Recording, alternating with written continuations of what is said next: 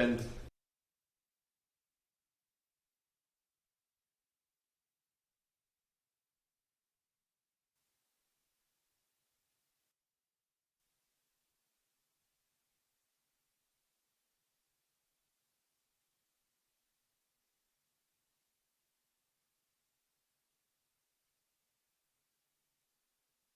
While we wait, we'll watch the boat trial.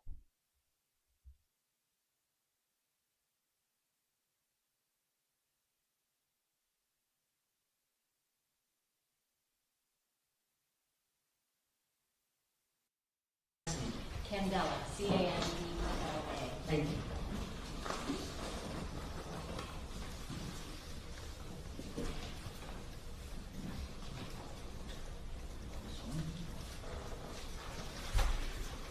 All right, sir, would you please step over, face the clerk, raise your right hand and be sworn.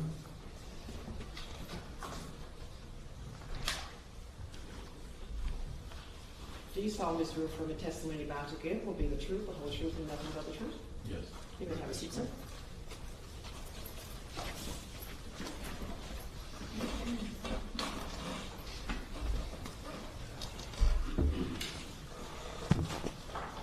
And so just keep your voice loud because the microphone is in one direction and yours in another.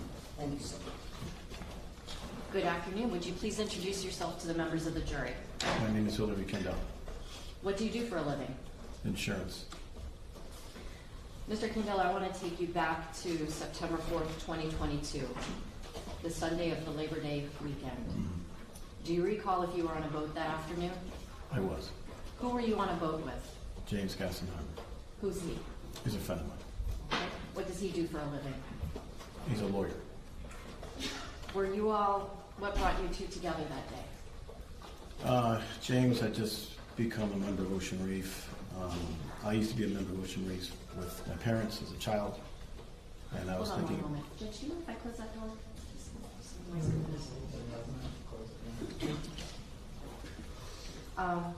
I'm sorry, something about Ocean Reef? And if you can try to keep your voice up. I know it's not easy, but Sure. talk louder than you think you need to. Okay, thank you. So James had become a member of Ocean Reef, and I was thinking about becoming a member of Ocean Reef again. I used to be a member as a child with my parents growing up, and so that's why we were there. Okay. Did there come a time when you and Mr. Gassenheimer go out on his boat into and past a part of the waterway called Angelfish Creek? Yes. Do you remember about what time of the day it was? It was dusk. It was not dark. Okay. What had you been doing earlier in that day? We were touring Ocean Reef with the Gassenheimers and another couple. Who's we? So it was James Gassenheimer's wife, me and my wife, and another couple. Okay. Where were you guys going to be heading to as you leave Ocean Reef at dusk that day? Where were you? We were thinking you taking going? James's boat back to Coconut Grove. Okay. As you leave past Angelfish Creek and make the turn to go north, like up toward Coconut Grove area, can you tell the jurors what is it that you see? We saw a collection of boats and something strange that was white coming out of the water. Okay. Did you later get a chance to see what, in fact, that white thing coming out of the water was? Yes, it was. What was it? It was a capsized boat. For the record, I'm showing counsel states 1K for identification.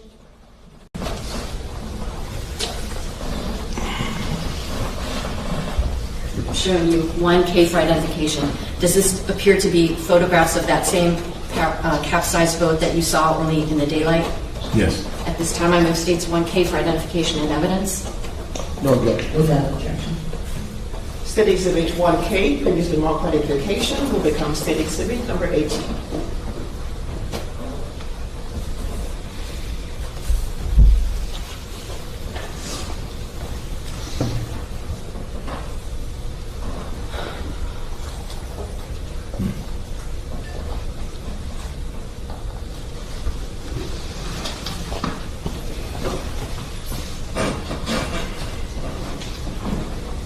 Can you tell us what happened as you and Mr. Gassenheimer approached this capsized boat? There was a lot of yelling to slow down, that there was a missing 17-year-old girl, and as we slowed down and we began to drift north, we were heading in the direction of the capsized boat. Okay. Do you see if there's any people in the water at that point in time? I do not. Were there other boats that did have people on them? Yes. Did some of those people that were on boats appear to be teenage girls? I believe so. That boat was a little further in the distance. Was that boat a larger type of a boat? Yes. Did it have a platform at the back of it? Large platform, yes.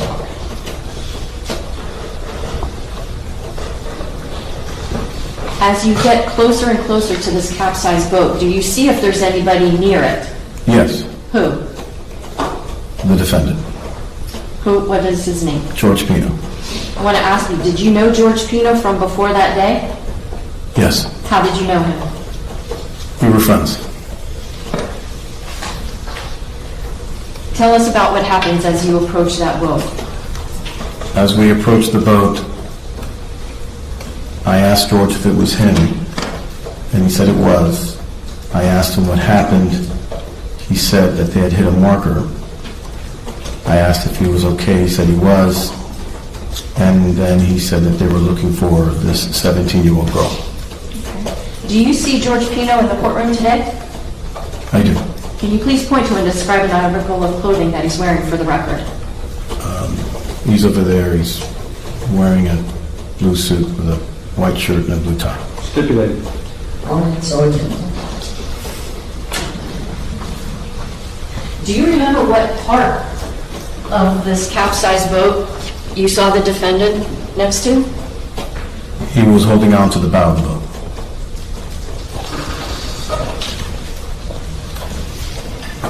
Do you see where the bow of that boat would be in either of these photographs, which is in State's Exhibit number 18? Yes. Where? Here and here. Okay. Using this pen, would you be able to circle the location on these two photographs of where you saw George Pino in relation to his capsized vessel? Here. Okay. He would be on the other side. Okay. Can you just draw kind of an arrow to like the location, but just right other side? Yeah. Oh, right here? Yep.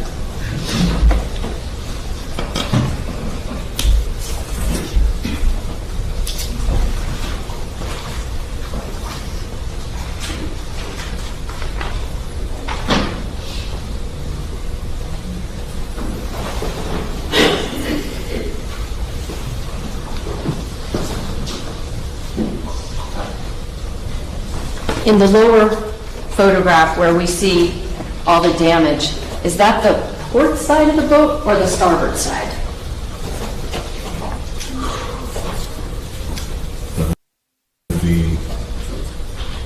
I know it's tricky because it's upside down. Yeah, that would be the starboard side. Okay.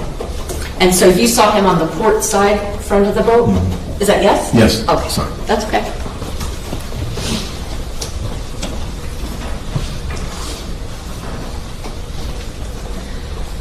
So as you have this exchange of information with the defendant, are you like right up in his face? No.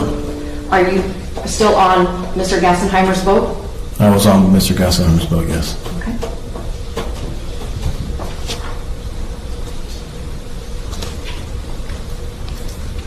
Now, when you see the defendant holding on to the front left side or the port bow of that vessel, let me ask you something. How long had you known George Pino when you come upon him at that time? Prior to that incident, Yes. I would say approximately 15 years. Did you consider yourself good friends with George Pino? I consider ourselves friends, yes. Okay. When you see him and he's holding on to that boat, can you describe how he looked? He looked dazed, in a state of shock. Now, as people are calling out saying that there's a 17-year-old missing, do you say anything to the defendant? I told him to look under the boat. How did you say that to him? As best you can recall, even though we're in a courtroom, can you please try to recreate the manner in which you spoke to George Pino from Mr. Gassenheimer's boat? So I was standing towards the bow of Mr. Gassenheimer's boat, and as I looked around, the water looked fairly clear, might have been 6 feet deep. At that moment, it dawned on me she probably was not in the area because she would have been found by that point. So she must be under the boat. And so I told George to go look under the boat. He didn't respond initially, and then I Hold on, let me ask you something. Did you say to George Pino, go look under the boat? Yes. No. Did you say it this way, go look under the boat? Oh, no. How did you say, go look under the boat? I yelled at him to go look under the boat. You can turn away from the microphone. Can you yell for us the way you yelled to George Pino that day? Yes. I said, George, go look under the boat. What was his response? He froze. Okay. What did you do at that point? And then I yelled a second time. Can you yell for us now, in this courtroom, the way you yelled at the defendant to look under the boat? And then I yelled more loudly, George, go look under the boat. If not, I will. What happened at that point in time? At that point, he said, okay, and then he took a breath and went underwater.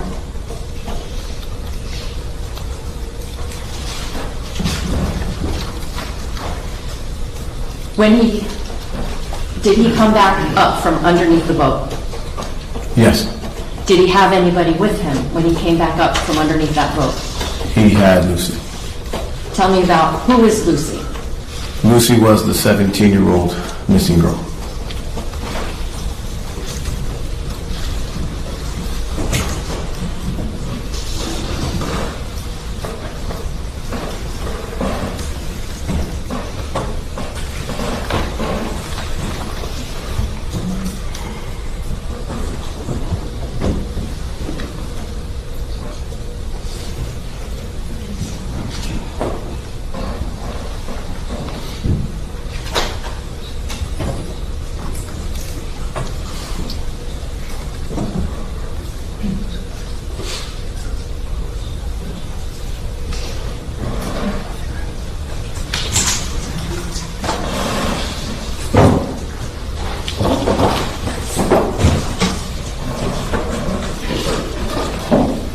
I'm showing you State's Exhibit 1.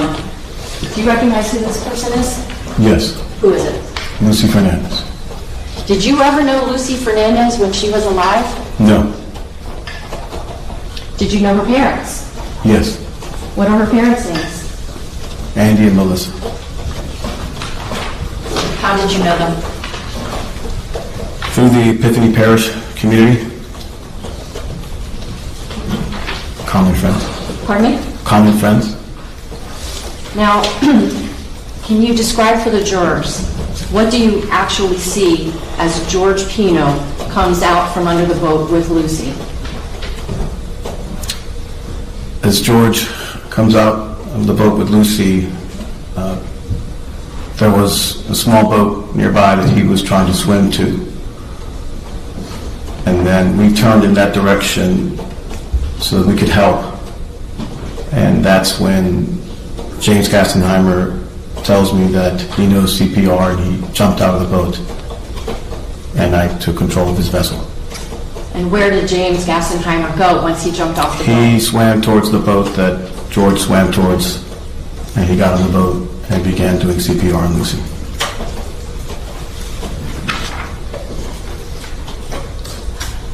Did you see any helicopters over this area during this time?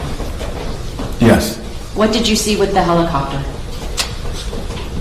They had I guess a rescuer from the Coast Guard on a cable. He was dropped into the water.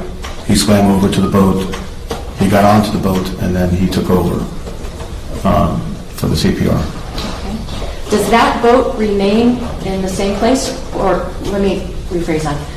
Does Lucy remain on that small boat? Not for the entire duration, no. Okay. At some point, is she transferred to another boat? Yes, Okay.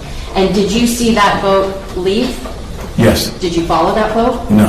What did you and Mr. Gassenheimer do once Lucy had been transferred and was escorted away from that location?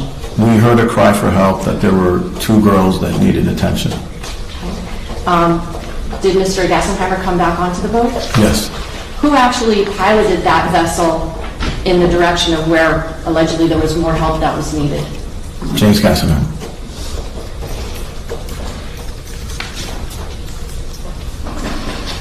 Where were these, like in what direction do you head toward upon hearing that there were additional people that needed help? South. Were they further south of Mr. Pino's overturned vessel? Yes, Did you see that boat, or do you remember if you saw that boat when you first were coming up toward where you found George Pino? yes. At that point, when you saw that boat, did you know that there was anybody in need of medical care? No. Can you describe what that second vessel was that you wind up going to with Mr. Gassenheimer?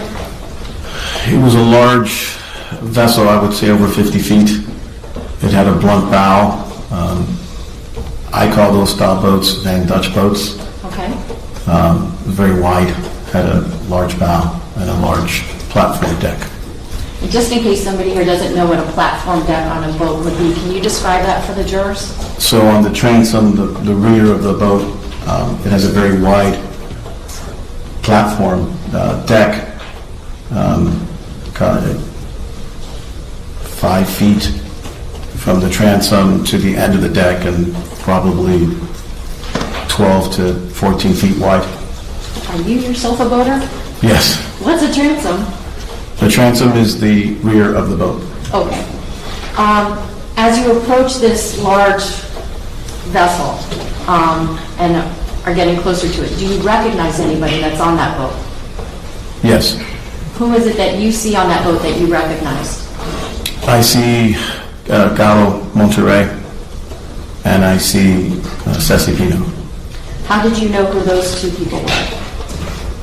because I know the parents, and whenever we would get together, we knew the daughters. We knew their daughters. Do you make inquiry about whether anybody else is missing? Yes. And was anybody else missing based on what you were getting told? I asked where the rest of the girls were, if they were all accounted for. They said yes. I asked if anybody was injured. They said yes. There were 2 girls unconscious on the platform. Did you learn who those 2 girls were? I did. Who? One girl was Kathy Puig, and one girl was Mia. I didn't know her at the time. Mia, I think the last name is Rodriguez. I'm not sure. Did you know Kati Puig? Yes. Can you tell the jurors, how did you know who she was? Kathy is the daughter of Rudy Puig. And who is Rudy Puig to you? He's a friend of mine. At that point, are you able to make a call to Rudy? Yes. What do you tell him? I told him that there was a boating incident and that his daughter was unconscious on the platform.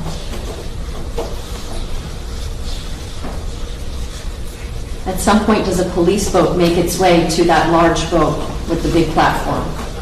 Yes.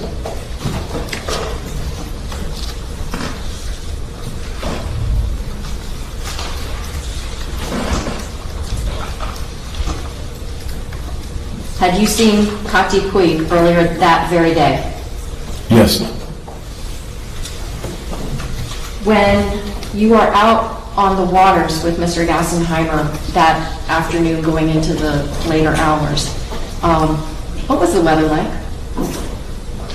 It was very pretty. We commented as to how beautiful it looked. It was very calm. Without getting into any details, is Kati in the same condition now as she was before No. this crash? No. No other questions? Boles?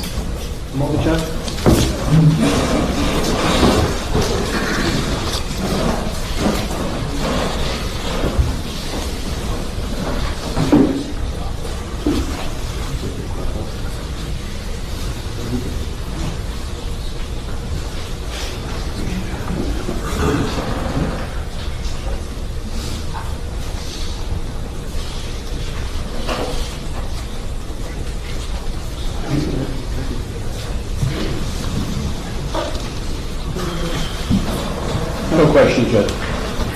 All right, very well. Excuse me. Thank you.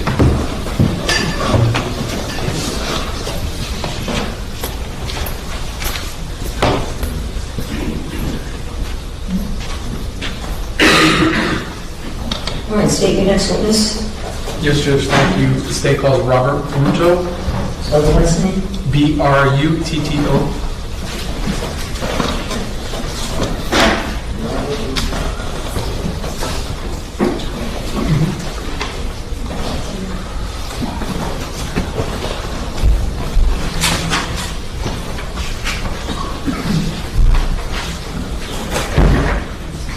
Please step forward, face the clerk, raise your right hand and be sworn.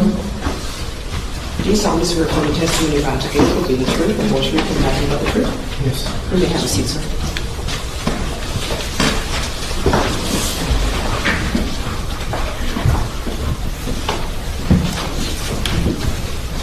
Please keep your voice low and clear into the microphone.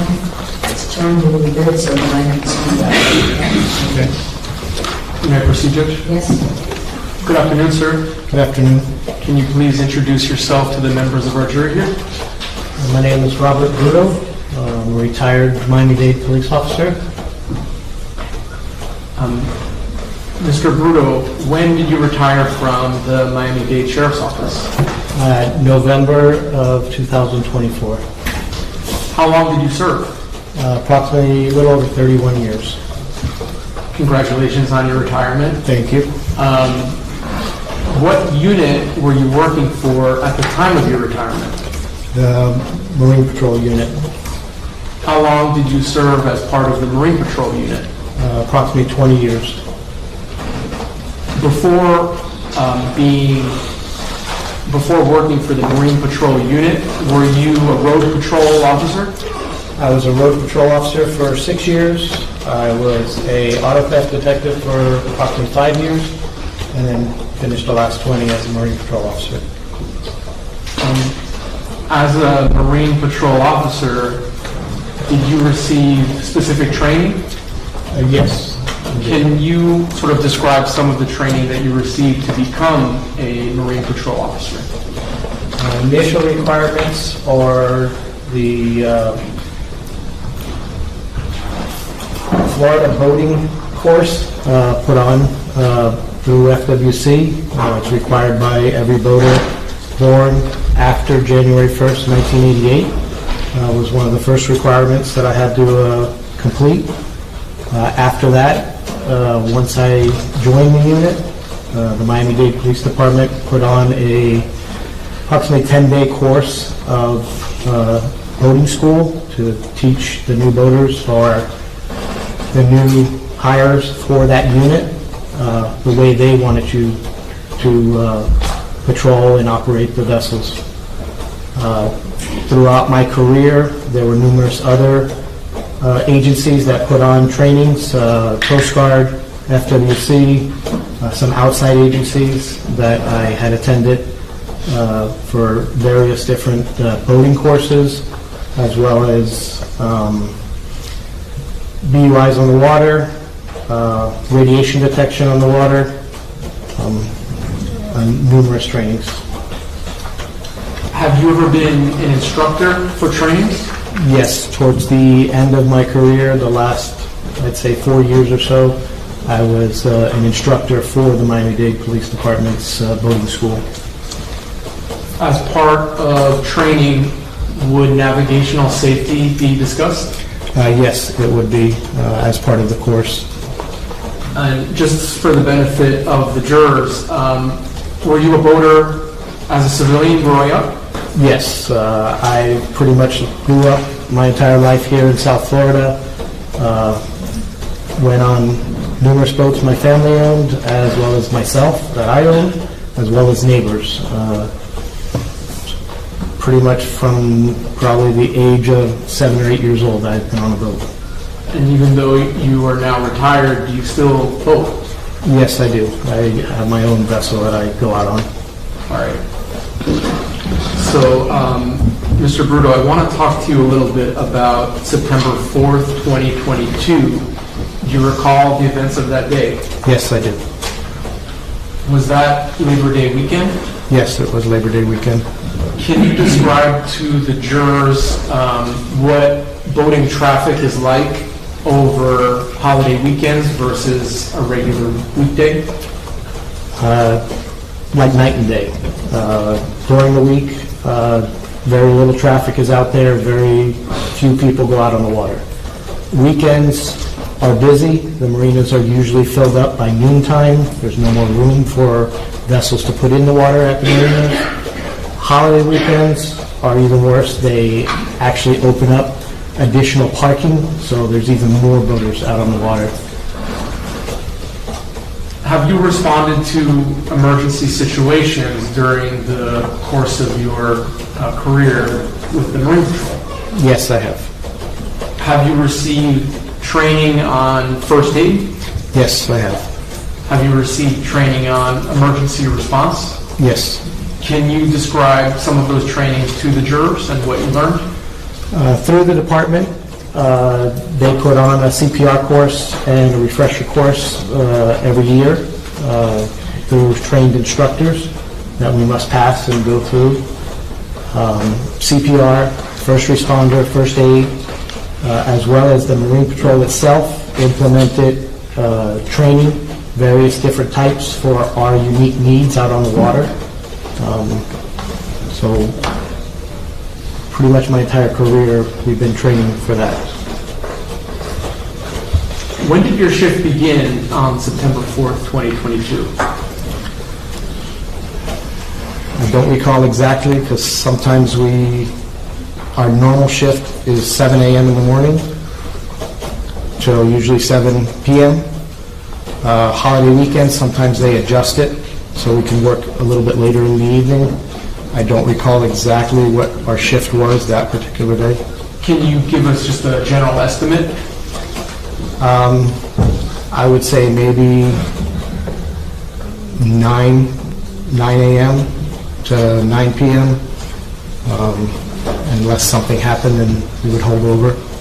So where do you go when you are going to begin a shift with Marine Patrol? That particular day, I was assigned to Black Point Marina. The county has 3 assigned marinas for the Marine Patrol unit. One in the north end, Pelican Harbor. One in the middle of the county, roughly, Matheson Hammock Park. And then the south end is Black Point Marina. Did you know that you would be beginning your workday at Black Point Marina? Yes, I did. How often had you been assigned to that area, Black Point Marina? At that point, approximately maybe 8 years. And can you give just a general description of what Black Point Marina looks like? When you first get there, it's a large parking area off to the right for vehicles with boat trailers. On the left-hand side is just for vehicles itself. When you travel all the way down into the marina, you'll come to what used to be a little guard booth that collected the money for parking fees. They no longer use that, but you pass through that, and directly in front of you are the boat ramps. Off to your left is a restaurant and the park offices, and off to the right of the actual boat ramps is a large privately owned storage facility for vessels. And is Black Point Marina on the mainland? It's part of the mainland, yes. Okay.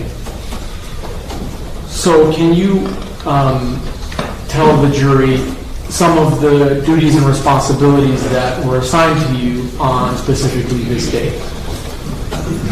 Mainly, we were required to patrol the heavily populated areas of the waterways, to control the speeds, the safety of the boating public and swimmers that were in the water. Black Point's responsibility is roughly from, say, 152nd Street south, everything south of there. Then Maths and Hammock would generally be responsible for 152nd all the way up to like the Port of Miami. And then Pelican Harbor would be from there all the way up to the county line. Not to say we can't go across to help each other out or further, or even into either Monroe County jurisdiction to help them out, or possibly up into Fort Lauderdale to help them out if need be. Are you wearing like a normal patrol uniform? We have the standard polo shirt that some of the road units wear as well, but we wear shorts instead of long pants out on the vessels due to the heat. It gets hot out there. It gets hot. Did you have a partner on the vessel? Yes, that day was Officer Marvin Fields was Flores. Marvin Flores was my partner that day for Labor Day weekend. Had you worked with Officer Flores before? Yes, he was my regular partner during any other work day. So when you get to Black Point Marina, are you assigned a particular vessel? We were. Generally, it's the senior officer or the supervisor picks the vessel they want to use for the day, and then the next senior on down the line will pick whatever vessel they want to use. Generally, it's only 2 officers working normally on the day, and we'll just pick whatever boat best suits the conditions for that day. But on a holiday weekend, when everybody comes in, it normally goes by seniority to pick the vessels. I was going to say, you were pretty senior as far as time in. Yeah, but the supervisor kind of trumps seniority all the time. Understood. I understand that. So what was the vessel that you wound up taking? We wound up in what they call the 850 Impact. It's a boat built by Brunswick Corporation, which is a subsidiary of Boston Whaler. 850 is the metric equivalent to approximately 25, 26-foot vessel. What is the top speed that that vessel can go? That particular vessel does approximately 52 to 54 miles an hour. And would you go at that speed if you were to respond to an emergency? If the conditions were correct or conducive to that, we would. It just depends on the conditions that we were presented with, whether it be weather, sea conditions, boating traffic conditions. It just depends on the totality of the circumstances that we're in. What was the weather like on September 4th, 2022? It was clear, clear skies, a light chop on the bay, no rain, so it was a nice day out. And just to give a little bit of insight, when you say light chop, how does that affect boating? It's just the amount of wave that the wind produces on the water. Smaller vessels, it's going to affect more than larger vessels. So it just depends on the direction they're going in and which direction the boat is traveling in. Did the weather conditions or the conditions of the water, did it impede you at all in conducting your duties and responsibilities on that day? No, it did not. Was there anything unique or unusual about the weather conditions or the water conditions on the day of the shift? No. So, throughout the day, did you respond first to an unrelated medical emergency? Yes, we responded as a backup unit to one of the other units that had a medical emergency. Around what time of day was that? And you could estimate. approximately 2 o'clock in the afternoon, maybe, or 1:30 it started. So how do you communicate with dispatch? We have our radios that are programmed, and they're programmed to a specific frequency to communicate with the dispatch. We also have our handheld radios that we carry on us that we usually put on a side frequency specifically for Marine Patrol so we can communicate with each other. We also have our VHF radios. It's a boating radio. Any boater is able to have that radio as well, so we can communicate with them or Coast Guard or each other, as well as fire rescue. That's a good point. Does the Marine Patrol unit work with other agencies in protecting the safety of people on the water? Yes, we do. Numerous other agencies. Can you just name some agencies that assist with that? Down in the Black Point area, the main one would be Biscayne National Park officers. Also, Florida Fish and Wildlife has vessels in the area. As you get further north, you have Coral Gables Police Department that has some vessels. Key Biscayne has vessels. Coast Guard also patrols the area, just to name a few. And you mentioned earlier that for Miami-Dade on holiday weekends, there's more officers working. Usually they bring in officers on an overtime basis to help out because of the amount of boating traffic there is. Do you know if that's the case for these other agencies as well? I couldn't say for sure, but the majority of them usually do. Okay. So let's talk about the unrelated medical emergency. Do you respond to that? We responded as a backup to secure the landing zone for the air flight from Miami-Dade Fire to airlift the patient out because we're out on the water.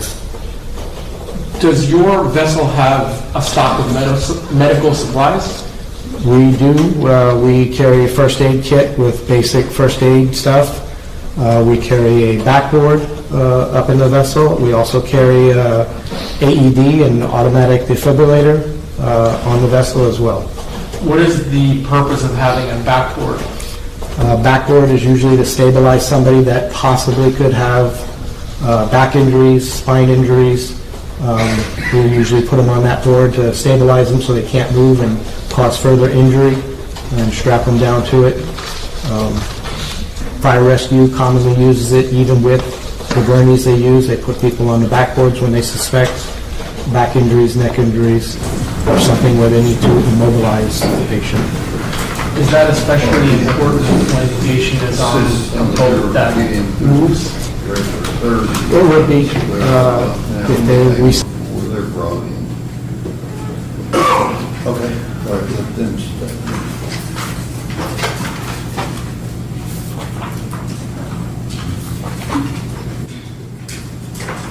Who's the next witness? Sergeant Finney. Sergeant Finney. Got two in the restroom.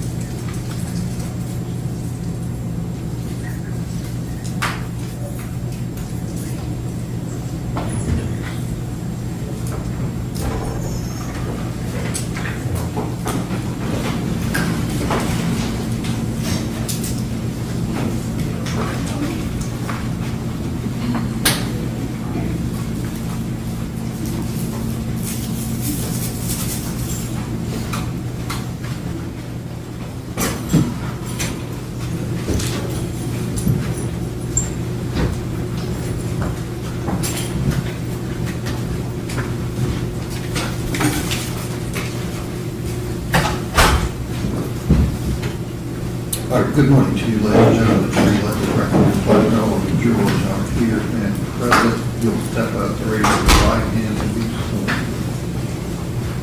Do you swear the testimony you're about to give is the truth, so help you God? I do.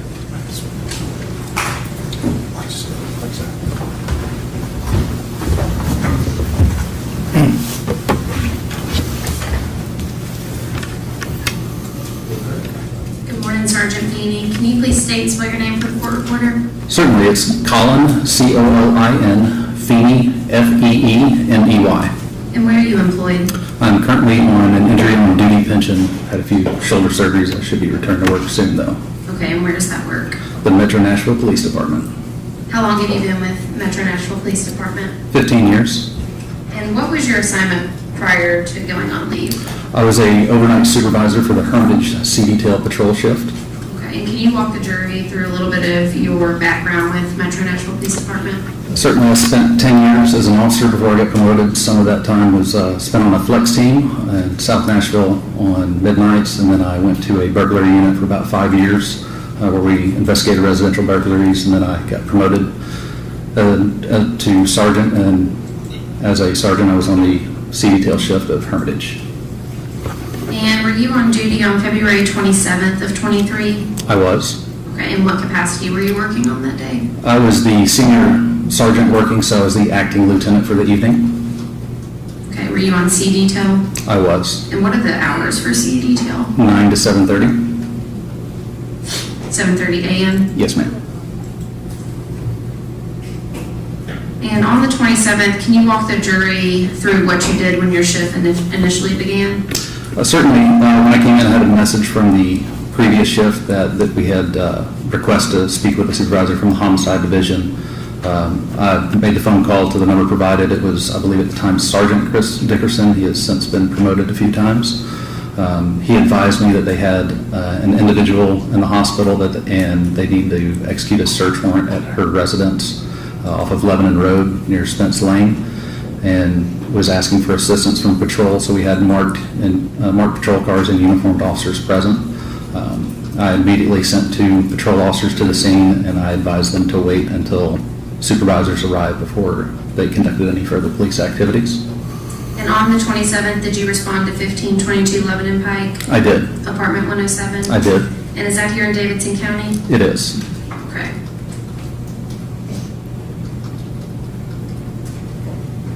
And would it have been customary for the domestic violence team to have already held that scene? Yes. Okay.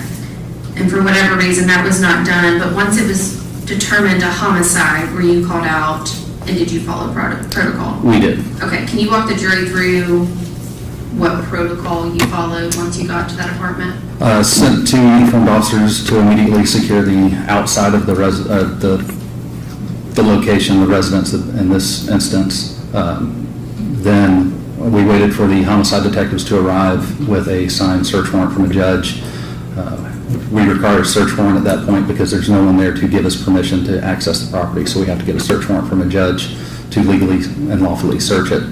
Once we had the search warrant in hand and we had the investigators from the homicide division and our technical investigative services, or now CSI, on scene, we knocked on the door. We had after receiving no answer, we had a key to the residence. We made entry, cleared the residence, and allowed them to continue their investigation. Okay, and we're on the 27th, were you wearing body cam? I was.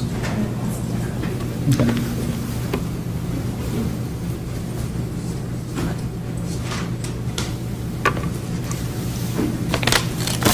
Have you reviewed your body cam? I have. And if we muted it for the jury? Have we muted it for the jury? Yes. Okay. Your Honor, at this time, I would like to mark Sergeant Finney's body cam with the state's exhibit number 15 and publish it for the jury, please. Okay.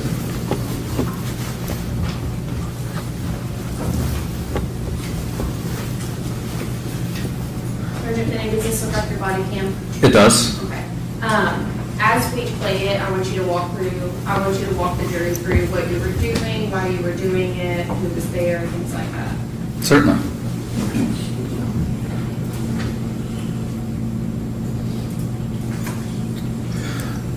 So the gentleman who's speaking right now is Lieutenant Gibson over the Homicide Division. I had also spoken with him a little bit about the situation of what was going on that evening and how we were conducting a search warrant for an ongoing investigation. He'd advised us that there was an individual that was at the hospital that that had a case that was being investigated as a homicide. We did not know the method of the homicide. All we knew is that it was a homicide investigation. The other sergeant present is Josh Hargrave, who worked with me on Hermitage Midnights, and then the two uniformed officers present are Eric Ziegler and Philip Parker. Both of them were relatively new. I gave them instructions that once we went in, that they were just simply there to help us clear the residence, make sure that there's no one inside that could be a threat to any investigators. So our primary goal at this point is this would not be considered a very hostile environment to our knowledge, but we still take the precautions necessary. So we're just going to go in and make sure that there's no one inside the building at this point. Lieutenant Gibson has a key to the residence. At this point, he is announcing inside the residence, to making our presence known that we are the Metro Nashville Police. We're here to conduct a search warrant. That way, if there is anyone inside the house, I'm documenting the time with my watch, audibly speak it into the body camera as well. This time, we've made entry to it, and we're giving anyone that could be inside the residence after multiple announcements that we are the police and we're there with a search warrant to make themselves known before we enter, just in case there is someone in there. We don't run into a situation that could turn into a use of force situation or be a surprise to anyone. We want everyone to know who we are and what we are doing. Sergeant Finney, up there at the top, is that the date and time stamp for when you were executing the search warrant? It is. So it's February 27th, around 2 a.m., is that fair to say? That's correct.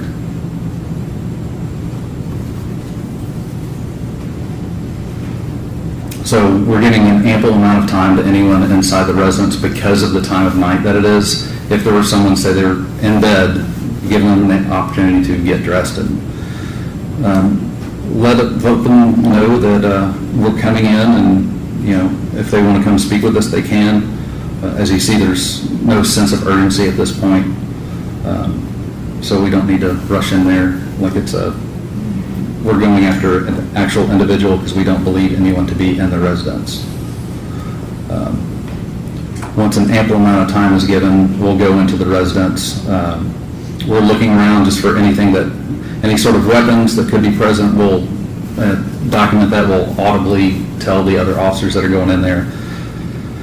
So if we see knives in the kitchen, is obviously a place that there would be weapons. We're looking through, making sure there's no one inside any of the rooms. At one point, as we're walking through here, I do observe a handgun.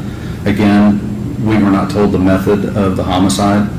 We just knew that it was a homicide investigation. So whether or not it's evidentiary, it's good to announce that, but it's also to let the other officers inside know that there is a weapon present in a certain location. So we're just doing a very precursory search of the residence to make sure that there's not an individual in there. Our role in this is to do just that and to have uniformed officers present. So it's obvious that the police are inside. So we're going to take the precautions that we can to make sure that everyone remains safe. Once we've completed our search, that's when the homicide detectives who are in plain clothes and our CSI unit comes in and does their investigation. So once we completed the search, I instructed the two officers present to stay on the outside of the perimeter and just limit who has access to and from the apartment. Make sure that it's someone that has business being in there with law enforcement or law enforcement adjacent with our crime scene detectives, because not all of them are sworn personnel. So you can see we searched the residence. We didn't find anyone inside. So we're turning the scene over to Lieutenant Gibson of the homicide unit at this point. Sergeant Finney, you did not collect any evidence, is that correct? I did not. Okay, can you walk the jury through how you would collect evidence when you're executing a search warrant, what precautions you take, things like that?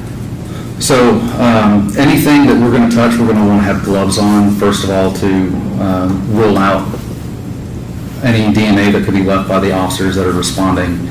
In this situation, we're not collecting any evidence because there's no one inside. It's a secure scene, and we can hand that over to the our CSI unit to do all the evidence collection. But depending on what kind of evidence depends on how it's packaged, and we'll leave that to those guys as they process it in the lab as well. Okay, and do you photograph anything and document it if you were to collect evidence? We would. I wonder if you'll give me 1 minute.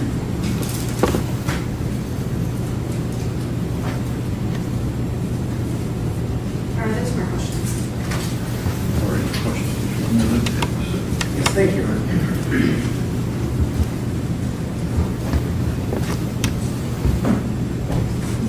Sergeant Feeney, did I understand you say you did see a gun in the apartment? Yes. And where was that? I believe it was in the bedroom, Do you know where in the bedroom? maybe next to the nightstand. I don't recall. So on the body camera with audio on it, can you hear you announcing that there's a gun? Yes. Is that something that other officers note also? I would imagine they took a mental note of it, but I can't tell you what exactly they did. So you're the only officer on the audio of that body cam that says something about the gun? Yes, because I was the only officer that went into the room when I was clearing it that saw it.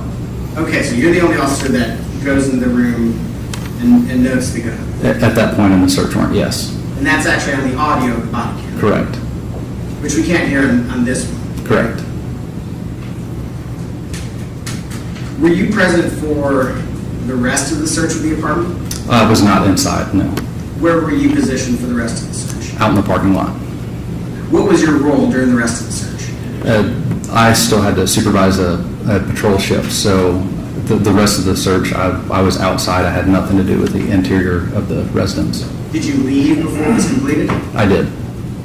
So you were essentially assigned to the entry team, and then once that was done, your duties were completed? Yes, I left the 2 uniformed patrol officers on the scene, so if the plainclothes officers and the investigators needed any assistance from a marked uniformed patrol, that they would be present. But I also instructed them that if they had to do anything else, to notify me. So you were available if they needed help? Yes. But your recollection is there was no help needed for the rest of the search? Correct. We had 94 square miles of coverage that we're responsible for, so I can't sit on one scene all night. And this seems like an obvious question, but of course your body cam doesn't show the rest of the search. Correct. Are you aware if there is any body cam that shows the rest of the search? I am not. Are you aware if there is policy related to body cam footage during the search of an apartment? At that time, there was none. There was no policy, or there is no body cam? At that time, there was no policy that required you to keep a body camera on while you're conducting a search for a residence. Typically, your crime scene investigators do all of that with a digital camera. Okay. That might record the actual Yes, but as to whether or not that exists, that's not in my scope of the investigation. That's not my role. Are you aware if there's currently a policy related to body cams during searches? I'm not up to date on our current policy. I've been on IOD for 2 years. Oh, wow. So You're probably ready to get back, huh? should be starting back soon. So Well, congratulations. thank you. Were you provided any information and related to sort of what the nature of this entry was or this search was related to before starting the search? I was given information by the homicide unit that this was something that should have been done the previous day by the domestic violence division, and they failed to do so. So now they were having to come in later than they would have liked to conduct the search warrant, which is why I instructed my 2 officers who are relatively new to not touch anything and not get overly involved, because this would be going to trial in a few years, and it was less than ideal circumstances for them. What part of it was less than ideal? Well, when you're a new officer and you don't know what you don't know, so you don't know what you need to be looking for, you don't know what you need to announce, you don't know what you need to pay attention for, because whether or not you can recall something, 3, 4, 5 years later. As when you're brand new, those are things that you don't understand what to look for and what to do. So that's why I made sure that myself and another sergeant came out and were present at the execution of the search warrant. You're a very experienced officer. Mm-hmm. Why was it that it was your understanding that this search should have been done the day before? I can't speak to why the Domestic Violence Division failed to follow policy and protocol, but I just know that they did but I can't speak for the actions of another person. You had indicated, I think on direct, that something about that scene not being secured. Did you have some understanding related to that? It was locked when we got there. We were there to secure the scene with our 2 officers present. That as far as the outside of the perimeter being secured, it's an apartment complex. It was, as soon as we were made aware of it, we sent 2 officers there to make sure that no one entered or exited the residence.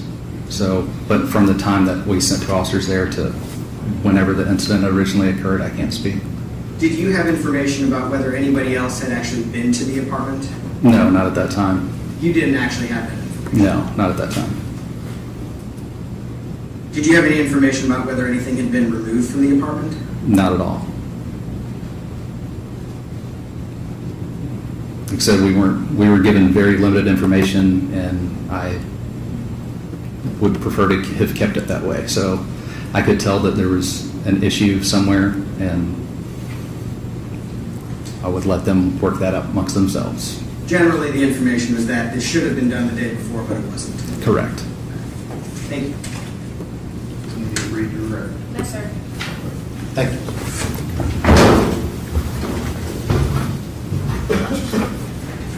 Who's the next witness? Jason Terry.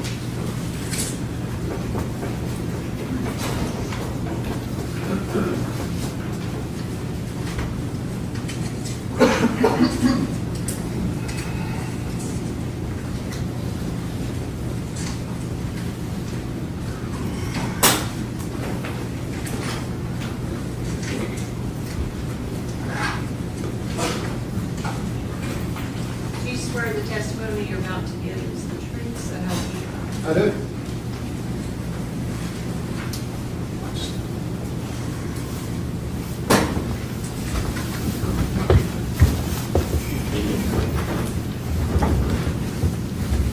Sir, would you please state and spell your name?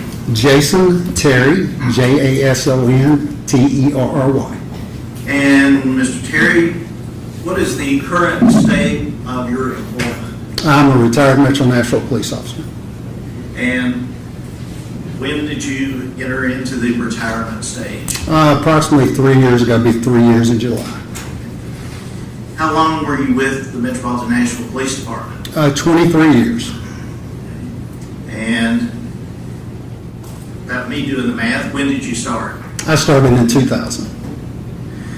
When you started in 2000, what were your duties, responsibilities with the police department? I initially started out as a well-does work patrol for approximately 5 years before becoming a detective in the sex crimes unit. I was there 4.5 years before transferring to the U.S. Marshals Fugitive Task Force. From there, I was a detective in the auto theft unit for almost 5 years before completing my last almost 6 years in the crime scene unit.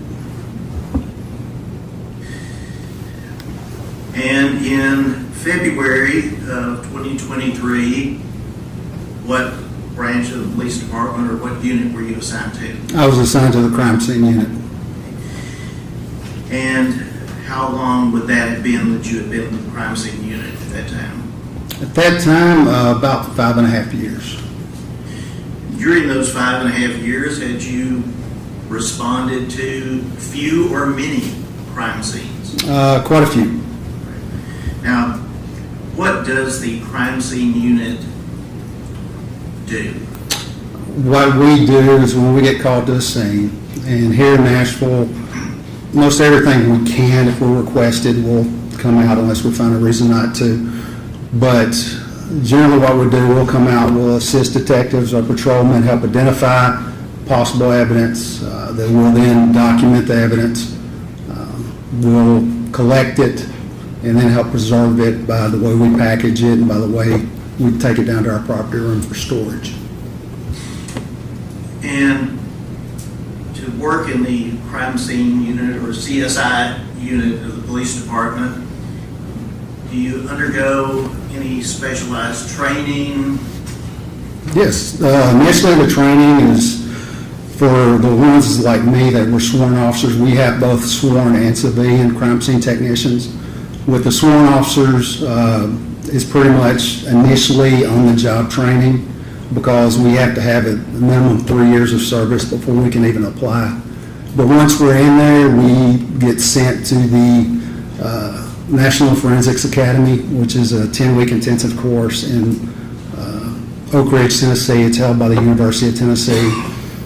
There's 10 weeks of crime scene investigation training, everything from different ways of fingerprinting to evidence collection to photography.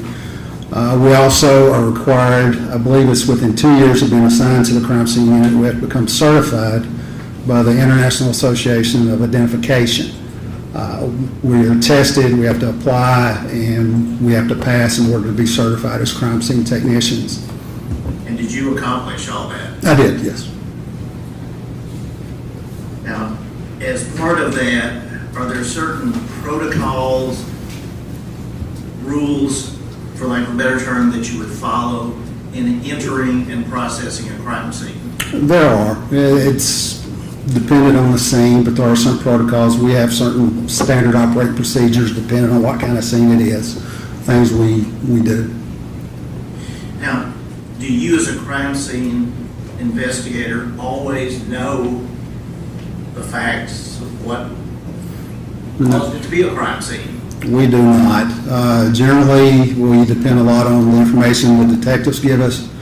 Unlike what you might see on television shows, we're not the ones sitting down interviewing witnesses and victims and suspects. And we get our information from the detective. We go through the scene. Now, as we do that, we're still open-minded if we see something can be helpful. But at the end, that scene belongs to that detective. We're there to assist, and we're more supplemental. And are there some crime scenes that you respond to where it's obvious that an item might have evidentiary value? Yes, it is. A shooting scene and there's a weapon. Yes, sir. Might be something to collect, correct? Yes, sir. On the other hand, respond to the shooting scene, there may be an item that's totally irrelevant. Quite a bit, yes, sir. And would you collect something that you've already realized is totally irrelevant to that crime scene? No. And is that a judgment call that you make in consultation with the lead detective? Right. Generally, the way it goes, the detectives, since they've done the talking to everybody involved, there's a search warrant involved, they're the ones that developed enough probable cause for the search warrant. They know all the context of what's going on. I get called in code for a scene, help identify certain things, they help put that, whatever you see, into possible context. Now, as a crime scene investigator in 2023, were you wearing body-worn camera? We were assigned them because, like I said, we're a sworn officer, but the basic function of a body-worn camera is your interaction with the public. So we weren't required on scenes or in that because we dealt with officers 99% of the time. So we had body-worn cameras, but we weren't required to have them on at a scene because we weren't interacting with the public. And therefore, you be filming, you're collecting evidence or packaging it, or doing anything like that? We would not, no. Okay. However, when you do go to a crime scene, is it recorded in another method? Photographs? Yeah, that's one of the means we document it. There's several different tools we can use, but the one in almost every crime scene I've ever worked, we photograph the scene. That's our main way we document a scene for future reference. And when you go to a crime scene, would the detectives and or other officers normally be there ahead of you? Yes, of course. And as the crime scene investigator, do you have a protocol or standard operating procedure of how you view and assess the scene on a step-by-step process? Everybody, it probably varies slightly, but yes, I had my own unique process, like the way I'd write my reports. I'd speak with the detectives, see what they had, see what they required of me. I would then usually maybe walk the scene with them or go through the scene and initially take photographs because that's how the scene was when I arrived. And then after that, I would go back through, depending on what kind of scene it was, and collect any evidence that was observed. Now, are you initially the one who would enter the apartment or the scene first? No. When you were working as a crime scene investigator, Metropolitan Nashville Police Department, in February of 2023, were you requested to come to a location at 1522 Lebanon Pike, Apartment 107? I was. And you recall approximately when and where you were when you received the request? When I received the initial request, I was on a separate, as a death scene in South Nashville. Because I wasn't off that scene yet, we were running short that night. I believe I talked with Sergeant Chris Dickerson from the homicide unit who was requesting us. Spoke with him just about what they had, what they were needing from us, because if it meant we needed certain equipment that we use, which is only kept at the office, I would have to go from South Nashville to Madison, where our office was, and then go back to Hermes or there on Lebanon Pike address. Okay. And referencing crime scenes, does the nature of the crime scene and or the request for assistance determine on how many crime scene investigators might go? It can. There are certain specific crime scenes which require a supervisor, even if they're not working, we have to page them out. It's always, I work the midnight shift, 10:30 at night to 7 in the morning. And if you had one of those types of crime scenes, say an officer involved shooting, aggravated assault on an officer, a homicide, which was known to be a homicide at that time, we'd have to do certain protocols we have, and you would have more than one, hopefully, that would come out because there's several different things that you would do more administratively with regards to that scene. And because of the nature of this incident and call, how many individuals from the crime scene unit responded? One, me. And when you left the other South Nashville scene, was there still work going on that one? I don't recall. I believe usually when it's a death scene, non-suspicious death, once the medical examiner who usually calls us out there, I'll clear with them. You don't need anything else from me. Once they say they don't need anything else, I'll leave. And did you go directly from that scene to the Lebanon Road? I did. And you recall approximately what time you arrived at 1522 Lebanon Pike? I believe I originally had the call at 1:35 in the morning, and I arrived there a little after 2 a.m. And were you familiar with that location? Oh. Have you been there previously? Familiar with the location, and I'd actually grown up probably less than 1/10 of a mile down the road from that location. So when you arrived, describe what you observed with respect to law enforcement presence. Right, there was multiple law enforcement there, police, different bosses within the homicide unit were there. I said the main point of contact I had was with Chris Dickerson. I arrived on the scene, they identified, Detective Reese has been the lead detective. Initial thing I'll do, I'll get out and immediately write down on what we call an ID work form. It just denotes the date, time. It's usually the initial photograph you were taking, the series of photographs for that scene. I fill that out, and before I even get in, I meet with, Detective Reese meets me, take possession of a comforter and a washcloth that were in a double bag trash bag. Note the date and time that I accepted that property, placed it in my van and secured it. Then I'll go on into the scene. Once I go into the scene, there's several detectives in the scene. I talked to them, find out again, confirm what exactly they need from me, what exact steps are they looking for. In this case, it was to collect certain items that they identified and to photograph the apartment, which is what I did. Now, I'll ask more about this perhaps later on when we get to the actual physical items, but with respect to receiving that comforter in the plastic trash bag, where did that transfer from Detective Reese to you take place? It was in the parking lot before I walked in. And was Detective Reese therefore already out in the parking lot with the bag? It was, yes. And Lee, you said you took it and secured it? Yeah, I did. And did you have a vehicle crime scene investigation? I did. It was a Newark Metro Police Department suicide crime scene van. I think they were Chevy 1500s. And did the item or items remain in the vehicle, locked in the vehicle, while you processed the apartment? Yes. No. What did you do initially upon going to apartment 107? Initially, like I do always, I go in, confirm the information from the detectives in there, what they wanted from me. They pointed out the items that they wanted collected.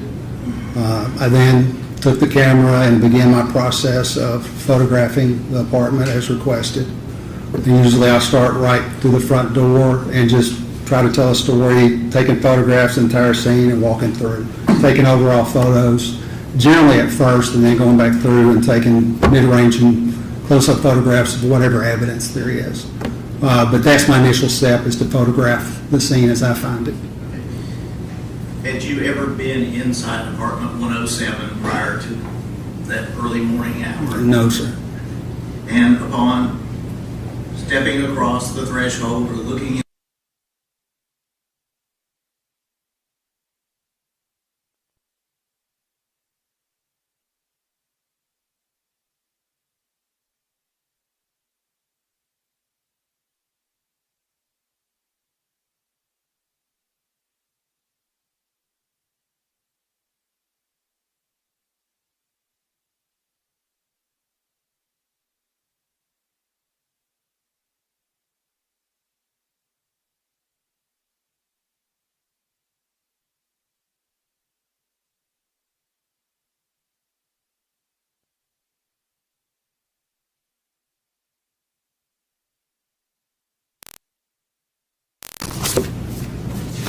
Mr. Perry, did you review that you will see those before?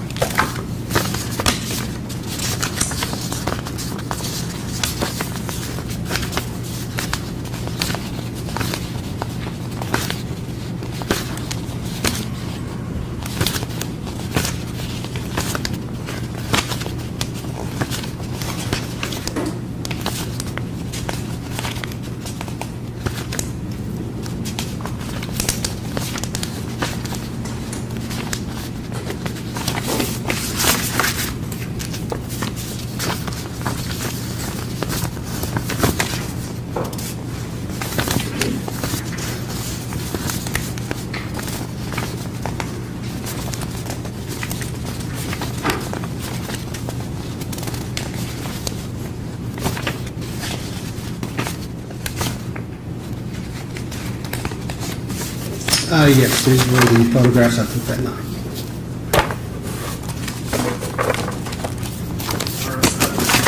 Respectfully request they be introduced as the next number exhibit, which is request to be published in the journal. Okay. 16.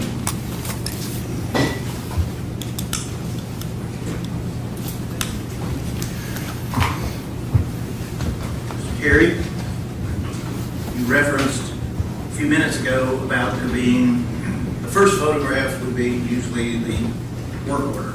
Is that what we're seeing here? That's correct, yes, sir. And what is the information contained on that document? What it contains is the date and the time the series of photographs begins, the complaint number for that particular incident that I'm out on, what type of call, the 10 code for that. Victim, I didn't have the Ms. Denning's information at that time, so UAT means unknown. The address where we're at, the scene, and who requested us, along with my name. Now, with respect to the complaint number, I'm sure you may have heard a little about that before, but is that a unique identifying number? It is. A complaint number is specific to each individual incident that the police department gets called to, or they do a report on, or most everything they have to do with. The 23 just denotes the year, and the rest of it, like in this case, 120532, it's the 120,000 plus complaint number issued so far that year. And what, if any, significance does that have with respect to your work as a crime scene investigator and the collection of evidence? Everything I do, all the paperwork I submit, including the evidence that I collect, it's all packaged and stored at the property room under that complaint number. All the paperwork is associated with that complaint number. And I believe you said earlier that one of the things you do is to speak with the detectives to have an idea of what might be relevant in the nature of the call. Is that correct? That's correct, and that's definitely the complaint number. We always want to make sure we're on the same page, the complaint number they have, because everything they do gets tied into that complaint number too. Just make sure we have the same complaint number. And based upon getting that information, were there items that you were looking for based upon what the detectives had advised you? Yeah, correct, yes. Okay. And on the next photograph, what are we seeing here? This is just the initial external photograph of where Ms. Denning lived, the building. Just a close-up of the sign denoting the building and what apartments are in that building. And if we're standing looking at that 1540 in the apartment, where would the person be who is taking that photograph? Outside. Okay. And is the parking lot? Yes, correct.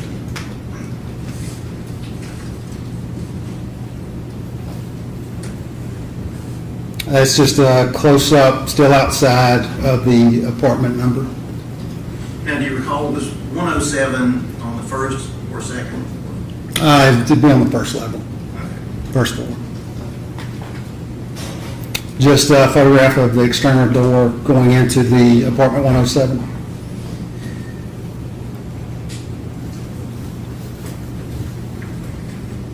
I think we've already covered this, but was the door open or closed when you first walked up to it?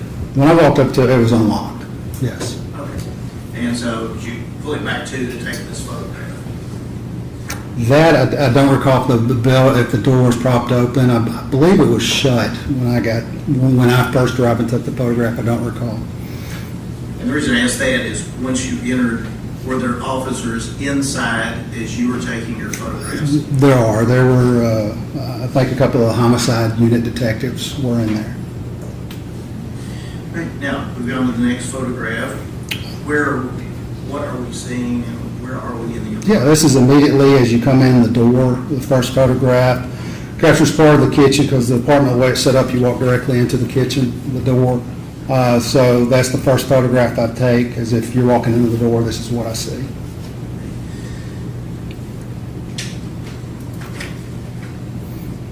Again, for a little better flash, just kind of working my way around the room. Same location, just shifted a little bit more to the right. And with respect to the counter or the island area there, were there items of interest to you? There were, yes. And what were those? The items of interest that have been identified to me by the homicide unit were the two bottles, the Minute Maid and the V8 splash bottle there in the middle. This glass, which was half filled with clear liquid, and this glass, which was empty.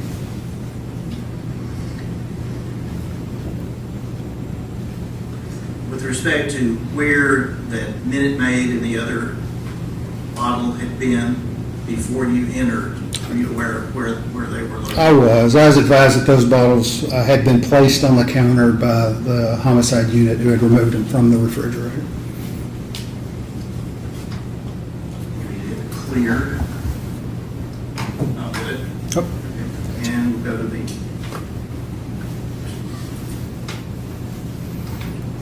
This is just a photograph of the island at the center of everything.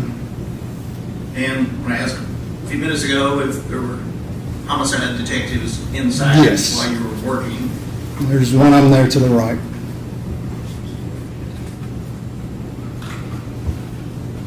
at that time, based upon the information you had, did the paintings, for lack of a better term, there on the island have any significance to you? No.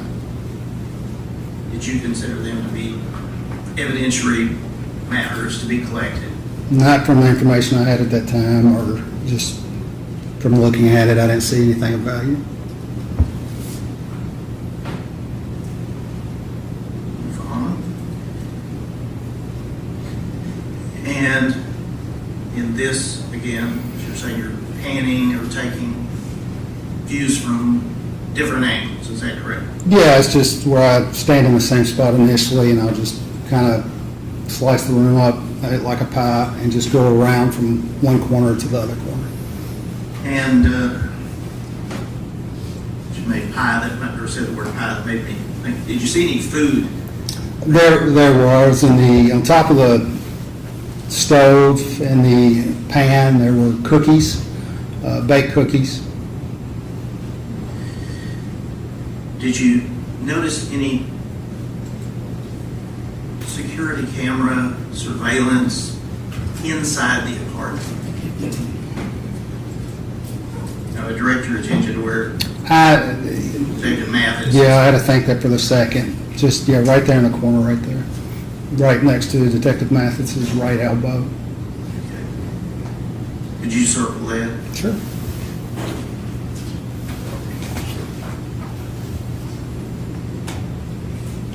Did that appear to be activated or? No, from what I recall, no.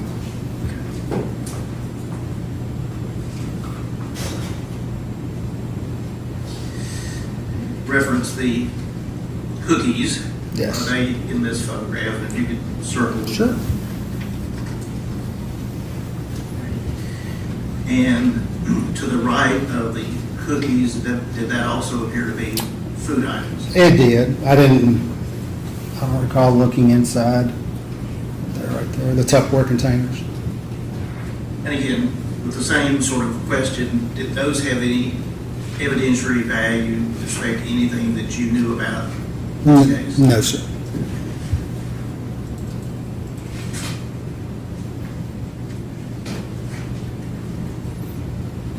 And close-up view of what previously looked at, is that correct? That's correct. Do you recall whether there were any dirty dishes in the sink or? I don't recall any, no. And again, more of a close-up of what we've already discussed, is that correct? Correct, yes, sir. Now, in looking at the cookies, does there appear to be one missing? Appears to be two missing. Two.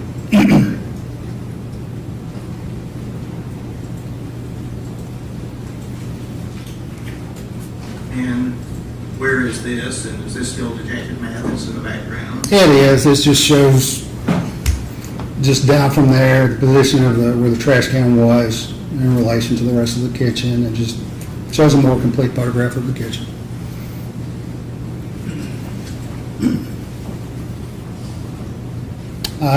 Photograph of the kitchen island just from the opposite side.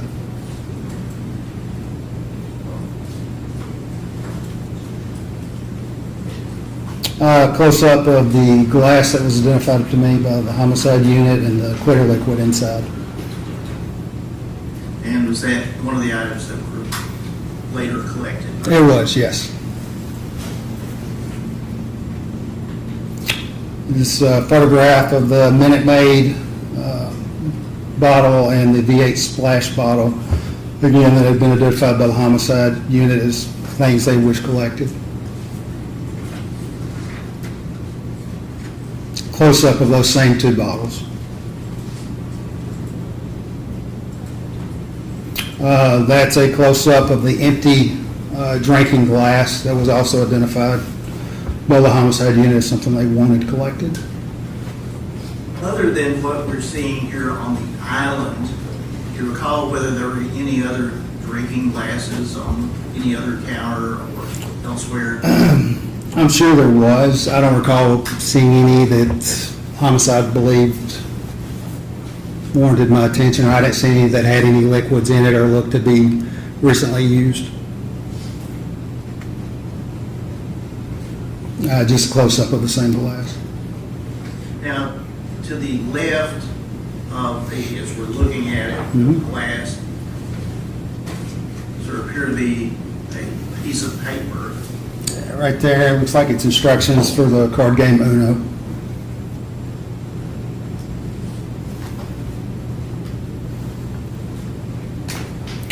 It's just an overall shot of the living room area.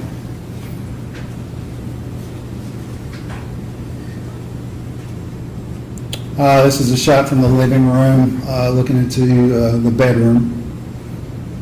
Do you recall how many bedrooms there were in this apartment? There's two. Two bed, two bath. And which one are we looking into now? It's the only one that had a bed in it. Last one that was Miss Denning's room.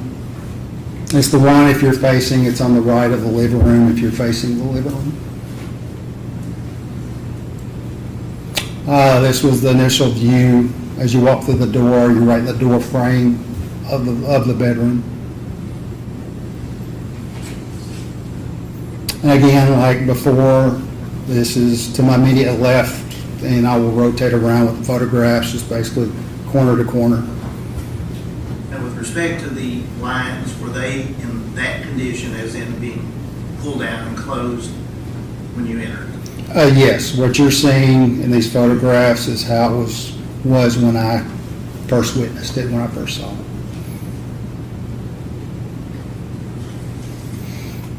Again, just the opposite corner, showing part of the bed and the window.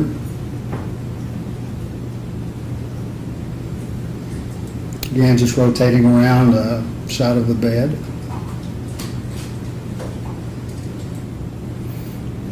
Again, rotating around to the opposite corner and showing the door to the walk-in closet. With respect to the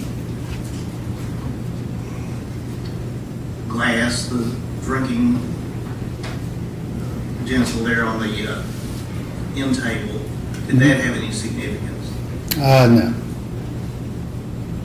And in fact, did you collect anything from the bedroom? No, the only thing I collected was there on the island, per what homicide instructed and what they wanted.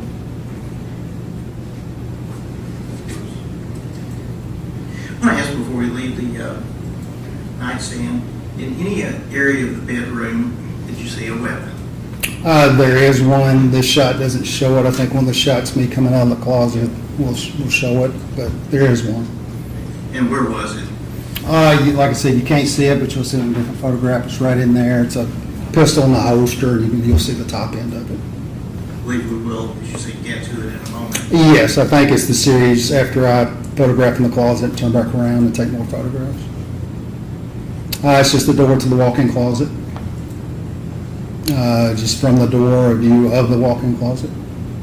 And did you, for lack of a better term, search that to any extent? I visually searched it. No, I visually searched it, looked through it. Again, the homicide unit detectives were the one executing the search warrant and it signed off, so. And were you directed to collect anything from there? No, sir. It's just the closet floor. Just working my way up to the, what's on the hangers in the closet and the tops of the closet.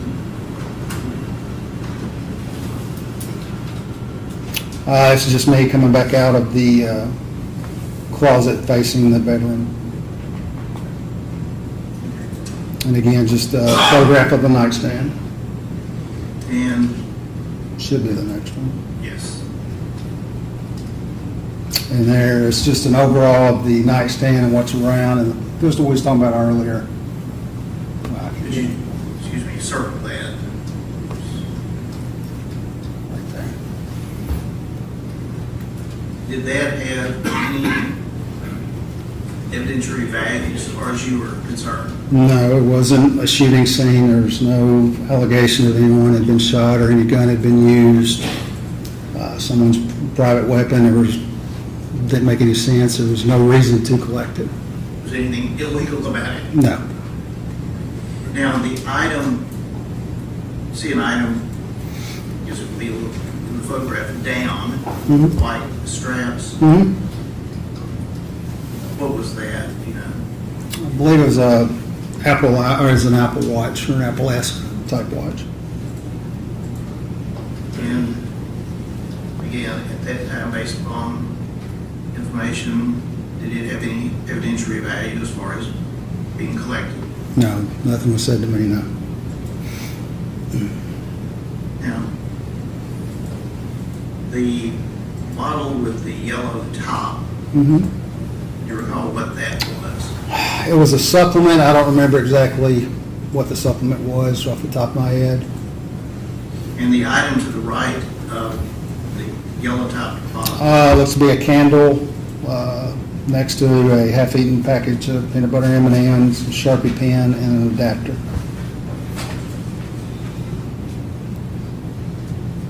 And now you walking out of the closet, correct? Correct.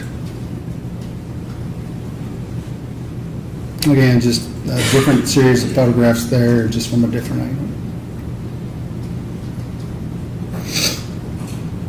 Again, that was at the door, bedroom door facing out.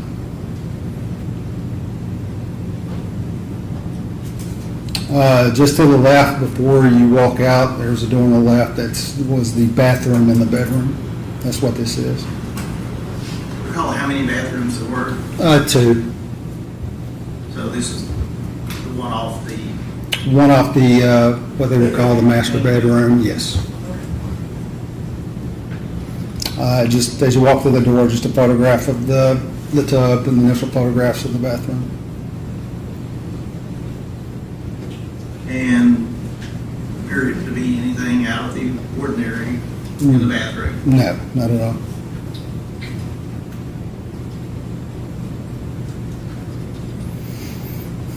Again, just same series, just different angle. Same bathroom, different angle.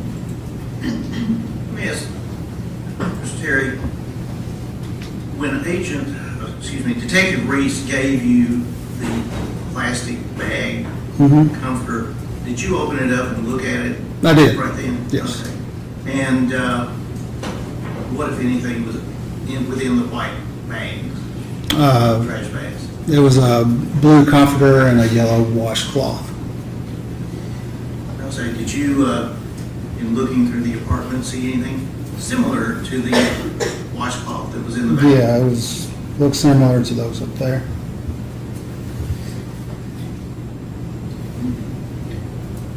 Move on. Just close up of the sink in that same bathroom. Again, anything strike you as being unusual or No, just evidence? it's spotless, but very clean. That's the only thing. This is from the door of the Miss Denning's bedroom facing the other bedroom through the living room.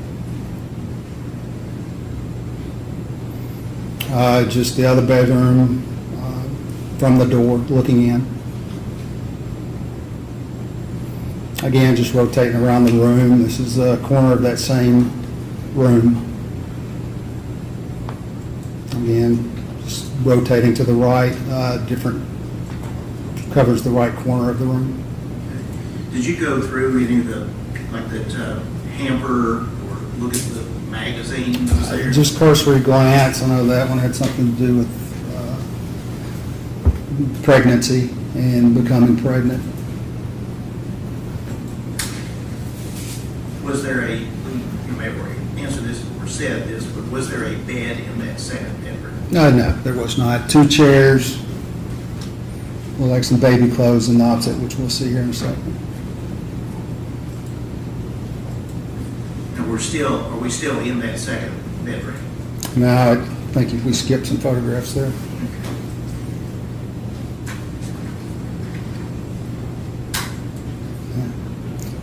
Because this is facing the bedroom from inside the walk-in closet attached to the second bedroom. So did you spend any great significant amount of time in that second? Yeah, photographed it from a couple of different angles, yes.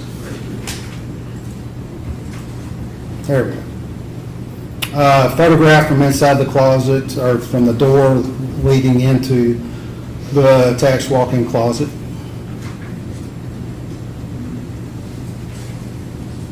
Let's go back there for a second. Did you see in that bedroom or that closet any items that would be associated with a baby? Yes. You have a couple of baby odors. I think that was a walker. When you'll see on additional photographs over here on the side, you're going to show some boxes with, I think, with diapers and some formula. Just the bathroom attached to the second bedroom and the second walk-in closet. Same, just a toilet, counter. The walk-in closet, again, just showing what's on the top shelf. Okay. I believe you referenced Pampers or those. Yeah, there's some Pampers over here.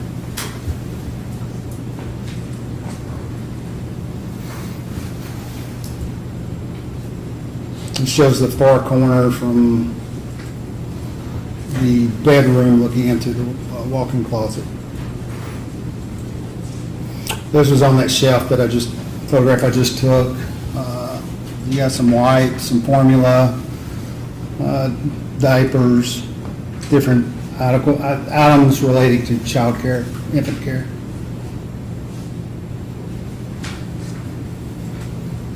Again, just some items on the floor. Looks like something else from Pampers down in the box below.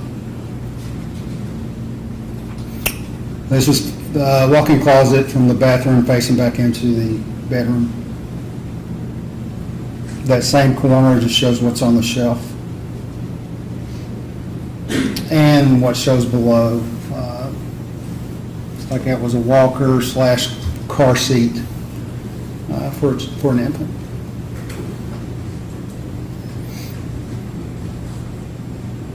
Just more of a close-up view of those same 2 walkers and baby carrier seat. Did you look in any of those tubs or the ice chest? I did not know.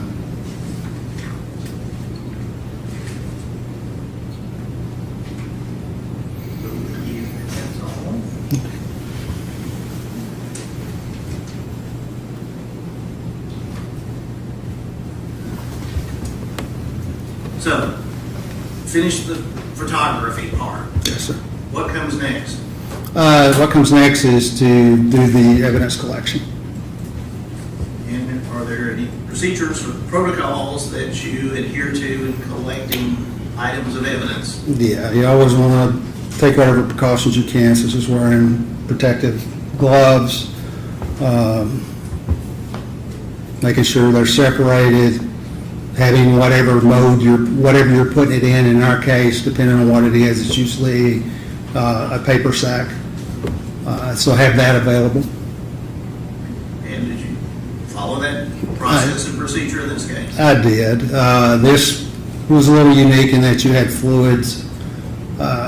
Normally, when it comes to any kind of fluids, we'll just do a swab of it. In this case, I thought it was more important to get a larger sample of it. So the clear liquid in the drinking glass, I put like in a little plastic vial that we have. That's specific for liquid collections. I did that, then I collected everything else as a whole, but I mean, it was in separate bags. You denote the time and the date that you actually take possession of it, that you take custody of it. You make sure that's marked down also. And is that actually placed on the bag or the whatever the evidence is placed in. It is, along with the complaint number, where it was obtained from, what exactly is in that individual's sack, and date, time. Council has seen these items before, but I can bring the box over if I want to look again. Okay, thank you. I apologize if this may take a minute, but if I could have these items passed up to Mr. Terry one at a time. And actually, let me pull it over here. This way I can show you which one. That's fine. Particular order.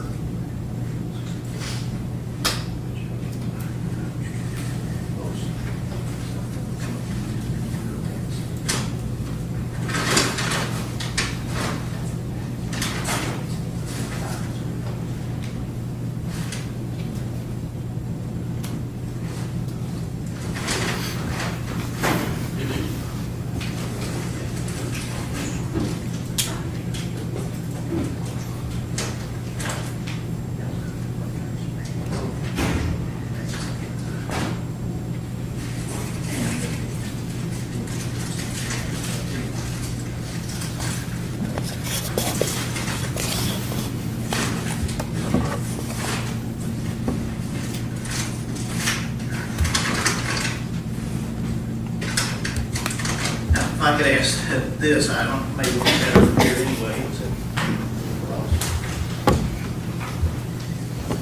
Mr. Terry, you're being handed Thank you. an item package in a paper bag. Can you look at that and tell us by the markings and identification whether or not you recognize that?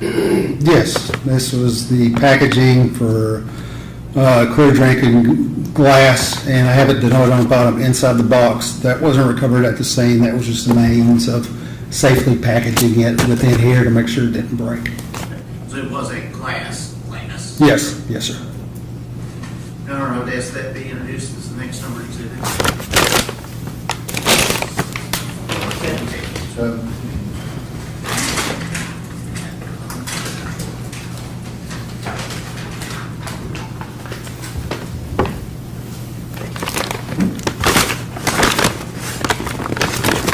This is the glass that previously held the liquid. The reason I know that is because I put that on the bag just to differentiate the other one that was empty when we found it. One thing I didn't talk about earlier is the way we know is, again, complaint number, type of call I'm out on, the address where it's recovered, date and time it's recovered, and exactly what's inside the box. This tape is done by the lab, so is that, but the initial tape is called integrity tape to make sure no one has opened this. After I sealed it, the way you know that is from the integrity tape, plus I put my initials and the date that I sealed this. Remember that be exhibit 18.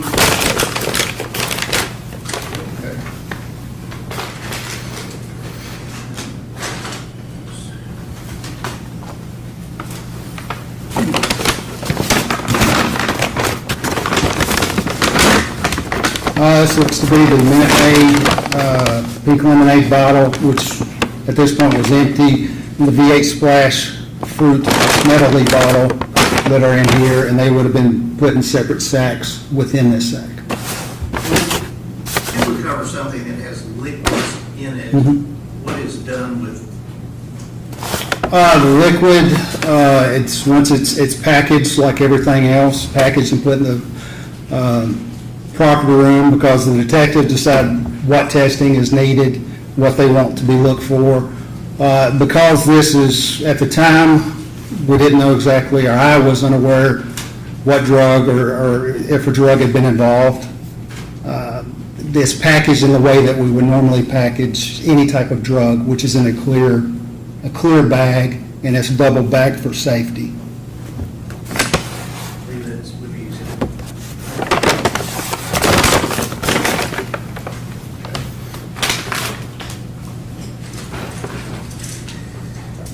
Yes, these three, and do them individually, but same unit. Mr. Terry, you're being handed three packages want to deal with them individually. Sure. No necessary sequence, but we can take a look at those and see if you recognize. Yes, these are the vials of the various liquids that I recovered. Let's start with the one in your left hand. Sure. What does that contain? This is a sample of the liquid from the water glass, the clear liquid from the water glass. All right, ask that be introduced as Exhibit 20. Okay. Now, we can go ahead and get it, just so they don't get it.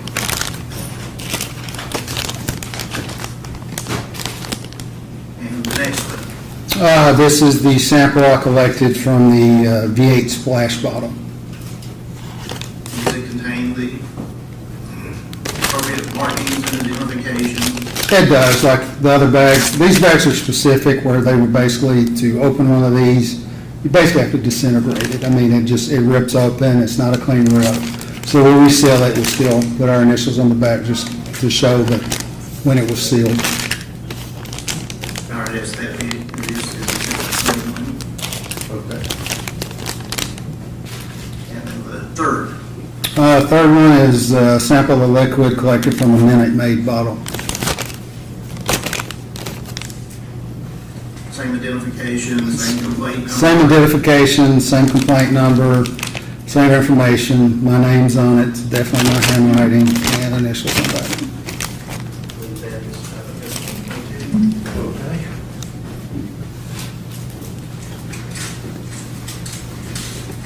Now, talk about the item you received from Detective Reese. Yes.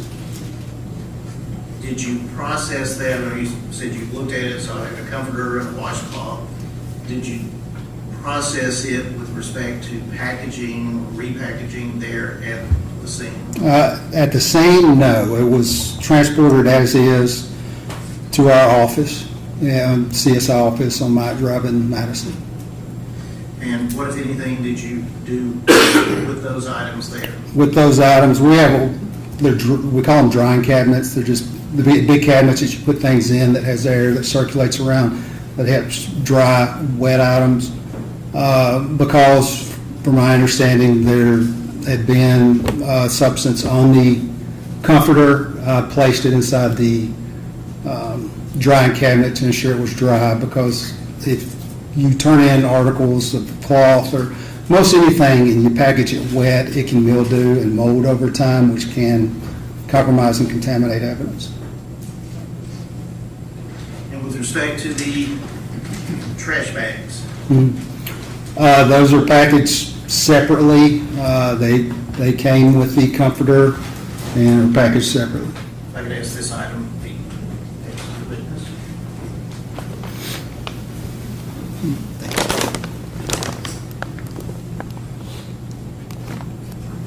Yeah. This contained the yellow washcloth and the white trash bags, and they were packaged in here separately, so it's not, everything's free-flowing, contacting each other. They're packaged separately within this one package. All right, ask that be introduced as Exhibit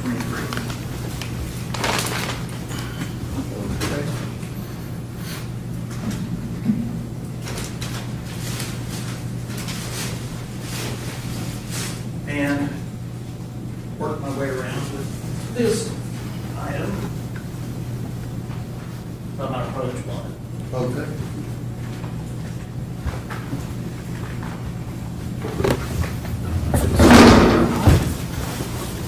Okay. Now, does the big box have anything really to do with it, other than? No, the big box doesn't. Inside is the bag. We have gloves. I'll pick it up, pull it out. I don't have any. Do you want him to? Do you need me to Well, I lift think it the up? paper bag, we're not going to ask you to open it and get down to the actual comforter. You want gloves for the bag? Yes, sir. So it's not going to lift it out. What is the significance of any of the red? The red, these bags are used to package things which might contain a biohazard, blood, semen, anything, any bodily type fluid or anything of an unknown, that's what that's for, because they're labeled on here, biohazard on that side.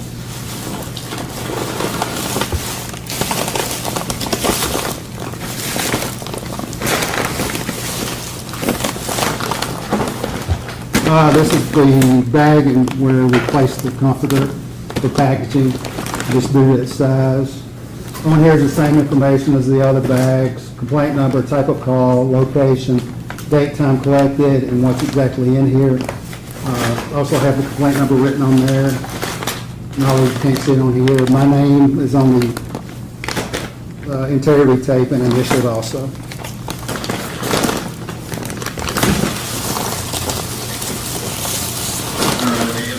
Introduced as the next one, Exhibit 24. And council has no objection, that the outside box has no relevance, but might leave it in that for the sake of her.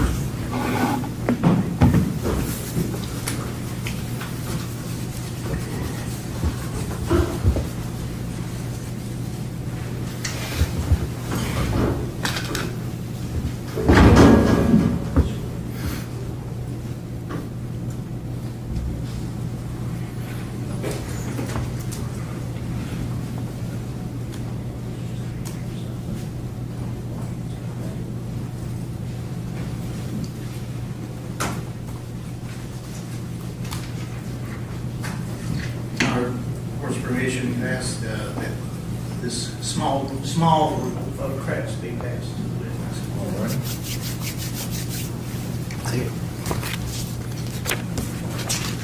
Sherry, if you just take a look at those and see if those correspond to the markings and labels on the comforter and trash bag exhibit that you previously discussed. It is.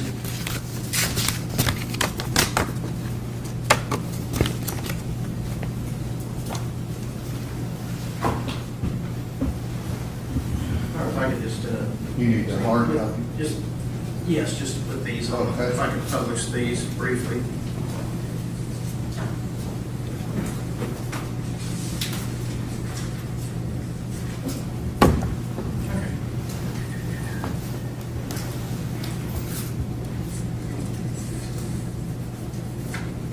What is this photograph of? It's a photograph of that same bag I just showed you, containing the blue comforter. Of the markings on the bag? Yes. This, Yeah, that's just something placed on there by our property room. Basically, the information provided on here is the same thing that I place on that entered into the property sheet that accompanies the property. Can I ask you about the property room?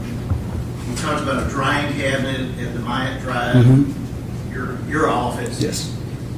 What is and where is the property room? Property is behind East Precinct off Trinity Lane, huge building behind there.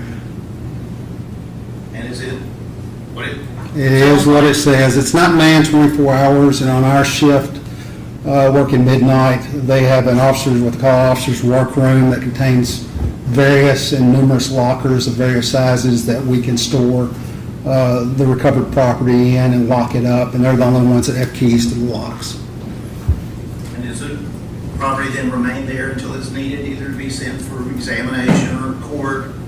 Yes, that is where it stays. It's just a photograph again of the labeling of the comforter.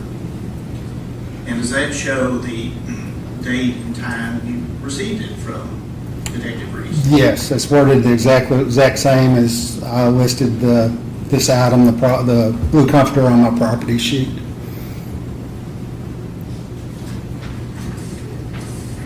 then photograph of the outside of the trash bag that's previously been introduced, is that correct? That is correct, yes, sir.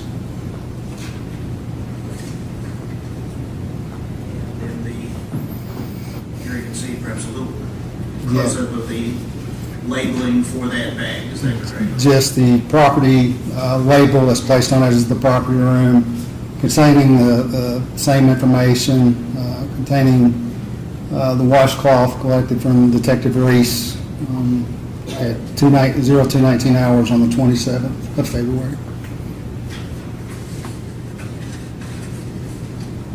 I don't know if I could return these to clerk. There's the next numbered exhibit, 25.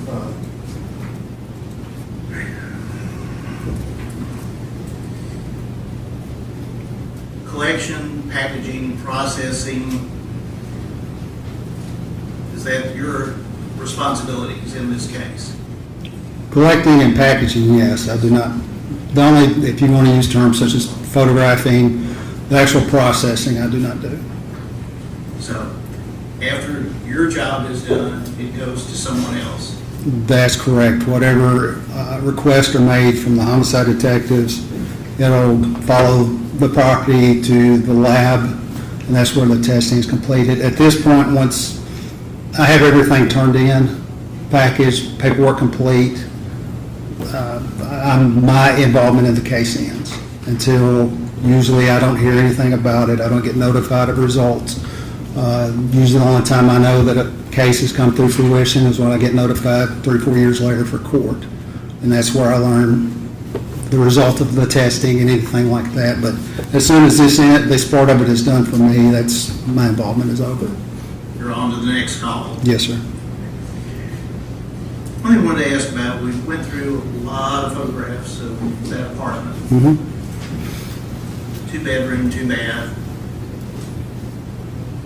Throughout looking and photographing that apartment, did you see any alcoholic beverage? I did not, no. Or any alcoholic beverage containers? No, sir. Did you see anything of drugs, any? I don't recall. I can't remember if there was no, I don't believe so. No, I was fixing to say I can't remember if there was a pill bottle on the nightstand or not. You said it was a supplement? Yes. Okay. But with respect to, have you worked scenes where there have been drugs? I have, yes. And have you worked scenes that really didn't involve drugs, but there were drugs there? Yes. So that's something you would notice and document? Yes. And as far as any drug paraphernalia, crack pipe, blunts, whatever, did you see anything like that there? I did not.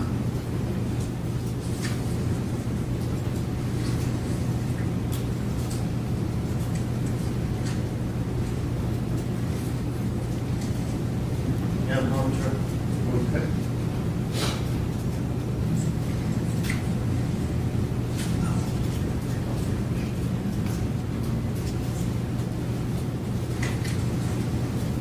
I don't know if this comes under the medication or not, but did you see an EpiPen or anything No, I did like not. that No, sir. there at all? And I believe where you asked about body-worn camera and videoing Yes, sir. while you're there, but do you do that while you're packaging the evidence? No. Again, the purpose of body-worn camera is your interaction with the public. It would only be on if I'm actually out performing police duties, a traffic stop, or I decide because I'm a sworn officer, I would answer a call, back up another officer, then it would go on like normal, but not there, no. Those are my questions. All right, questions? Have Mr. Taylor. Thank you. May I please see Exhibit 16 and Exhibit 25? 25.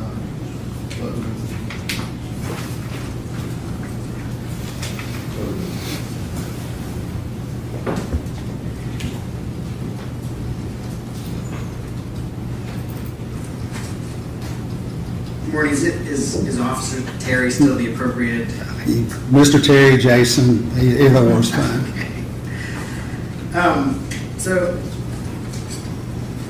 I'm going to say Officer Terry because it still feels appropriate here in this Yes, sir. setting. Yes, sir. Officer Terry, you clearly have a lot of experience as a trained officer doing these kind of investigations.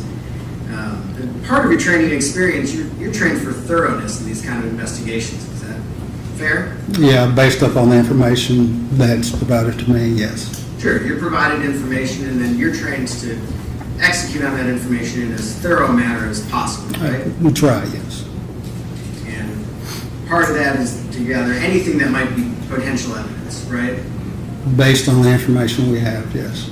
Sure. Yeah. And this is particularly true when we know it's a very serious case, right? Potentially, yes.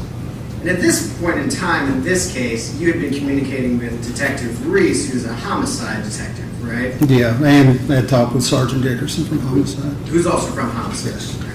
So you knew that this was potentially a homicide investigation. Potentially, yes. Just due to the, yes. They were treating it as if it might be a homicide investigation. Is that fair? Yes. Usually homicide doesn't get involved if this is something that might not be treated as a homicide investigation. Is that fair? Not necessarily.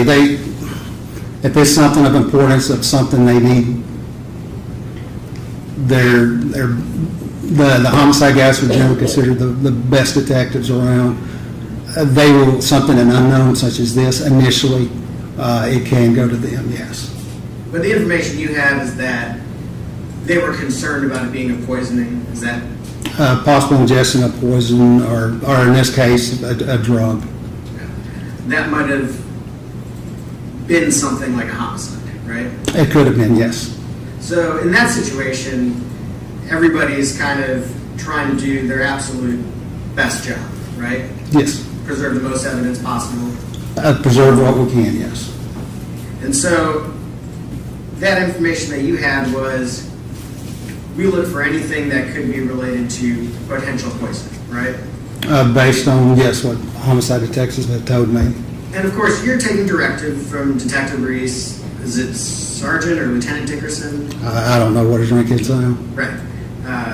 Chris Dickerson, Thank right? you. Yes. Okay. So you're taking directive from those two in terms of what you should be focusing on. Right, correct. And obviously, if you see something that sticks out to you, you're going to collect that as well. Yes, I'm going to ask about it. If it fits in with the information they have, it's a relative, I'll ask them. And you have some, particularly since you're a very experienced officer, you have some leeway to collect additional things that maybe appear important to the case, right? Oh, yeah, I would definitely talk to them about it because they're the one executing the search warrant. But yes, of course, I would talk to them about it. So your kind of limitations are you don't collect anything without their approval. No, I don't need their approval, but like I said earlier, it's their scene. It's their responsibility regarding, because they're in charge of the investigation. And I would talk to them about it. Let them know we have this might be something we need to collect or we don't. I would talk to them about it if there was any kind of conflict. That's a really good team over there on the homicide unit. I've worked with them several times. So that wouldn't be an issue of communicating. But I would definitely want them to know I'm just not going to arbitrarily start grabbing stuff. So yeah, it would be discussed with them. But ultimately, they give the yay or nay on what you're collecting. They can. I mean, I can collect it anyway, but yeah, they can give the yay or nay because, like I said, they're the ones that have all the available knowledge that you can at that time because they've talked to everyone involved. So, I trust what they're saying. So, the information that you have is potential poisoning, potentially drugs were involved, and we need to collect things that could be related to that information. Right, and potentially a pink liquid. Pink liquid. Yes. And you knew you were directed to collect the clear glasses, right? Yes. And the pink liquids. Yes. Before we get into the specific things that you collected, I'm going to put a kind of pin in that. Yeah. Did you have information that people had already been to that apartment before you had been there? Yes. What information did you have about That just, I think, family and friends had gone in previously, documented what they saw inside and collected a comforter and packaged that comforter. Was it your understanding that that was kind of in coordination with law enforcement? No, not with us, no. In your experience in working homicide cases, serious cases, is that kind of what you want in a scene? No, it's not preferred, no. What would you prefer in a scene? I would prefer that we have the initial access, just if for nothing else, how things are collected, packaging, the order in which it's done. That's much more preferred. It's much more way to keep everything secure. What concerns does that raise for you? Several different concerns, but just generally the security of the crime scene. When you say security, what does that mean? Because that sounds like a specialized kind of term. No, security of the crime scene just means that the crime scene itself remains as pristine as possible. Pristine, like nothing's been moved, nothing's been touched inadvertently? Correct, yes. Because you want to see an exact snapshot of how something that's supposedly a crime scene was at the time, right? As close as you can. That makes your job, your ability to collect and preserve evidence, you can do it exactly how it was at the time. Yes, as close as possible, yes. As close as possible? Yes, sir. Sure. Did you have access to any videos or anything of what happened when people were at the apartment before you went? No. Were you given a description of what occurred when the people went to the apartment? Just a brief description regarding, what exactly they did, yes. Were you told how many times people went to the apartment? No, I was just told that once, but I don't know if there was other times.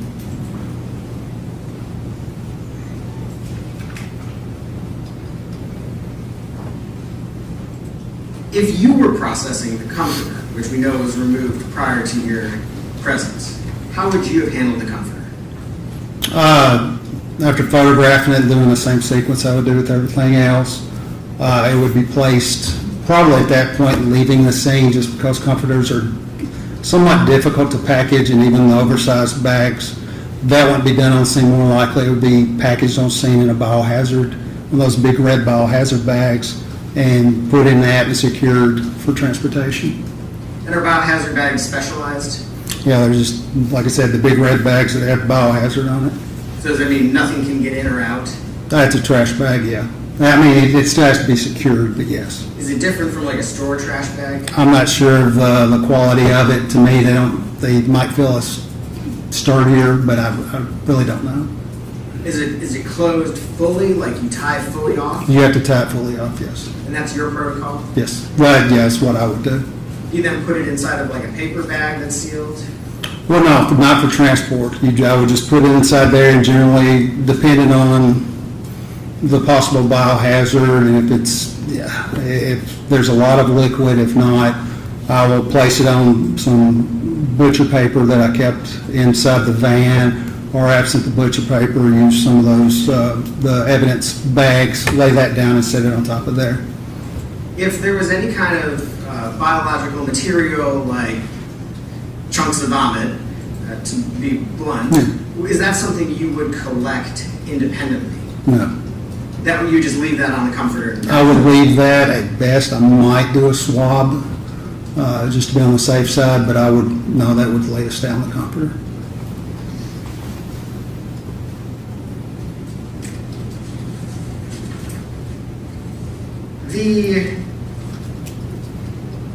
I want to talk about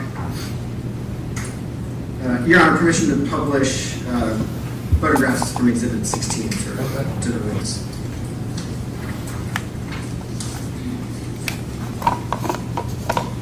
I want to ask you a few questions about some of the photographs that you took. Yes, sir.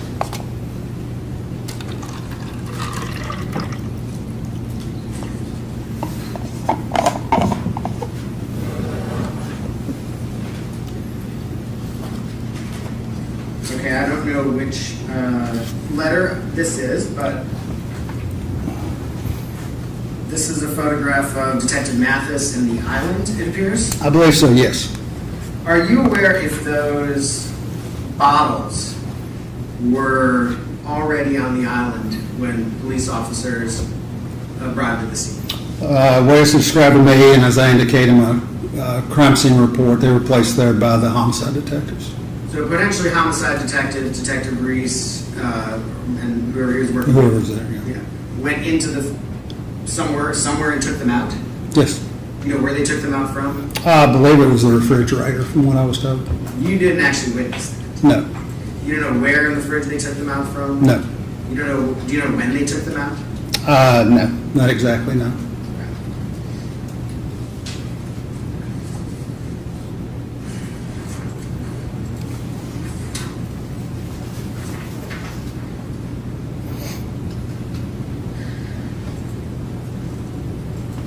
You indicated you did not take samples of any of these food items. Is that No, right? I did not. So we didn't take samples of these cookies.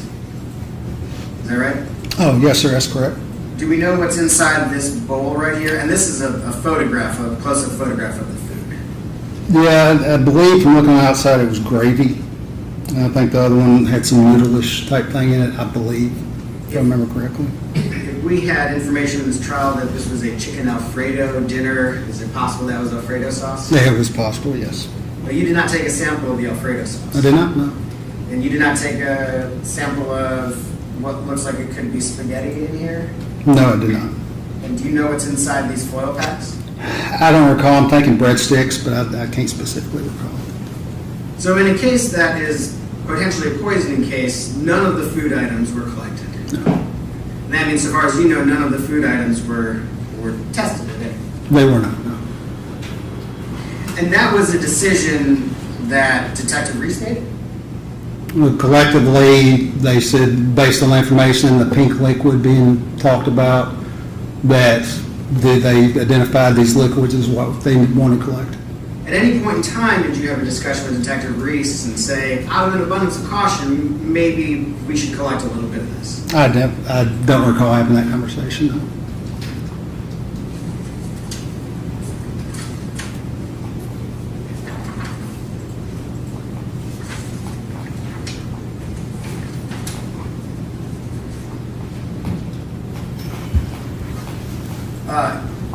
Just to orient everybody and the court reporter here, this is a picture of the island facing the sink. Yes. And next to the sink, do you see a sort of a pink cup with a top on it? Yeah. Yes, circled right there. Thank you. Do you recall ever looking inside that pink cup? I don't recall. That would be something I would have done, but I don't recall that, no. And my understanding is you did not collect that pink cup? I did not, no. Do you recall ever having a conversation with Detective Reese about collecting that pink cup? No. Do you recall attempting to take any kind of swab or anything out of that pink cup? No. And just because we're talking about swabs a little bit, it is potentially possible at crime scenes to get very, very trace amounts of evidence from surfaces, from cups, from other places. Is that right? Yes. Sometimes, especially in drug cases, I mean, drugs can leave like very, very small amounts can be found places, right? Correct. And so that was not something that was ever collected or tested, so as you know. No.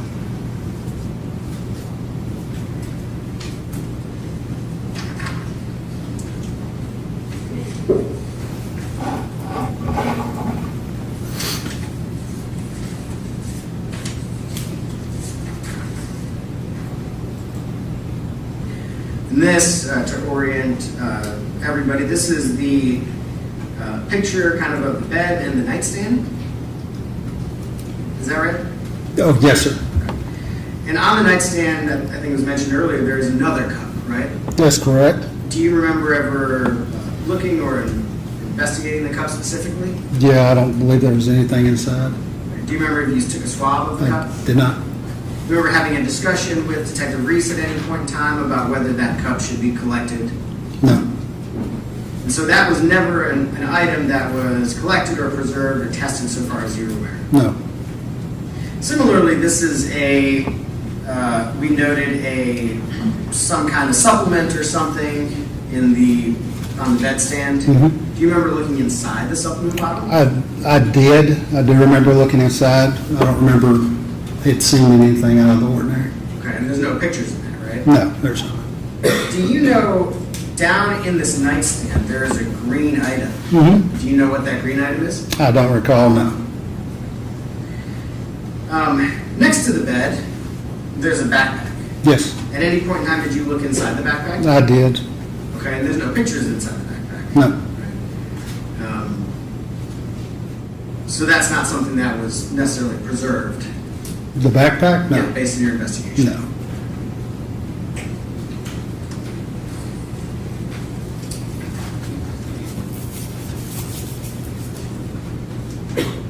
This window, and this is in the bedroom picture of the window, you indicated that the shades were down, that's exactly how it was when you got there. Yes. Do you know, when you look out that window, what you're looking at? I believe it's the balcony based upon a floor plan I've seen of those apartments over there. I believe it's the balcony. Do you know what is behind the apartment complex? That I do not. I'm trying to remember which side that was on. It could be, depending on which way it's facing. I don't Is it a business? If it could be, if it's on, if you're looking at the front of the building from the parking lot, if it's to the left, there are businesses through there.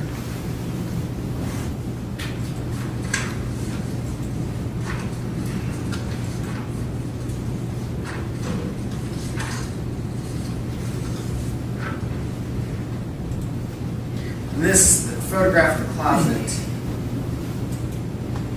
I understand when you testified earlier, you looked inside the closet, but you did not do a thorough search of the closet. No, it did not. So here we have some little sort of like a jewelry box kind of thing with drawers.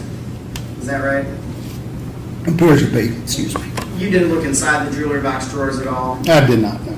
We have sort of several clothing drawers that are maybe closed. It's hard to tell if they're closed or open. You didn't look inside any of those? I did not.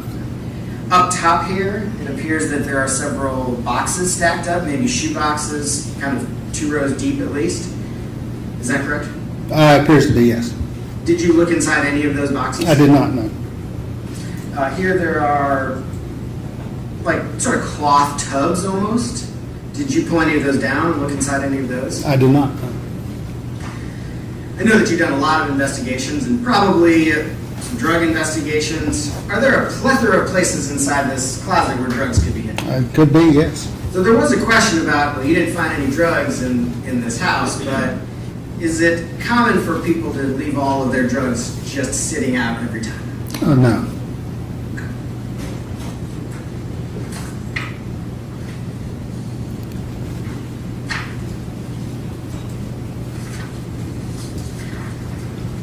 And this is a better picture of all the boxes that are up there, shoe boxes and stuff. Yes, sir. Just to confirm, you didn't pull down and look at any of those, right? I did not.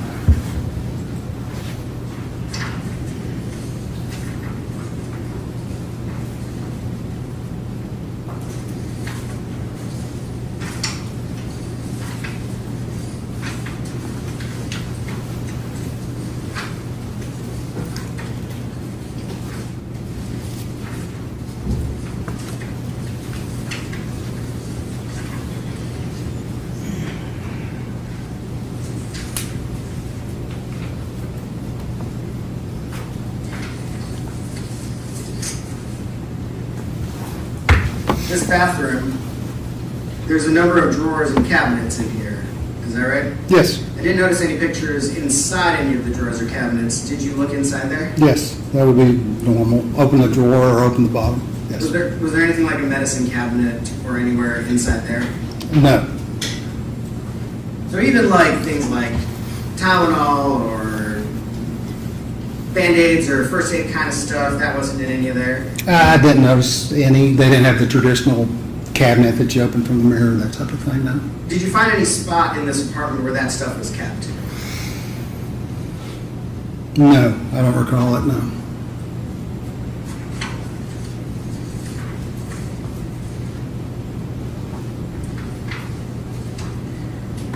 And here, and I think this is just a different angle, here we have like a cooler and some tubs. Mm-hmm. Yes, sir.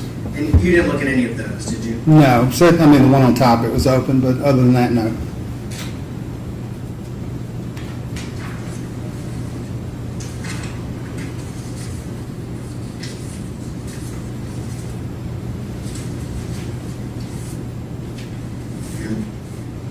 There was one thing at the beginning.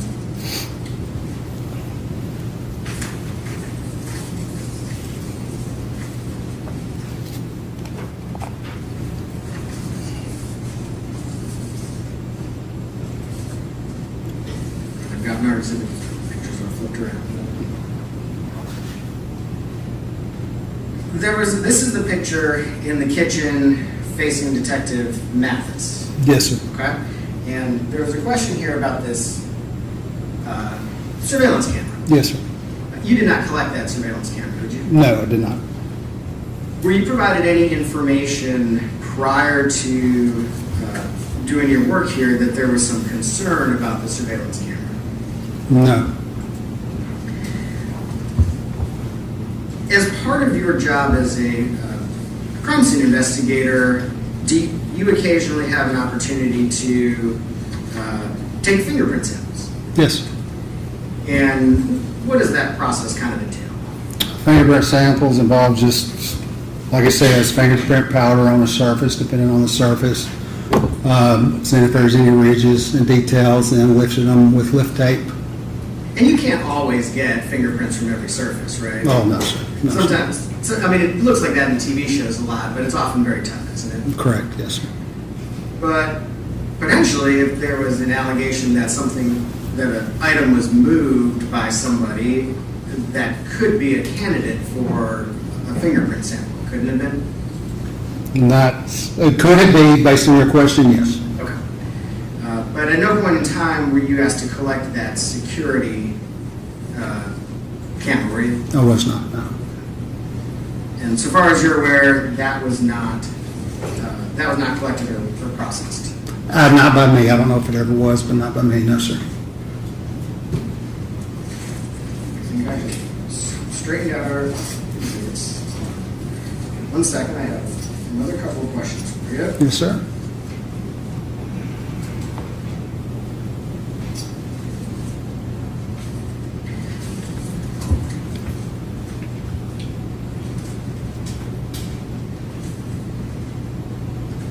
I'm going to show you what's been previously marked as Exhibit 25C. This is a label Yes, sir. from the property room. Okay. In the bottom left corner, it indicates that it was received on 2/25/9/30. That's the date of incident as listed on the 110 form is the property sheet. Because you have to list the date collected and the date of the incident. And that initial complaint number was for that date and time. I don't know why it's listed that way in the system. Right. That's not what it says, though, right? It says received on? Yes, correct. And you don't know why it says that? No, sir, I do not.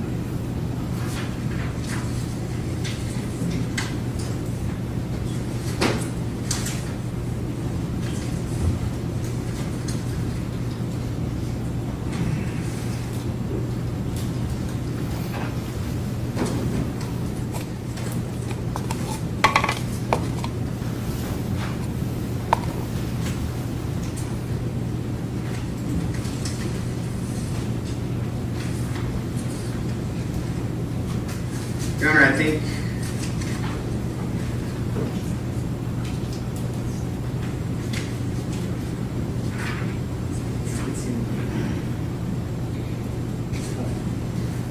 when you received the comforter, was the washcloth in the same bag as the comforter? I believe it was, yes. Okay. Thank you. Those are my questions. Yes, sir. Thank you. Can you read your records? Yes, Your Honor.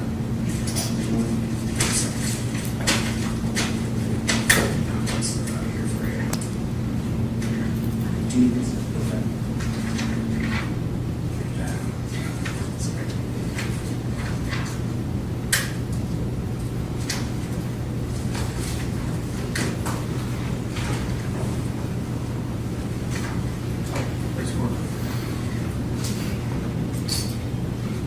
Like the same Officer Terry then, but Yes, sir. or Mr. Terry, with respect to was the washcloth then tucked in with the comforter?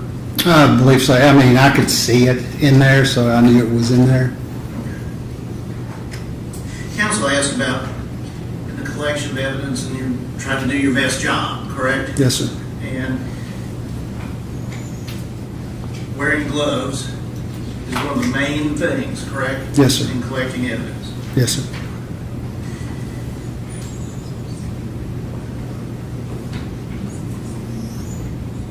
Ask about drugs some scenes of homicide. I believe you said was previous call you'd been on was drug related? It was a death scene, and one of the things I recovered was, I believe it was a mirror that had some white powder on it. And have you worked overdose deaths? I have, yes. And at those scenes, do you see paraphernalia and drugs? Yes, if it's an overdose scene, generally the last drug they took or a portion of it or the packaging of it is going to be right there. Anything like that whatsoever in this scene? No, sir. The counsel asked about the backpack that you looked in. Do you remember what was in it? Was anything? I don't recall. There was nothing that stood out of being of value, so I don't recall what was in there. Okay. Now, one thing as well, it goes back to kind of doing the best job with gloves. Unlike TV, perhaps, but do you wear like biohazard suits? No. I mean, there are certain criteria and protocol where we would, but 99.9% of the time, no, we do not. Okay.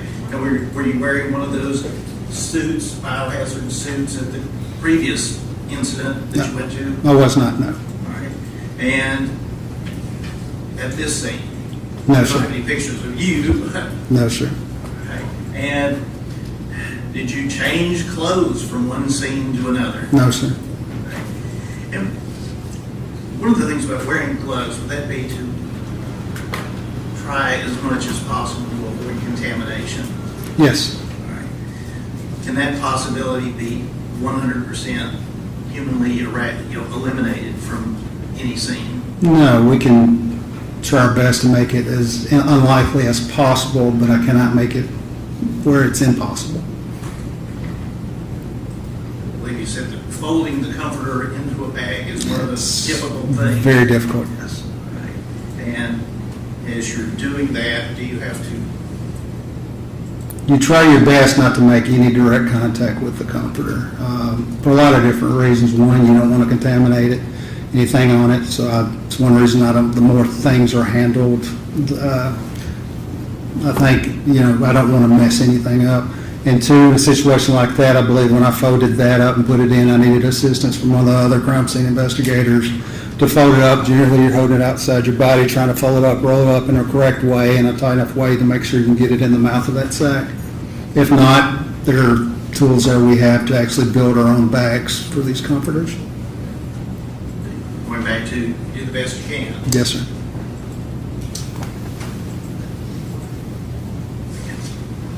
That's my question. Any other questions?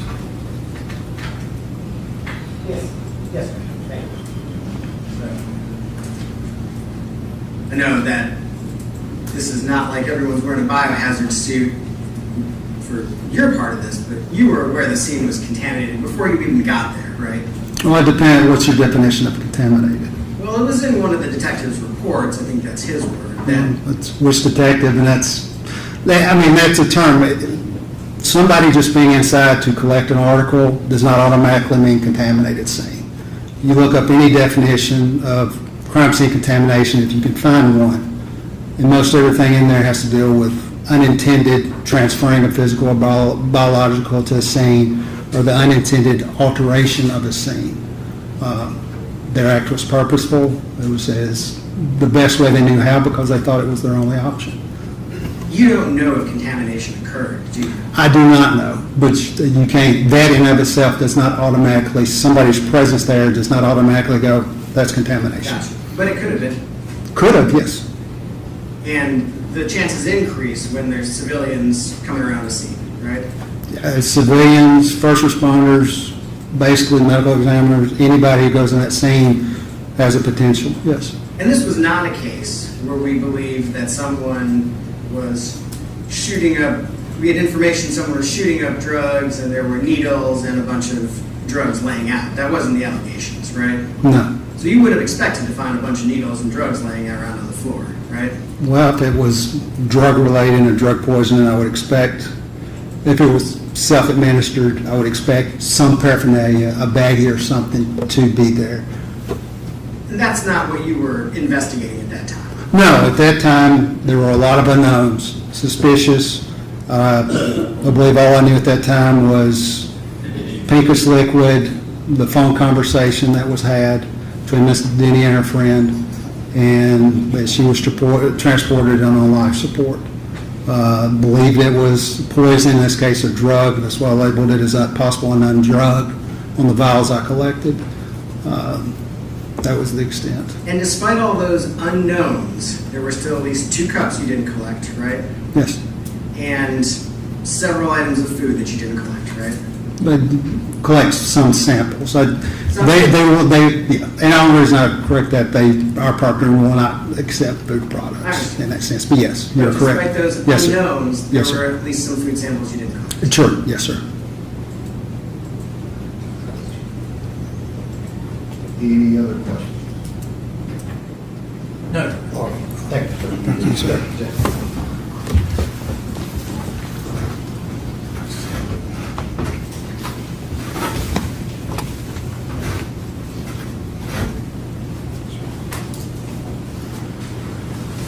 All right, ladies and gentlemen of the jury, if you'll step down the hallway, we'll take a short break.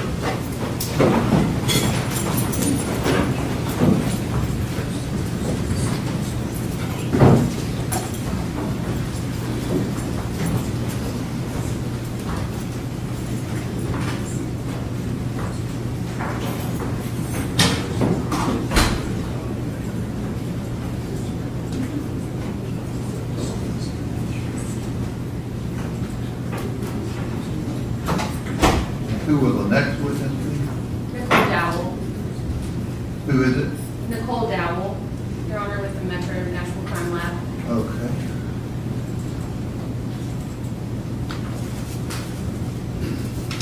And you're requesting her introduce what? I'm sorry. You're requesting that she introduce what? She's going to look at State's Exhibit 17 through 24. Okay. All right, we'll be in 15 minutes. Court is 15-minute recess.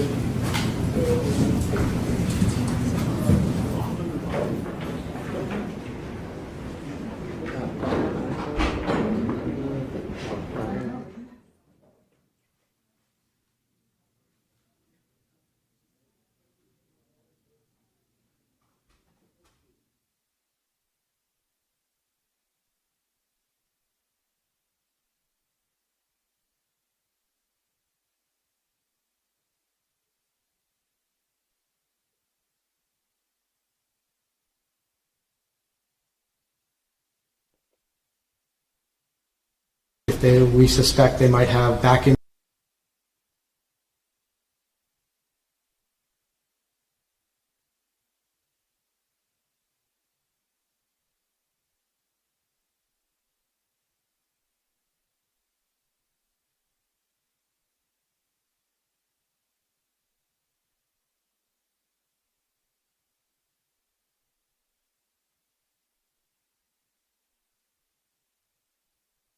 We suspect they might have back injuries or neck injuries. We would want to stabilize it the best we can and strap them down because the boat is constantly rocking in the water. And you mentioned a defibrillator thing, right? What is that? It's a medical device that we use to not necessarily restart the heart, but regain the rhythm of the heart if it's not pumping correctly. It'll indicate if it needs to shock the person to get it back in the rhythm, or if we just need to monitor them and the rhythm is okay. Were any of those type of supplies used in the unrelated medical emergency? They were used from the other boat that the sergeant had, because the sergeant and the other officers on that vessel were the ones who responded to that call, so they utilized what they had on that boat when they first responded there. Once they called for additional backup and needed us to go to the Boca Chica landing zone, we responded there. and just secured the area, but our medical supplies weren't used for that. Okay, so the Boca Chica landing zone, what caused you to go there?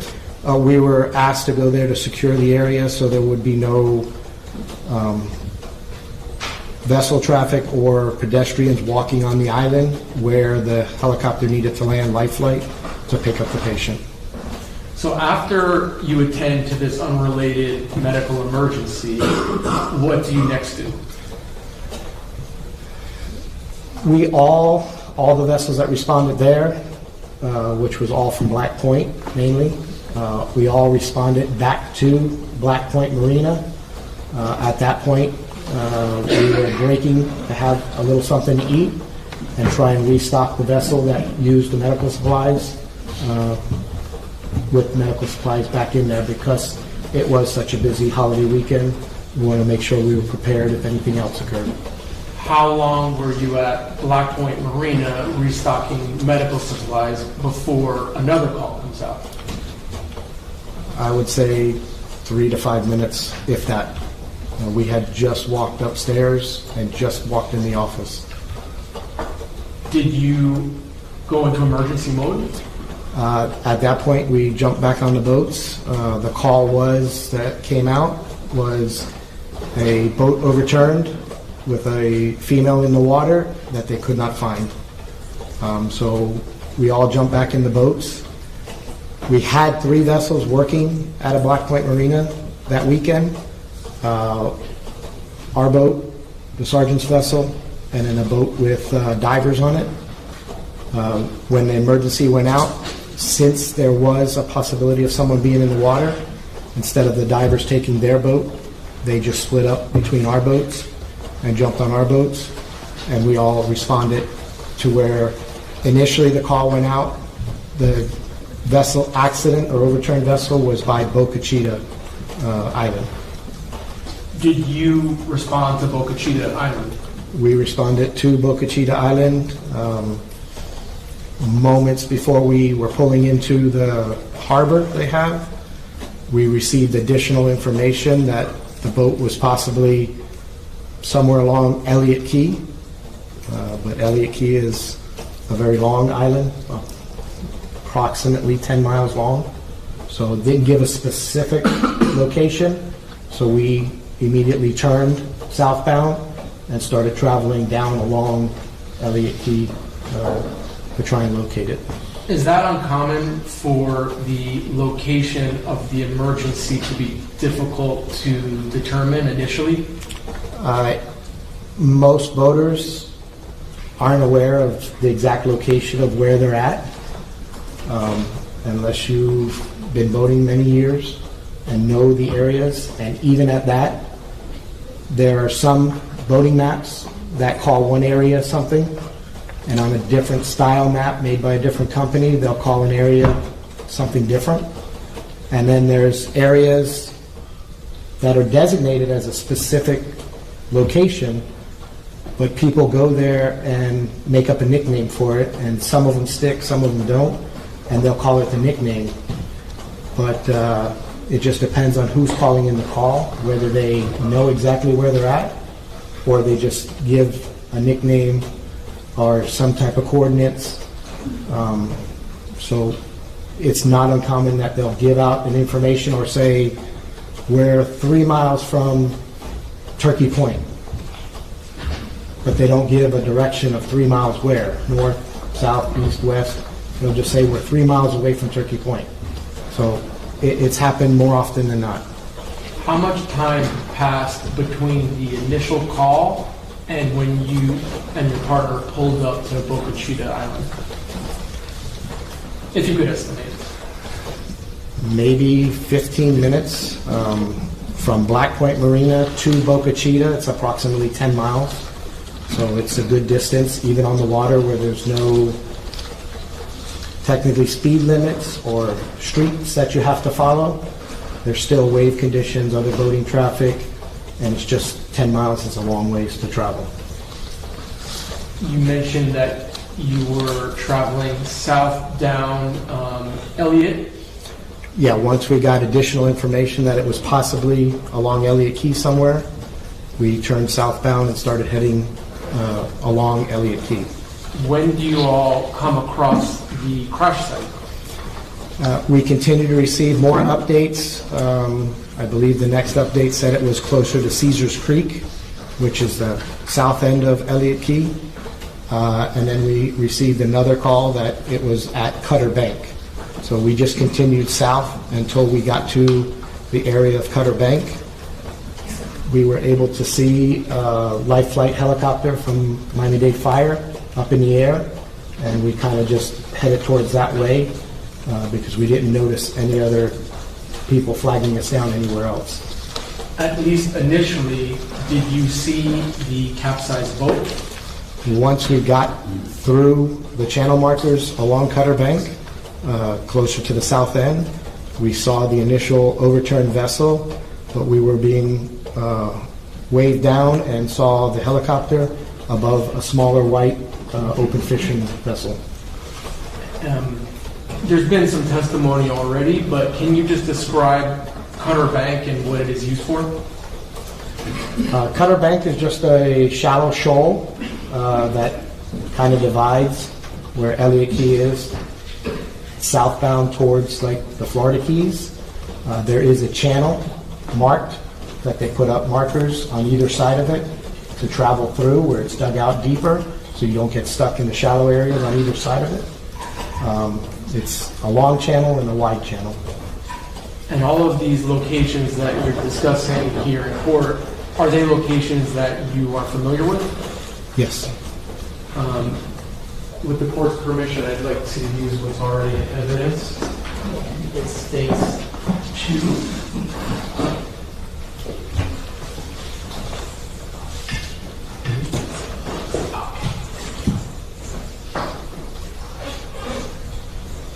And with the court's permission, may the witness step down to help me publish this exhibit? Yes. All right.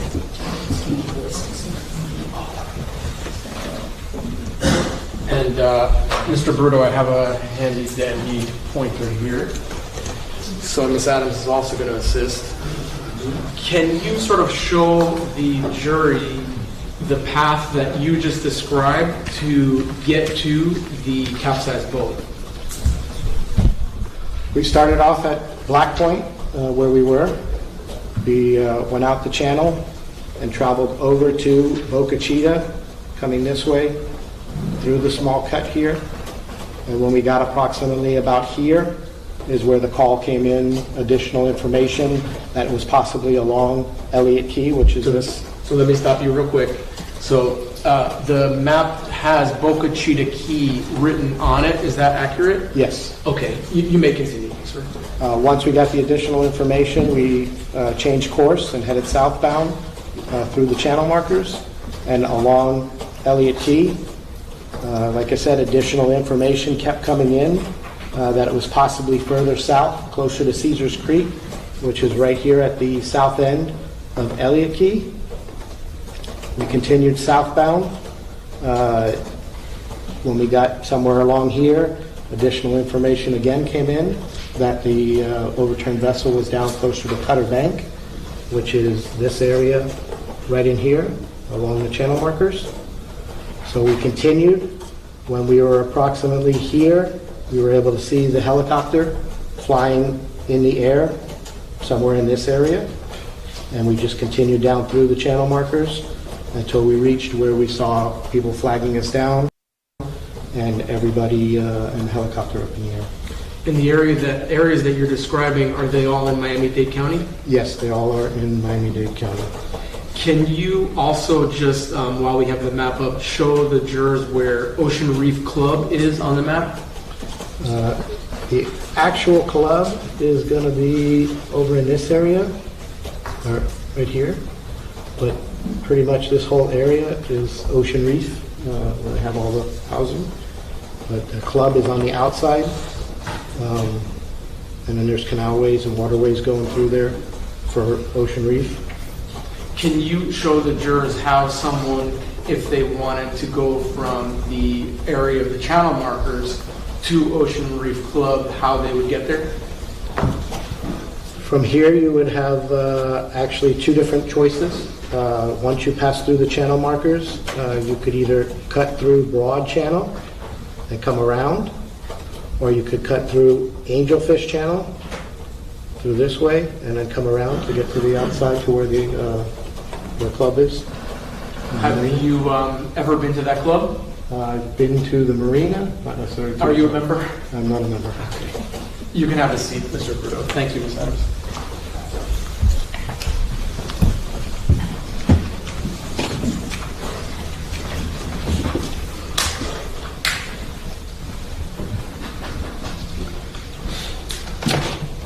So you mentioned seeing a helicopter. Yes, the air life flight from Miami-Dade Fire Rescue. What else did you see coming from the helicopter? As we approached and came through the channel, they were already beginning to lower one of their paramedics down to the small white open fisherman that was waving us down. How close did you get your vessel to what we've been describing as the Good Samaritan boat? Once we got through that channel and saw him coming down, the prop wash from the helicopter began turning the small boat.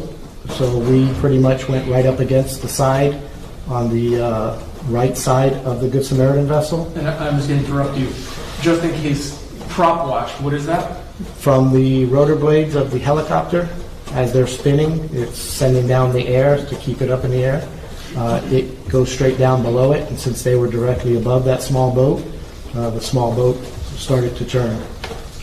Very slowly, not fast, but just very slowly, so it was making it difficult for the paramedic to be dropped and lowered down onto the bow of that vessel. How did you use your vessel to help in that situation? I took my vessel, and again, we came up alongside and pinned that vessel's right side to our vessel, and the other vessel with the sergeant on it pinned it on the left side and stopped it from moving, because now you've got a larger mass. It still would spin, but a whole lot slower.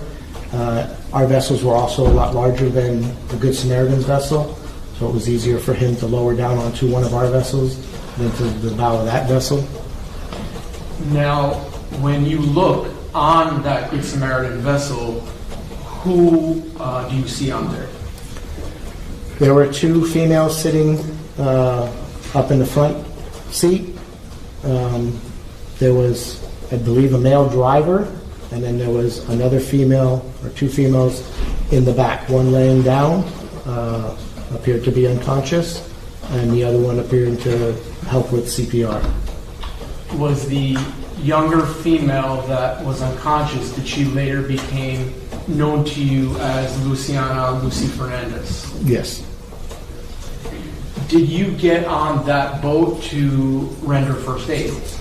Myself, no. Since I was the operator of my vessel, I was obligated to stay with it and keep control of the Good Samaritan's vessel once I tied to it. Who did board that boat from Marine Patrol? I believe it was Marvin Flores, that was my partner, Peter Gonzalez, the diver.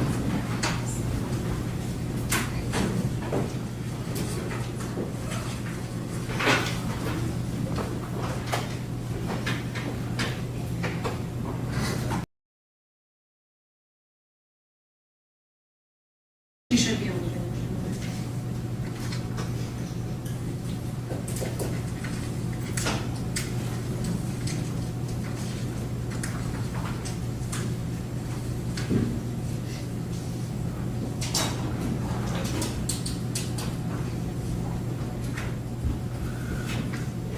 And I've told the jury this, that we may go closer to one before we break or even after, depending on what witnesses, just since there's a ceremony that may need to extend the lunch hour or down the hall.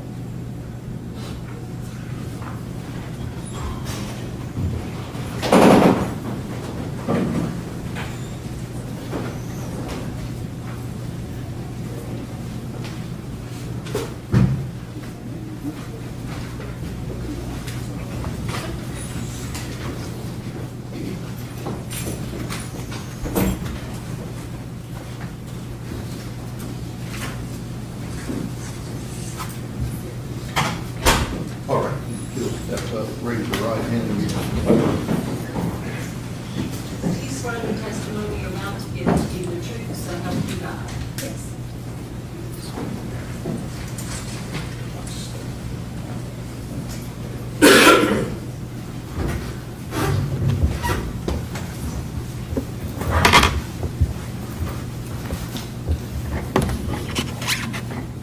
Okay. Good morning, Ms. Dowell. Can you please state and spell your name for the record? Good morning. Yes, my name is Nicole Dowell, Nicoledowell. Ms. Dowell, where are you employed? I'm currently employed with the Metro Nashville Police Department Crime Laboratory Okay, how long have you been with the crime lab? for 12 years. What is your current assignment at the crime lab? I'm a forensic scientist in the Drug Identification Unit. Okay. Can you walk the jury through your history at the crime lab and what kind of positions you've held? Sure. I was hired in 2014 as a forensic technician, and then in 2015 I was promoted to a forensic scientist. Can you describe your job at the crime lab? Yes. My job is to analyze submitted evidence for the absence or presence of controlled substances. And what kind of training have you had for your job? I had to complete an internal training program that consisted of assigned readings, lectures, observation of senior scientists, practical exams, and a competency exam. Okay, what's your education background? I earned a Bachelor's of Science in Forensic Science from Eastern Kentucky University. And are you required to have ongoing training? We're not required, but we do. I participate in continuing education by attending seminars and workshops in my specific discipline. Your Honor, at this time I would like to pass the witness out.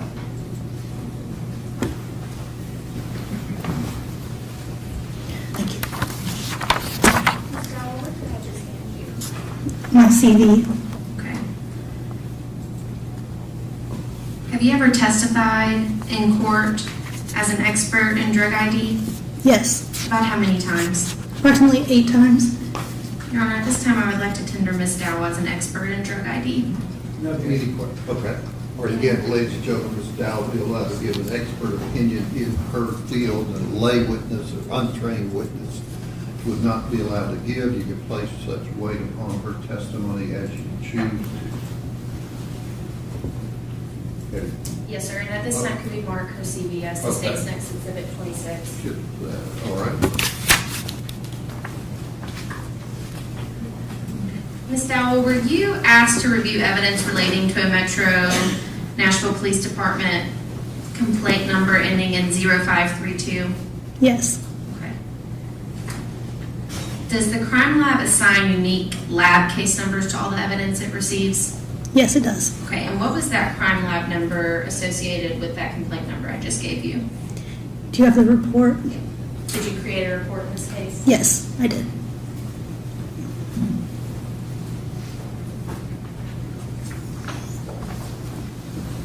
Thank you. The crime lab number is CL-23-001060. And what type of evidence did you receive from the police department for this case? I received drinking glasses, empty bottles, and liquid residues and liquid. And what do you do when you receive evidence from the police department? When I receive the evidence from my evidence receiving unit, I take it back to the unit, I photograph the evidence, then I open, inventory the contents, collect weights, sample, and then start performing my testing. Ms. Howell, where is the crime lab located? It's located in Madison Precinct on the 2nd floor. Your Honor, at this time, I would like to show her state's exhibits 17 through 24. Okay. All right, we got all of them. Yes, sir. Ms. Dowell, if you could just look at all of the pieces of evidence Mr. Evans is going to hand you and say whether or not you reviewed this evidence. Okay.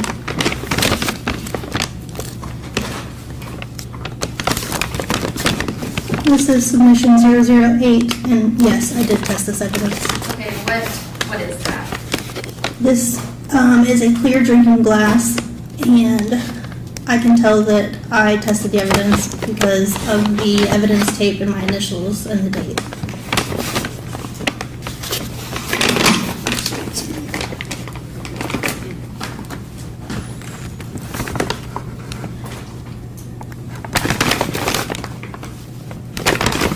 This is submission 007, also a clear drinking glass. And again, I have to see the crime lab tape with my initials and the date on it, so I did test this out.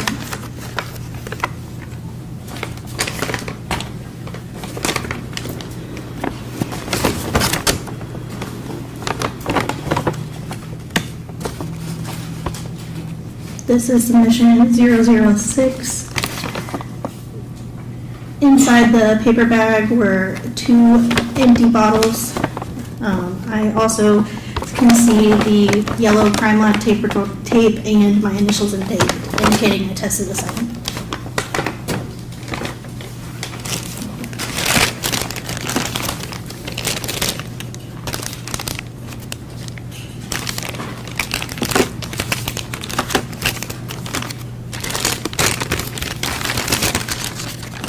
These are submissions 003, 004, and 005.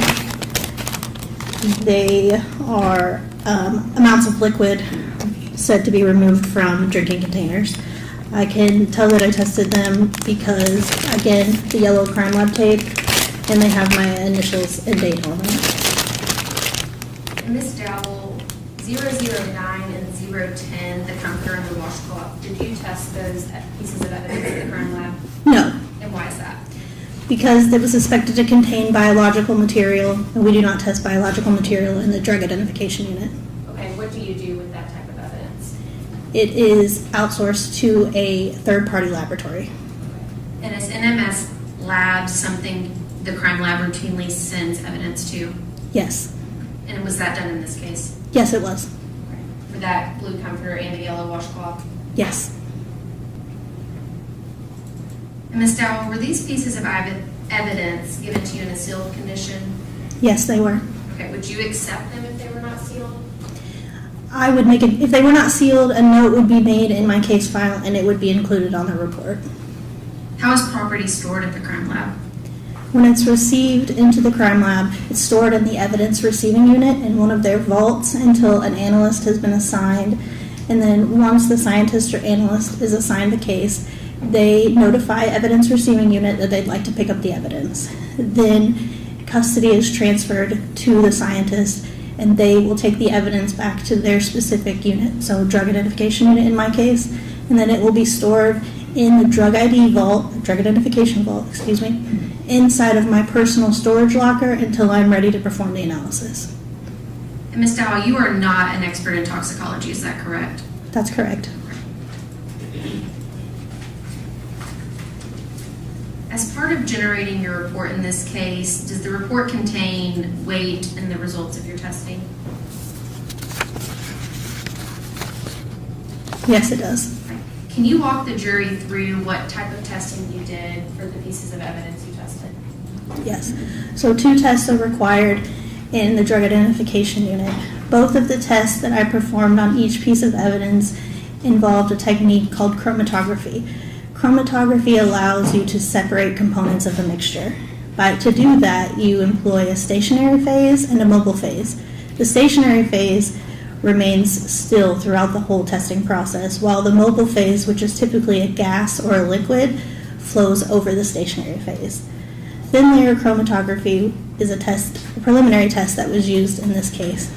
A glass plate coated with silica is the stationary phase. The sample is then spotted onto the plate along with a solution containing known drug standards. That plate is then placed in a solvent system. As the solvent rises vertically up the plate, separation occurs.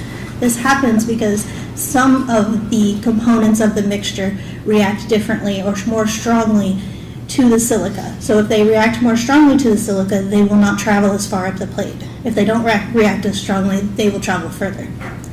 Once the solvent reaches the top of the plate, it is removed and placed in a visualization tank containing iodine. Iodine vapor allows us to visualize those spots. And then we can compare the unknown sample spots to the known sample spots, standard spots, The confirmatory test used in this case is called gas chromatography mass spectrometry, or GCMS. It is 2 separate instruments that are combined together. The gas chromatograph, again, allows for separation of components in a mixture. So in this case, the sample is injected into the instrument where it is vaporized. So it's now in a gaseous phase. It flows through a column, and that column has an internal coating, which is the stationary phase in this case. So a column, you can think of it like a long, thin straw. So if the inside of the straw is where the coating is.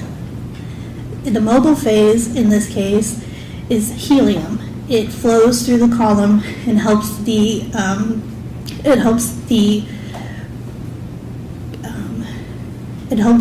components, it helps the components of the mixture travel through the column.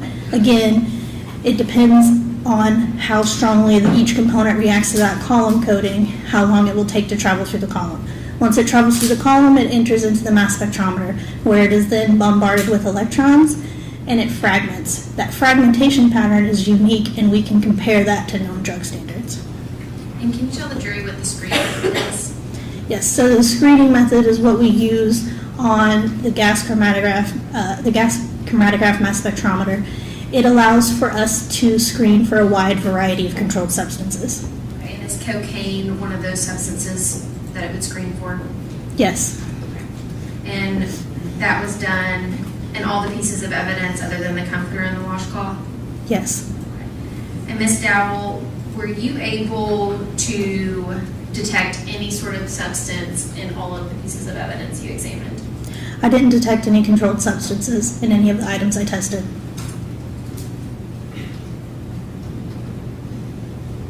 Your Honor, if you'll give me 1 minute. Okay.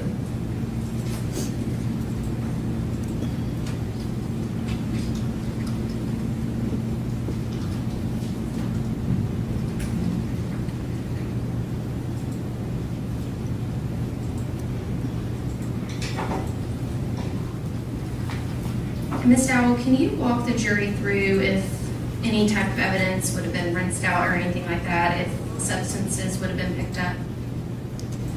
Yes, so there was a clear drinking glass that didn't appear to have any residue. There was no visible residue or contents. Those glasses were rinsed with methanol, so if there was some type of residue that I couldn't see visibly, I would extract it with the methanol. Okay, and if these pieces of evidence had been rinsed out prior to the crime lab, is it likely substances would have popped up? If they had been rinsed prior to coming into my possession? Yes, ma'am. I can't really speak to what happens to it before it comes into my possession.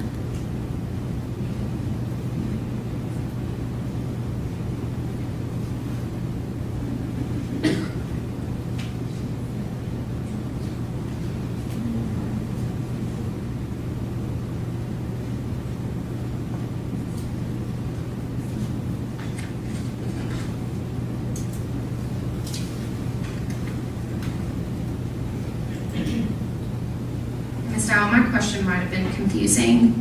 Not something that you did or rinsed out, but if someone prior to you, not with Metro PD, would have rinsed it out with warm water, so anything like that, are these results consistent with that?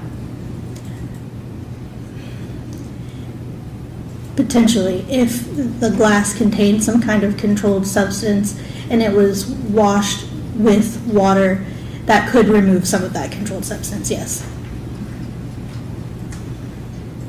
And what else could remove controlled substances from any sort of drinking glass? I mean, if it's a physical amount of solid material, you could just pour that amount out. It just depends on what it is and how much of it is there. And you testified previously that the drinking glass did not look like it had anything in it. Is that correct? Yes, that's correct. Okay.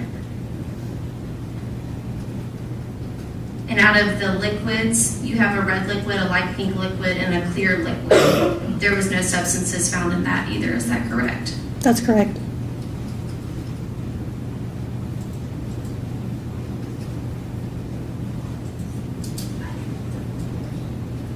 And those were from the actual bottles, correct? You tested the bottles? Yes, I tested both, the bottles and the liquid. And nothing was in either bottle, the drinking glasses, or the liquid? Correct. Your Honor, if I could admit Ms. Dowell's report as the State Next Exhibit 27. Okay. Helps.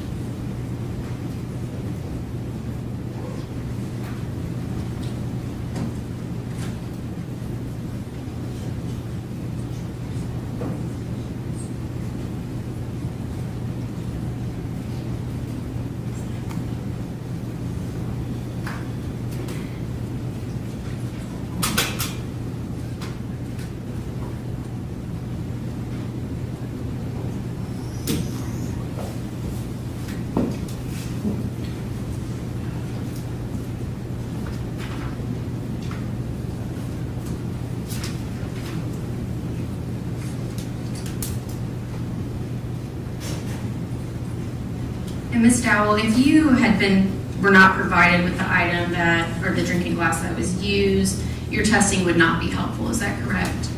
With this controlled substance in it? It would not have been detected? If I was not provided with the drinking glass, Yes, ma'am.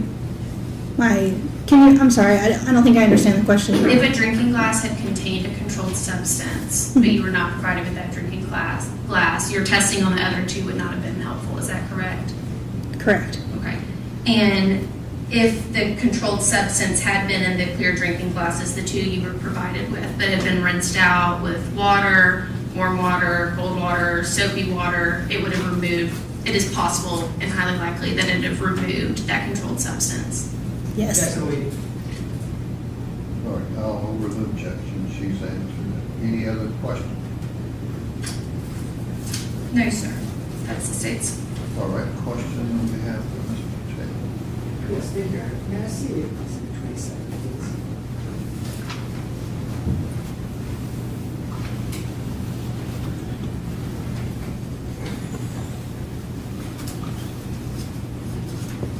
Good morning, Ms. Dowell. Good morning. So you're only testing stuff that you're given, right? Correct. You don't really make any sort of investigative decisions about what's tested and what isn't tested, right? I don't make any investigative decisions as far as what is submitted to the laboratory. Sure. So things are submitted to you and you test what's submitted, right? Correct. May I publish Exhibit 27 Sure. to Ms. Dowell?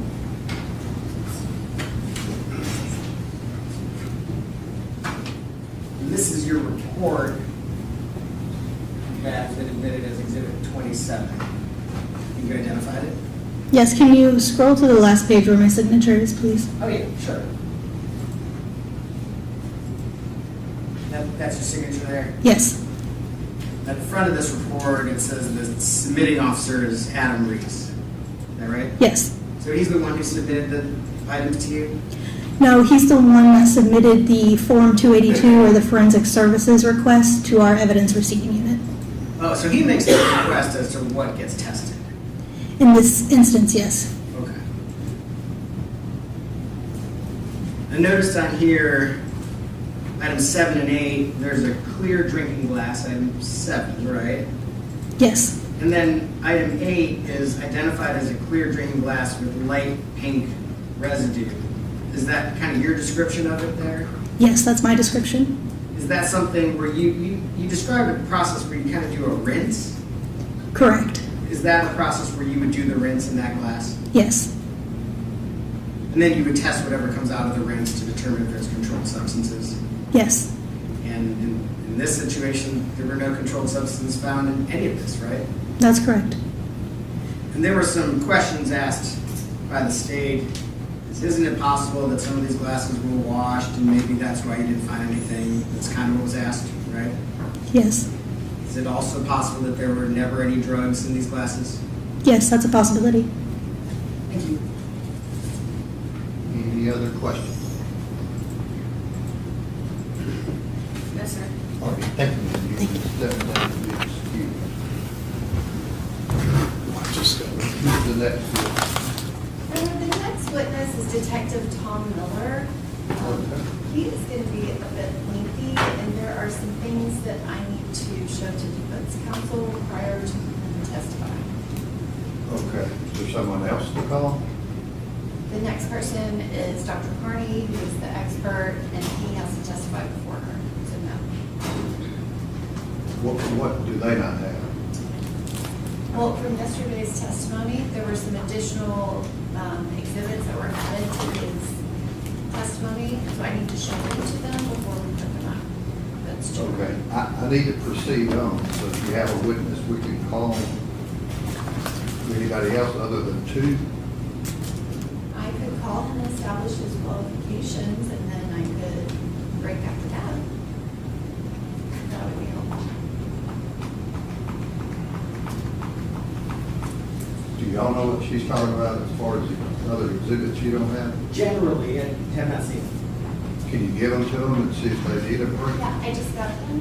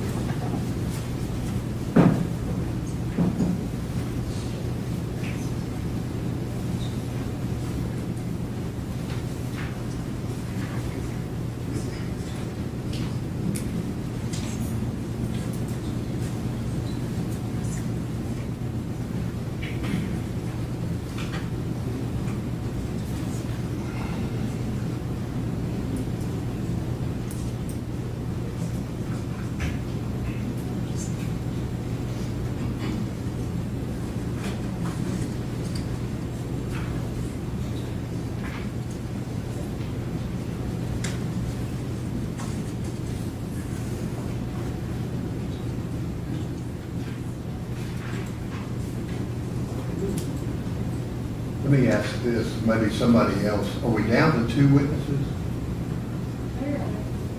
Okay, is there someone else to call other than those two?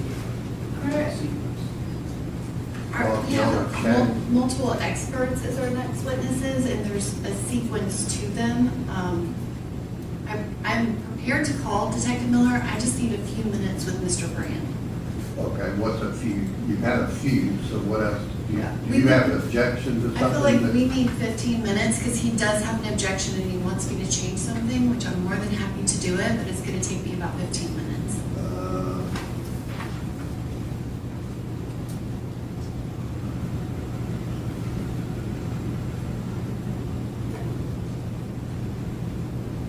So there's no other civilian witnesses that you plan on calling? I do, but again, I need the other two people to testify first.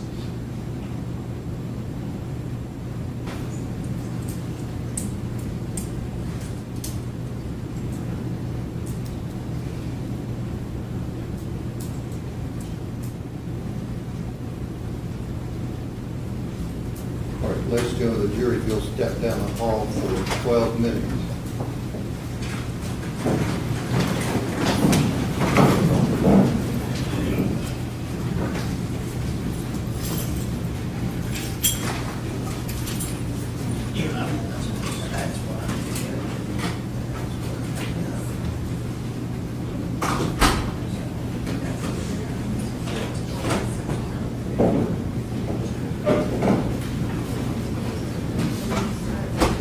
What is it that the state's wanting to introduce that the feds hasn't had access to?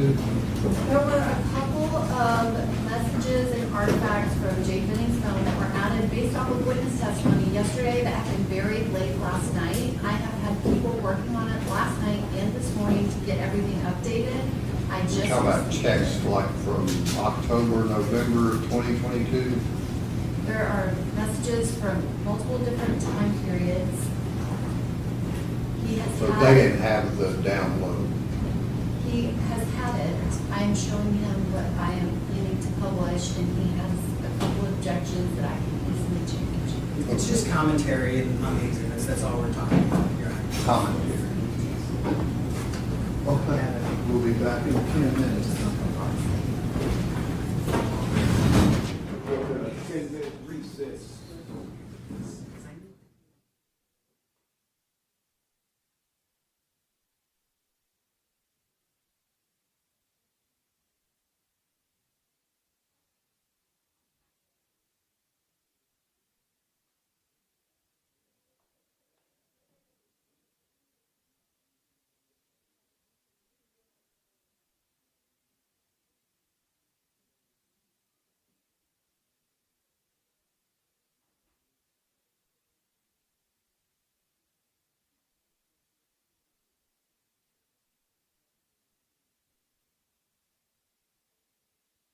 We suspect they might have back injuries or neck injuries, we would want to stabilize it the best we can and strap them down because the boat is constantly rocking in the water. And you mentioned a defibrillator thing, right? What is that? It's a medical device that we use to not necessarily restart the heart, but regain the rhythm of the heart if it's not pumping correctly. It'll indicate if it needs to shock the person to get it back in the rhythm, or if we just need to monitor them and the rhythm is okay. Were any of those type of supplies used in the unrelated medical emergency? They were used from the other boat that the sergeant had, because the sergeant and the other officers on that vessel were the ones who responded to that call, so they utilized what they had on that boat when they first responded there. Once they called for additional backup and needed us to go to the Boca Chica landing zone, we responded there and just secured the area, but our medical supplies weren't used for that. Okay, so the Boca Chica landing zone, what caused you to go there? We were asked to go there to secure the area so there would be no vessel traffic or pedestrians walking on the island where the helicopter needed to land life flight to pick up the patient. So after you attend to this unrelated medical emergency, what do you next do? We all the vessels that responded there, which was all from Black Point mainly, we all responded back to Black Point Marina. At that point, we were breaking to have a little something to eat and try and restock the vessel that used the medical supplies with medical supplies back in there because it was such a busy holiday weekend. We wanted to make sure we were prepared if anything else occurred. How long were you at Black Point Marina restocking medical supplies before another call comes out? I would say 3 to 5 minutes, if that. We had just walked upstairs and just walked in the office. Did you go into emergency mode? At that point, we jumped back on the boats. The call that came out was a boat overturned with a female in the water that they could not find. So we all jumped back in the boats. We had 3 vessels working at a Black Point Marina that weekend. Our boat, the sergeant's vessel, and then a boat with divers on it. When the emergency went out, since there was a possibility of someone being in the water, instead of the divers taking their boat, they just split up between our boats and jumped on our boats, and we all responded to where initially the call went out. The vessel accident or overturned vessel was by Boca Chica Island. Did you respond to Boca Chica Island? We responded to Boca Chica Island moments before we were pulling into the harbor they have. We received additional information that the boat was possibly somewhere along Elliott Key, but Elliott Key is a very long island, approximately 10 miles long. So it didn't give a specific location, so we immediately turned southbound and started traveling down along Elliott Key to try and locate it. Is that uncommon for the location of the emergency to be difficult to determine initially? Most boaters aren't aware of the exact location of where they're at, unless you've been boating many years and know the areas. And even at that, there are some boating maps that call one area something, and on a different style map made by a different company, they'll call an area something different. And then there's areas that are designated as a specific location, but people go there and make up a nickname for it, and some of them stick, some of them don't, and they'll call it the nickname. But it just depends on who's calling in the call, whether they know exactly where they're at, or they just give a nickname or some type of coordinates. So it's not uncommon that they'll give out an information or say, we're 3 miles from Turkey Point, but they don't give a direction of 3 miles where, north, south, east, west. They'll just say we're 3 miles away from Turkey Point. So it's happened more often than not. How much time passed between the initial call and when you and your partner pulled up to Boca Chica Island? If you could estimate it. Maybe 15 minutes from Black Point Marina to Boca Chica. It's approximately 10 miles. So it's a good distance, even on the water where there's no technically speed limits or streets that you have to follow. There's still wave conditions, other boating traffic, and it's just 10 miles is a long ways to travel. You mentioned that you were traveling south down Elliott. Yeah, once we got additional information that it was possibly along Elliott Key somewhere, we turned southbound and started heading along Elliott Key. When do you all come across the crash site? We continue to receive more updates. I believe the next update said it was closer to Caesars Creek, which is the south end of Elliott Key. And then we received another call that it was at Cutter Bank. So we just continued south until we got to the area of Cutter Bank. We were able to see a life flight helicopter from Miami-Dade Fire up in the air, and we kind of just headed towards that way because we didn't notice any other people flagging us down anywhere else. At least initially, did you see the capsized boat? Once we got through the channel markers along Cutter Bank, closer to the south end, we saw the initial overturned vessel, but we were being waved down and saw the helicopter above a smaller white open fishing vessel. There's been some testimony already, but can you just describe Cutter Bank and what it is used for? Cutter Bank is just a shallow shoal that kind of divides where Elliott Key is, southbound towards like the Florida Keys. There is a channel marked that they put up markers on either side of it to travel through where it's dug out deeper so you don't get stuck in the shallow areas on either side of it.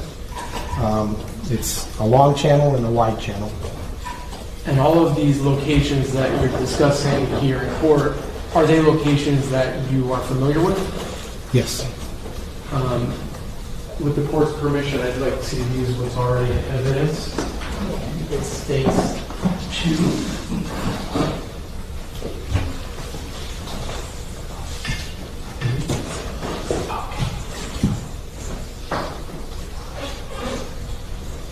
And with the court's permission, may the witness step down to help me publish this exhibit? Yes. All right.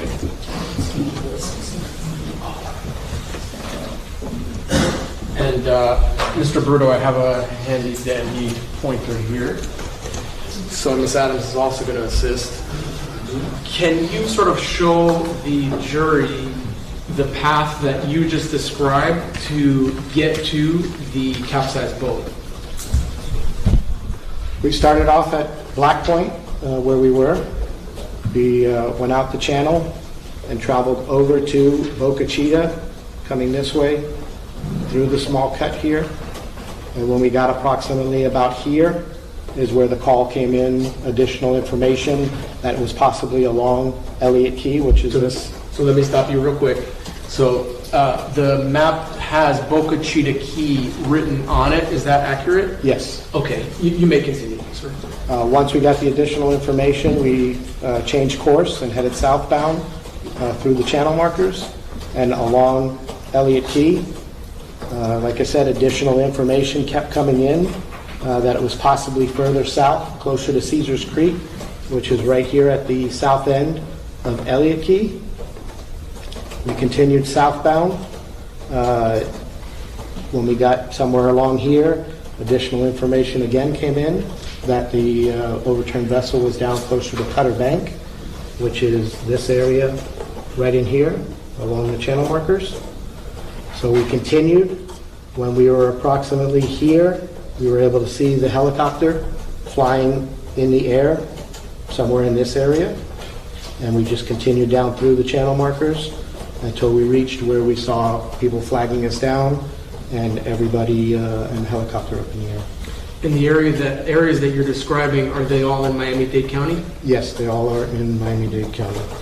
Can you also just, while we have the map up, show the jurors where Ocean Reef Club is on the map? The actual club is going to be over in this area, right here. But pretty much this whole area is Ocean Reef, where they have all the housing. But the club is on the outside. And then there's canalways and waterways going through there for Ocean Reef. Can you show the jurors how someone, if they wanted to go from the area of the channel markers to Ocean Reef Club, how they would get there? From here, you would have actually two different choices. Once you pass through, I don't know that to get through Officer Miller's testimony, I don't know what all is going to be asked, obviously, to go maybe like 115 and then break.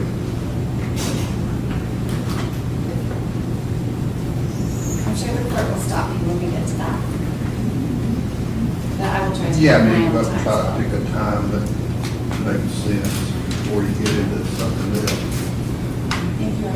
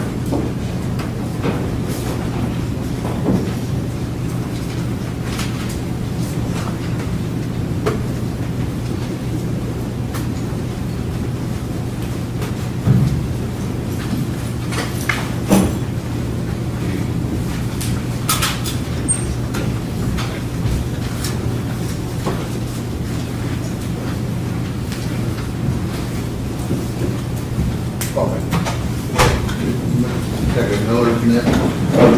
Mr. Allen, Okay. Raise your right hand. do you swear the testimony you're about to give to be the truth, so help you God?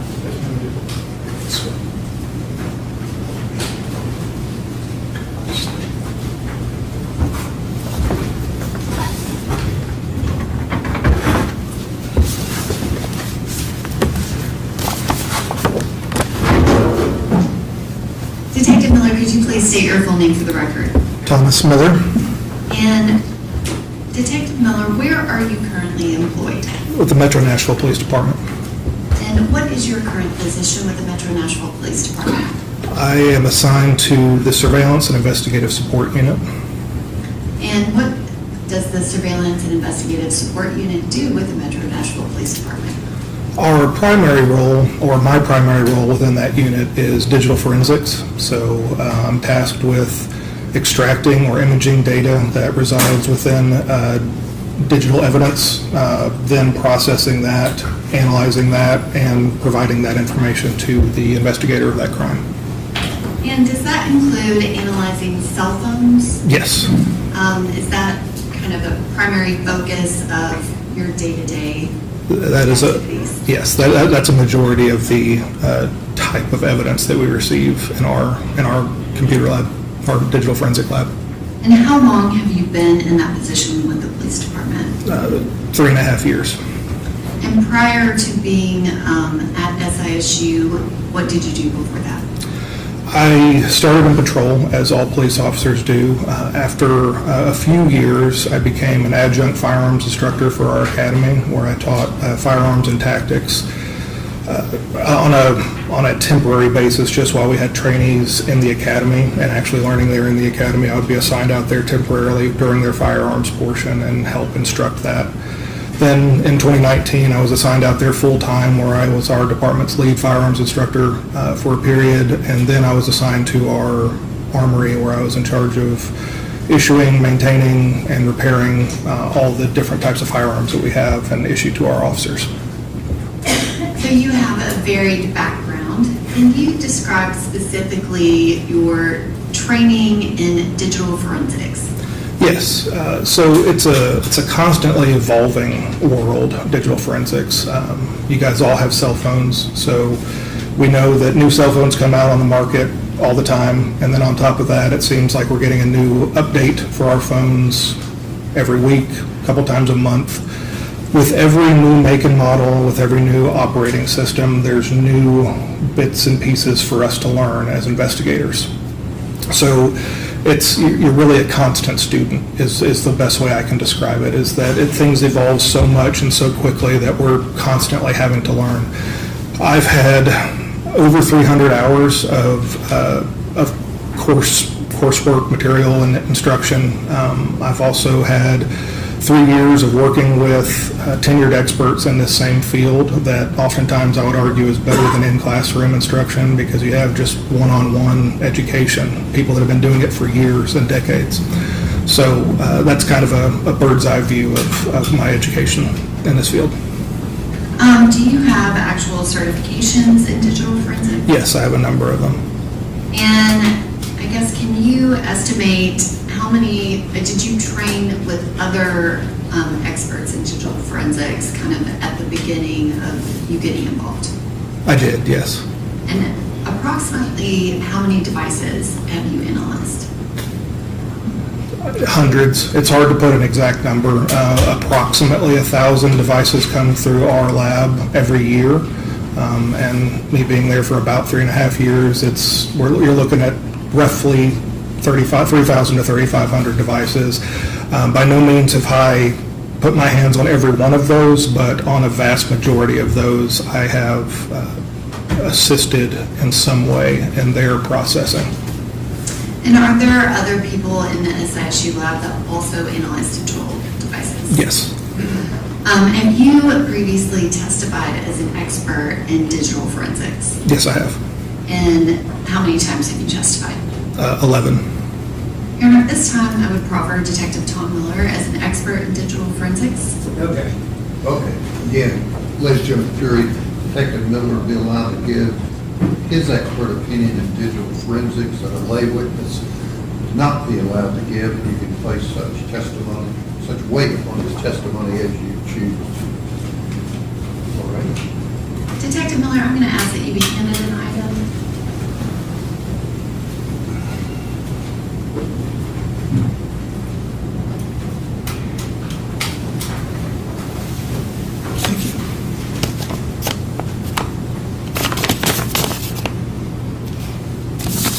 Do you recognize the item that was just handed to you? I do.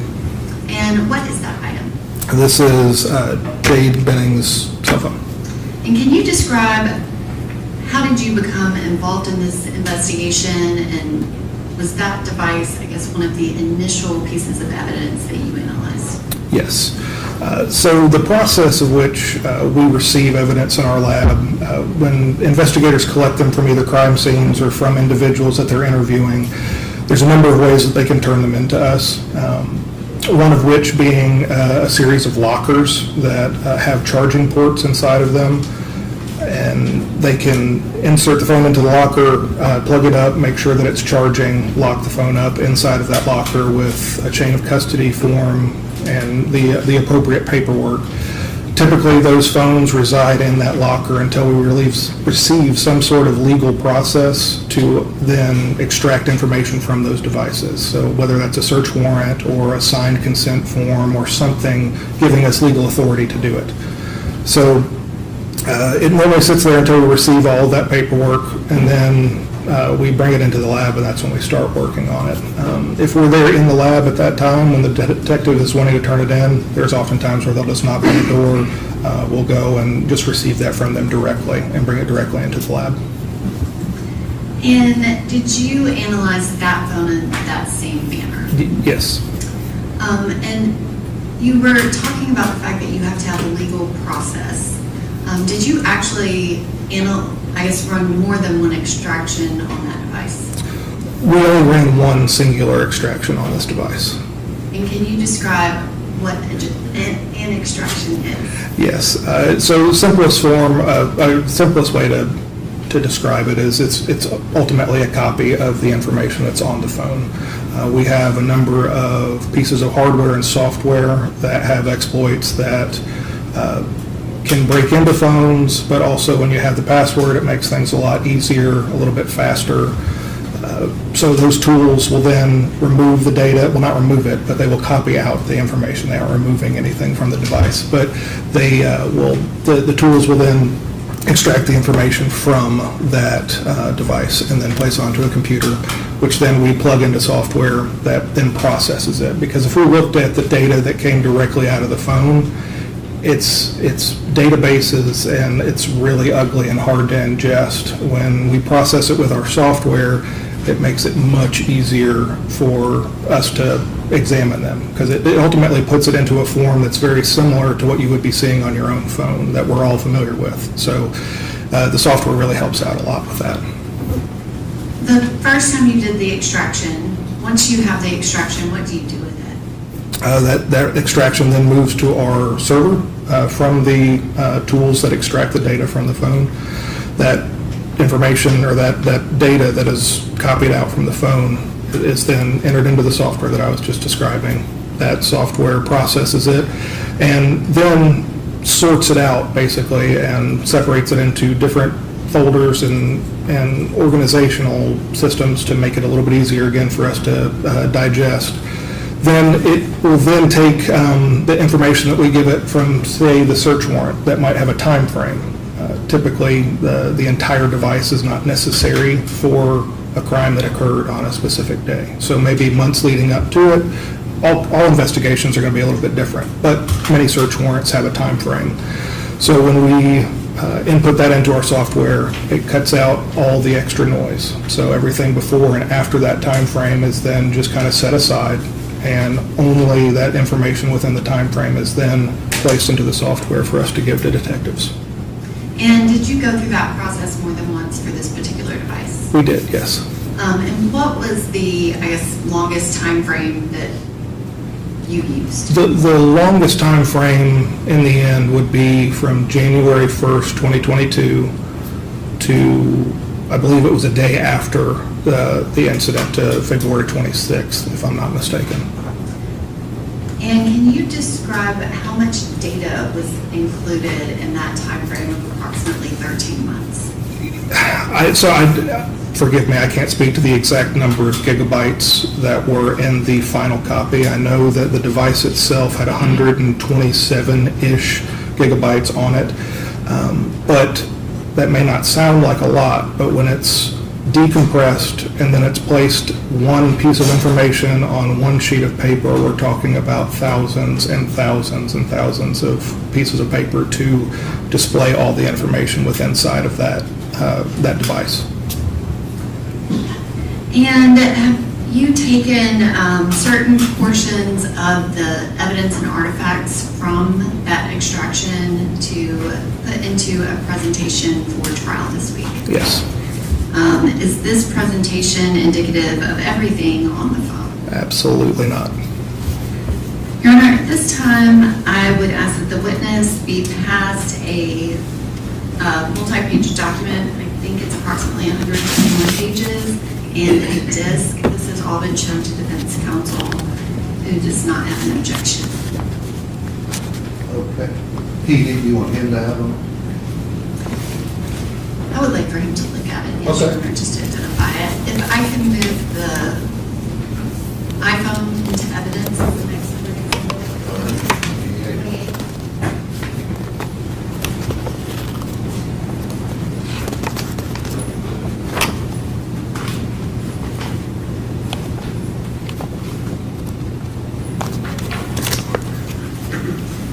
Detective Miller, do you recognize kind of the content of that document? Yes. I'm going to ask that you retain it, and then it will be entered as an exempt exhibit, which I believe would be 29. And the disc, I guess, can you describe, are there 3 video files within this presentation? Yes, 3 slides have a video that are going to play for us. Your Honor, I have his report in a digital format, if I may publish that to the jury. Okay.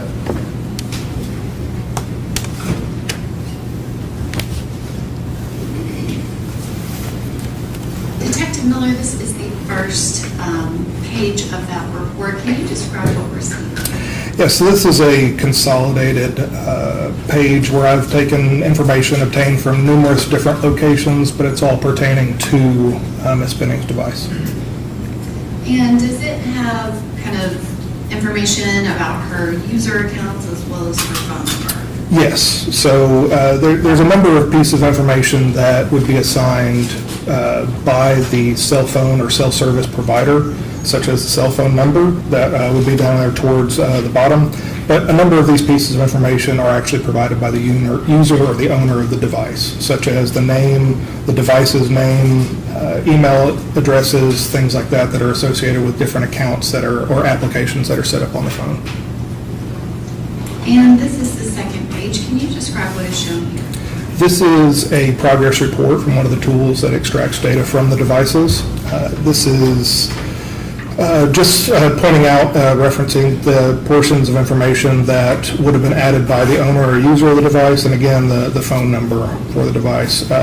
Again, you can also see the suggested or the estimated partition size of the device, which is 129 gigs. It ended up being 127, but it's suggested or an estimated size of the device. And it goes on to explain a number of other things as it pertains to the phone that the user would have had 0 input from, the serial number, other numbers that are associated with the phone as well. And page 3, can you describe what's shown here? Yes, so again, this is user or owner input information. So the owner or user would have placed their photograph inside of their contact information, their name. They would have placed their address inside there as well. The interesting thing to note here is that significant locations, Apple has an algorithm that actually decides what your significant locations are. So she didn't even have to put that in, but the iPhone suggested that that was most likely her phone because of a number of different reasons. But just an interesting note there. And is that one of the things that you're looking for, is kind of user activity on a particular device? Absolutely, yeah. These are some of the first things I look at on any device to try to identify the user and or owner of any device. So these are definitely very, very first steps. And this next page, which is number 4, can you describe what's shown here? Yes, this is a consolidated list of text messages that occurred between Ms. Benning and Mr. Taylor for the final day of her life. And are these a consolidation of messages from the evening of 2/24/23 through 2/25/23 at 6:55 p.m.? Yes, and I know I did just say that it was from the final day of her life on the 25th of February. The reason the two at the very top are listing as the 24th is because they were either read or reacted to on the 25th. So that's why those are there, because there are still portions of that conversation still existing on the 25th. That's why you'll still see that date up there at the top. And this is page 5. Can you describe what is shown here? This is a series of texts. I believe this is just a different portrayal of what we just looked at. So just like you would look at on your own phone, all the conversation that you would be submitting, all the text that you would be submitting in the conversation, they'll be residing on the right side of the screen, or at least extending from the right side of the screen, and those responding to you or who you're talking with is going to be extending from the left side of the screen. So very similar to what we're all used to, and this is one of the reasons the tools that we use are so helpful, just for everybody to understand a little bit better. And for the record, can you read out the first message, who it's from, the content, and the date and time? Yes. So anything submitted from Ms. Benning's device is actually going to be referred to as local user, and then it's going to have in kind of parentheses there the type and make and model of her device that she had, which was an iPhone 13 Pro Max. It was sent this first message was sent on 2/25/23 at 12:26 p.m. And it states also, will you be free around 7? And this next page, which is 6, can you describe what's shown here? Yes, this is a piece of location information that we located inside the device. It was where her phone actually stored her parking location when she parked at a Walmart as she was on her way home from work. And that was at 4:05:48 p.m., is that correct? Correct, yes. And I am going to go back to slide 5. Is that kind of that time frame of the last text message that she received from Mr. Blaise Taylor? Correct, yes. And this next page, which is number 7, can you describe what's shown here? Again, it's a series of texts between Ms. Benning and Mr. Taylor, spanning from 4:27 p.m. to 6 p.m., or around 6 p.m., I'm sorry, 6:03. And the next image, which is page 8. Again, it's another piece of location information that we located on the phone, showing that she had arrived home and parked her car there at her residence at 4:38 p.m. on 2/25/23. And the next image, which is page 9. This is where we start going into a timeline, and it's not necessarily a step-by-step-by-step timeline. So we're not showing every single thing that occurred in her phone, because if we really showed that, we'd be here all day. Because a lot of things happen under the hood, and when we're looking at it, we're looking at more of what she was doing on the phone, what she was using, or what application she was using, who she was conversing with, and things of that nature. So this is kind of a bird's eye view of what she was doing at her apartment with her device for that evening, starting at around 6 p.m. And she receives a text message at 6:02 p.m. from Jerry's Porter, and then she sends a text message at 6:03. Can you read out the content and the date and time of that message? Of the 6:03 message? Yes. Okay. It says, let me know whenever you are headed this way. And the next image, which is page 10, can you describe what's shown here? Again, we're continuing on, and it's not going to be a minute by minute, just because we aren't necessarily doing something on our phone all the time, or at least most of us aren't. At 6:08, she received an email from one of her subscribed email groups that is subject is titled "Your Pregnancy, Week 23, Day 5." Then she receives a text from Mr. Taylor at 6:26 p.m. That states "Okay," and then receives another text from Jerry's Porter at 6:43. And the next image, which is page 11, can you describe what's shown here? This is a post that Ms. Benning posted to Instagram. Appears to be a picture of what she was cooking that evening with a phrase that she placed on top of the photograph saying, "If you know, you know."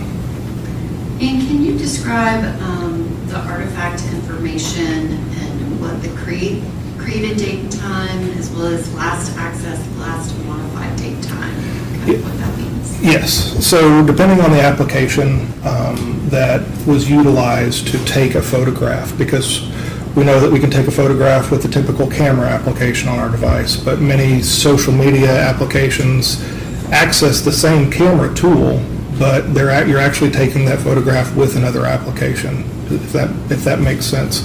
So when that's done, there's a number of things that certain applications will hold on to with that picture, and it will say it was taken on this date. Sometimes it'll say the location the picture was taken.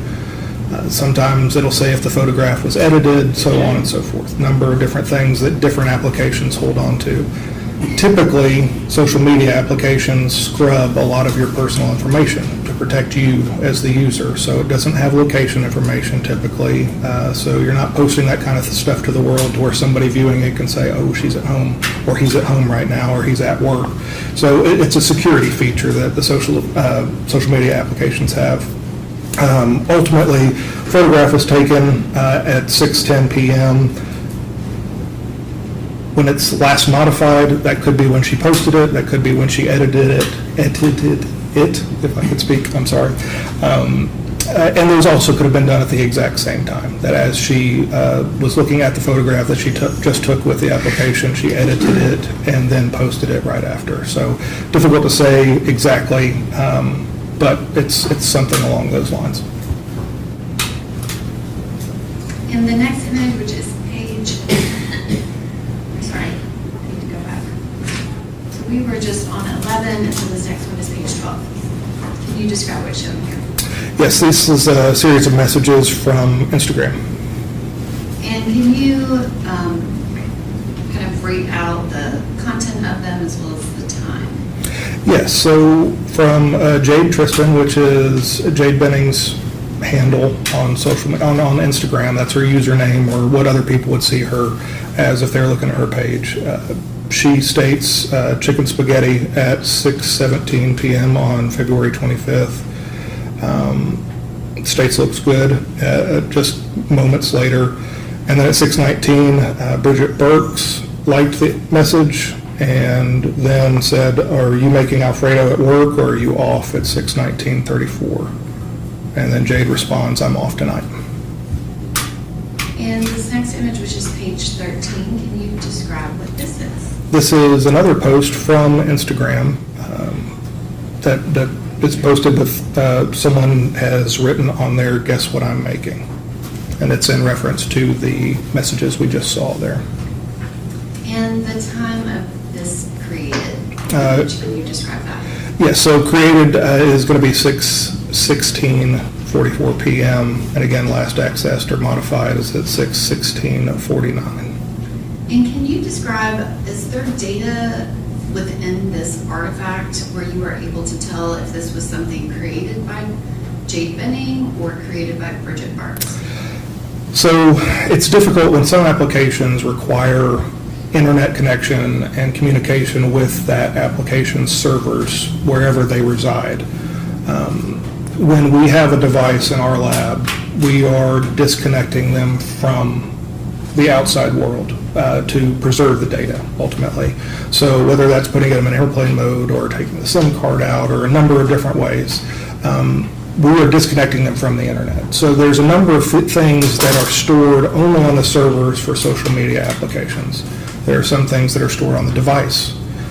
They don't always coincide with each other. So when we disconnect them from the internet, there's a lot of things that we lose the ability to see, I guess, is the best way to explain it. So without serving Instagram or Facebook or Snapchat or whoever the social media service is, without serving them with some sort of search warrant and then providing us information that's on their server, we're limited to what's only on the device. Did you have additional information outside of the artifact information and the extraction from Detective Reese about this particular photo? About this photo, yes. And what was that information? That it was submitted, that it was posted by Jade's mother. And the next image, which is page 14. So this is a series of Snapchat messages that were sent by Jade to a series of individuals, starting at 6:44 p.m. Well, I'm sorry, they were all logged at 6:44 p.m. She sent 3 messages via Snapchat to the listed individuals there. And can you explain Snapchat messages as it relates to finding artifacts on a mobile device? Is that something that is consistent, or how does that work? It's very haphazard. It depends on user settings. It depends on how quickly we get a device after the conversation occurred. It depends on how many people were involved in the conversation. And again, this is another one of those applications like I was just referring to. It requires internet access for it to function to its fullest capability. So again, we're limited to what we see on the device itself. And so, depending on settings, there can be additional Snapchat messages that you wouldn't find on the device. Is that correct? Correct. Snapchat inherently is kind of designed as a security-based messaging system that if one-on-one you're having a conversation with somebody, those messages evaporate fairly quickly. When you start adding people to the conversation, those numbers change slightly, but ultimately they're designed to evaporate. And if you're looking at a particular time frame and user activity, are there other databases within the extraction that you can look at user activity so that you can see if they were accessing the app? You might not be able to see what is happening within that app, but you can tell if they accessed it. Yes, absolutely. There's a number of different databases. Well, ultimately, iPhones are running off of a series of databases. That's it. If you really boil it down, that's every application is its own database. If you look at an iPhone and their extractions, there are certain databases that Apple has created to monitor the use of the devices that are out there in the world. Apple does this for selfish reasons. They like to learn what we're doing as users, but they also are using that information to make better software, to make better hardware, and things of that nature. So a lot of those databases have a lot of good information that we will use in investigations. The other good thing is that none of those databases can be altered by the user. Some can be altered by the user, but not these databases that I'm referring to. And the next image, which is page 14, can you describe 15, can you describe what is shown here? Yes, so this is referring to a series of photographs that was taken with Jade's device over about a 1-minute period, and it's of the table that she set with the crafts and things that she was also planning on utilizing for the evening. So it's just kind of a pre-event photograph, I guess is a good way to explain it. And does this photograph include what appears to be some type of Alfredo? Yes. As well as rolls? Yes. And can you just give the first image what the created date and time is, as well as the last one in that set? Yes, created date and time on the very first photograph was on February 25th, 23 at 6:47:26. And the last one is same date at 6:48:07. And the first image is labeled file name img_3406.jpg. Is that correct? Yes. And this next image, which is page 16, can you describe what's shown here? It's just a higher resolution version of the one we just looked at. And this next image, which is page 17, can you describe what is shown?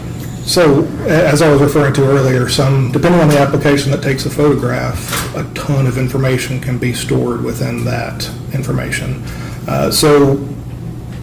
We have a created date, we have the size of the actual image itself, original width and height, so if it's ever modified or cropped out, we can see If it is smaller, in fact, we can see that it was larger and there might be something more that we need to look for. This one has location information as well, which indicates that the photograph was taken at Jade's apartment, along with the make and model of the device that it was taken. Just lots and lots of information that's stored just for that one photograph. And this next image, which is page 18, can you describe what's shown here? Again, ultimately a wider angle view of what we just looked at. So kind of taking a picture of the entire countertop there or island that has, again, all the arts and craft and the dinner that Jade has prepared for the evening. And is this the image that ends in 3407? Correct, yes. And the next image, which is page 19, can you describe what's shown here? Moments later, another photograph labeled IMG_3408 is, again, just from a slightly different angle, but ultimately a very, very similar photograph to the last. And the next image, which is page 20. Again, moments later, this one ending in 3409 from the opposite end of the countertop, but ultimately the same photograph. And the next image, which is page 21. Ending in 3410.jpg, basically the same picture again, just a whole series of them. And this next image, which is page 22. So this is one of those photographs being shared with an individual saved in her contact list as B. This was sent at 6:48:26 p.m. And can you explain what the, I guess, kind of object is under the message column for that communication with B? Oh, under the additional detail, yes. So the software is only as good as it understands what Apple operating system is, how it's reading it. So as any software exists in the world, there's constantly updates, things are altered slightly, databases are altered slightly. At this time, so that being said, there's constant cat and mouse games of our software and our hardware being able to catch up and do and understand everything that an iPhone is currently running at that time. So it's always a cat and mouse game. At this point in time, our software was not able to provide an exact sample image or a preview of that image that was sent in the message. So it shows that an object was sent with just a very basic icon saying an object was sent in this message. Looking at the artifact information for the message itself, again, it says an object just there to the right of the word message. But if we go down a little bit lower and look at the attachment path, and if we follow that all the way to the very end, you'll see that there's a title of the image that was actually sent. If you search for that title, then you can reference back to what was actually sent, which is how we identify the photograph that was sent in that message. And the next image, which is page 23. Between 6:51 and 6:55, a few text messages are shared between Blaise and Jade. Mr. Taylor, Sorry, can you describe the content of the messages? yes, on 2/25/23 at 6:51, message was sent to Jade from Blaise that states "on my way," and roughly 4 minutes later, Jade loved that image or hearted that image, or that message. And what else is included on this page 23? At 6:55 p.m., Jarius Porter received a message from Jade. And is it received or sent? Oh, she sent it. Yeah, I'm sorry, I said that in a confusing way, but she submitted a text to him, she sent it to him. And the next page, which is 24. So this is a phone call that was an incoming call to Jade's phone from Mr. Taylor's device. And can It was at February 25th, 23 at 6:59:49 p.m. And what was the call duration? It was 10 seconds. I'm at somewhat of a stopping point if it is getting Okay. time for the board. All right, ladies and gentlemen, I appreciate you going a little further. I think the court staff told you about an event that the court needs to go to just briefly down the hallway, and that will be also during the time you break for lunch. So remember what I said about not discussing the case, forming any opinion about it, the other admonitions. We'll get back here, just say around 2:20, 25, something like that. You'll step down the hallway.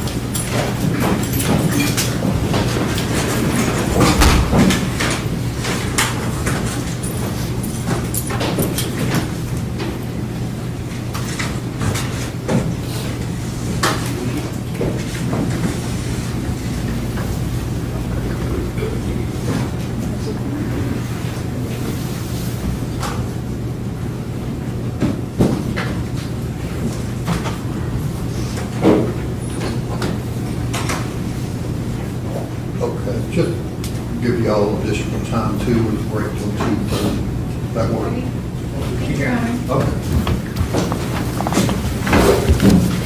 Let's do that.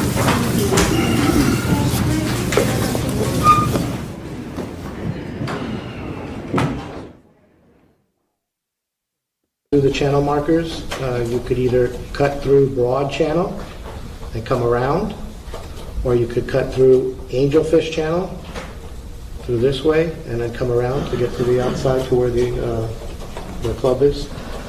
Have you ever been to that club? I've been to the marina, not necessarily. Are you a member? I'm not a member. You can have a seat, Mr. Bruto. Thank you, Ms. Adams.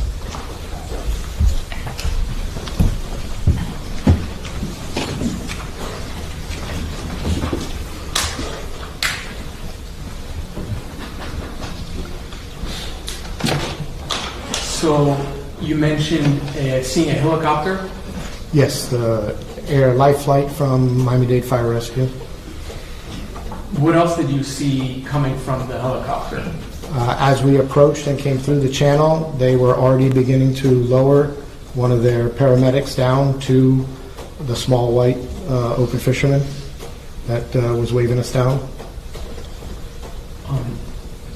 How close did you get your vessel to what we've been describing as the Good Samaritan boat? Once we got through that channel and saw him coming down, the prop wash from the helicopter began turning the small boat. So we pretty much went right up against the side on the right side of the Good Samaritan vessel. And I'm just going to interrupt you. Just in case, prop wash, what is that? From the rotor blades of the helicopter, as they're spinning, it's sending down the air to keep it up in the air. It goes straight down below it, and since they were directly above that small boat, the small boat started to turn very slowly, not fast, but just very slowly. So it was making it difficult for the paramedic to be dropped and lowered down onto the bow of that vessel. How did you use your vessel to help in that situation? I took my vessel, and again, we came up alongside and pinned that vessel's right side to our vessel, and the other vessel with the sergeant on it, pinned it on the left side and stopped it from moving, because now you've got a larger mass. And it still would spin, but a whole lot slower. Our vessels were also a lot larger than the Good Samaritan's vessel, so it was easier for him to lower down onto one of our vessels than to the bow of that vessel. Now, when you look on that Good Samaritan vessel, who do you see on there? There were two females sitting up in the front seat.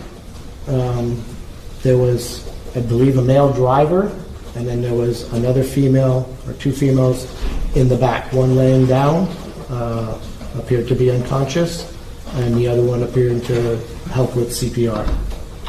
Was the younger female that was unconscious, did she later became known to you as Lucy Fernandez? Yes. Did you get on that boat to render first aid? Myself, no. Since I was the operator of my vessel, I was obligated to stay with it and keep control of the Good Samaritan's vessel once I tied to it. Who did board that boat from Marine Patrol? I believe it was Marvin Flores, that was my partner, Peter Gonzalez, one of the divers that came with us, Tom Kennedy from the other vessel, and I think Adam Fruana went over there and left the sergeant on the vessel to control his vessel and the three of us. Was Lucy transferred from the Good Samaritan boat to your vessel?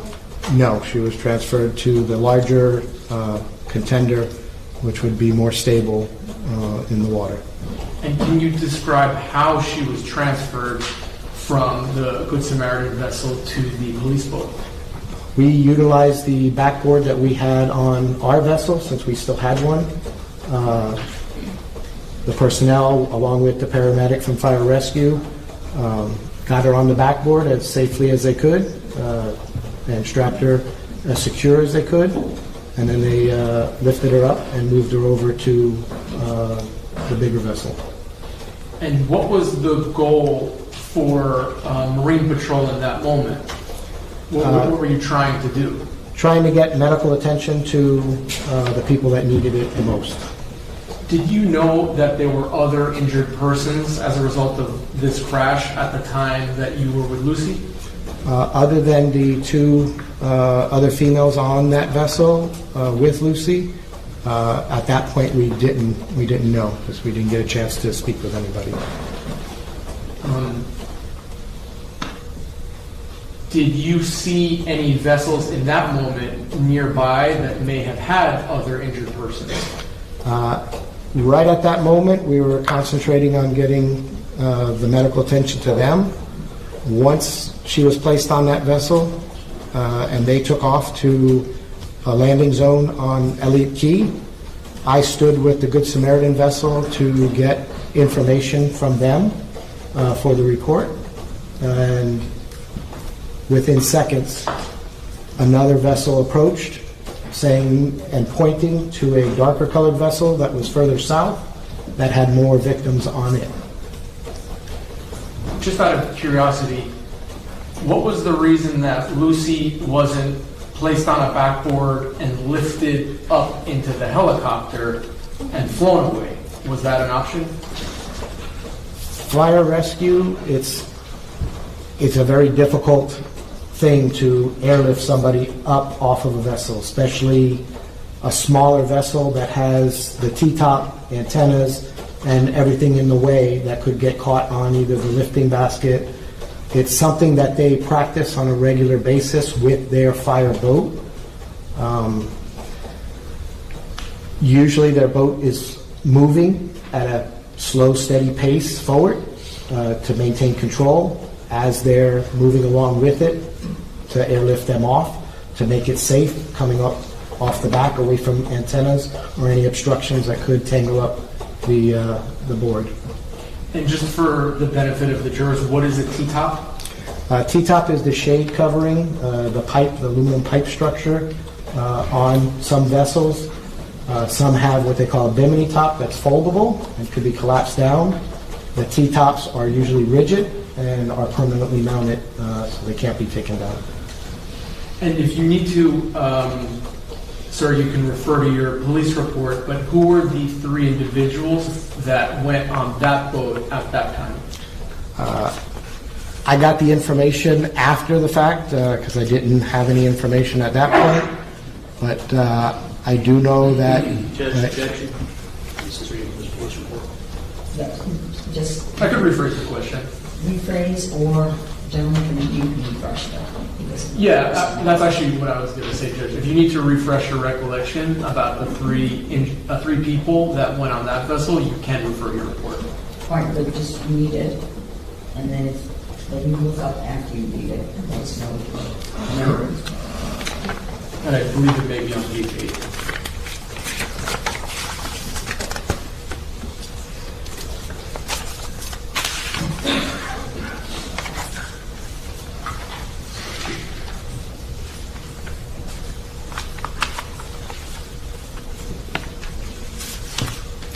Okay? Did that refresh your recollection? Yes. And who was that? Lucy Fernandez was one. A C. Pino was a second one, an adult female. And then P. Garcia, a juvenile. Thank you, sir. So you mentioned the larger vessel that you were alerted to. Do you immediately respond to that larger vessel? Yes, I do. I advised the Good Samaritan vessel to just try and maintain where they were at, that someone would be along to get their information, and I immediately respond to the larger vessel that was further south. Can you estimate the distance between the boat with Lucy and this next vessel? I'd say anywhere from a quarter mile to a half mile away from where Lucy's vessel was. Now, when you arrive at the second vessel, are you now alone?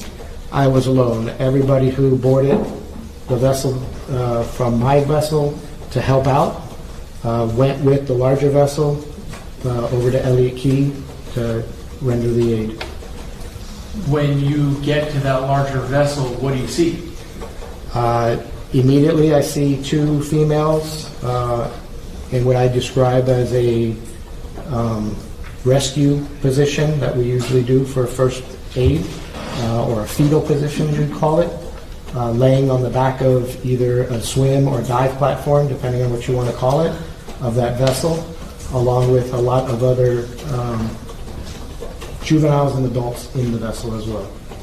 Was it clear to you that those young ladies were injured? The two on the back seemed to be injured. The ones inside, I couldn't tell if they were injured or not. Do you tie your vessel to this second boat? Yes, I came up to the back of that swim platform or dive platform and tied off my vessel perpendicular to it so I can assess their possible injuries and find out what's going on. Do you actually board that second vessel? Yes, I stepped off across to the platform and checked for responsiveness and vital signs on the two. One female on the right-hand side was able to nod and answer basic questions, but appeared to be in pain. This female on the left-hand side, she was non-responsive. You could hear the labored breathing she had, and very shallow, and her pulse was very weak. Did you have a backboard with you? My backboard went for Lucy Fernandez and went with that boat, so I didn't have a backboard with me. If you did have a backboard, would you have used it? If I had personnel to help me, it takes more than one person, especially someone that appeared to be as injured as the females were. You would need somebody to stabilize the neck, as we were taught, before you put them on the backboard to hopefully not cause any further injury. Did you learn as part of this investigation that the young lady that was unconscious... Objection, Your Honor.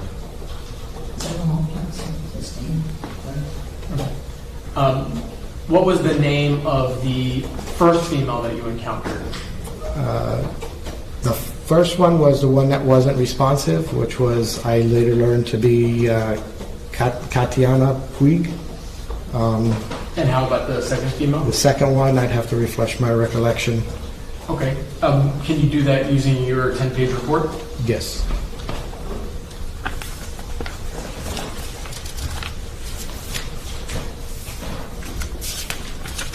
And I think it may be on page 9, if that helps. Yeah. Page 9, line 4.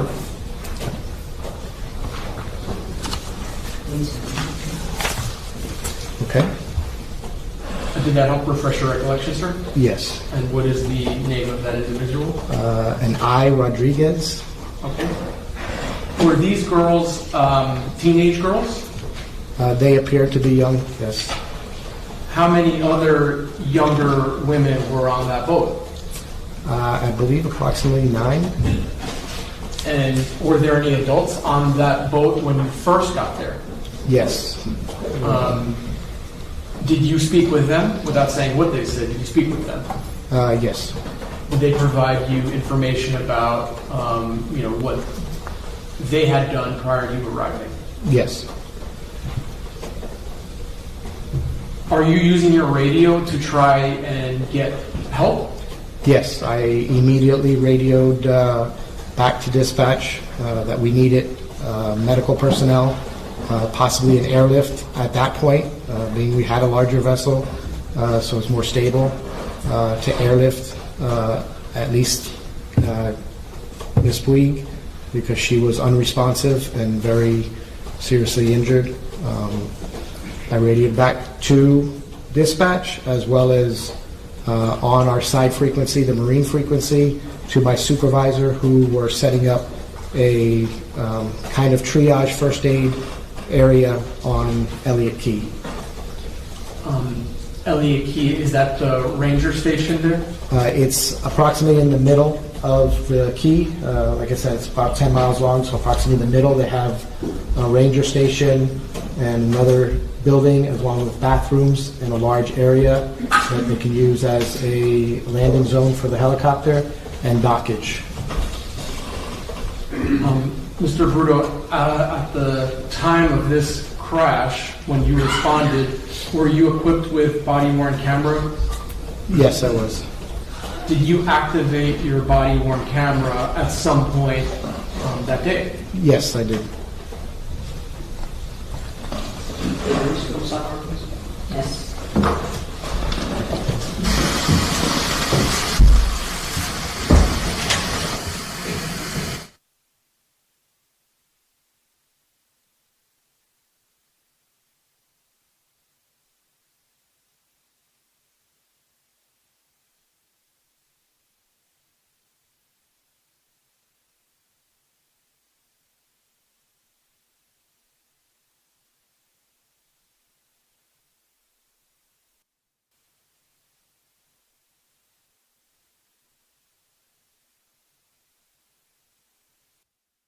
And if anyone attempts to speak with you or in To the building manager to look at our thermostat, I think, in the courtroom.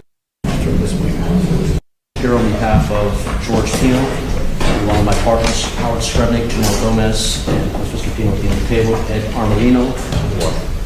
He's stepped out of the courtroom for a moment, but he's present as well. Oh, very good. Thank you so much. Is your microphone on, Judge? Let's try that. How does that sound? Much better. Is that better? Much Can you hear me now? Is that a... Okay, anyway. Thank you very much. I'm just getting to that point of my... Not you, that was me.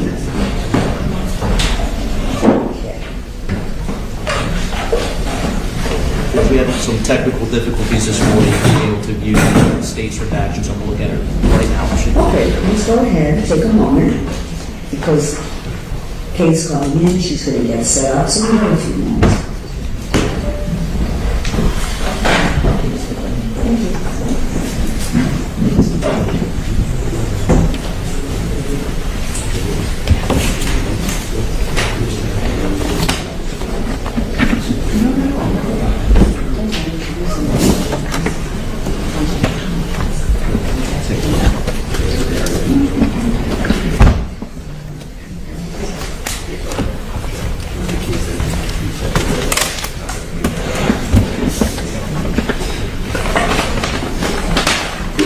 Judge, there's one matter I thought we could alert you to now, because for a witness coming this afternoon. Sure. The state is planning on calling...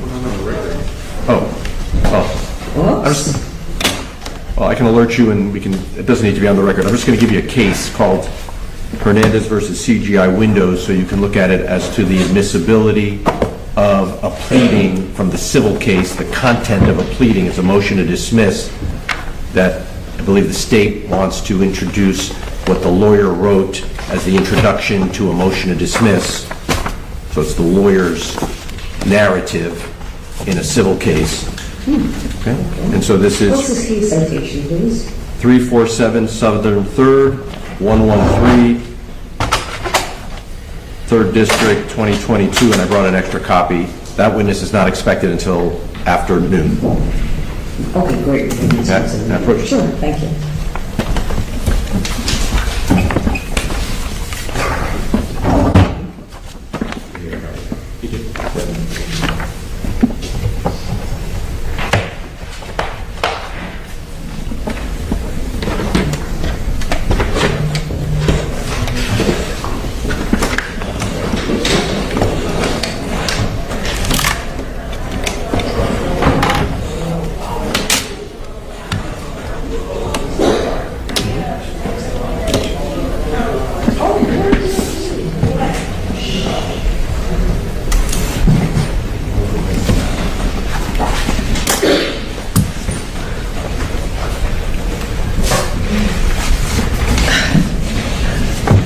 Thank you so much.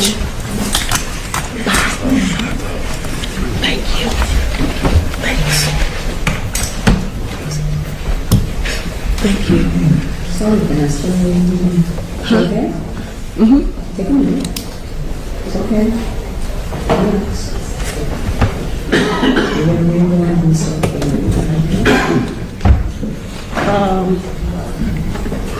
Take the tools out of it, you're gonna bring it, take it back. Take it back. Okay?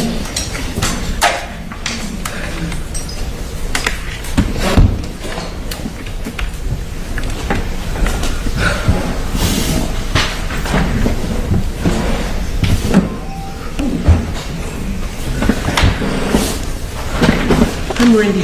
Take it. I'm good. Take it. It's okay. Take it back. Look at it. Let's start again. Because I was talking, and I always make this assumption, because you're so amazing, that you think, I don't even look. But you know, State of Florida versus Jolee Pino, with the parties announcements. Good morning. Laura Adams, John Boles, on behalf of the state of Florida. Good morning, Your Honor. On behalf of George Pino, who's present, Howard Srebnick, Edward R. Molino, Mark Shapiro, Janelle Gomez. Good morning. Good morning. Good morning, Judge. Okay, would you please swear Mr. Pino in for the day? Thank you. Yes, Judge. Mr. Pino, can you stand and raise your right hand? Do you swear to tell the truth, the whole truth, and nothing but the truth? I do. Thank you. So,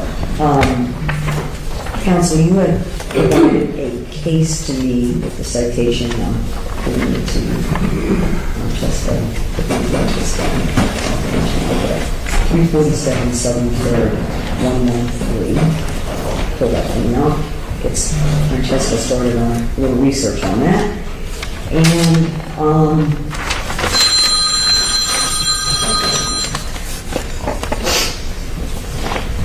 we have the jury ready, and we have the witness, and I'm just confirming that defense hasn't had a chance to look at the video yet, or are you still looking at it? I've seen about a third of it, Judge. Okay, but also I think it would require audio from you, right? Yes, I'm going to take it in the back room and listen. That's all right. First, go ahead and do that. Okay.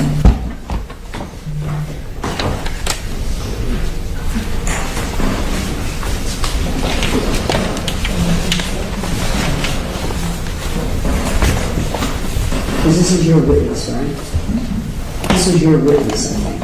I'm going to be doing the cross. Yeah, that's right. Why don't you take a minute?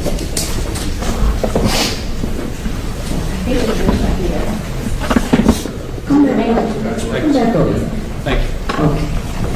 And if I could see the counsel, just on a housekeeping matter for our work for tomorrow morning, just need to get a little information from you. Yes, on Judge, I have. with court reporter to sidebar. Actually, Judge, can we just address it in open court? Well, there's a couple things I want to ask you at sidebar. Understood. Okay?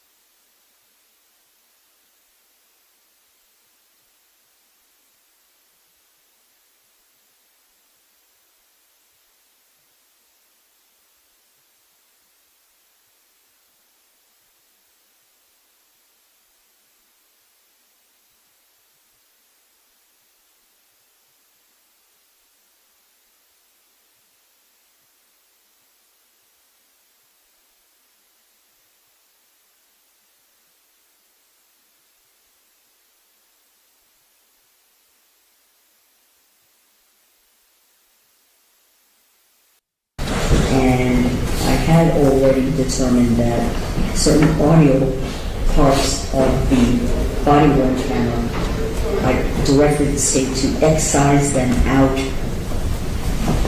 But I, over defense objection, allowed the video to be presented to the jury. Okay, so I'm going to watch it again now, just to be sure that that was completed. Yes, sir.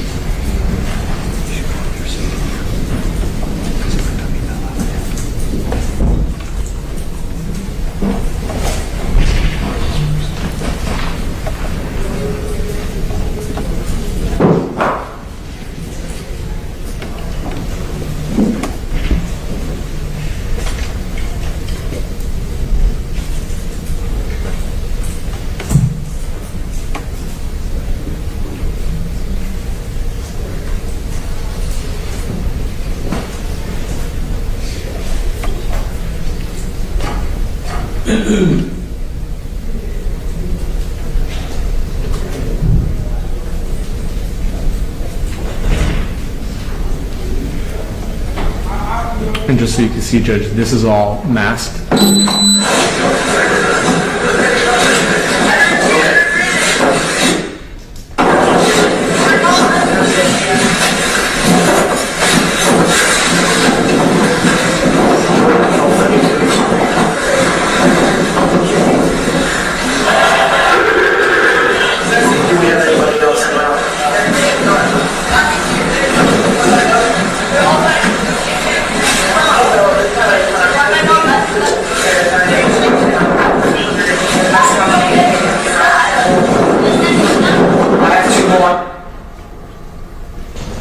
And this is masked.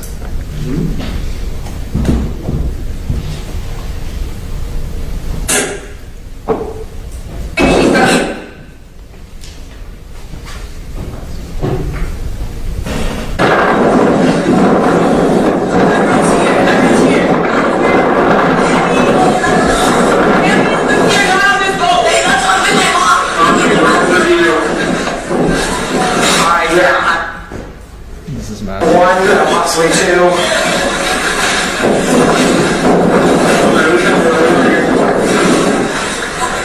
South of the ICW, almost like Pumpkin Key.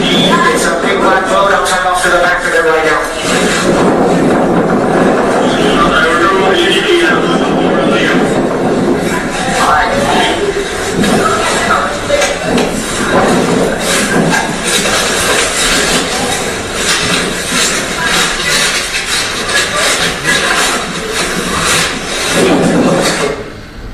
This part's masked. So also, just let, for right now, we're getting rescued here. Like I said, here comes another chopper, so hopefully. Did anybody here witness what happened? In the water? Okay. Do we know if we have everybody? Yes. From the other people?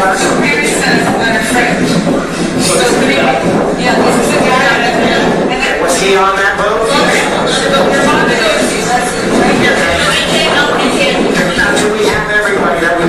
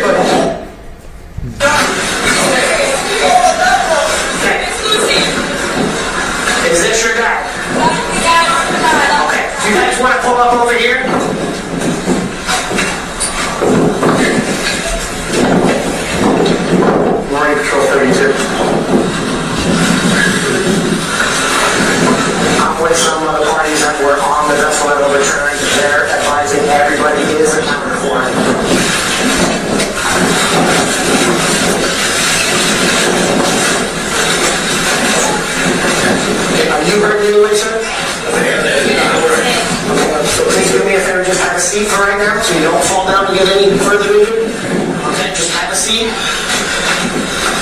Okay, we've got 3 going to hospital there. I've got more rescue personnel coming.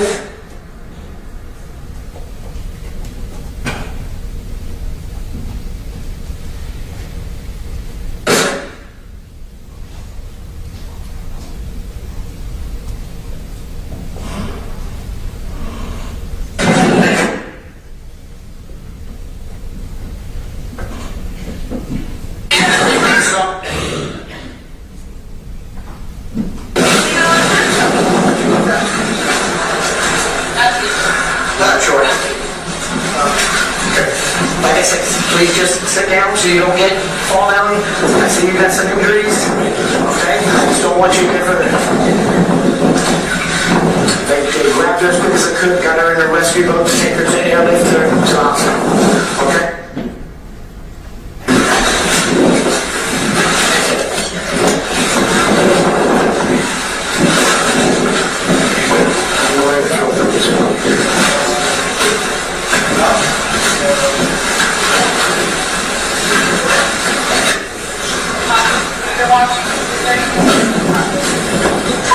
Wait until 32.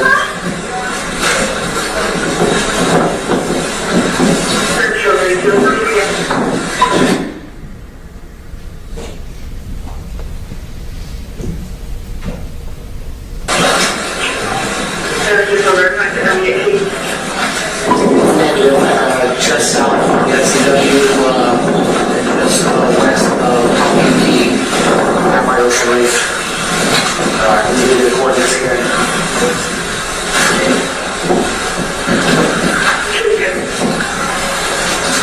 Two five 214-397-080-17394.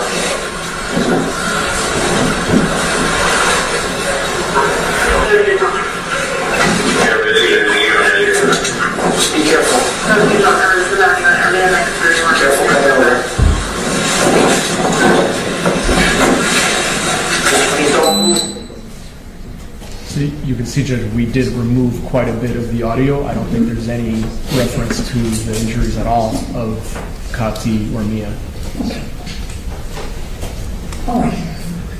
Judge, I'm very happy that Mr. Armolino accompanied me to listen to the tape, the clip that we received. So we must have had some technical difficulty because the one that we watched only redacted the first minute and everything else was included. So we cleared that up. Now, your objections are still reserved. Yes, Judge. For the record. And I'm going to allow the jury to see this. Judge, as an alternative, we would just ask that there be no sound at all. Let them see the image without any of I'm them. going to give the jury the appropriate instruction on editing the recordings.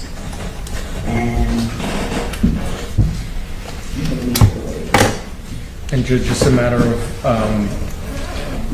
housekeeping. My intention was to substitute the unredacted flash drive with the now redacted flash drive that the court had approved. The witness had already signed and dated the unredacted flash drive and to authenticate it. So I just want to, if the defense has no objection, my intent would just to be, we showed you a video the other day, was it a fair and accurate depiction, and then, so it sounds the defense doesn't have an authenticity objection. Yeah, that's correct, Judge. perfectly fine. Okay, I'm going to go ahead and let's get our jury in. And Judge, can I just have permission to let the witness know that we have removed some of the audios, just so that he is not surprised by those changes? We haven't spoken to him, obviously, since yesterday, since he's on the stand. Okay, you're going to actually bring him in. Okay. I'll let him know. Okay, that sounds good.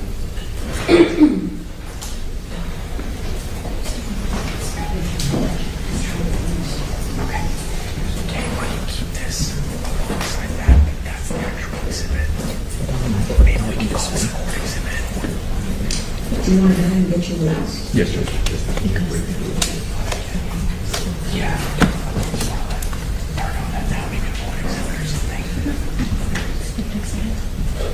And you'd like to on the stand for the jury? We'll bring him right in here.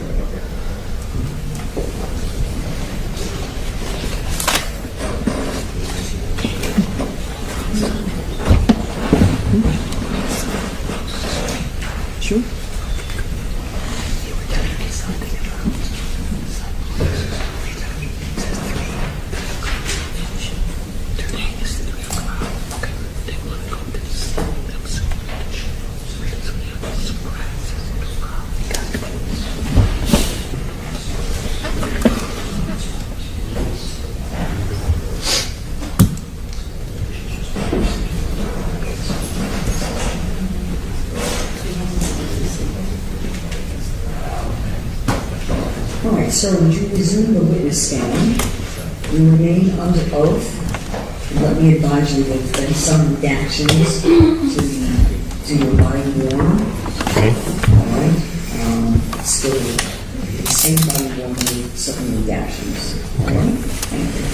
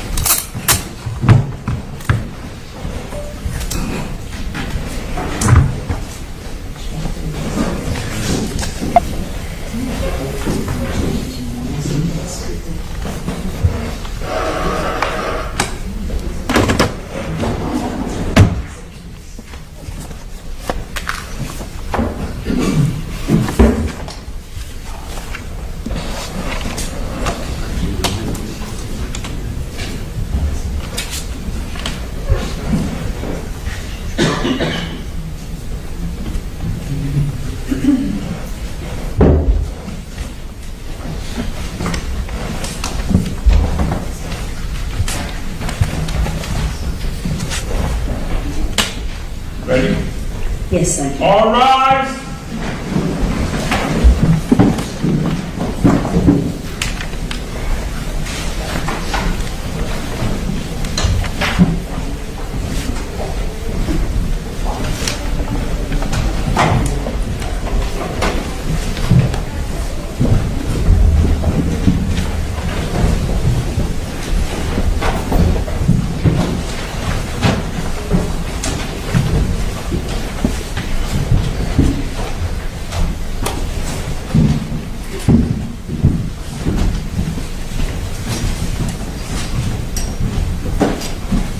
Everyone, please be seated. Thank you.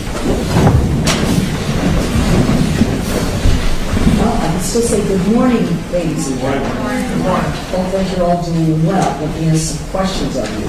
Have you seen anything in the news about this case? Read anything? Heard anything on television? No.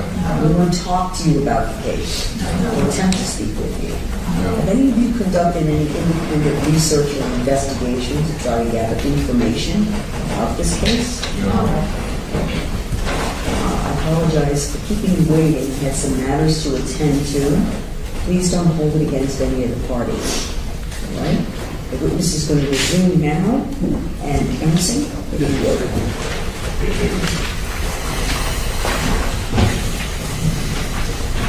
You might want to take back a question or so. You might want to take back a question. Yes, Judge, thank you. Good morning, Mr. Bruto. Good morning. Welcome back. Thank you. Just to remind the jury, I know it's just been one day. What is your full name? Robert Bruto. And you're still here under oath. Mr. Bruto, some of the questions that I was asking you yesterday, I'm just going to repeat again today. On September 4th, 2022, were you equipped with your body-worn camera? Yes, I was.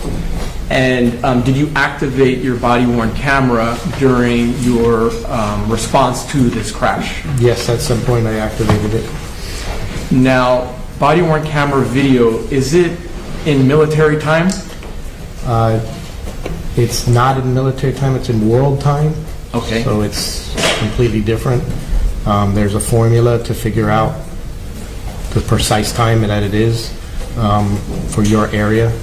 So do you have to convert from universal time to Eastern Standard Time? Yes, correct. Okay.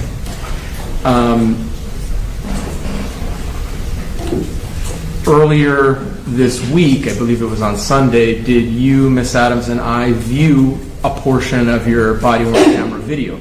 Yes, we did. It was actually Saturday, but yes, we did. Okay.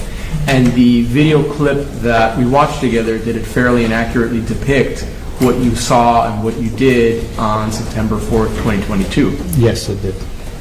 Judge, at this time, I would ask that the exhibit be introduced. If I could just get that from our clerk.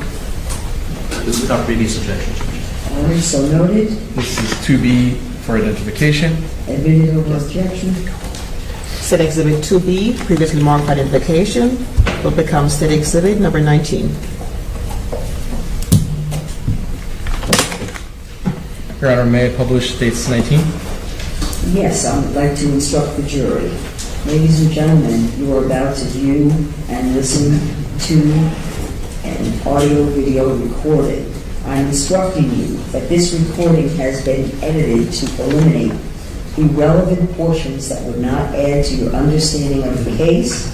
The fact that the recording has been edited should not concern you in any way and must not impact the way you view and or listen to and consider this evidence.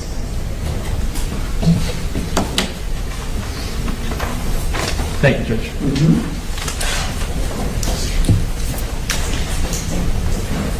And could the witness step down from the witness stand to help me publish the exhibit, Judge? Yes, just keep your voice up, sir. Thank you. You want to stand or sit over here? I think sitting is fine for me.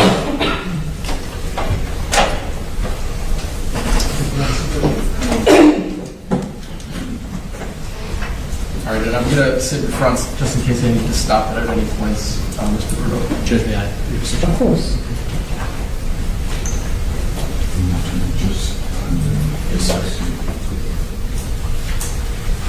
All right, so before I begin to play the clip, is there a date and time stamp at the top? Yes, there is. Can you let us know what it is? It is September 4th, 2022. And the timestamp 2324, can you convert that to Eastern Standard Time? For the formula, it's roughly 4 hours you have to subtract. So in military time it's 11, so you minus 4, is that about 7:24 p.m.? About 7:24. I'm sorry, sir, you're going to need to keep your voice much louder. About 7:24 p.m. Okay.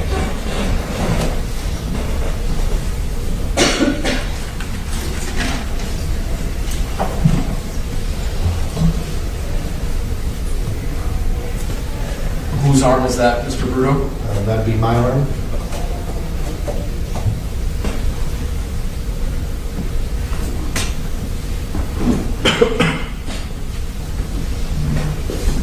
And is this when you arrived at that second boat?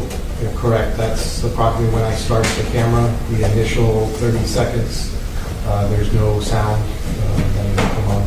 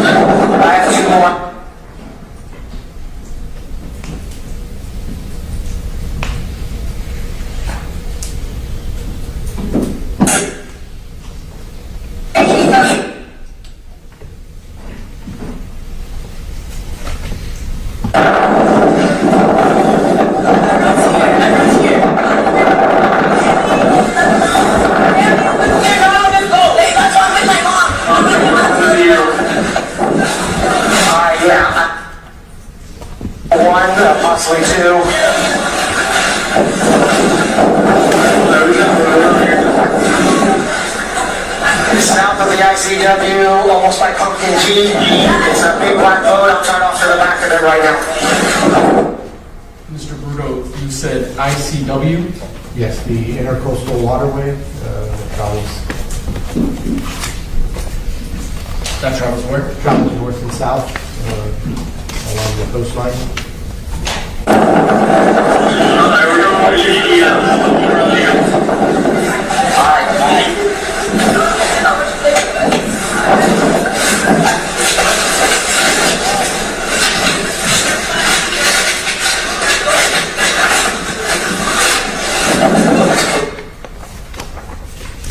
And also, just let, for right now, we're getting rescued here. Like I said, here comes another chopper, so hopefully. Anybody here witness what happened? Just saw in the water. Okay. Do we know if we have everybody?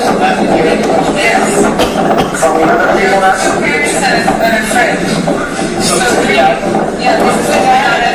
Okay, was he on that boat? Do we have everybody that we know of? Okay. We took one female from that boat and two other people. I know one was a female, but I'm not sure if the other was a male or female. So there were three. The female that you said was taken off of the other boat, are you referring to Lucy? Lucy, yes, and an adult female, and then the third one, I wasn't quite sure at that point if it was a female or not. Okay.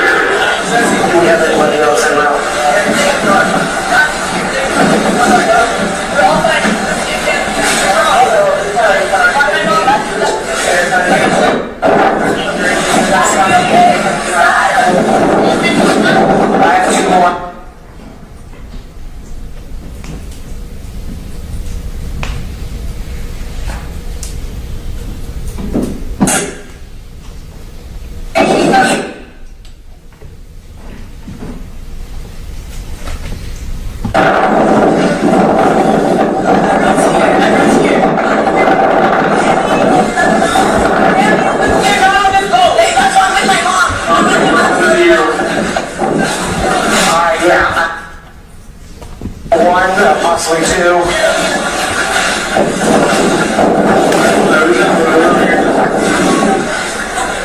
South of the ICW, almost by Pumpkin G. It's a big black boat. I'm trying off to the back of it right now. Mr. Bruto, you said ICW? Yes, the Intercoastal Waterway travels.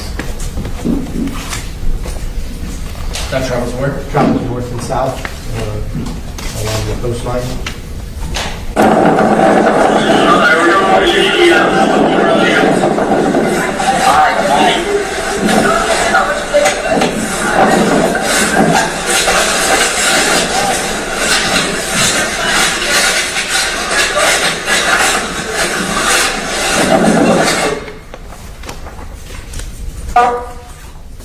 And also, just let,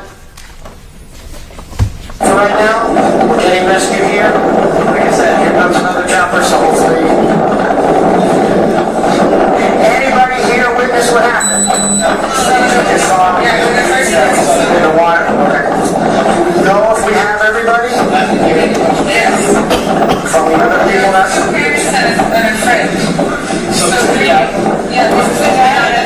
Okay, was he on that boat? Do we have everybody that we know of? Okay. We took one female from that boat and two other people. I know one was a female, but I'm not sure if the other was a male or female. So there were three. The female that you said was taken off of the other boat, are you referring to Lucy? Lucy, yes, and an adult female, and then the third one, I wasn't quite sure at that point if it was a female or not. Okay. There were three people that left on the boat that left. They went to LEK to be transported to the hospital. So your dad, so we are, everybody's accounted for there, right? Yeah. Everybody's accounted for. Okay, and the three girls went on the other police boat to LEK. Okay, that's everybody. That's everybody. Okay. Is this your dad? Okay. You guys want to pull up over here?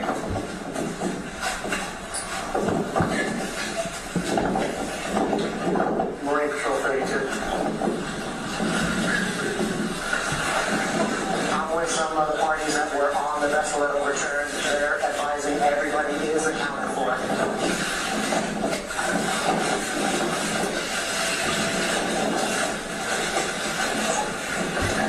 Are you hurt in any way, sir? Okay, so please do me a favor, just have a seat for right now, so you don't fall down and get any further injured. Okay, just have a seat. Okay, we've got 3 going to the hospital there. I've got more rescue personnel coming.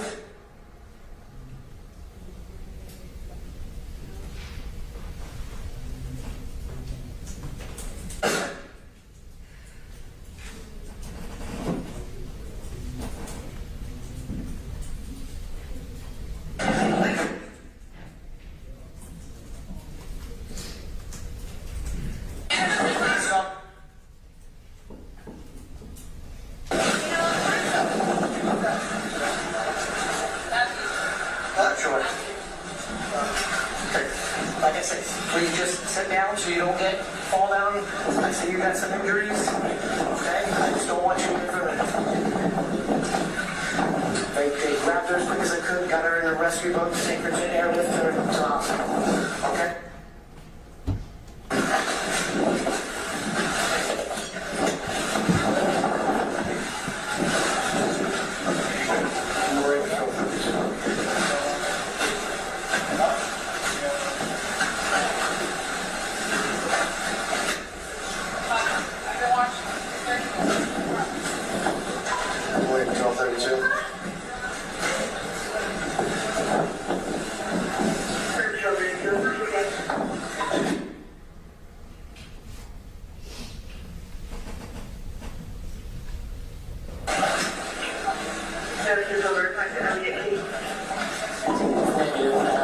You said Marine Patrol 32? Yes. What does that mean? That's my unit number in the unit. Just south from NCW, just west of Company D, down by Ocean Reef. Give me the coordinates again.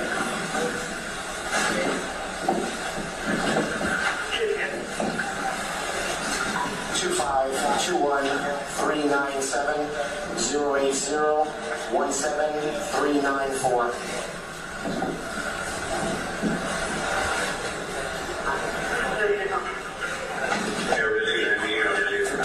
Just be careful. Be careful coming over. Please don't move. You would have a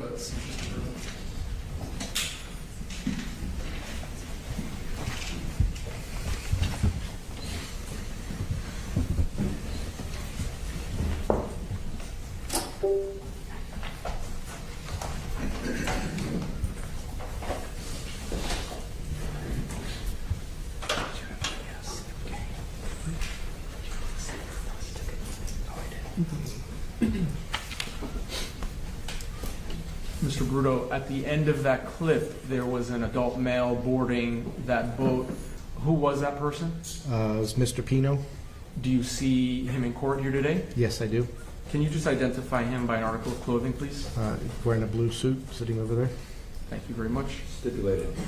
Right, so then, So, after the clip that we just watched here in open court ended, what did you continue to do on that boat? I continued to monitor the 2 females that were on the back and was just trying to coordinate getting fire rescue personnel as well as other Marine units to get over to get the help that they needed. How long did it take for other units to arrive to assist you?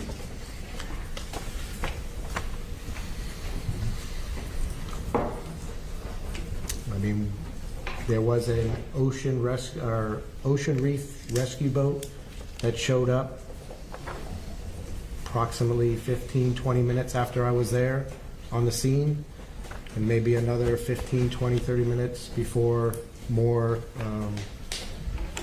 Marine units from the different agencies started showing up.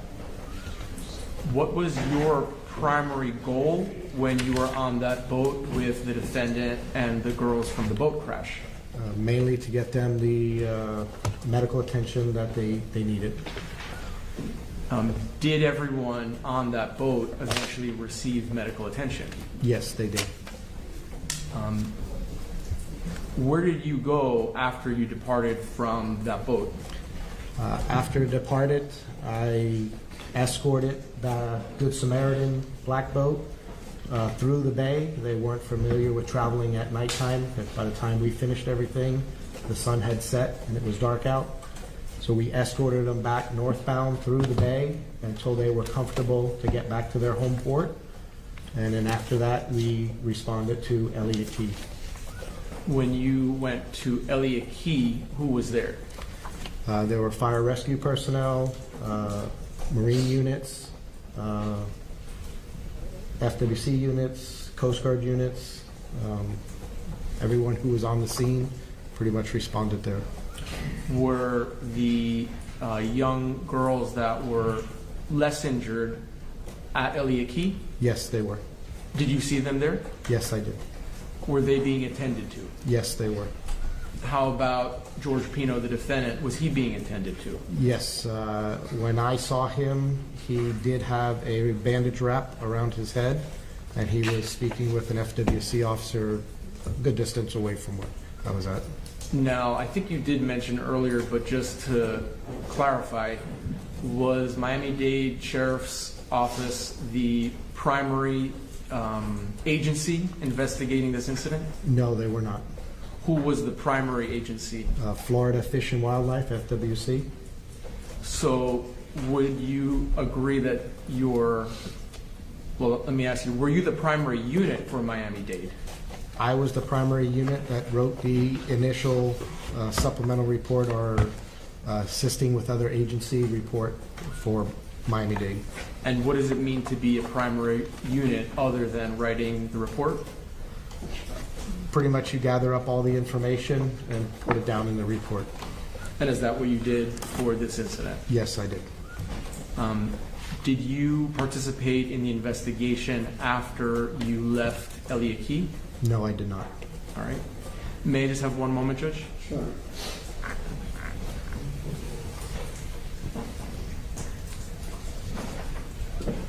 Thank you, Mr. Brito. I don't have any more questions for you now. The defense may have a few, and then I may have a few after. But thank you for coming back. Okay. Thank you. Defense, boss.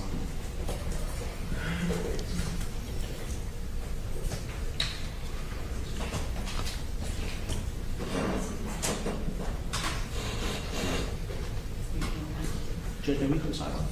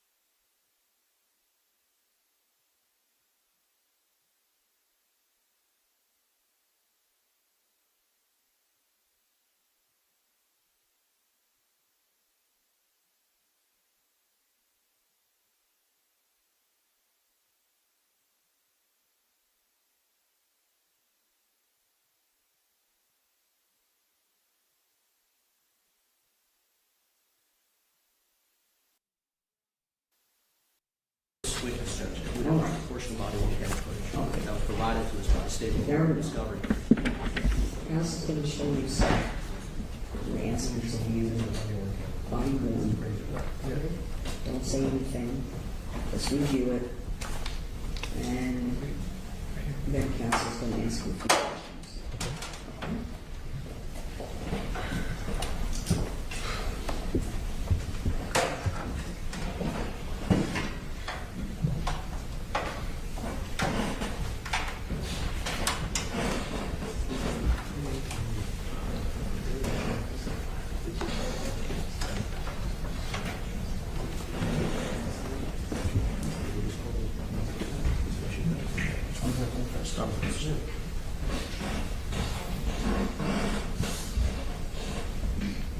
Good afternoon, Mr. Bruto. Is this your dad?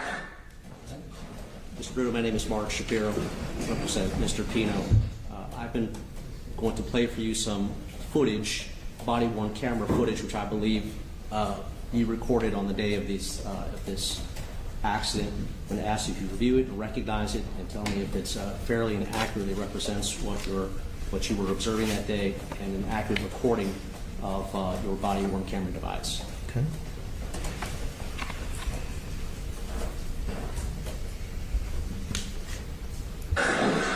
Is this your dad? Okay, you guys want to pull up over here?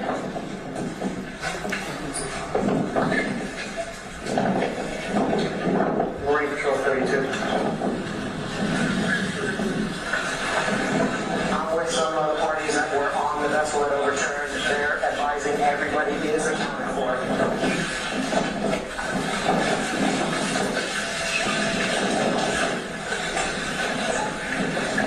Are you hurt in any way, sir?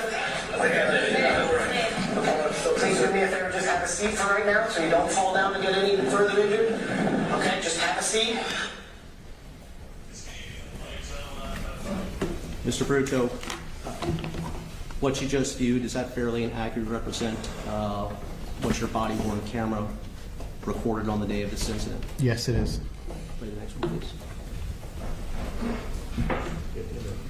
It's also, Mr. Bruto, similar, if not, it's actually exact or virtually exact video that you just viewed a few moments ago while under direct examination. Is that correct? Yes.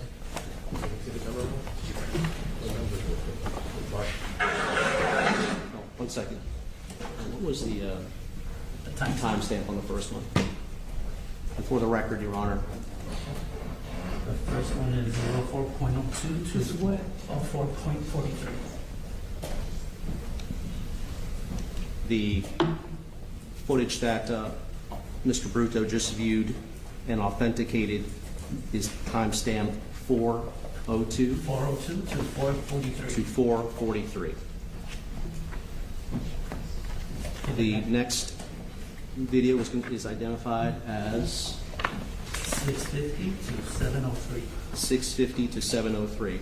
Mr. Bruto, I'm going to ask you the same questions with regard to authentication after viewing it.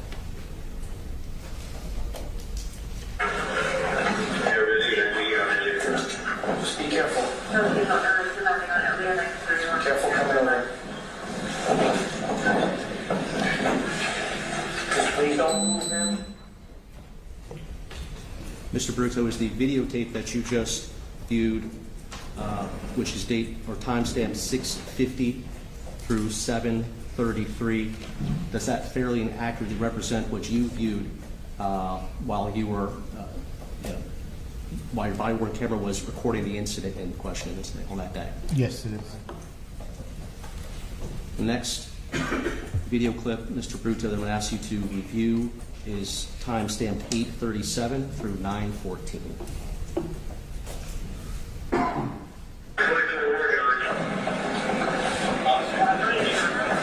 Please just stay a minute. I just need to get your information. I'll give you a pad of paper if you can just fill out your information. Did you see what happened? All you did was pick up him? Okay, what? You saw him drifting in the water, you just picked him up? Okay, if you could do me a favor.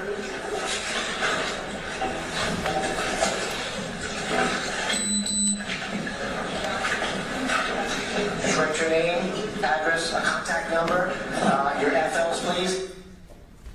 Mr. Bruto, did the videotape depicted at 8:37 through 9:14 fairly and accurately represent what your body-worn camera footage picked up on the day in question? Yes, it does. The next video I'd like you to view is time-stamped 27:39 through 28:26.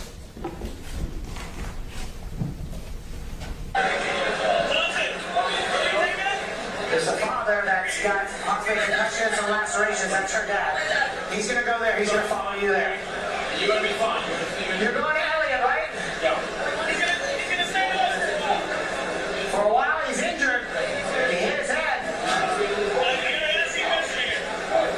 Hey, medical comes over. I got you. That's what I'm saying. He's medical. He hit his head and he's got cuts.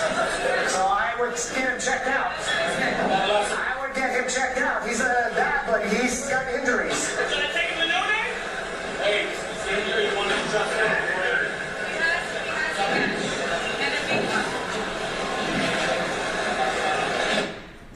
Mr. Bruto, is the video that you just viewed, which is timestamp 27:39 through 28:26, does that video fairly and accurately represent what your body-worn camera footage picked up that day? Yes, on it September does. 4th, 2022? Yes, it does. And the next video I'm going to ask you to view, Mr. Bruto, is timestamp 27:39 through 28:25. It's 31:16.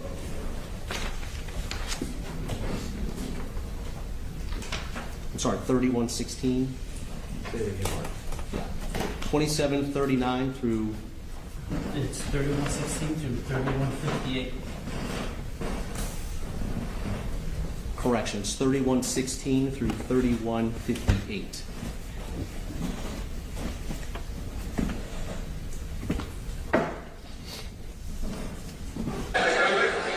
Okay, they're all over there. Need to get Morgan. Help him come over this way to get on German spoke. Yes, this guy right here. He's the. Help him, sir. Come this way, please. Everybody, your daughter, and everybody's on these boats. You're gonna go with them. You're gonna go with them. Come over to here, so you can hold on. Right here. Okay, sir. This is the contact that you need to call for all the girls that are going there. The parents are all calling this lady whose name is Margarita Suarez. And now we're calling her. I'll call her as soon as I know where they're all going to. Officer Robert Bruto. No, Officer Robert what? Bruto. B-R-U-T-T-O.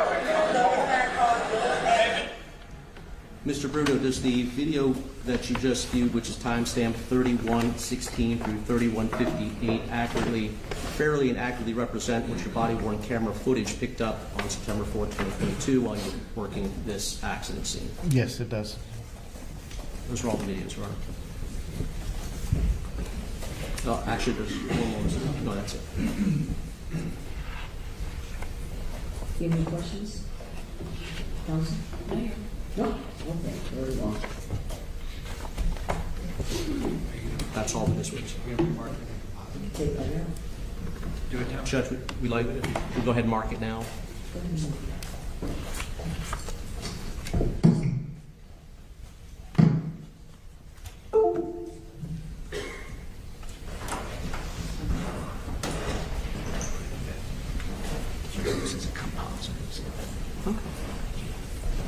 But it's got to be one. All right, is there any reason why we can't proceed with the witness at this time? Not from the state. Okay. And Judge, this would be defense B in evidence.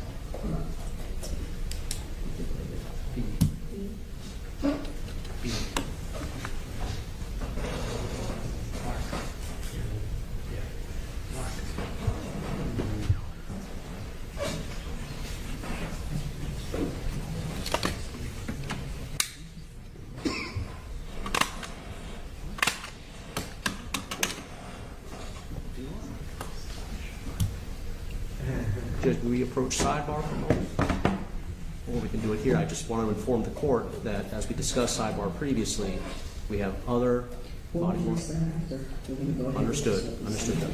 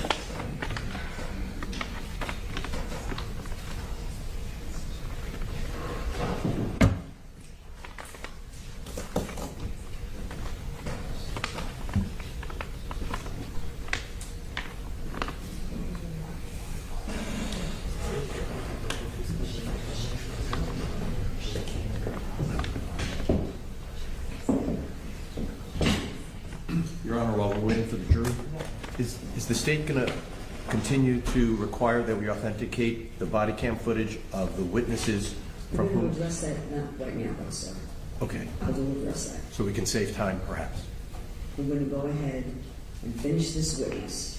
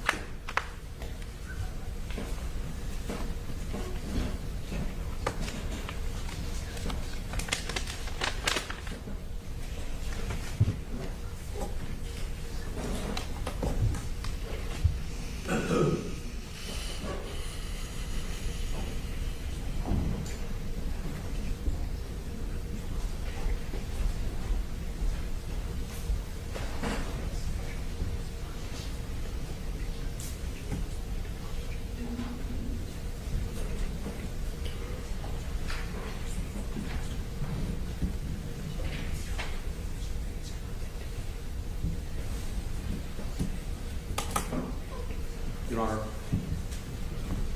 with regard to this witness, we wanted to introduce another excerpt of body-worn camera footage of Officer Delgado, who the state advised they're going to be calling this afternoon. Subject to connecting it up with Officer Delgado's testimony, I'd like to introduce it or authenticate now with Officer Bruto. You have anything you want to say? I do, Judge. The defense listed all of the state's witnesses, I think, well over a year ago. While I indicated at sidebar, I would have happily produced Officer Bruto if they wanted to meet with him to go over this stuff. I would have done so. I did so for him to go up here for a deposition. I never got that request. Sergeant Delgado, as well as Detective Dalton, were and continue to be members of the Miami-Dade Sheriff's Office at the time that this happened, and they still are. So it's beyond my comprehension why something as basic in evidence as authentication. All rise. Tell me something.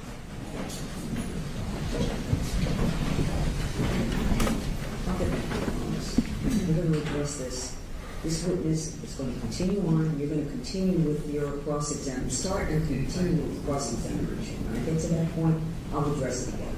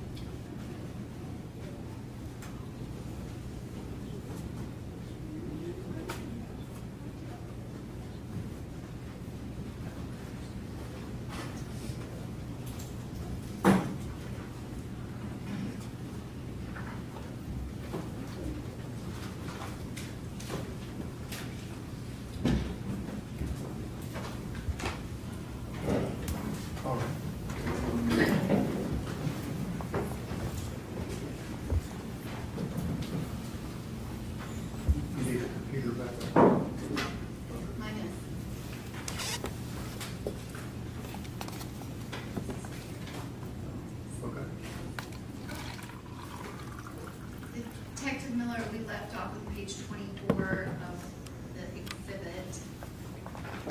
This is now page 25. Can you describe what is shown? It's referencing a Snapchat that Jade received on her device from an individual named Lauren. And that Lauren has letters after it, but there's nothing about that that's connected to Lauren Weber as far as you know, correct?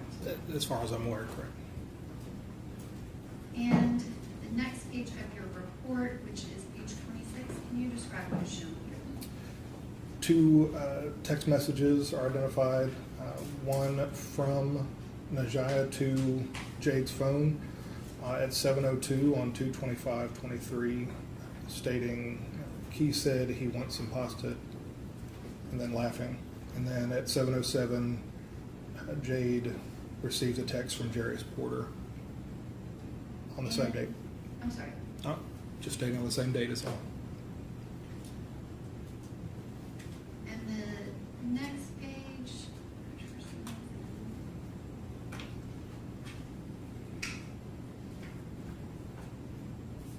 Can you describe what's shown here?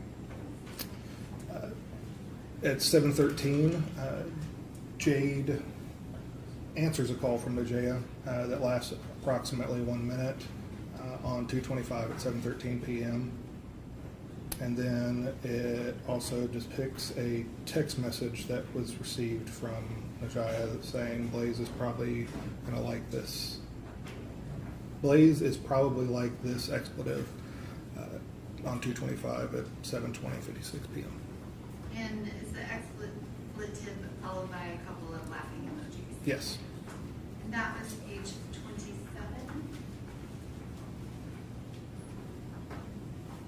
Can you describe what's on the next page? Jade receives a Snapchat message from an individual named Braylon, and that was at 2:25 at 7:23:01 p.m. And there's an image with that. Is that, I guess, can you kind of describe, that's just a message, correct? Correct. The picture in and of itself is the message. That was page 28. This is page 29. Can you describe what's shown here? A series of texts that were sent within a minute of each other, starting with one from Jade to Najaya saying, LOL, I'm about to make the plate at 7:24:32. Najaya responds, okay, we're close at 7:24:48. And then Najaya sending again, I just had to have it, followed by 2 emojis at 7:24:55. And this next page, which is page 30, is that, can you describe what that is? It's just a different way to display the exact same information, just a little bit more digestible is all. And the next page, which is 31, can you describe what's shown here? Depicts a phone call that was incoming to Jay's device from Najaya that was answered, and it lasted about 9 seconds at 7:33:58 p.m. on the 25th. And the next page, which is 32, can you describe what's shown here? Between the hours of 8:03 and 8:29 p.m., texts are traded between Najaya and Jade shortly after Najaya leaves the residence. And so there was no communication directly between Jade and Najaya from that 7:30, what our last page was, 7:33 until that 8:03, is that correct? That's correct. And then the next page, which is 33, can you describe what's shown here? This is the series of texts again, just in a different format. And can you describe, there's kind of a gray box and a blue box. Who is the person whose messages are in blue? So, like I was referring to earlier, the messages that are extending from the left side of the screen, those are going to be the individual that Jade was communicating with. Those in blue that are extending from the right side of the screen, those are going to be Jade's statements or Jade's texts. And for the record, can you read out the content of the text from Najaya on 2/25/23 and 8:03:06 p.m.? Yes. It says, "That was a cute interaction we all had. I hope you all had a great date night. Love you," with a handful of heart emojis afterwards. And the next page is page 34. Can you describe what's shown here? Another series of texts shortly after the previous slide that we were just looking at, a continuation of the conversation. And specifically, can you read out the content of the message on 2/25/23 at 8:12:22 p.m.? Yes. It states, "Oh, that was sweet of him," with 2 emojis following it. "I didn't want to intrude. We can definitely plan something soon, and he can teach us how to play spades." And the next page, which is 35, can you describe the content of this page? Yeah, so this is one of those databases I was referring to earlier that Apple collects from all iPhones that they use to improve our user experience, to improve software, so on and so forth. This one specifically is from a database that they refer to as Knowledge C, and this portion of the database focuses on the locked states of the device. So when it was unlocked or when it was locked. So it has a period of time of when it started a locked state, when it stopped that locked state, and then there's a recorded line, another column that says recorded. That varies from time to time. That's just when it was entered into the database. The start and the stop is what you need to focus on, is what we focus on, I should say. And can you read into the record the start and end date and time for the unlocked entry that is highlighted on page 35? Yes, the unlocked state started at 2:25 on 2/25/23 at 8:29:36, and it ended on 2/25/23 at 8:29:52 p.m. The next page, which is page 36, can you describe what's shown here? Yes, this is a photograph that was taken at 8:29 p.m. This one held on to some XF data that actually has the location where the photograph was taken. Again, it was Jade's apartment. And this is of that same area that she had planned, or that had laid out dinner and some of these arts and crafts. And this is kind of a mid, in the middle of their crafting or painting that they were doing. And is there anything specific about the type of picture file? Yes, so this is a live image. Apple, along with other devices, they have live images now to where you have an option of kind of sliding through the image to focus on a singular frame in that video. A very short video that you can slide through, so if somebody was blinking or not smiling in a photograph, you can kind of pause on a different frame. That being said, there will be, with this one specifically, there will be an image and a very short 2 to 3 second video that's also titled the same as the photograph itself. They're just combined into one package. So when you take that picture, you're really just taking a short video, and it chooses a portion of that as its photograph.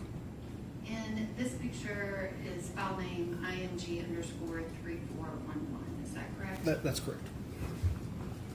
And this next page, which is 37, can you describe what that is? That is the video in relation to that photograph we just saw. And that kind of moving file is downloaded to the disk that goes with this report. Yes, that's one of the 3 that was downloaded to that disk, yes. And so that will be 3411. And the next page, which is IMG_3412. Yes, so this is an actual video that was taken, a video that was taken shortly after that photograph was just taken, again, of their project, or of the progress of their project that they were completing. Which I'm going to go back just a couple of screens. So you read out the unlock time is 8:29:36, and then the lock time is 8:29:52. This photo was taken at 8:29, but can you put into the record the seconds? Yeah, it's 8:29:50 p.m. And that's for 3411, and that coincides within that unlock time. Is that correct? Correct. It's within that window. that was page 38. We are now on page 39. Can you describe what is shown here? This is, again, from that Knowledge C database. So again, this is some information that Apple, that they store on the device. This is a portion that is focusing on the Pinterest application. You can see over on the far left, the activity type column. You can see com.pinterest.viewsearch. All of these artifacts or these line items are processes that are occurring within the application of the Pinterest application. The one that's highlighted shows that it's accessing a URL very specific to a search. And if you follow the website, the URL, which looks like a traditional website, as we can all agree on, the www.pinterest, and continue on, after the search, you'll see a question mark and a Q and then an equal sign. The word motivational and then the words are actually her search terms that she searched within Pinterest. So she searched for the term motivational words and then received the results from that search and was able to scroll through them. And the next page, which is 40, can you describe what is shown here? This is just further detail of, ultimately I was explaining what was, this is again just another reference of that exact line item that we were just talking about. And the next screen, which is page 41, can you describe what's shown here? It's another snapshot of the lock and unlock or device states, and it shows that it was her device was unlocked on 2/25/23 from 9 o'clock and 3 seconds to 2/25/23 9:01 and 30 seconds p.m. And the next page, which is 42. This again is just showing a snapshot of the fact that she was utilizing the Pinterest application for this period of time. So the event date, if you go down that column, from about 9 o'clock to 9:07, she was searching and or scrolling on that application. And does it show the next activity after 9:07:30 is 9:16:26? Yes. And this next image, which is page 43, can you describe what's shown here? This is a video that we were referring to a little bit ago. It was taken not long after the photograph, again showing the progress of their painting. And so that Pinterest activity is happening after this photo is taken, is that correct? Kind of before? Before, during, and after. During Yes. and after. Yes. And this next page, which is 44, can you describe what this is? Again, this is so what we were just looking at was a still shot of this video. So as it plays through, it's just her painting across the countertop, showing the progress of her painting and the progress of Blaise's painting. And so that video, the IMG_3412, that would also be on the disc. That is correct, yes. And the next page, which is 45, can you describe what's shown here? Again, just referencing the usage of the Pinterest application during that time frame. And that kind of part that's highlighted is 9:07:30 p.m. to 9:32:08 p.m. Is that correct? To 9:19:58 is the recorded time is not necessarily going to be the event time. That was just when it was recorded in the database. And that's what I was getting to. I guess I was looking at the recorded time, but that last line, can you describe it? Doesn't actually go to 9:32:08. Is that correct? That is correct. That's just when that line item was recorded in that database. And so that activity is at 9:19:58. Correct. And that is page 46. We are now at page 47. Can you describe what's shown here? We are looking at a still image of what Apple refers to as a snapshot.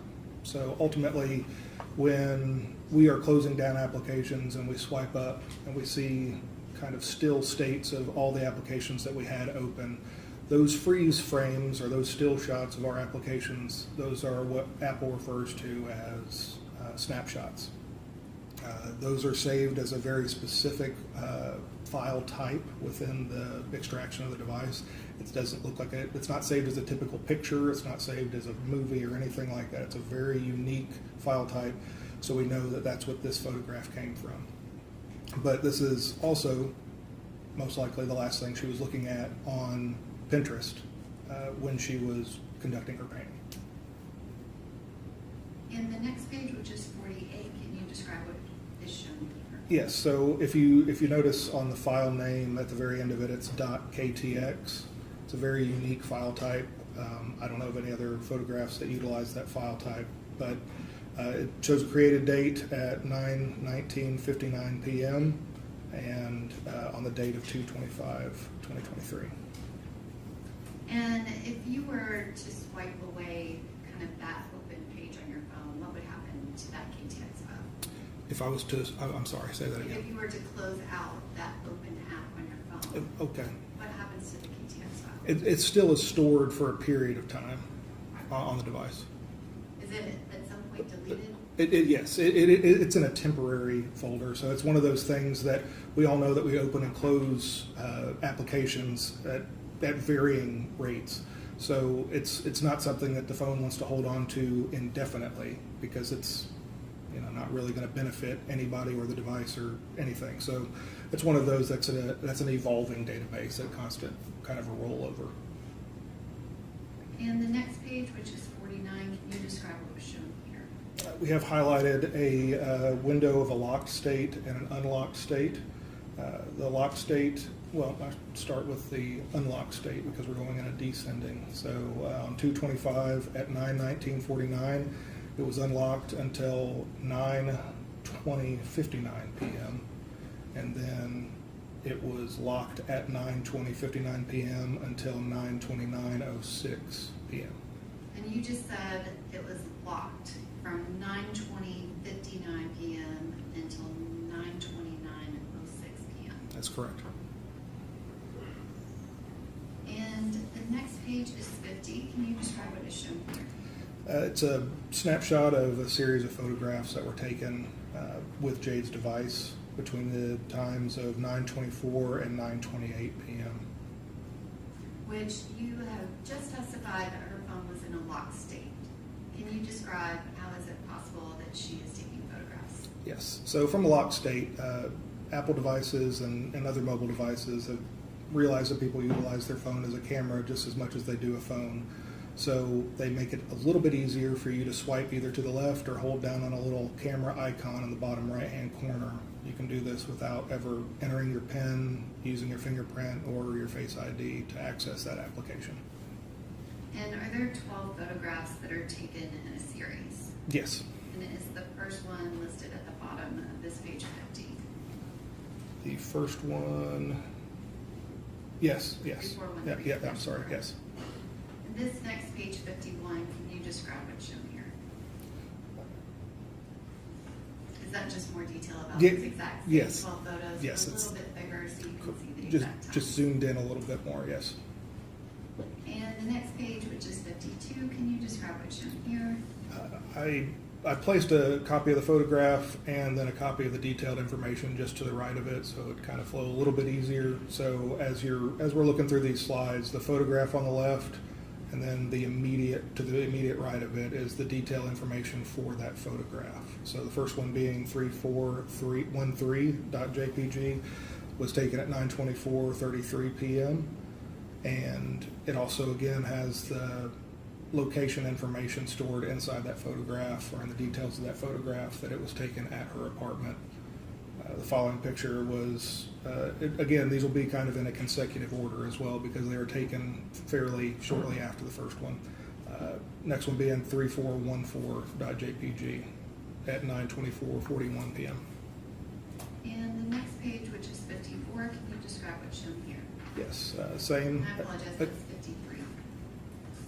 Page 53? Oh, yeah. Very first photograph at the top, ending in 3415.jpg, was taken at 9:25:17 p.m. Then 3416 was taken at 9:25:32 p.m. and then 3417 was taken at 9:25:51 p.m. And the next page, which is 54, can you describe what's shown here? Same way we're looking at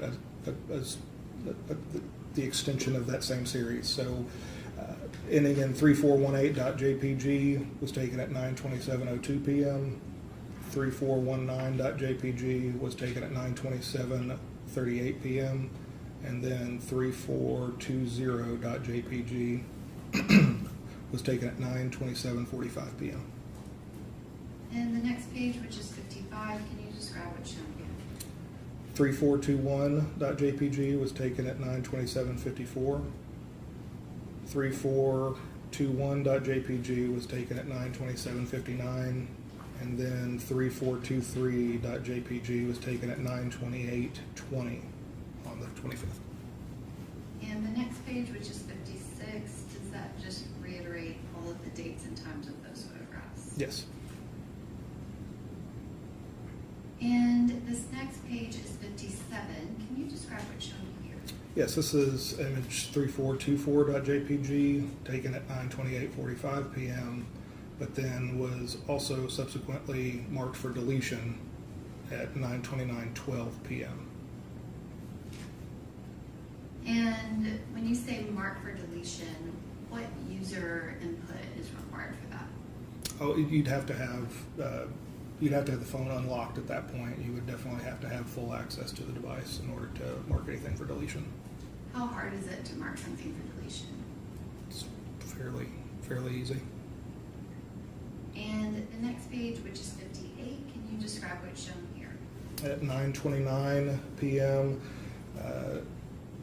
Jade calls Nigea's phone. Nigea answers. The call lasts for 6 minutes and 9 seconds at 9:29:27 p.m. And the next page, which is 59, can you describe, is this just added kind of the time of that call? Oh, yes. And can you give the duration for that call? The duration for the call that's listed above, Mm-hmm. it was 6 minutes and 9 seconds. And this next page, which is 60, can you describe what's shown here? This is a snapshot of the call detail records that were for Blaise Taylor's device, and it indicates a 911 call on the date of the incident.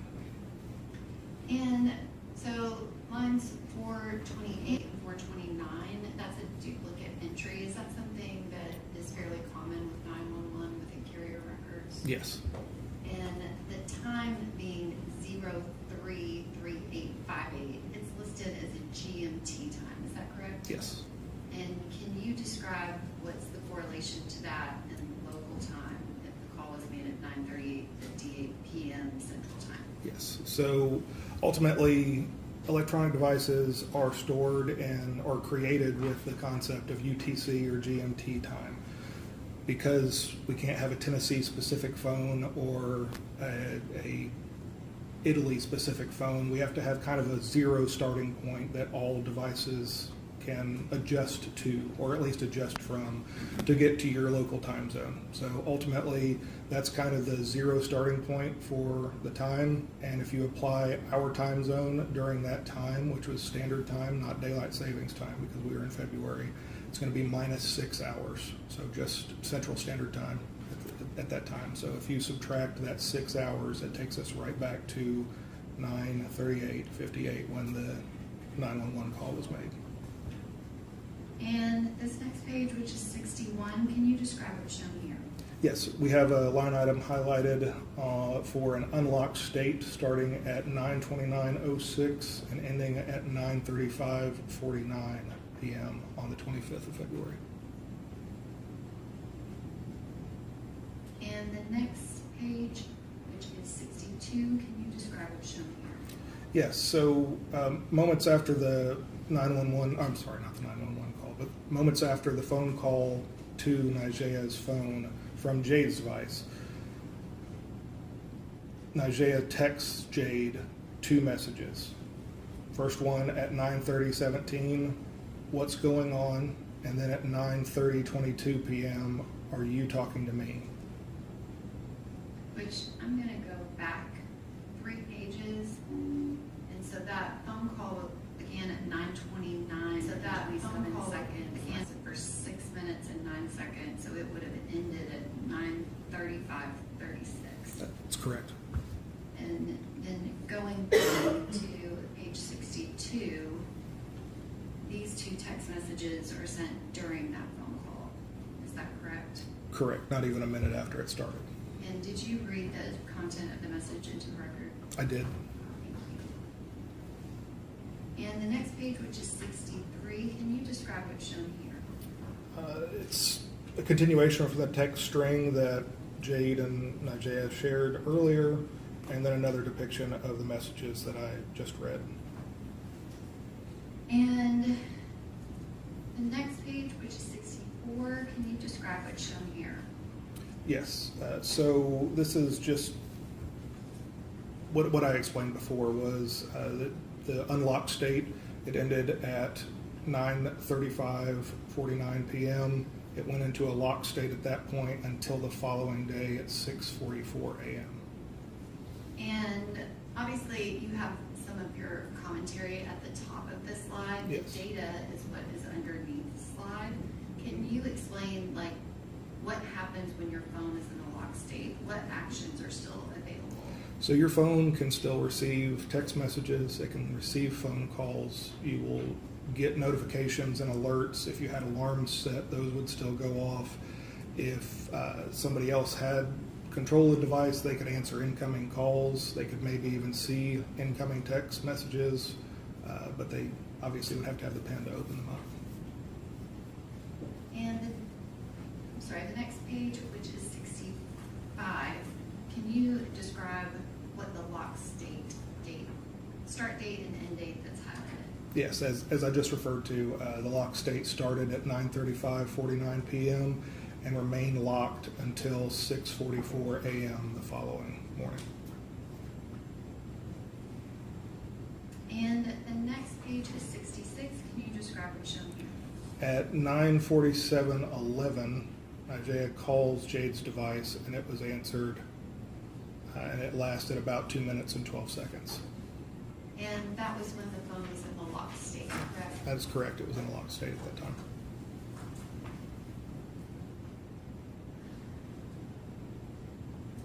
Detective Miller, we kind of went through the timeline of that 2/25 of 2023. Can you describe when you're analyzing a phone, are you the lead detective on the case and doing everything yourself? Not at all. And did you work with the lead detective assigned to this case? I did. And I guess, can you kind of describe how does that work with you locating information and y'all working together? Yes, so there's a constant line of communication ultimately. Starting out, when we receive paperwork, we're going to have some initial information about when the incident occurred, what kind of incident it was, because we don't just work on homicide phones, we work on sex abuse phones, we work on robbery phones, like all different types of devices. So every investigation is going to be a little bit different. So, but we're constantly in communication with that lead detective. They had boots on the ground during the initial portion of the investigation. They know it inside and out, and I'm kind of a third party coming in, again, assisting in the investigation with the digital evidence. So I have to rely on those lead detectives anytime I'm working on a phone or on a report for a device, because I need to know a lot more information. So there's constant lines of communication. And did he ask you to look for certain pieces of information during certain time frames? Yes, And was November 6th one of those time frames? that was. And the next page, which is 68, can you describe what was shown here? So this is a snapshot of the notes application, or a portion of the notes application that was in Jade's device. And can you describe when the note was created? It was created on 11/6 of 22 and at 4:11:27 p.m. And a note is one of those that you can constantly keep modifying, adding to, taking away from. So it has a last modified date as of the 8th of that same month. And can you read the body of that note? Yes. I think that we might as well cut out the communication or whatever between us, because we can't keep opening and closing this door when I've made the decision. You said how you felt and what you do or don't want, and I respect it and will not involve you at any point. My appointment is the 16th, so if your mind changes or anything, feel free to reach out at any time. But other than that, I feel like we will just be running in circles, continuing to communicate. And can you explain, there's a summary section, do you know how that's created? It's created by the application and is actually just in the line item of all your notes. It'll actually give you just like a little snapshot of what's in that note. And the next page, which is 69, can you describe what's shown here? A series of texts between Nigea and Jade on 11/6/22, starting at 12:49:50 p.m. And can you read out the time and the content of the text messages on this page? Yes. At 12:49:50 p.m., Jade states, Blaise talking about the current situation in quotations. And then she follows up, again, Jade to Nigea at 12:50:06 p.m. I'm going to tell him today I'm not having the abortion so he can just get it out of his head. Nigea responds at 12:51:11 p.m. like he had the opportunity to talk yesterday and didn't. Nigea then follows up with, at 12:51:18 p.m., she laughed at Jade's, she responded to Jade's text by laughing at it or doing a ha-ha quotation above the text. And then she follows up with LMAO, get it out of his head because it's a wrap, at 12:51:30 p.m. Jade then responds at 12:51:38 p.m., literally, and was being awkward, trying to have other conversations to avoid. At 12:51:46, Jade responded to the message from Nigea, emphasizing her message about it's a wrap. Then Nigea texts Jade at 12:51:53 p.m. because it's happening. Nigea follows up with, do you think my story should have a song or no? Referring to a post or something along those lines, I'm guessing, at 12:52:08 p.m. And then Jade responding, he's going to be like, but why? It just makes no sense for us. Like, expletive, shut it down. At 12:52:12 p.m. And then she finishes with, yeah, give it a little song at 12:52:43 p.m. And the next page, which is 70. Same.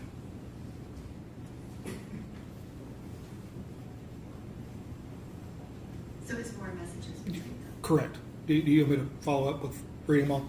Yes. Okay. At 12:52:49 p.m., Nigea says he most def is going to be on that. Jade responds at 1:10:44 p.m. It's all good though. It is what it is. Jade then follows up with, I told my dad yesterday. That was at 1:10:48 p.m. Nigea says, oh, expletive, how'd that go?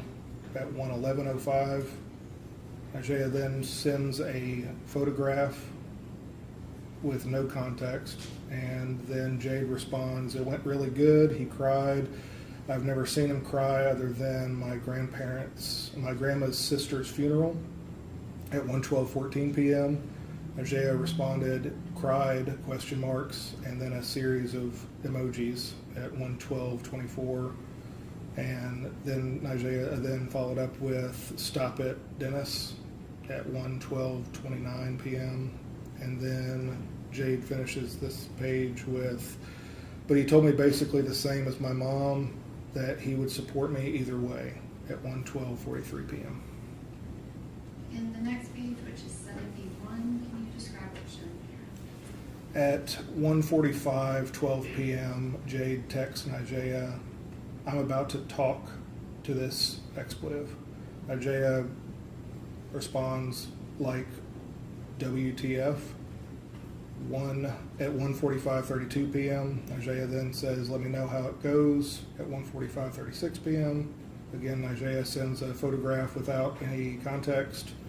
And then at the bottom, Jade finishes up with, "I think that we might as well cut the ties, communication, or whatever between us." Is that a draft of basically that note that you've already testified to? Yes, And that's Jade sending that to Nigea, is that correct? correct. And there's a photograph in the message that Nigea sends Jade at 2:29. This next page, which is 72, can you describe what this is? That's a photograph that she submitted in that message. And the next page, which is 73, can you describe what's shown here? These are responses that Nigea sent Jade of edited versions, I guess is the best way to describe it, as she read the message that Jade was considering sending to Blaise. She shared it with Nigea, and Nigea gave her thoughts on it. And that last message on this page is at 5:11:59 p.m. Can you describe what that is? Jade sent Nigea a picture with no context. And the next page, which is 74, can you describe what that is? It appears to be a Kroger website image of organic basil. And is that the image that was in that previous message? Yes. And the next page, which is 75, can you describe what's shown here? Yes, this is a message that Jade sent to Blaise Taylor's device with the final draft, if you will, of the message she had started in notes and then shared with Nigea and edited a few times.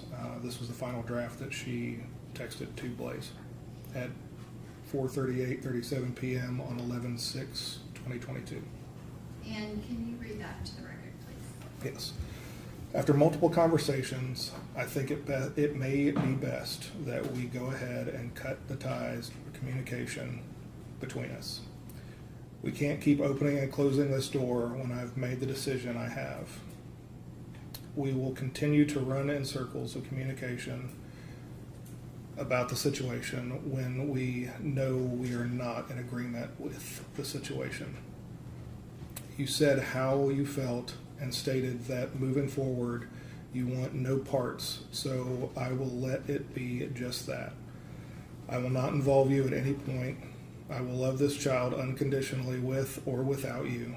I informed you that my appointment is on the 16th, so if your mind changes between now and then, the choice is yours to show up or not. So with that being said, there's nothing left for me to say. Have a great rest of your day, Blaise. And the next page, which is 76, can you describe what's shown here? Yes, it's another view of her sending that exact same text on the 6th of November. And is that the thread between Jade Benning and Blaise Taylor? That is the thread, yes. And what is the next message that occurs after the November 6, 2022? Almost 2 months later, on 12/31/22 at 4:26:02 p.m., Jade texts Blaise's device stating, "I'll be off in about 30 or 45 minutes. I will call you when I leave." And can you describe in Jade's iPhone, does it capture every single phone call that she makes? Not all of her phone calls. Well, it does capture all of them, yes. Inherently, phones do capture all phone calls, but not, well, yes, I'm sorry. Yes, it does capture phone calls. Is it possible that that phone call occurred through a third-party app? It is possible. Because it appears she's responding to something, but nothing happened. That is correct. Did you look for evidence of what would have occurred between Jade Benning and Blaise Taylor prior to her sending this text message? Yes. And did you find anything related to that? I did. And what was that? I found a message or a text string between Jade and Nigea. Jade had texted Nigea a photograph of a missed call from Blaise. She had taken a screen capture of her locked phone that she had missed a call from Blaise, so it shows that on her screen, and she texts that to Nigea. Nigea responded as though you would think she would. She was surprised because it had been a serious period of time since they talked, and then Jade seemed excited about the fact that he was calling. And can you describe what's shown here? That is 77. Yeah, it's just further detail of the slide we were just looking at, the text. And this is 78, which is kind of just talking about that time frame of November 4th, 2022 to February 25th, 2023. Did you specifically kind of look at any contact that they would have had during that time frame? Yes. And specifically, did you look at Jade's activity during that specific time frame? Yes. And do the next few slides kind of focus in on things related to her and her actual pregnancy? Yes, it does.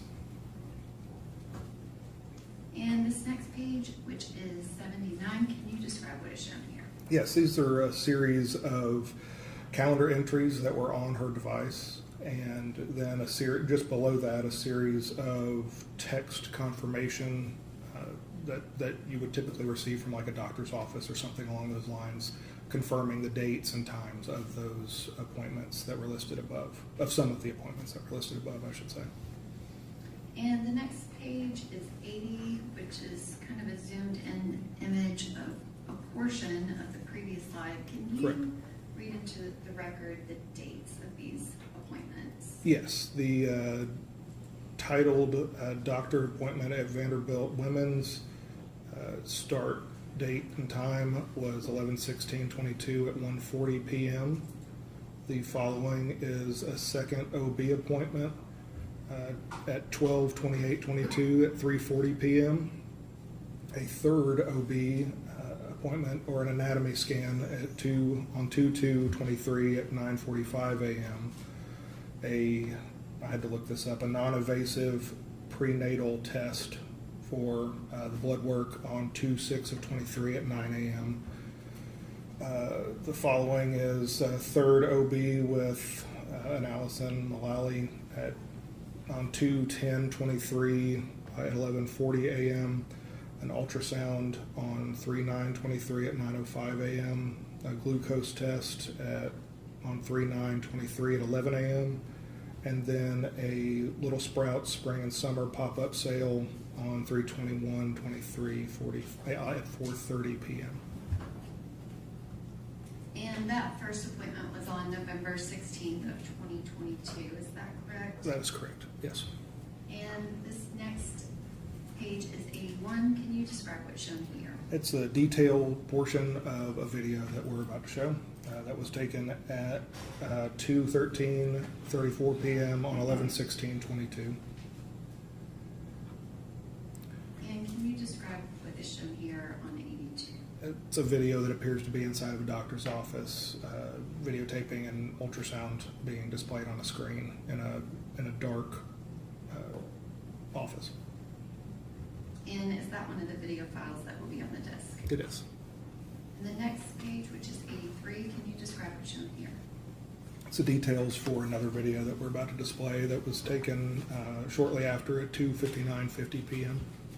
And that is on November 16th of 2022, is that correct? Yes.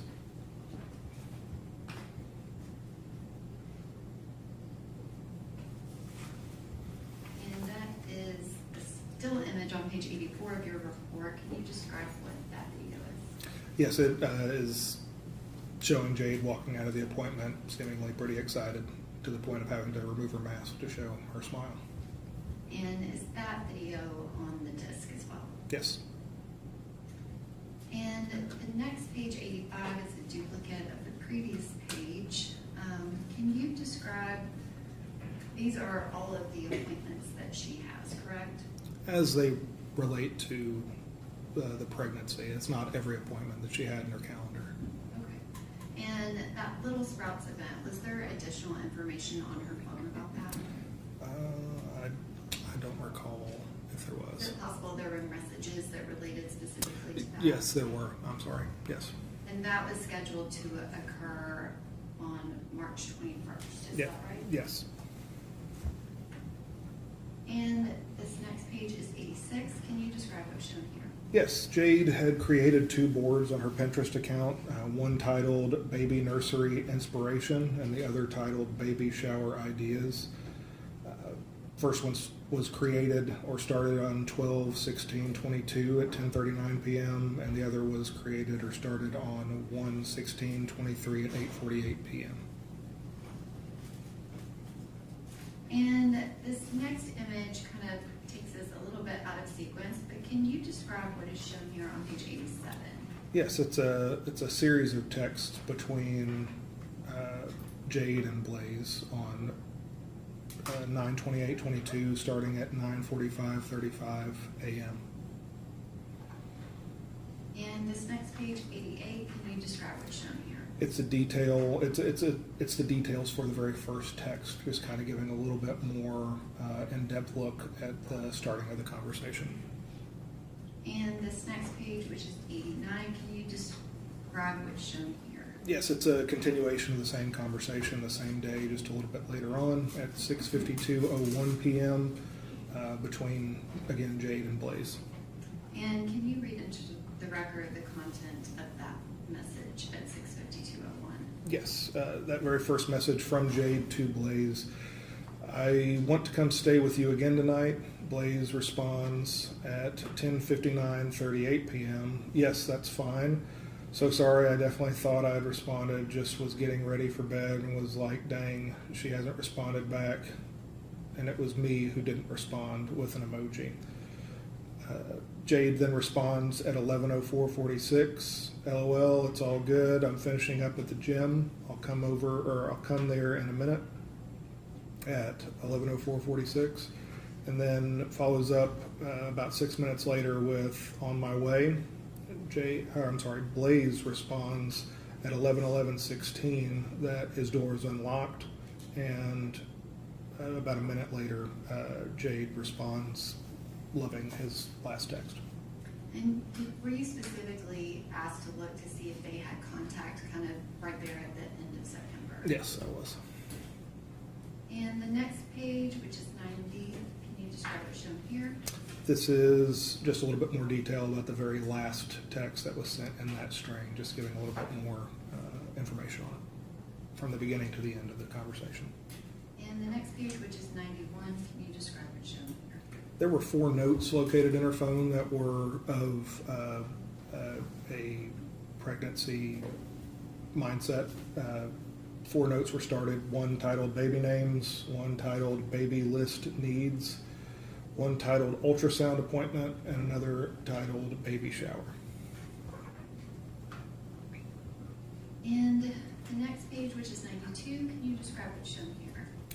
This is a series of line items from her inbox or her email. These are all email lists that she had signed up for that are all either parenting related, baby related, pregnancy related, of that nature. So she had 5 of them that she had actually subscribed to. And the next page, which is 93, can you describe what's shown here? It's a series of videos that I located inside of her device that were videos of an Amazon checkout, or like an in cart before you check out, so in your basket for Amazon, 2 of those for Amazon, another one for Old Navy, and another for another child-related website, all indicating items that she had in her cart ready for purchase.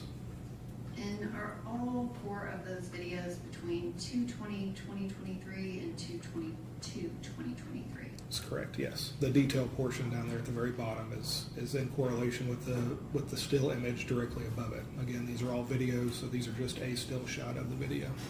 And this is four separate things that you Yeah. kind of consolidated. into Correct. one. Did you Correct. pull every single pregnancy-related item from Ms. Benning's phone? No, not at all. This is just a sampling of what I located. Was it somewhat just constant? Yes. From the beginning of November until February 25th of 2023? Yeah, it was very, very constant. And the next page is 94. Can you describe what's shown here? An image that made me think she was treating herself right and working with the pregnancy by creating mocktails and posting that to some friends on Snapchat. And did you specifically look for any evidence of alcohol use, marijuana use, things of that nature? Correct, yes. And did you find this kind of looking for that type of thing? Amongst other things, yes. And this next image, which is 95, can you describe what's shown here? Yes, it's a photograph of Jade at a local gym, or her gym, and she, I found it important to say that she noted that we made it to the gym today. So my inference is her referring to her and her unborn. And what type of artifact is This this? is a Snapchat artifact. And what's the date for the record? It was created on 1/11/23 at 1:03 p.m.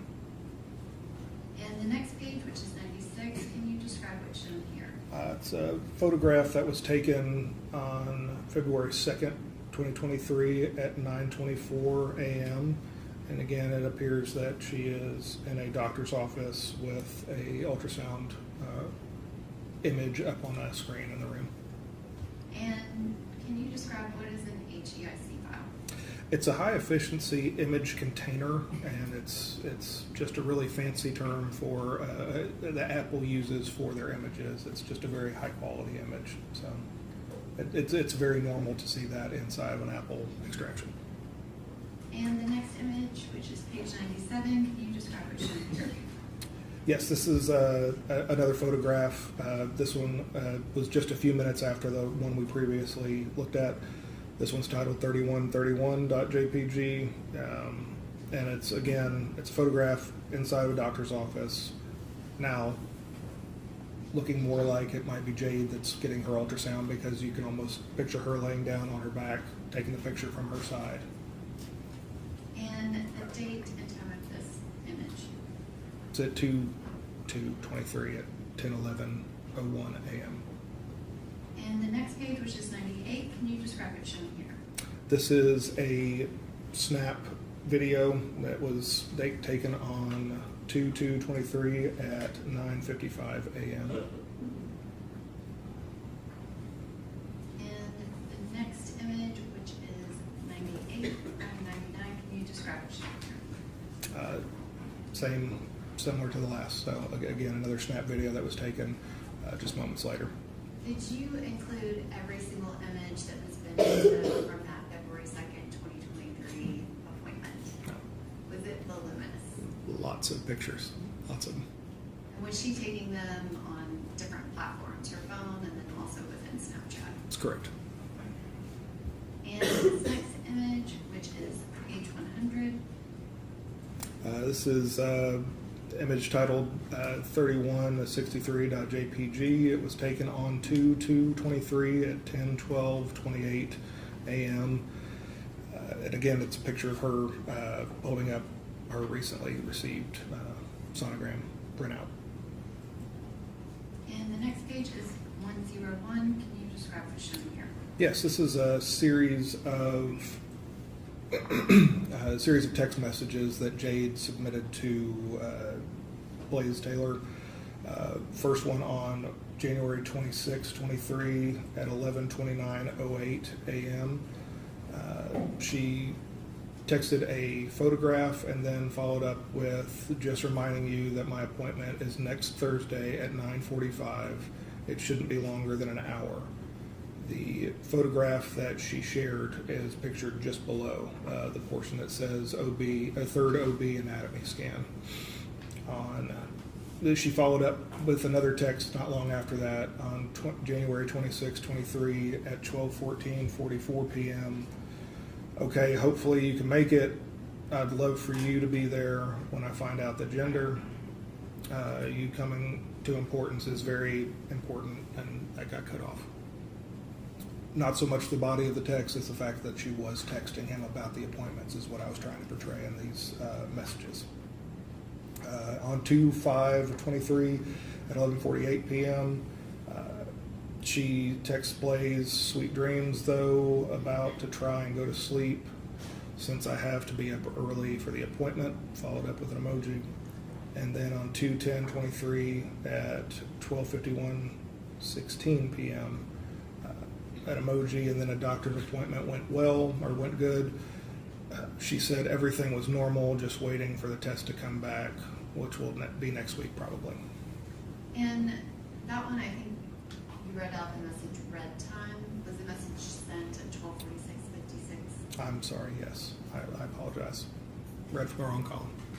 And the next image, which is page 102 of the report, can you describe what's shown here? Yes, it's a photograph from a series of photos that Jade took in her kitchen on February 6, 2023 at 4:39 p.m. And were you asked to look for specific information related to the camera that is portrayed in this photograph? Yes, when you're looking at the details for images, I mean that is one of the things that, depending on the application that you use, is identified in the details of that photograph. If you look down a little bit lower on the right side, a little bit lower than halfway, you can see that it was taken with an Apple iPhone 13 Pro Max utilizing software version 16.1.1, which was the same as Jade's device. Which I apologize to Detective Miller. I think my question was confusing. I was referring to the surveillance camera that was on the left side of the stove. There's that too. Were you also asked to look for any information related to that camera? Yes. And the next image, which is 103 of your report, can you describe what's shown here? Another photograph taken in that same series. And the next image, which is 104, can you describe what's shown here? Another photograph taken not long after, titled 3236.jpg in the same series. And did you include all of the photographs that Ms. Benning took of her and her sonogram pictures on that February 6, 2023 date? No, there was quite a few of them. And the next image, which is 105 of your report, can you describe what's shown here? Yeah, it's a series of text messages between Jade and her mother. And can you describe the one at 6/17/03? What, I guess, does that image indicate to you? A series of photographs were sent in one singular message. And does that time frame kind of match up to when she was taking those photographs in her kitchen? It does. And the next page is 106. Can you describe what's shown here? Same. It's going to end up being a series of photographs sent and a handful of messages, all containing a series of photographs in each message. And page 107, is that another image of the 9 images that she sent her mom that day? Yes. And the next page is 108. Can you describe what's shown here? Jade texts her mother, took these today at 6:17:10 p.m. And her mother proceeded to start loving each individual picture. And the next image is 109. Can you describe what's shown here? Selfie taken on titled 3337.jpg on 2/15/23 at 1:33:20 p.m. Detective Miller, did you capture every single pregnancy progress post that Ms. Benning took that would be similar to this one? I did not. Again, this is just a sampling. Was that something that she was doing on a regular basis during those months? Yes. And the next image is page 110. Can you describe what's shown here? Yes, this is a screen capture that was taken of Jade's device when it was in a locked state. She had a tendency of doing that when she was going to be texting someone else a screenshot of somebody who just called or just texted or something along those lines. But I found this one interesting to note. This is her lock screen with her sonogram in the background and a very staged photo that meant a whole lot to her for a number of different reasons. I felt that to be important to add. And can you read the date and time of this message? Yes, it was taken on 2/23/23 at 10:35 a.m. And I misspoke. This is not a message. This is Yes. a capture. Yes. Um, I'm gonna darken the screen out just to. Can we just take it down for a second? Detective Miller, you said that you worked with Detective Reese. When you were asked to search for things, can you describe some of the things that you were searching for? We've seen a lot of kind of the pregnancy of Jade Benning. Were you specifically asked to search for any information about Miss Benning and her pregnancy? Yes, so of course, this happened over a very extended period of time. This wasn't all in one day. This was over a period of weeks and months even, and over a number of different conversations. But there was many keywords that we entered into the software. There's an easy way to enter those in, and the software does a lot of the work for you and searches out and seeks out and lists all of the times that those terms are used within the device. We did that with multiple keywords based off of the nature of her passing. Once that was identified, harming yourself, harming other people trying to harm you, lots of different phrases, terms, and things of that nature. And specifically, there was a text message in there that referenced abortion. Correct. Did you find any information that Miss Benning did not want her baby in those months of January, February? I only saw indications that she wanted to keep the child and that she did not want to have an abortion. I saw that repeatedly. I saw nothing indicating that she wanted to have anything to do with abortion with this pregnancy. And is it correct that you were specifically looking for anything that could possibly indicate that? Yes. And specifically, were you looking for references to cocaine? Yes.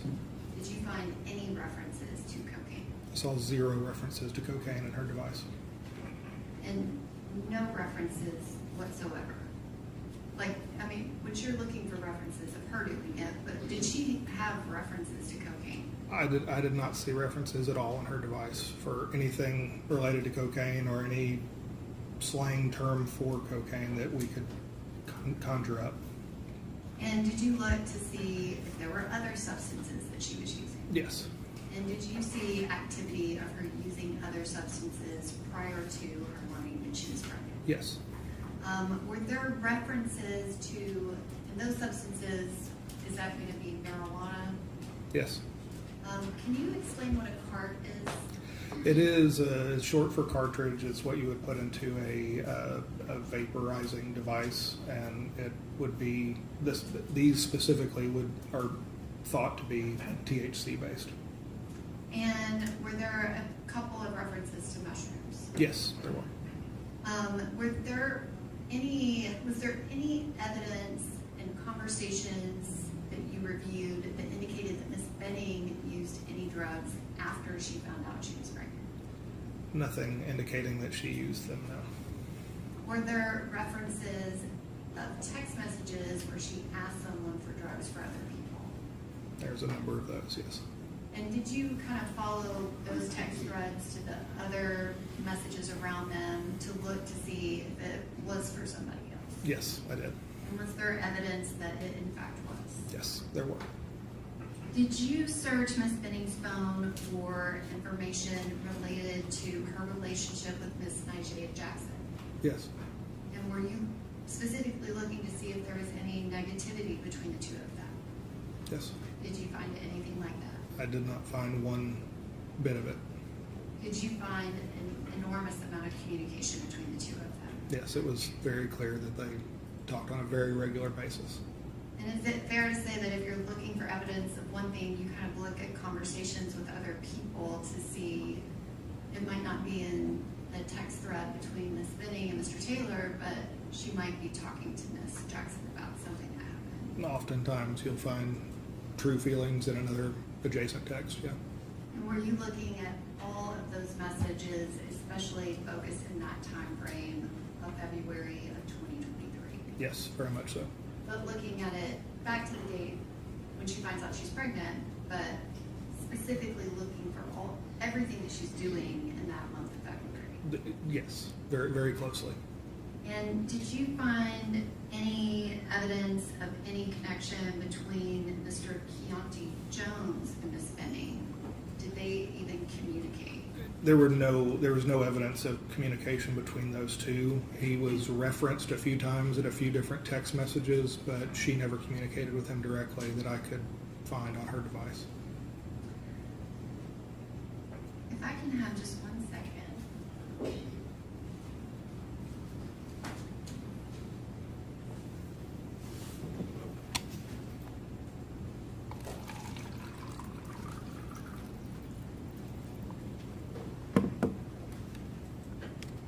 I want to switch gears a little bit, which if we can get the screen back, that would be great. Did you receive any other devices in this case? A number of different devices, yes. And I want to reference you, was that the only device that you received really from Ms. Benning where she was the owner? Yes, for her, yes. At some point, did you receive devices related to Mr. Taylor? Yes. And can you describe what devices did you receive? It was a series of devices over a period of time as well. Initially, we received, I'd have to refer to notes in order to list some of these out. Is there an objection to him referring to his notes?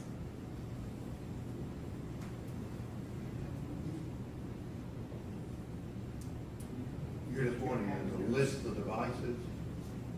I wanted him to generally explain the devices that he. Okay. We asked about the list of, what is the list that you have there? So it's just a snapshot of some of the devices that were turned in, that were owned by him or used by him, by Detective Reese. Is there additional case material on the notes? I think it's Gene's material. I don't know what notes he has. Nothing was given to me. I don't have. What is your question? Just wanted to know what devices. What is you your received. question? What devices did you receive related to Blaise Taylor? We received a Microsoft Surface that was owned by the Titans that was in his possession. We received a iPhone 15 Pro. We received a GPS tracker. We received 3 different iPads. We received 3 more laptops, another Microsoft Surface, and 2 thumb drives. And the cell phones that you referenced, did you receive any of those close in time to February 25th of 2023? No. The Microsoft Surface, is that the one device that you received earlier on? Yes, the one that was owned by the Titans, yes. And can you describe what, if any, information was on that device? It was only work-related information that we could look at. And can you describe what, if anything, did you do with or receive related to an Apple iCloud? Yes, so Detective Reese, when he received his response from Apple, he submitted a search warrant to them, and in return, after a period of time, it takes them a while to consolidate the information that was requested. They submit that to him within the time frame that he requested in the search warrant, so they follow all the rules of the search warrant. Apple is pretty strict on only giving you exactly what you want, and they really only give you exactly what you want. So we don't receive the search warrant that they submit to Apple. We receive the data that Apple provides to that detective. Again, we will plug that information into our software that processes it just like a cell phone. It ends up looking a lot like a cell phone when it's done processing, or at least the software makes it look a little bit like that. Primarily because most of the information that's backed up on most iClouds is backups of phones and iPads, which again is like an iPhone. So we received that and we processed that information and gave that to Detective Reese to start looking through. And this page is 111 of your report. The next image is 112. Can you describe what's shown here? This is another consolidated bit of information that I obtained from a number of different sources when it pertained to his iCloud return that Apple provided us. You can see that we have the name that was associated with the account was Blaise Taylor, with his address listed as 1903 Ashton Avenue. A handful of email addresses that were associated with his account, along with a series of devices that were associated with his account, along with phone numbers that were associated with his account, so on and so forth. And you listed off an iPhone that you received. Did you receive an iPhone 7 or iPhone 12? No, nor iPhone X or an Apple Watch or anything from that list. So you did not receive the actual cell phone device or any of the devices connected to the Apple iPhone? Some of these iPads very well could have been those iPads that were listed in that line item, but no phones that were related to this iCloud. Did you receive any devices that had activity related to this time frame of November 2022 to February of 2023? No physical devices. And the next page, which is 113, can you describe what's shown here? This is kind of a cover page, if you will, that Apple sends with their return data. Basically just saying who the account is associated with, name, phone number, address, email address, so on and so forth. And does it list a time period? That the time period, it says 1/1 of 23 to 7/4 of 23. And is it correct that Apple sent data that they associated with that time period? That's correct. Again, I didn't see the search warrant, but the assumption is that's the search warrant that, the time frame within the search warrant that Detective Reese submitted to Apple, which is why they would have listed that there.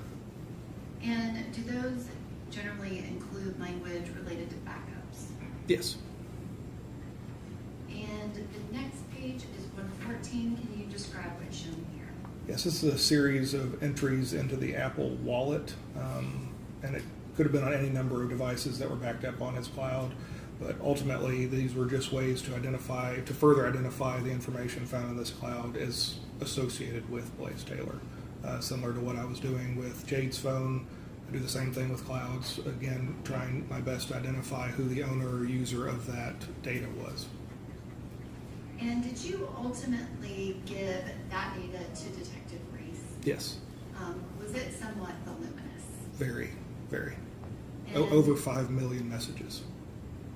Is Detective Reese a little bit more familiar with kind of the contents of that iCloud return? Yes.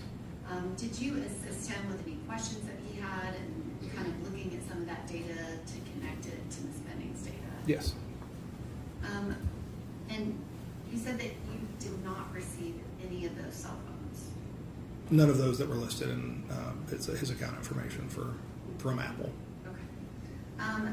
The next kind of topic I want to get to is the blink camera that I pointed out in one of the photographs. This is page 115. Did you look to see if Ms. Benning's iPhone had any evidence of footage from that blink camera? Yes. And the next image is page 116 of the report. Can you describe what's shown here? Yes, when the term blink was just entered into the search feature of the software, you can see that there's some recorded dates and times for activity with the device. Interestingly, a note to note, I should say, is that the device was showing offline starting on 2/22/23 at 8:37 a.m. and continued to show offline as the app reached out to the camera trying to access it. During that attempted communication via the internet with the device, it continuously showed offline. And what's the next date after the 2/22/23 where there was anything in Ms. Benning's iPhone related to that camera? The next date is 2/26/23 at 7:08 p.m. And that's indicating that motion was detected with that camera. And the next page, which is 117, can you describe what's shown here? Again, it's further detail into the motion that was detected on 2/26/23 at 7:11:31 p.m. And the next page is 118. Can you describe what's shown here? This is a still shot of the view of that camera inside of the kitchen, kind of looking over the stove there. It was created on 2/22/23 at 2:48:40 p.m. And this image is on her phone, correct? It is. It's stored within the database of the Blink app. It's a cached image, so it's most likely an image that would appear representing the view of the camera, not necessarily the current view of the camera. Did you look for any and all footage related to this camera? Yes. And are these the only things that existed as an artifact on her phone? There was a snapshot of the application being open, of the Blink application being open at one point when we downloaded her phone. That snapshot still existed there, but that's also very expected as well. But between these and that's all we could find in relation to Blink. Which the next page was us getting to the snapshot for an actual image on the phone that Yes. wasn't that Correct. type of snapshot. Correct. I'm sorry. Yes. This was the only thing that was there. Yes. And the next page is 119. Can you describe what's shown here? This is the snapshot I was just referring to. So just that image that Apple stores for of applications that are currently open, kind of just that snapshot that I was referring to earlier. And can you read the created date and time here? 2/26/23 at 9:37:01 p.m. Okay. And do you know anything about kind of when this image was captured as compared to when that KTX file was made? When this image, this is the KTX image, Right. correct? The KTX image, can you describe how reliable is that created date and time and access date and time? So that's actually going to be a very reliable image, or date and time for that image, for that application state. And can you explain the next page, which is 120? So this is going to be the phone, the native phone application on the phone for an Apple device, specifically highlighted on the recent phone calls portion. Again, it's a KTX, so it's a snapshot of that phone application being open. And so if someone had Ms. Benning's phone and they had the passcode and they swiped away a page, is that what would have caused that KTX file to be deleted? The KTX file, that part gets deleted later on when it's actually live is when the KTX file is created, when it's actually open on the phone. But when it's swiped away, it isn't automatically immediately deleted. It's just stored away for a period. But these images are just those pages Yes. being open. Correct. These were just applications that were actively open on the device at the time of extraction.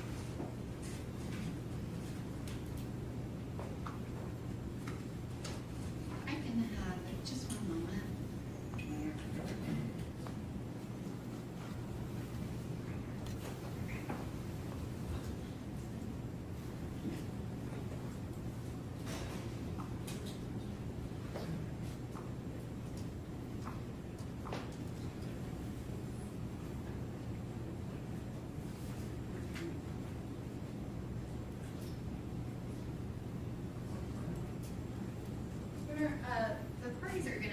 agreed to put this copy of the exhibit into evidence, so if we can have this as well as the disc, I want That the copy of that. record to be accurate. Thank you.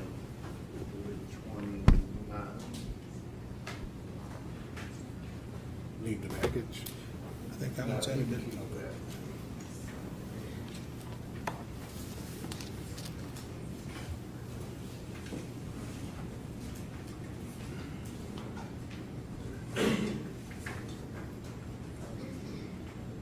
Thank you, Detective Miller. I don't have any more questions at this time. That you might end up being recalled.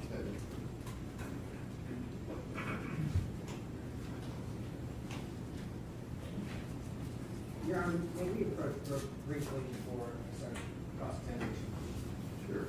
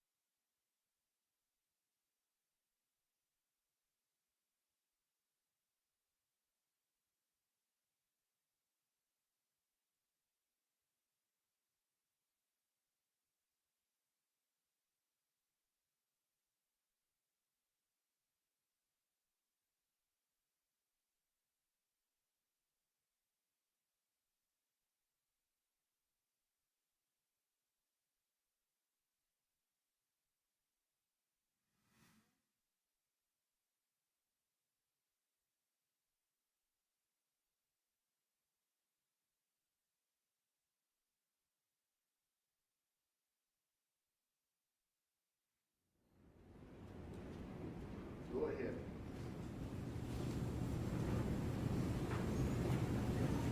I see we were 29.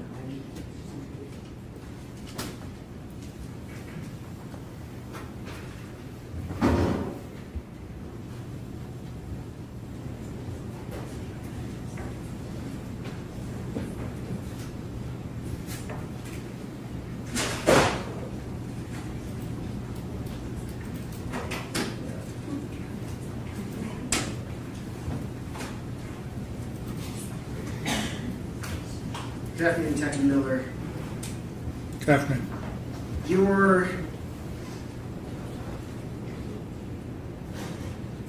It's fair to say, and I think probably won't be a shock to this jury, that there's an absolutely tremendous amount of information on a cellular phone, right? Yes.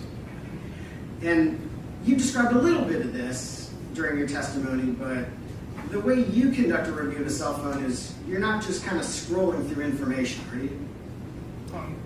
To an extent, that's what you're doing, but there is somewhat of a method to the madness. So you reference search terms, right? That's one of the things we use, yes. Okay. So you sit down with somebody and come up with a set of terms to help you kind of focus in on places to look on a phone? It's one way we do it, yes, sir. And in this case, was Detective Reese the person you sat down with? Yes, one of the people, yes. Who were the other people you worked with? General Norman. Okay. So you and Mr. Norman and Detective Reese at various points in time worked together to come up with terms? Correct. In addition to search terms, what are the other ways that you'll look through a phone? So, having looked through a number of devices, I know where a lot of information resides inside of certain databases. So there's a number of repositories that I go directly to right off the bat that I find different things. Again, it's hard to say exactly in this order. It's hard to say it's the same for every single crime because not all of them are going to be the same. So all investigations are different. So I would have to say that the ways that I search through phones and analyze the evidence that we have extracted is going to be different every single time as well. So one way might be, you know, a date like February 25th, 2023. That's an important date, right? Yes. And you can create a timeline of everything that happened on that date. That is one way you can do it, yes. And that'll show you locations, right? Hmm? It'll show you all the communications, right? Yes. It'll show you some of this very, very technical, like every time the phone was locked and unlocked kind of data. Yes. Probably stuff none of us even know is going on with our phone. Most things we don't know that's going on our phone is most of the information that's being displayed there, yeah. Sure, but that's a pretty directed, I know a date and I've got to look at that date kind of investigation. That is correct. Generally, you're not going to like open up messages and look through thousands and thousands or even hundreds of thousands of messages. Well, I mean, there's times for things of that nature, but I mean, obviously we know that looking through hundreds of thousands of messages is not a viable option. It's not as easy as it sounds. So just for example, and we'll maybe talk more about this later, but when you were searching for evidence of drug use, yes. did you just open up Jade's messages and start scrolling through messages until you found evidence of drug use? Well, first steps were key terms. In that sense, yes. Okay, so you did search terms, right? Correct. And what popped up that might have led you to look around those messages? Absolutely. Okay. Or identified individuals that we would have looked more at, or conversation threads. Yeah, sure. And in order to define in order to define those key terms, you had to know something about the case, right? Of course. Was there at any point, did you kind of on your own direct the way the search went in this case? Of the device? Yeah. Of course, I was analyzing the digital evidence. So as you find something, you might look a little bit further and bring that information back? And it might lead me to a different artifact that I find important or not important, and I share it with the lead detective. Yes. During that process, were there conversations where the team says, we just don't want to look at this stuff at all, we'd rather focus here? This is big picture. I don't know that there was at any point anybody saying that we aren't concerned with anything that occurred in this window. Okay.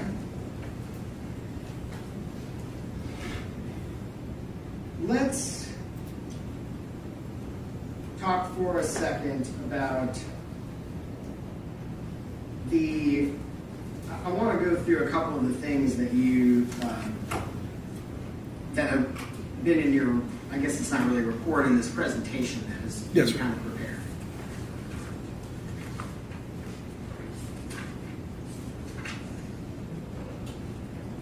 The timeline that you did for February 25th, 2023, that was an important date, right? Yes.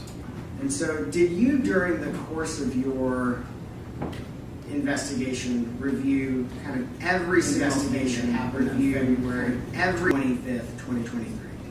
Most things. most things. Yes. Were there some things that you specifically did not look at? Yes, as it relates to some of the processes that applications are completing underneath the hood that have zero to do with the input or use of the device that the owner or user of the device would have had anything to do with. So really, the really technical, kind of nitty gritty stuff, you didn't worry too much about. When you get to a granular point, it's so minute that it really doesn't have any bearing on you as the user. But in terms of communications, you looked at all of those communications. For that day, Yes. I would say yes. I've looked at all of this stuff a lot, yes. Okay.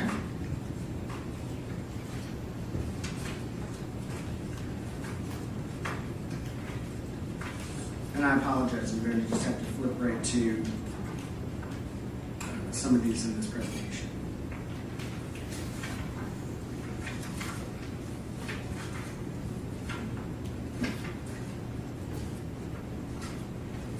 Do my best not to get these out of order.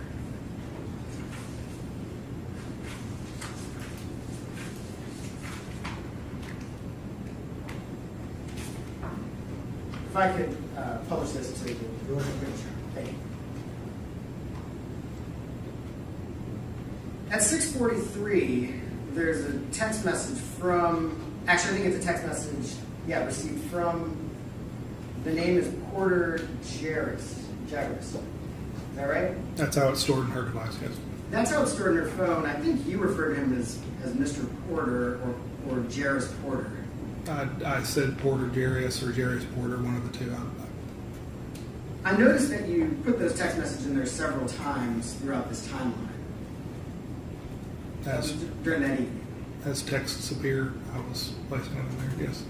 Was that a name that you had noted at other times during your review of Ms. Weber's phone? I didn't analyze Ms. Weber's phone.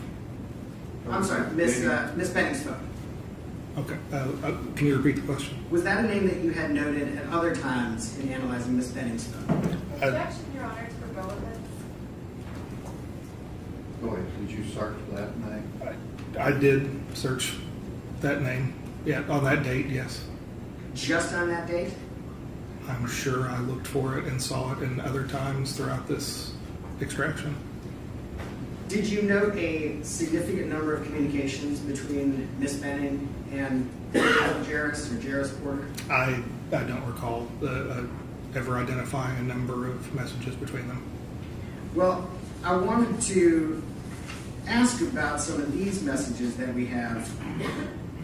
It was slightly less than 20 minutes after she receives a text from Mr. Taylor, she talks to Mr. Jairus, right? No, she received a text from him. Receives a text. And are there additional communications that you noted throughout the evening from Mr. Jairus? I believe there's a few more, yes. So at 6:55, she responds back to him? Yes.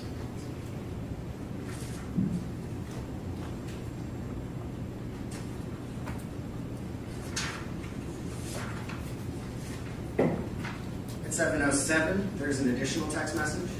Yes.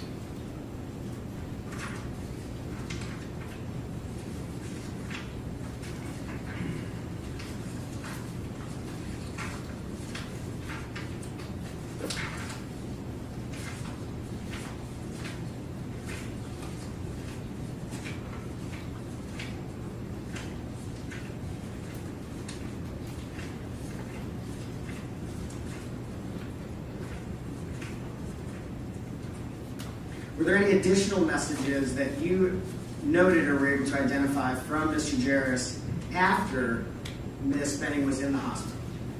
Yes, he sent a handful of messages, yes. And when were those?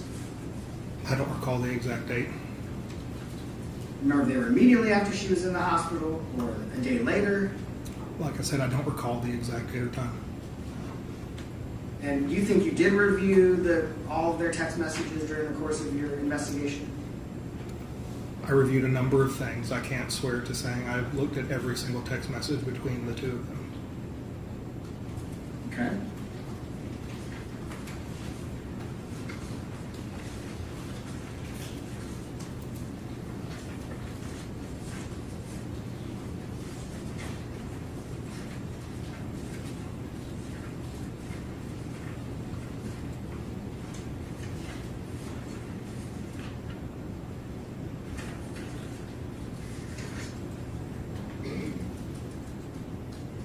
this text, or this Snapchat message. I know you indicated Snapchat is a little harder to track down. Based on your review, do you believe the time and date on this is accurate for the Snapchat message? I do believe that. And were you able to identify who the sender of this Snapchat message was based on your review? No. And this message indicating, I'm already fucked up, there was no follow-up to this message? Not that I could find, no. And that was sent at 2/25/2023 at approximately 7:01 p.m. Yes. And there's no other context for that message? That I could find out.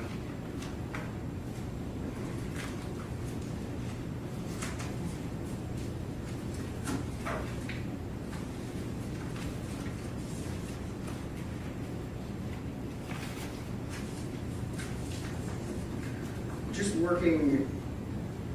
hitting a couple things I noted. You testified about this location information that you believe was a Walmart, Yes. and that's because it says Walmart on that map? And I'm familiar with that exact address and location. Like you've been there, or you had to Google it or something? Like I was a patrol officer in that zone. Okay, so you have personal familiarity, you've been there before. Yes. This location information, does it provide or is stored how long Ms. Benning's phone was at that location? This is a parked car location, so it's not a time frame. It's just stating that the car was parked at that location. Okay, so it just is like marking that the car was there. So there's no indication of whether it was there for 30 seconds or there for 20 minutes, anything like that? Not based on this artifact alone, no. And you didn't find in the phone any sort of receipts or messages relating to going to Walmart? Nope. We don't have any information from this phone as to why she would have gone to Walmart? Not from this device, no. And from this device, we don't even know if she actually went into Walmart, do we? That is correct. I do not.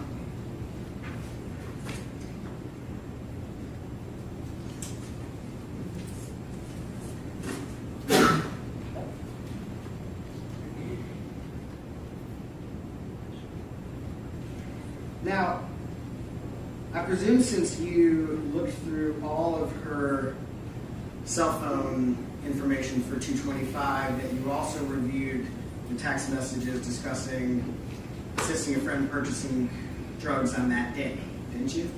Earlier in the day, yes. Yes. And who were those messages with? I don't recall offhand exactly who they were between. If I were to pass you a set of messages, would it help to refresh your recollection? It very well could.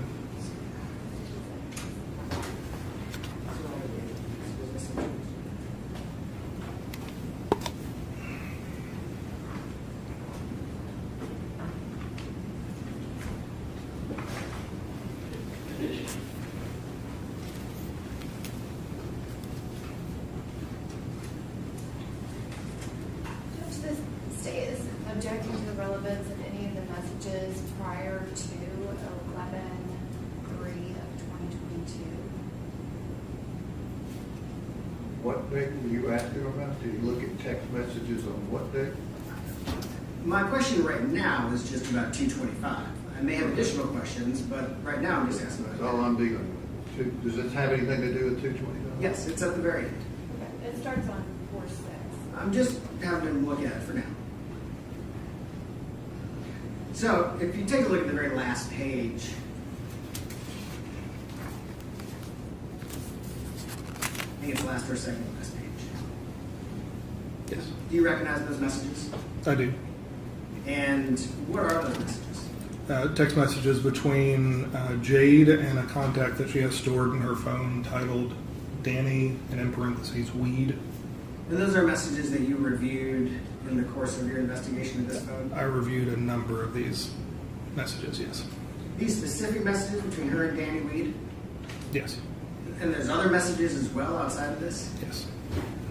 What are the nature of the messages? Well, let's just talk about the 225 messages right now. What were the nature of the messages on 225?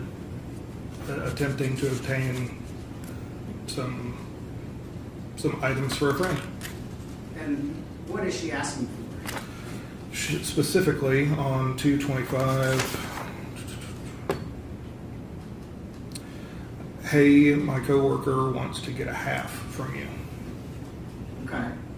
And so that's the day of this incident, right? Yes.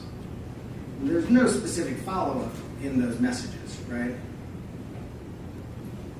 Other than Danny texting back saying, I'll get back with you when I get back, or I got you when I get back. I got you. Right? Yeah. So that was, I mean, that's all the way up to the day that she was meeting with Mr. Taylor, right? Correct. And there were, as you noted, a significant number of those kind of communications, right? There was a few, with large gaps in between them as well. Okay. What's a few? A few conversations. Yeah. I don't want to put a number on it. I can't say for sure, but I do know that in this text string, they would have 3 or 4 messages and then go 2 or 3 weeks, sometimes a month, sometimes 2 months, and then 2 or 3 messages. It was a sporadic text string. But she was at least somewhat consistently obtaining or helping friends obtain drugs. Is that fair? Depends on your definition of consistently, but more than once or twice during the time frame that you reviewed the phone. yes. Is that fair? Yes. Maybe more than 5 times? Maybe. Maybe more than 10? I can't say. And in that message on 2/25/2023, they don't actually state the drugs that they're buying, do they? Not on that one, no.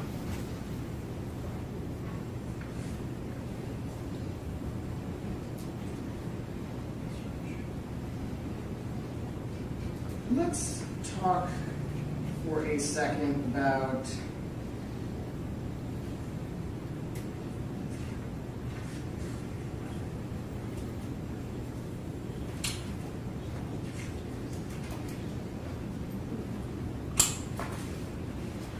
a phone that is on lock status, which you described. When a phone's on locked status, can you open it without the PIN? It depends on what you mean by open it. You can make a phone call, right? Like if someone calls you, can you answer the phone? Yes, somebody could answer a phone that is locked. And you can open the camera function and take a picture, right? From the lock screen? That is correct. But could you open it up and manipulate the phone otherwise? Not without the PIN, no. You would need the PIN. So you noted that, turn to the right page here. Page 35, that Miss Benning's phone was locked at 9:35 and didn't open again on 2:25 and didn't open again until 6:44 a.m. on 2:26. Is that correct?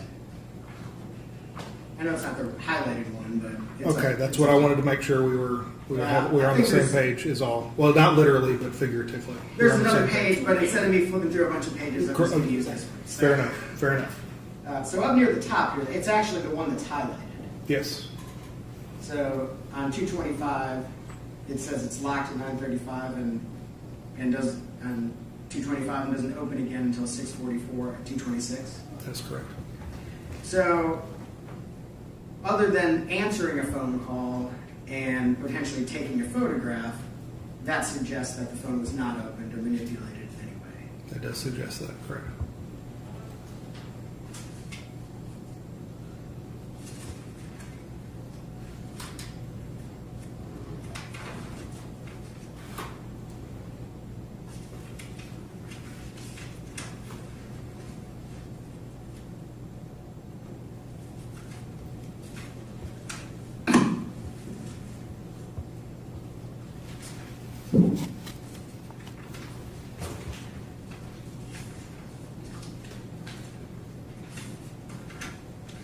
I want to ask you a few questions about the photographs that were taken of Blaise and Jade, Mr. Taylor and Ms. Benning, in their apartment between 9:24 and 9:28. Okay? So this is essentially the list of those photographs. Is that correct? That's correct. And that's just kind of a close-up of that metadata. Just to orient ourselves. Yes.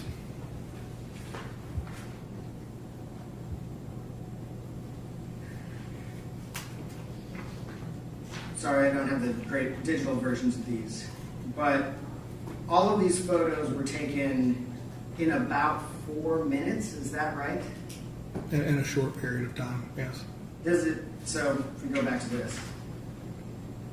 If the first photograph was taken at 9:24 and the last photograph was taken at 9:28, is that about 4 minutes? It's about that, yes. Okay. So that's the first two. And these were all, none of these were deleted, right? These were all still on the phone? That correct. Just make sure we got it. These were still on the phone? Yes. These were still on the phone? Yes.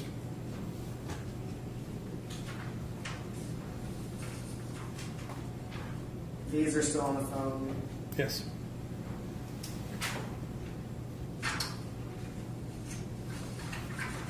This is the only one that you've indicated was found in deleted photos. Is that right? From that series. And the information here is that it's deleted about just under 30 seconds after it was taken. Is that right? Yes. Were you in your investigation able to find any information as to why it was deleted? No. Text messages, no notes, no nothing indicating why it was deleted. Suggesting that I would find a text within 30 seconds Yeah. that she texted somebody else that she took a picture, deleted a picture she just took? Yeah. No. So nothing on here is suggested why it was deleted, right? It was just deleted. That is correct. Things happen, right? People delete pictures. He doesn't know. He doesn't. I got it. Just making sure there wasn't some suggestion.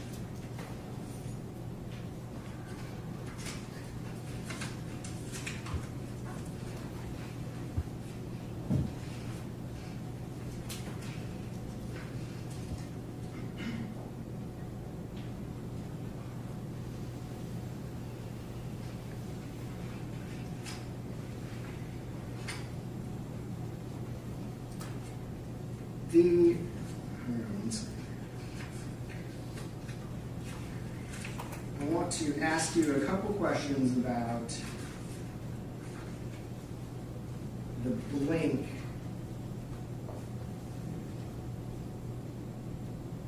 I want to ask you a couple questions about the blink information that you were able to find. Okay? The first thing while I'm sort of pulling these up is, this was a new concept to me before this case. I'm sure you are much more familiar with it, and I know you kind of explained it, but it was a little quick. A KTX file is a special kind of file is it just an Apple phone or any phone? Well, a KTX file is specifically in an Apple phone as far as I am aware. It could be in other devices. It is a file type. It could be in a number of different devices out there in the world. I can't speak to that, but I know that it's a unique file type that is identifiable with snapshots found within iPhones. And it's not a screenshot, right? That's a different thing. That is completely different, yes. Is it the kind of thing, and tell me if I'm explaining this wrong, where you like swipe up your phone and you see a bunch of windows hovering there? Those little windows are the KTX files? That is correct. Okay. So those are the temporary files, kind of what we're talking about. Yes. In order to create a KTX file, does someone have to be using the phone?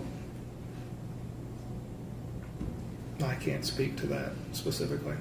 Do you know if a KTX file can be created when it is in locked status? I can't, like I said, I can't speak to that. Well, help me understand, from your knowledge, how is a KTX file created? It is created when a snapshot, when Apple decides a snapshot needs to be created of that application. We could work under the assumption, again, I can't speak to all of the in and outs of what Apple does in their software, how, when, and why they do it. Okay, they're a chef and they don't want to share their recipes to all of their specialties, right? So they don't share all their information with us. So I can't speak to exactly when it was created or when it's removed, but I know that it is created and it identifies an application that is open in the background of your device. Based on your, and I appreciate that. Based on your understanding, though, is it likely created when someone is using the phone in that manner? Like they're swiping up or doing something else that requires the creation of that temporary file? Likely, but I can't say that it is. So, I mean, I can't say that for sure. So let's say, for instance,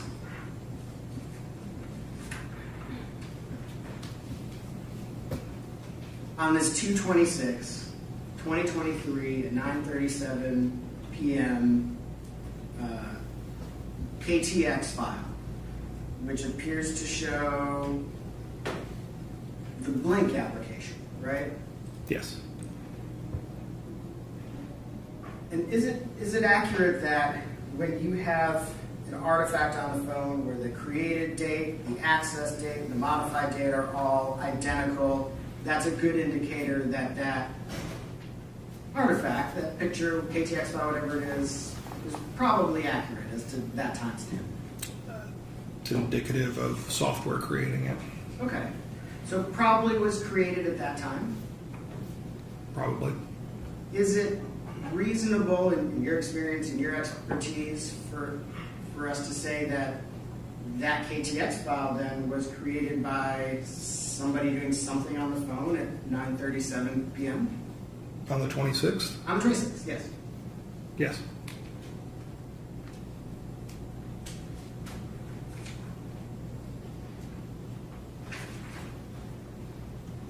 Now we have another KTX file. I did these probably backwards, but this is 9:27 and 39 seconds p.m. on 2/26. Yes. And the creation date, the access date, the modified date, they're all identical, right? That's correct. And this is another KTX file of kind of the call log, right? The recents in the telephone app, yes. So again, since that's a KTX file, that's like maybe from swiping up, looking at the phone, probably how that's created. Is that fair? Yes. So this is a good indicator of somebody accessing the phone somehow at that time. Yes. And just for reference, that's page 120. The one I looked at before is page 119.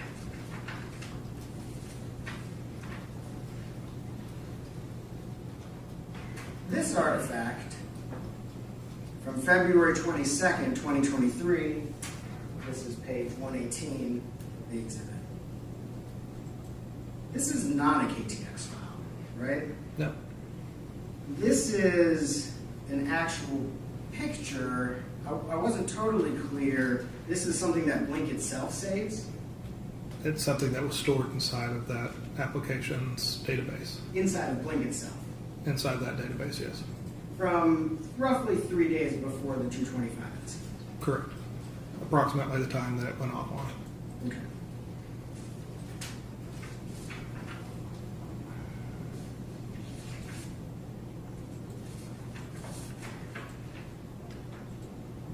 This page 116 is a listing of the Blink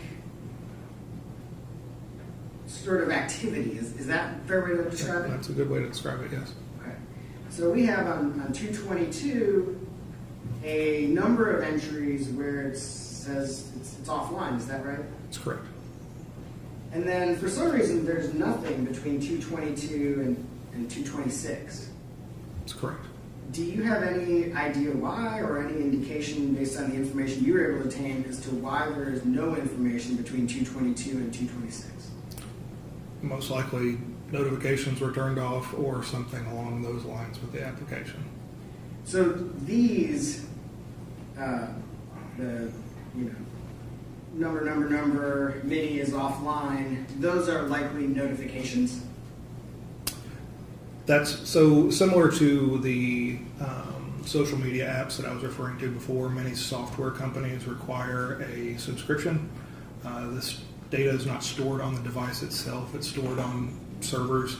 I believe, I can't swear to it, but I believe Blink is in that category that you can't store information or data on the Blink cameras themselves.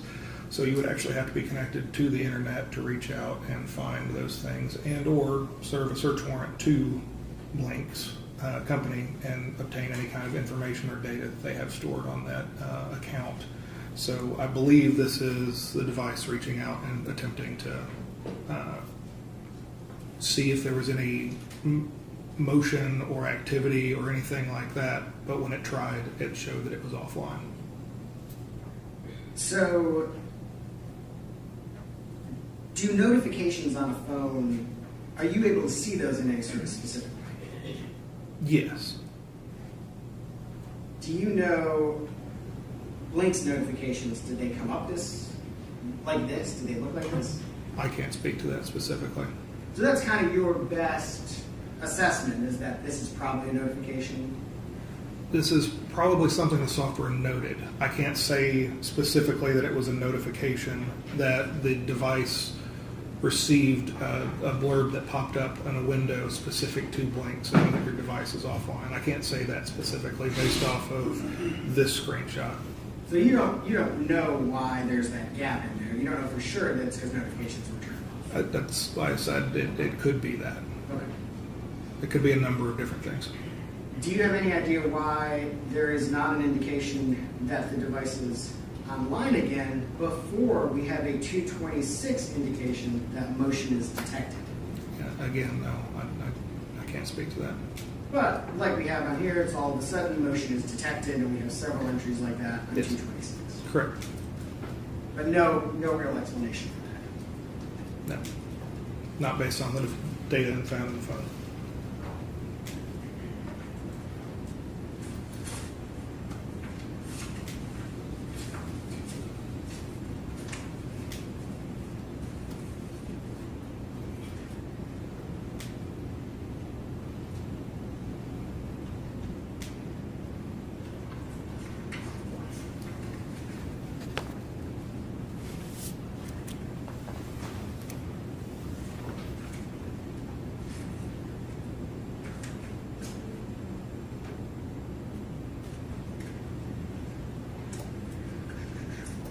Sorry, I'm just a moment.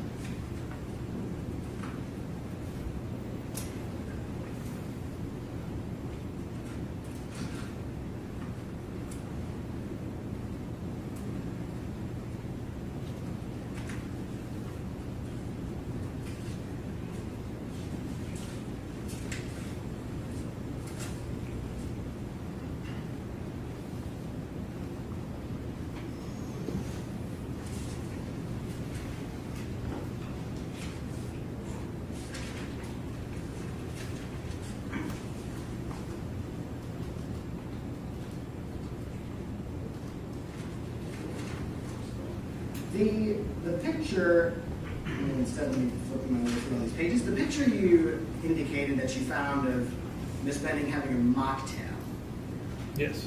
was that something you just happened to stumble upon, or did you find that on during a specific search? I did not search the term mocktail, so Were you doing any kind of specific search for Miss Benning with alcoholic beverages or anything that looked like alcoholic beverages? we did have alcohol or some variants of alcohol, I think, in our search terms, yes. Did you note or did you find the video that she sent to someone named Dez of her in a club holding a beverage? I can't recall that specifically, no. You don't recall that video? No. Would have been around November 20th? I can't say if I don't recall it. Just wanted to sort of orient. Okay.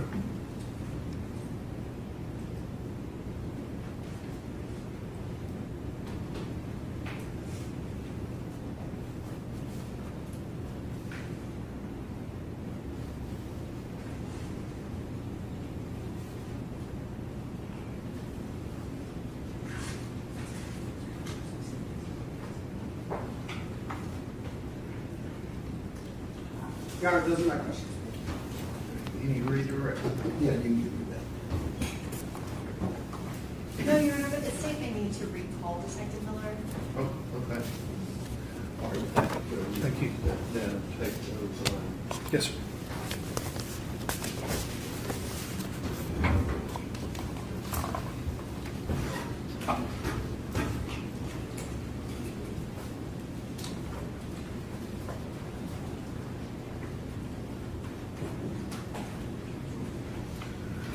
all right, ladies and gentlemen, the jury, rather than getting into the next witness, which may be the medical examiner, we're going to recess for the day instead of splitting up the testimony from that witness.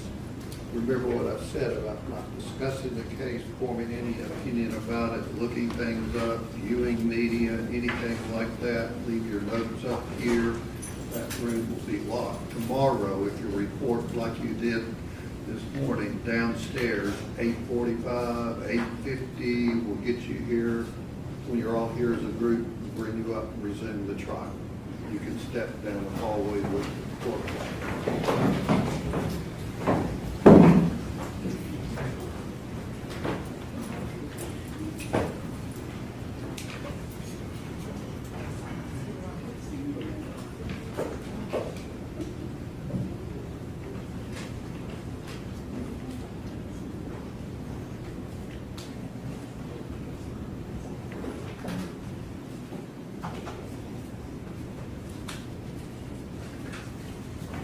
And how many other witnesses does the state have?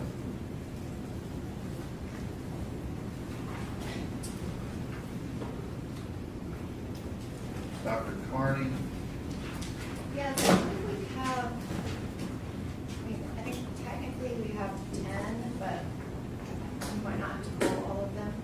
But maximum, I feel like 10.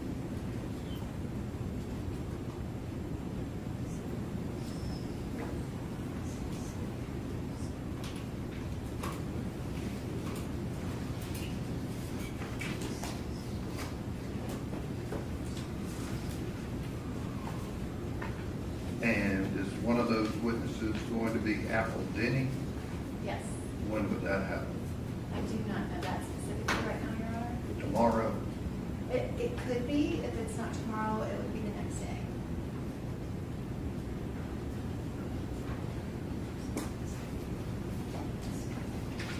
All right, we'll be in recess until 9 a.m.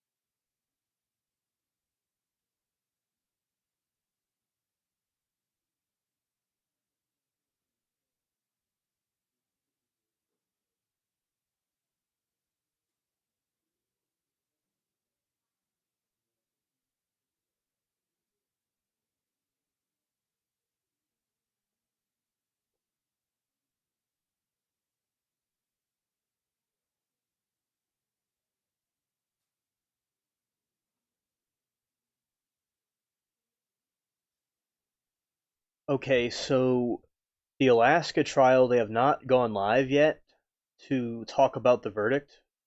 But whenever they go broadcast the stream, we will switch over to that. Yeah, they haven't started it yet, but the verdict is in.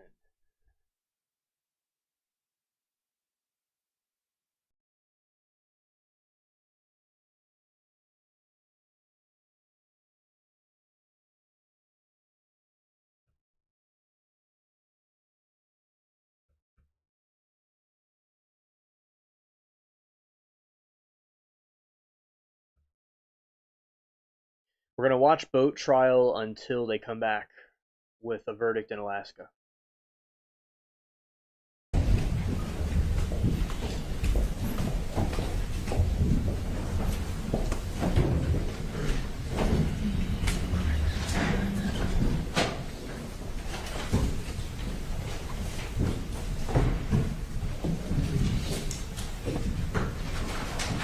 You see everyone?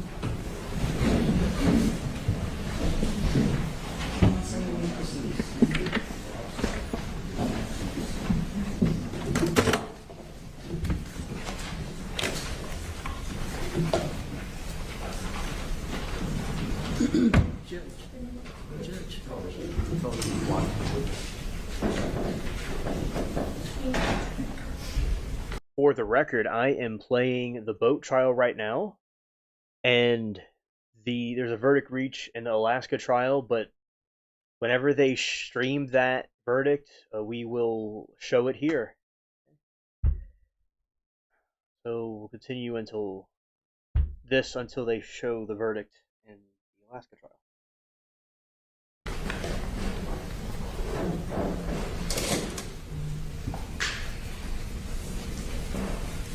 Good afternoon, Mr. Bruto. My name is Mark Shapiro. I represent George Pino in this case. Good afternoon. Mr. Bruto, you and I have spoken previously to a meeting here today. Is that right? Yes, we have. And that was in the context of a deposition that you gave in connection with this case. Yes. Mr. Bruto, you were dispatched to this accident scene at 6:49 p.m. on September 4th, 2022. Is that right? Approximately, yes. And your arrival time was 23 minutes later at approximately 7:12 p.m. Is that right? I believe that's when I arrived to Boca Chica, the initial call that went out. And do you have an arrival time at the actual accident scene? There probably is on the dispatcher's tape, but I don't have it with me. The distance between Boca Chica and the accident scene in this case is approximately 10 miles or so. And do you recall that you were responding in an emergency mode as you traveled from Boca Chica to the accident scene in this case? Yes, correct. Now, the vessel that you were operating that day, I think you described yesterday as a Brunswick 850. Is that correct? Correct. And the Brunswick 850 that you were driving was powered by twin 300 horsepower engines. Yes, correct. The top speed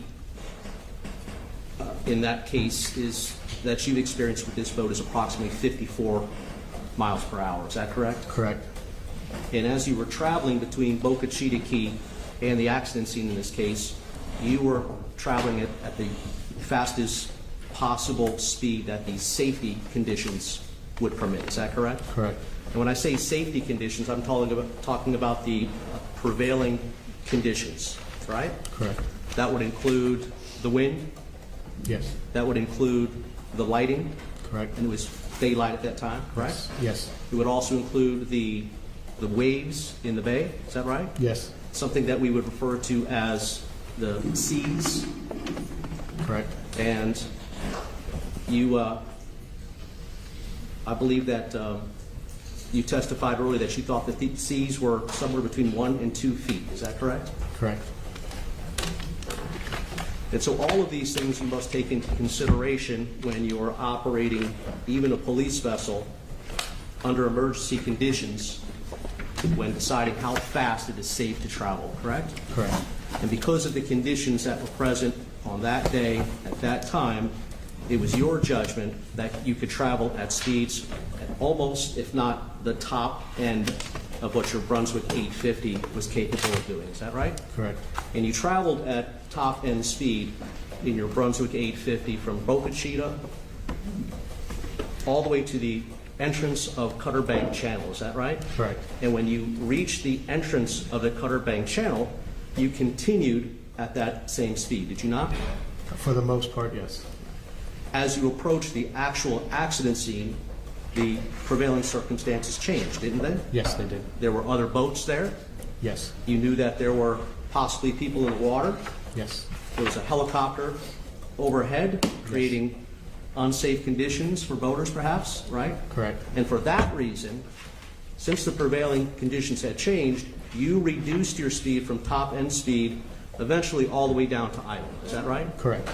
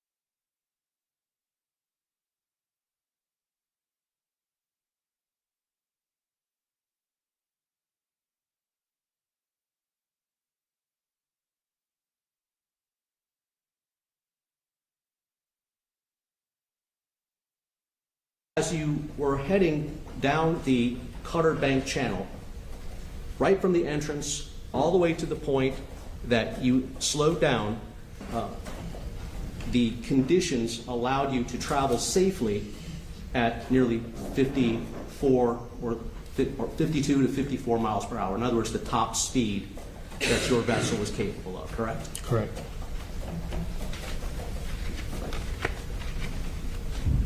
You have traveled, I presume, and correct me if I am wrong, through the Cutter Bank Channel previously from September 4th, 2022. Is that right? Yes, that's correct. So in other words, prior to the accident in this case, you have frequently gone south through the Cutter Bank Channel, correct?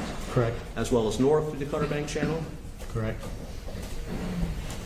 You have good familiarity with the Cutter Bank Channel, which is the subject location in this case. Is that right? Yes.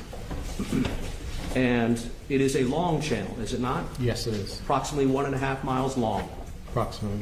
It is a wide channel, as you testified to yesterday, correct? Correct.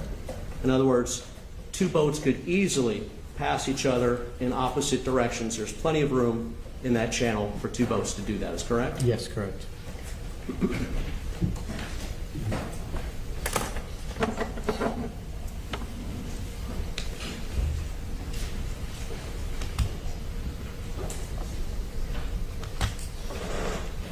If the prevailing conditions that evening were actually more favorable than the 1 to 2 foot seas that you recall today, then it would also be safe to travel at the speeds that you were traveling at. Is that right?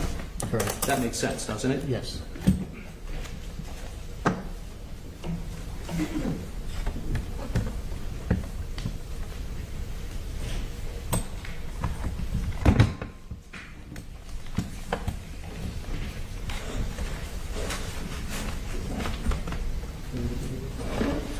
Mr. Bruto, I'm going to show you what is in evidence as Defense Exhibit B. May the witness step down, Your Honor? Just keep your voice up, please.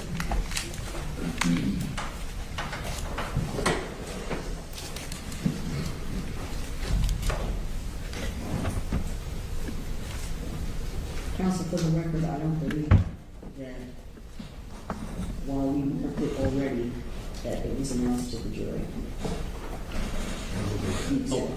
Your exhibit. The videotape that we're going to be showing you has already been provided and entered into evidence as defense exhibit B. Apologize, Your Honor, I thought I had done that already. Thank you. For the record, we're going to be looking at, well, go ahead. Is this your guy? Okay, do you guys want to pull up over here?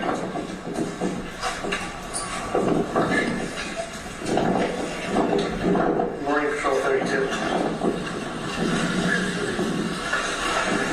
I'm with some of the parties that were on the vessel that overturned. They're advising everybody is accounted for.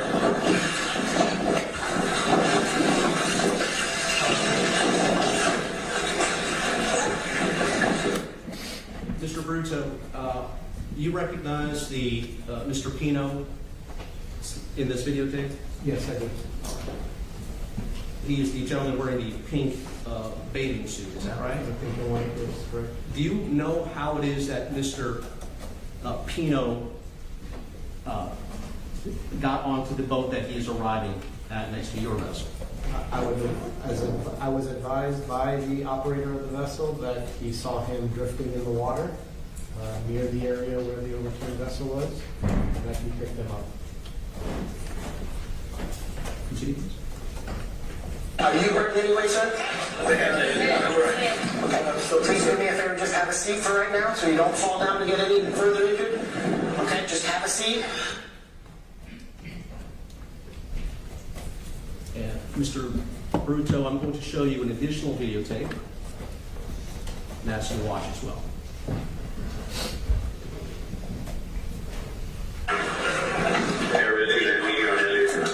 Just be careful.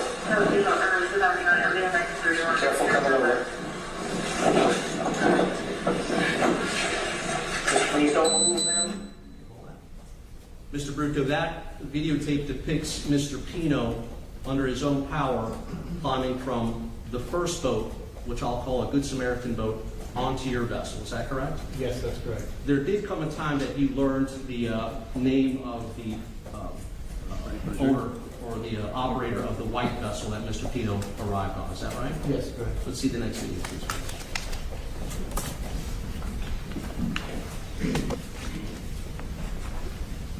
Before you go there, Carlos.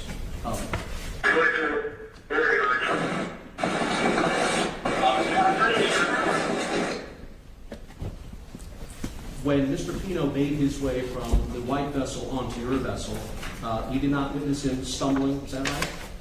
No, he was pretty much sitting down, didn't want him to fall and injure himself any further. You did not notice any difficulty that he had taking himself from the first boat onto your vessel? Not that I observed. He did not appear to be off balance to you? Not that I observed. Next video, please.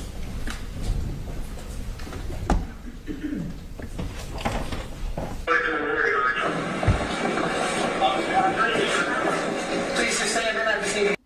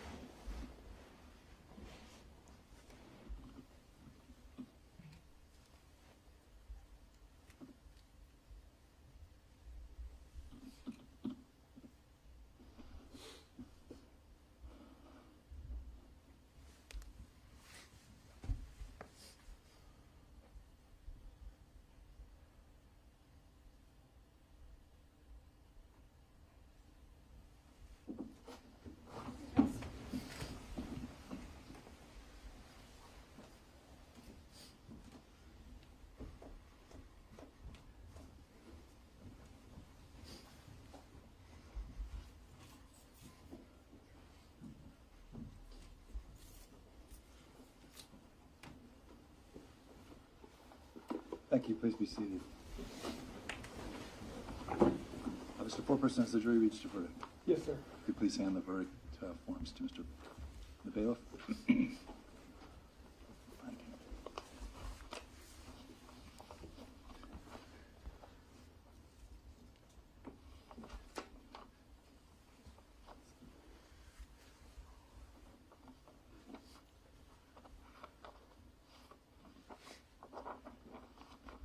Mr. Hildebrand, will you please rise? In the matter of the State of Alaska versus Zarius Hildebrand, we, the jury, find the defendant Zarius Hildebrand not guilty of murder in the first degree as charged in count 1. We, the jury, find the defendant Zarius Hildebrand guilty of a lesser included offense of murder in the second degree as charged in count 1. We, the jury, find the defendant Zarius Hildebrand guilty of murder in the second degree as charged in count 2. We, the jury, find the defendant Zarius Hildebrand guilty of tampering with physical evidence as charged in count 3. We, the jury, find the defendant Zarius Hildebrand guilty of tampering with physical evidence as charged in count 4. Thank you. Does either party wish to have the jury polled? No.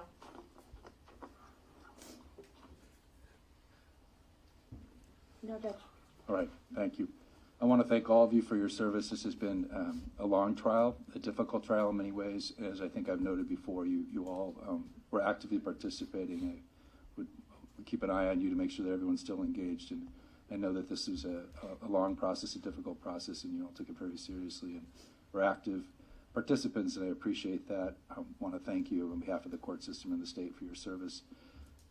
You are all excused at this point. Often the attorneys like an opportunity to chat with you. If you're willing to stick around, you do not need to stick around. You're not obligated to do that at all.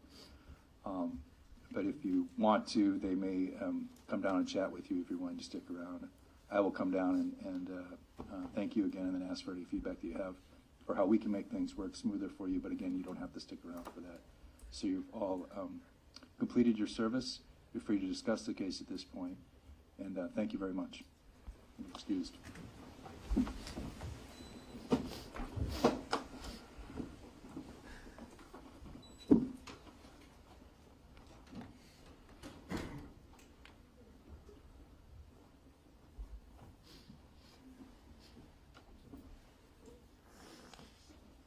Thank you. Please be seated. As the parties understand, sentencing is put out sometime for a pre-sentence report. I have 2 potential dates, October 20th at 2 p.m. or October 23rd at 10 a.m. October 20th at 2 p.m. or October 23rd at 10 a.m. And those dates, it doesn't matter that much at this point what date we pick. If it doesn't work for the parties when we get closer, just contact Chambers and we can make sure that it's a date that works for everybody. Is there a preference between those 2 dates at this point? Yes, Judge. And what is that preference? I think that we will probably need some time for this hearing, for the sentencing.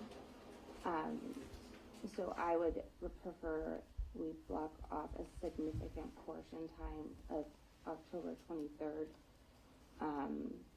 Let me take a look if I have anything at this point. I don't think I have a date certain trial at that point, but let me...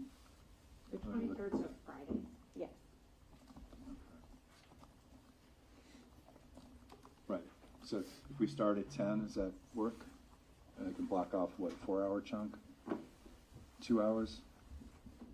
I don't know that 4 will be sufficient, Judge.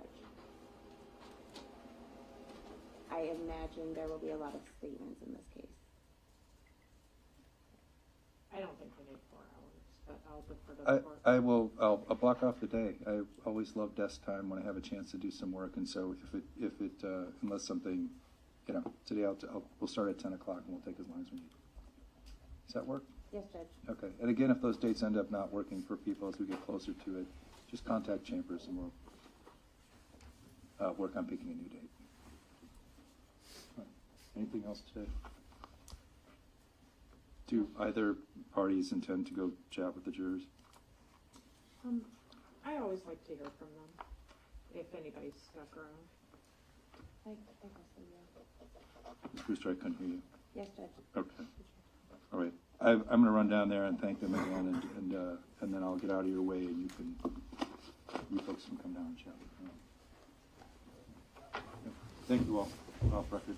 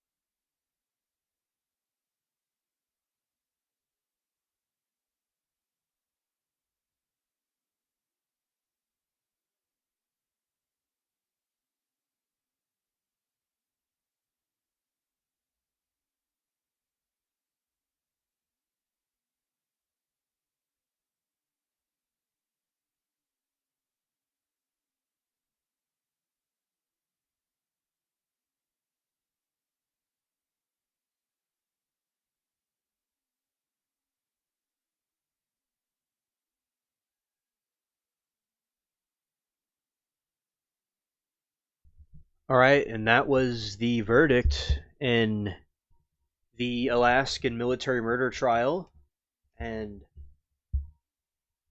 we are going to go back to the Florida one.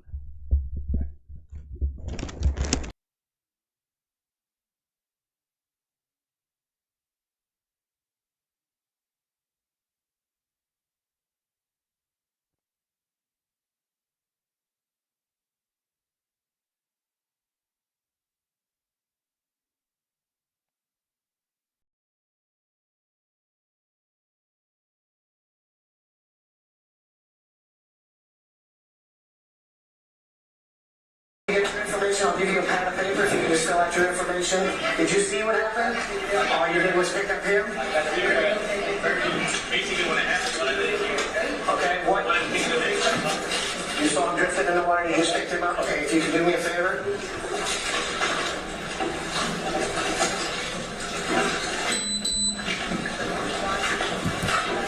Just write your name, address, a contact number, your FLs, please. Mr. Bruto, and just for the record, you just viewed video 8:37 through 9:34. Did you learn the name of the operator of the vessel? Yes, once he wrote it down on the paperwork. Mr. David Rodriguez, is that correct? I believe so.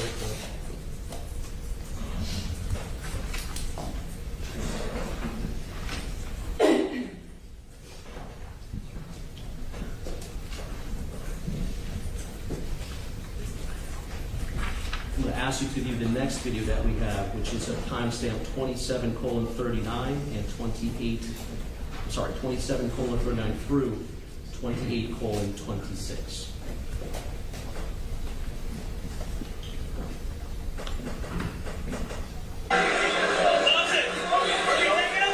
There's a father that's got possibly concussions and lacerations. That's her dad. He's going to go there. He's going to follow you there. You're going to be fine. You're going to Elliot, right? Yeah. He's going to stay with us for a while. He's injured. He hit his head. Hey, medical comes over. That's what I'm saying. He's medical. He hit his head and he's got cuts. So I would get him checked out. I would get him checked out. He's a dad, but he's got injuries. Should I take him to donate? Hey, you want to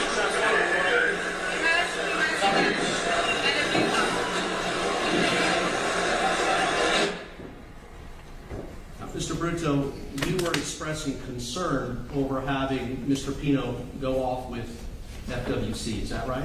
Yes, correct. And your concern was that Mr. Pino, in your view, might have a concussion, is that right? Correct. And on what did you base your suspicion? Reference to the vessel being overturned, the two other injured parties and the extent of their injuries. He did also have a cut on the side of his head, so he could have hit himself somewhere, and he could have had a possible concussion as well. So I wanted the medical concerns be addressed first before they started any other investigations to make sure he was stable. Because safety comes first. Is that Safety right? comes first. He could have had internal injuries or anything, so we were just trying to address the medical first. So in the video that you just watched, which is 27:39 through 28:26, can you please let the jury know, and for the record, what time did this occur? From the timestamp up top, subtracting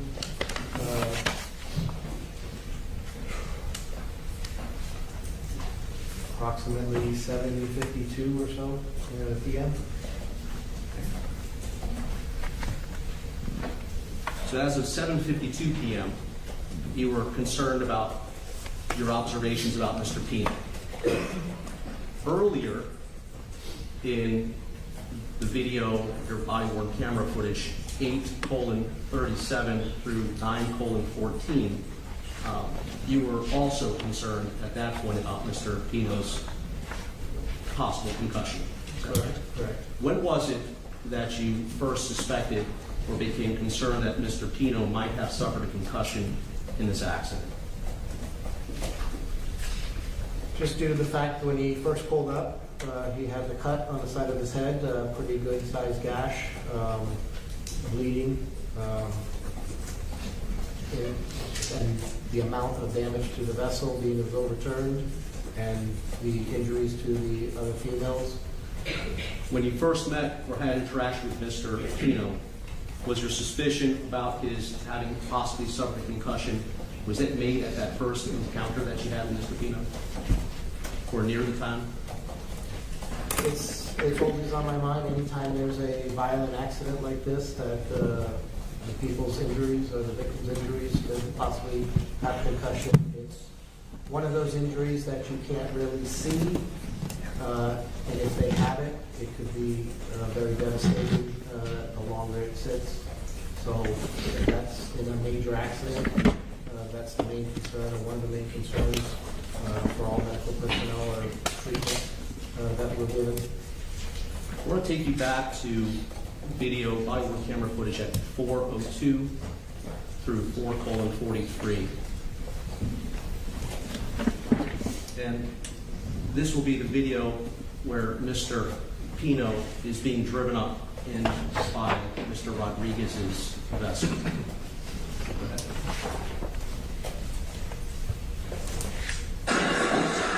Is this your dad? Okay, you guys want to pull up over here? And just for the record, Mr. Bruto, can you tell us what the timestamp is on body-worn camera footage, timestamp 4:02 through 4:43? Approximately 7:28 p.m. So sometime after 7:28 p.m. Is when you started, is when you suspected that Mr. Pino might have suffered a concussion in the accident in this case. Correct.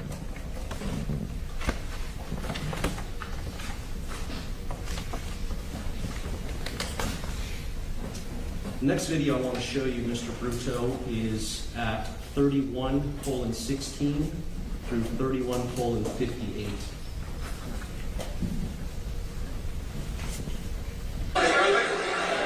They're all over there. You need to get the garbage. Help him come over this way and get on German's boat. Yes, this guy right here. He's gonna help him. Sir, come this way, please. That's it. Everybody, your daughter and everybody's on these boats. You're gonna go with them. You're gonna go with them. Come over to here so you can hold on. Come right here. Okay, sir, this is the contact that you need. Come over here, Mr. Bruto. Mr. Bruto, when this video began, Mr. Pino is on a red vessel. Is that right? Correct. Was that one of the fire boats, as far as you know? That is Ocean Rescue's volunteer fireboat. Yes.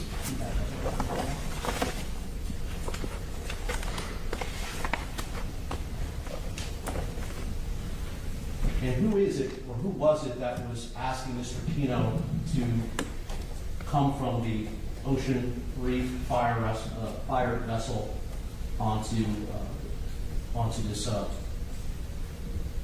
other vessel that you climbed onto? That was myself. Okay.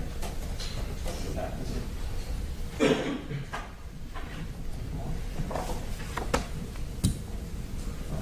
And you see when you, after you ask Mr. Pino to come to your vessel, Mr. Pino goes from the Ocean Reef Fire vessel and he steps up onto the top of the gunwale of that vessel. Is that right? Correct. And can you explain to the members of the jury what is meant by a gunwale? The gunwale was just the top portion of the side of the vessel, the structural side of the vessel. Now, there is not a lot of width present in this gunwale area that Mr. Pino is walking on. Is that right? Or about to walk on? Approximately 6 or 8 inches. In the water, correct? Correct. While the boat is having movement as the waves and current through the area are taking place. Is that correct? Correct. Yet he's able to climb up on the gunwale, right? Walk a few steps, correct? Correct. Keeping his balance, correct? He's holding on. We always ask them to hold on to something when even we do it, when we do the same movements. Well, that would be the safe thing for anybody to do, right? Yes, correct. If someone were impaired by alcohol, for example, they might not make the decision, the wise decision, to hold on to the wall as they are walking along this narrow 6-inch gunwale. Is that right? Correct. And that's what Mr. Pino is doing. Correct. Unassisted, by the way, correct? Correct.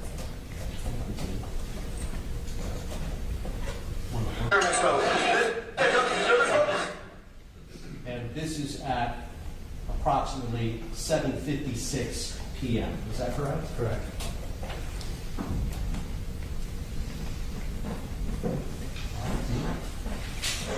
Yes, this guy right here, he's gonna help him, sir, come this way.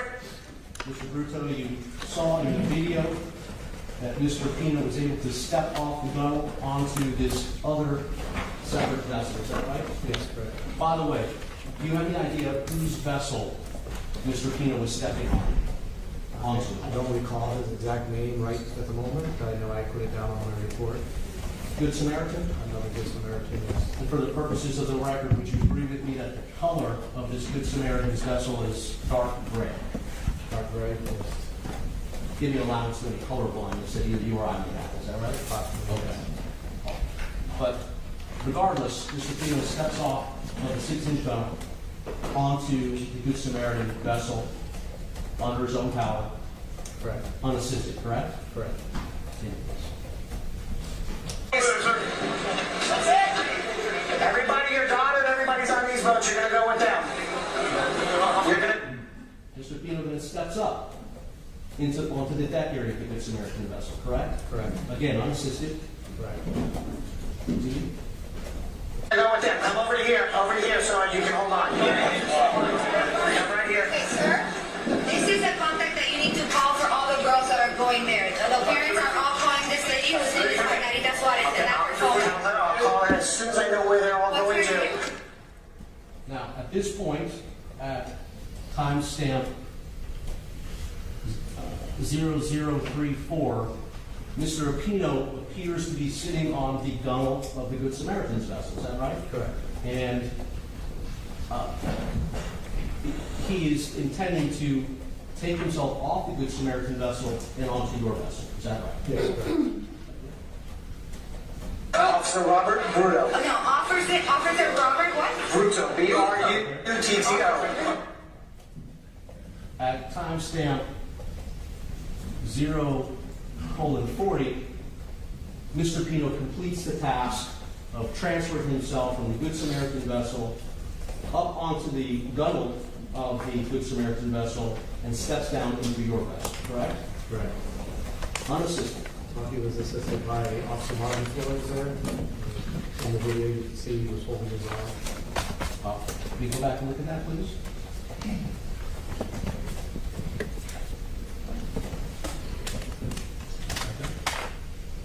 His right arm. Robert Bruto. Oh, no, Officer Robert what? Bruto, B-R-U-T-T-O.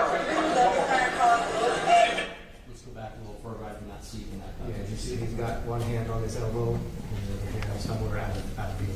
No significant assistance from Officer Delgado, is that right? Officer Ford. I'm sorry, Officer Ford, is that right? He didn't have to put his arms under Mr. Pino to get him out to your boat safe. All right. Now, any person in Mr. Pino's circumstance that evening, had Officer Flores been there, he would provide the same sort of assistance, right? Correct, yes.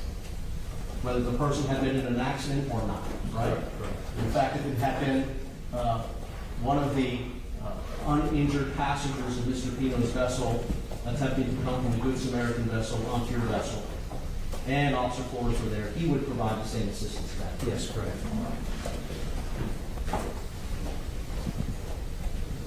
You can take your seat.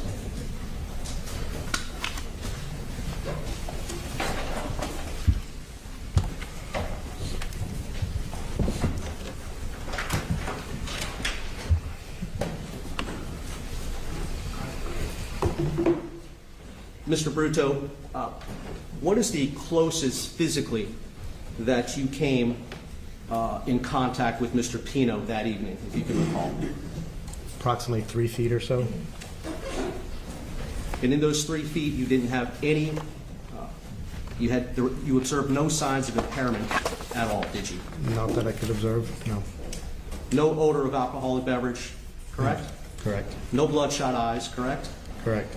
Did you hear Mr. Pino say anything in your presence? He was talking a little bit, but not that anything that concerned me. His speech did not,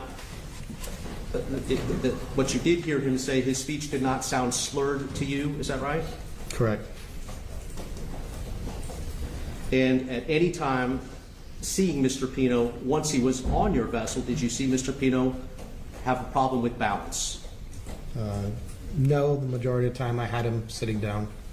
And that was for Mr. Pino's safety? Correct. Because you knew that he had a head injury? Possible head injury, yes. A moment.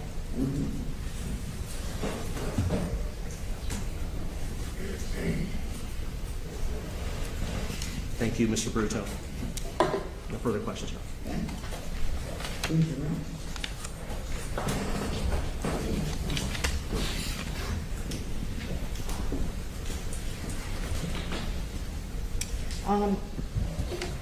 Mr. Bruto, let me ask you, there were a number of teenage girls that were on that vessel that had the platform, right? Correct, yes. Did you observe signs of alcohol impairment on any of them? No.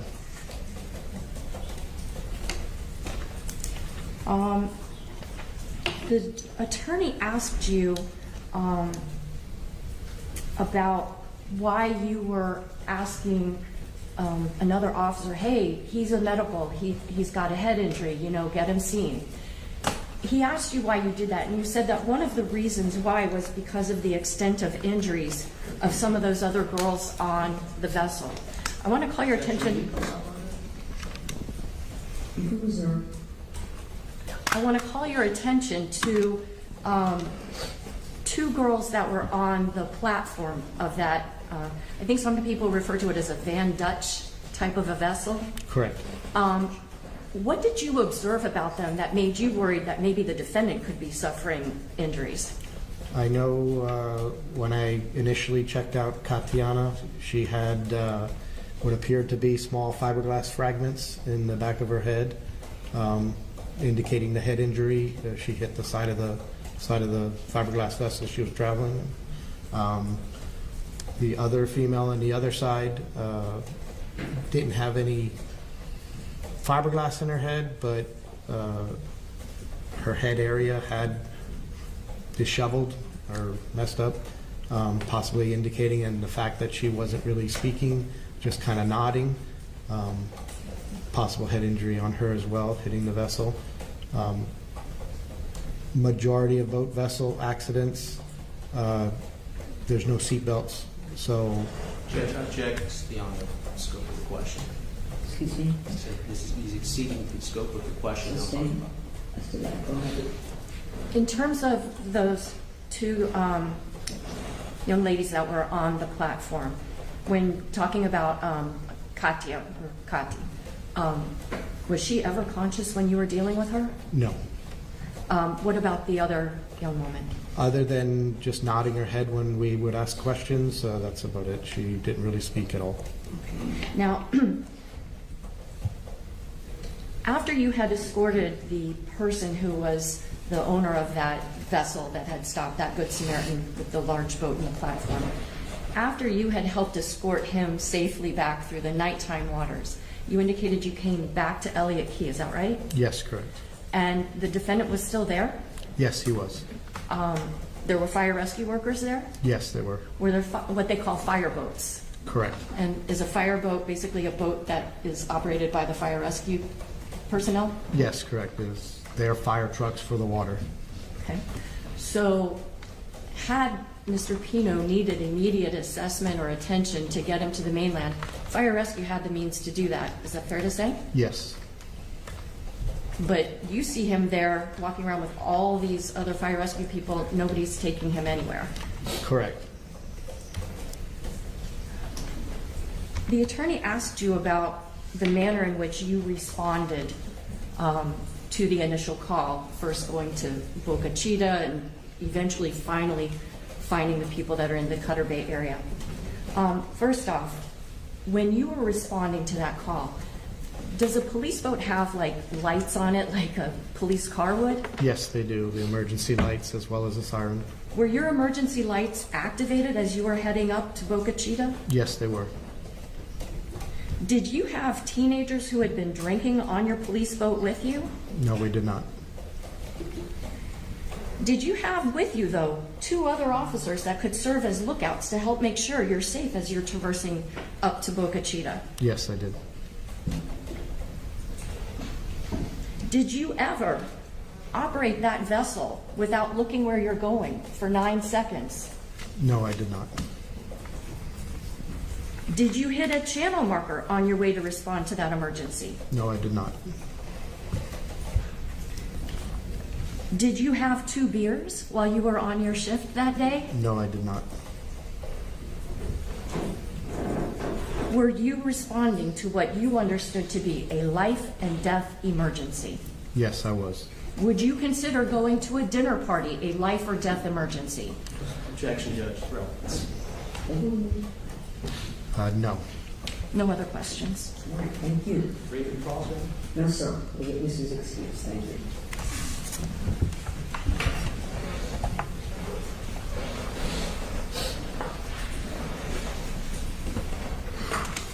All right. Ladies and gentlemen, we're going to take our lunch break at this time. Yes, we are. That's what we're going to do. Please put your notepads inside your envelopes. Do not discuss the case. We're going to take a 1-hour lunch break.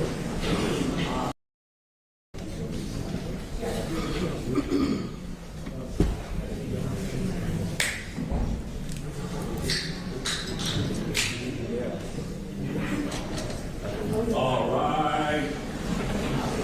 I will implement this deciding. All right, everyone, be seated. Thank you.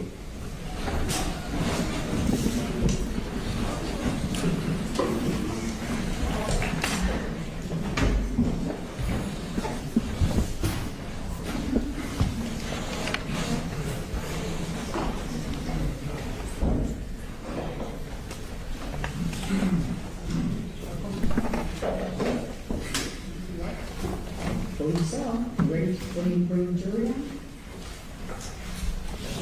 Thanks, Judge. I think that my witnesses are on the other side of the hallway. Can I just make sure they're there so that... Yeah, wait till they're down there. Okay, other than that, there's nothing else to do, right? Okay, yes. Judge, so for the viewing of the vessel? Yes, sir. Mr. Pino is going to waive his right to be present if the court will accept that waiver. I have no problem with that. I'm going to ask Mr. Pino, I think Mr. Pino's been sworn already. Yes. Today.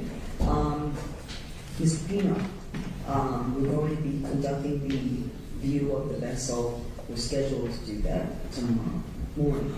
But we are going to actually be in court in the morning. Everyone's going to be present. We're going to be giving instructions to the jury, and then that's when we're going to all leave. You have every right to be present during this It's field trip and present as the jurors are viewing, and they will have an opportunity to walk around the vessel, and they can get in the vessel, come out of the vessel. There'll be no conversations, but they're going to be permitted to do that. I'm going to set a certain amount of time for that. I understand that you do not wish to attend this viewing of the vessel. Is that correct? That is correct, Your Honor. Okay. And you have the right to either. You know that. Thank you so much. Okay. Has anyone influenced your decision in this Not at all. way? Not at all, Your Honor. So this is purely your decision. That is correct. We are going to continue with the proceedings, though, but we probably won't be. We'll be back. Excuse everyone for lunch, and then we'll probably resume in the afternoon, somewhere around, I'd say about this time, about 1:30, because I think it'll take us that long to accomplish. Okay. Is that no problems with That's that? fine. No problem, Your Honor. Okay, very well. Thank you. Okay, thank you, sir.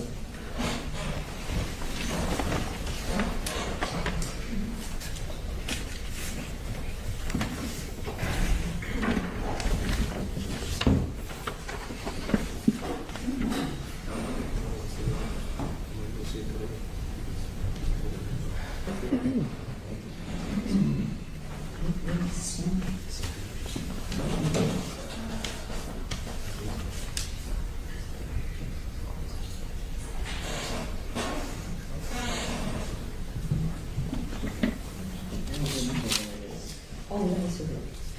Transfer. Oh, can I see that?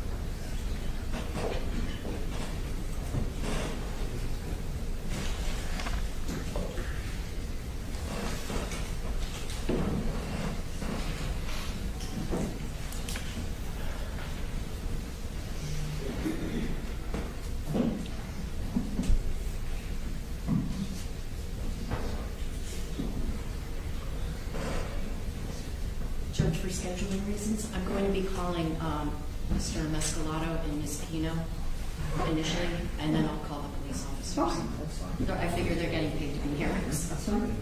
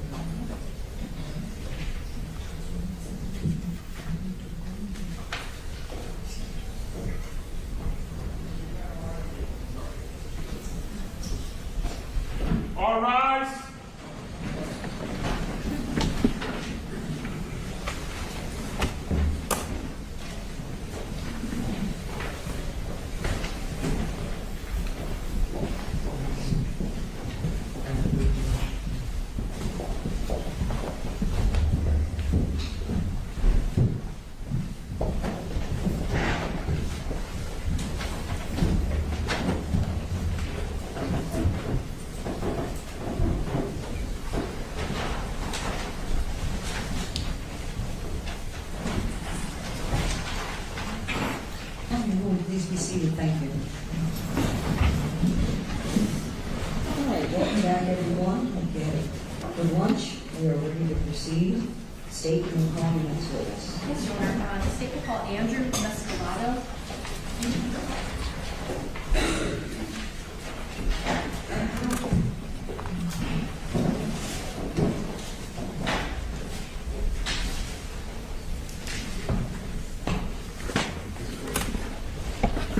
Sir, please step forward, face the court, raise your right hand, and be sworn. Do you solemnly swear from the testimony you're about to give will be the truth, the whole truth, and nothing but the truth? You may have a seat, sir.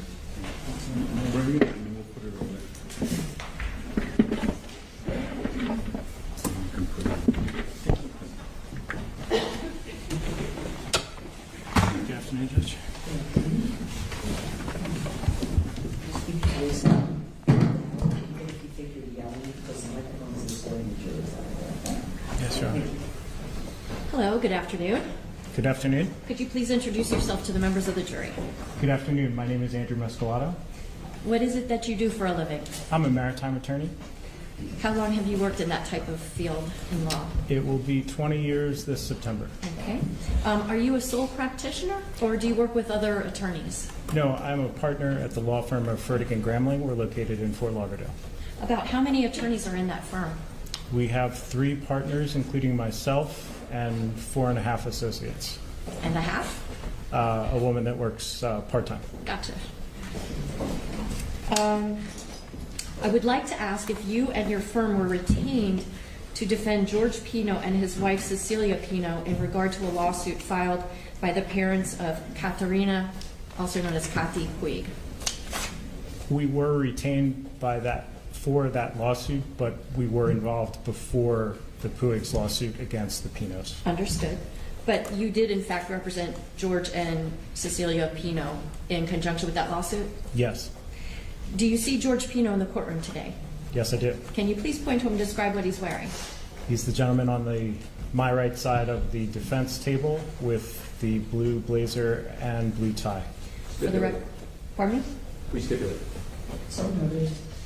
Mr. Mescalado, could you tell us, do you, in the course of your practice, engage in a process called discovery? Yes. Could you explain what is discovery? So one area of my practice is representing persons in civil lawsuits.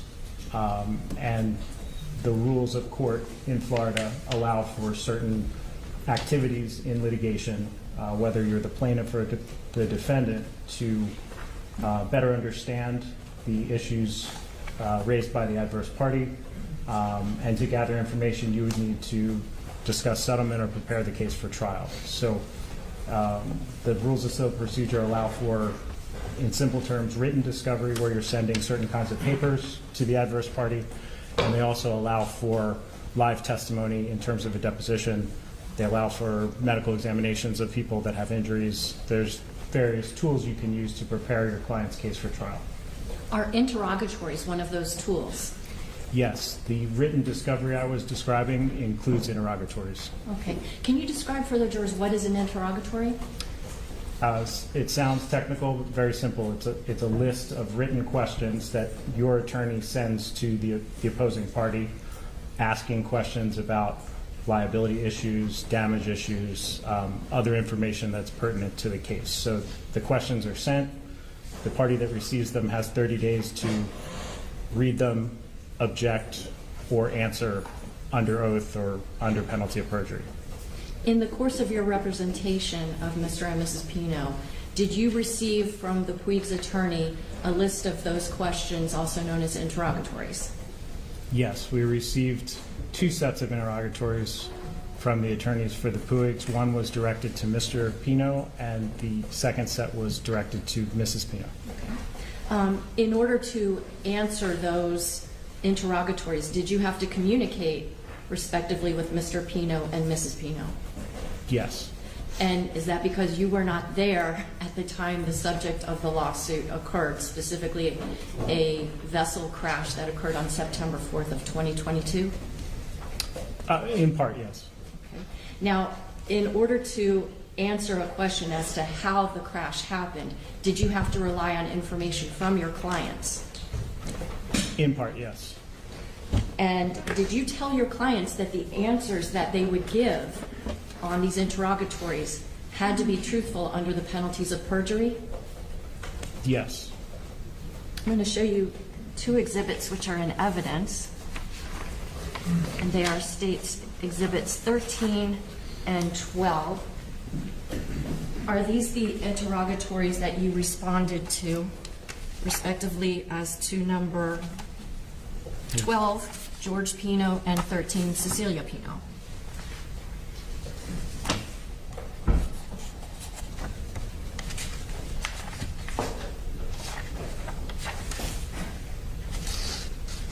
Yes, these look to be the interrogatories.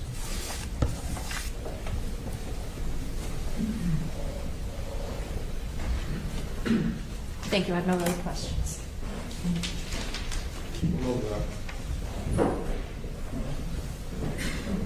No questions, Your Honor. Thank you so much, sir. Thank you, Your Honor.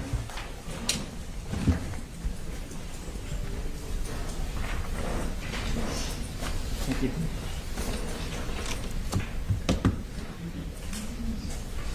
State your next witness, please. Your Honor, the State will call Cecilia Pino.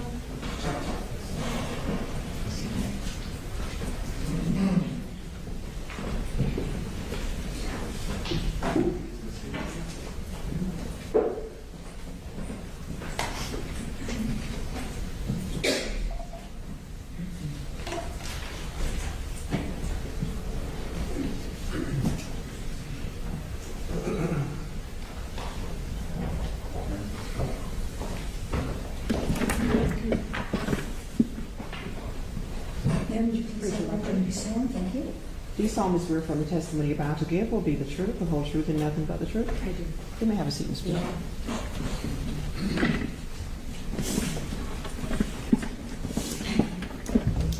your voice loud and clear into the microphone. It's important to speak it. Okay, got it. Good afternoon. Good afternoon. Could you please introduce yourself to the members of the jury? Yes. My name is Cecilia Pino, and I am the wife.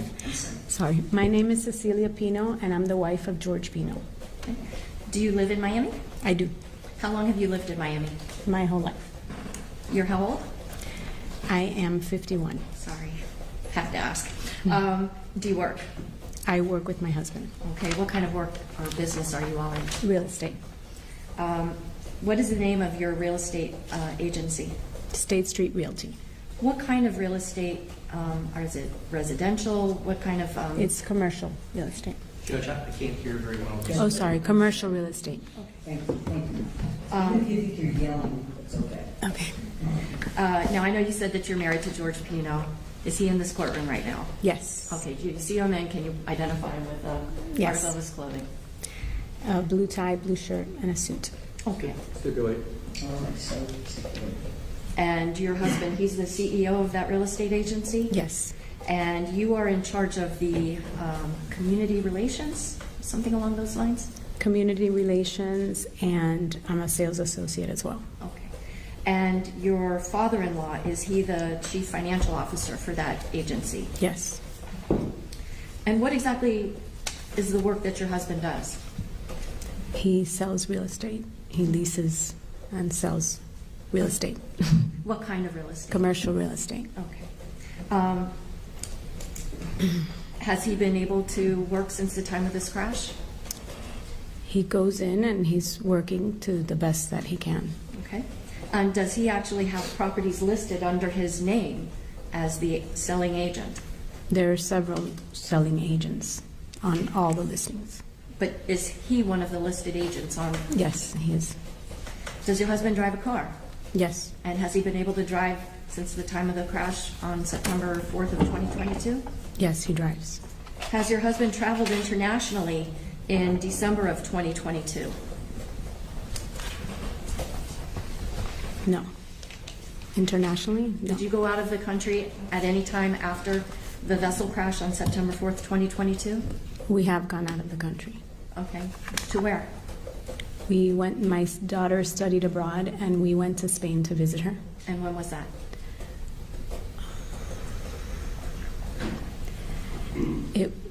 I believe it was March of 24. Did you travel in December of 2022? We did. Where? To Seaside, Florida.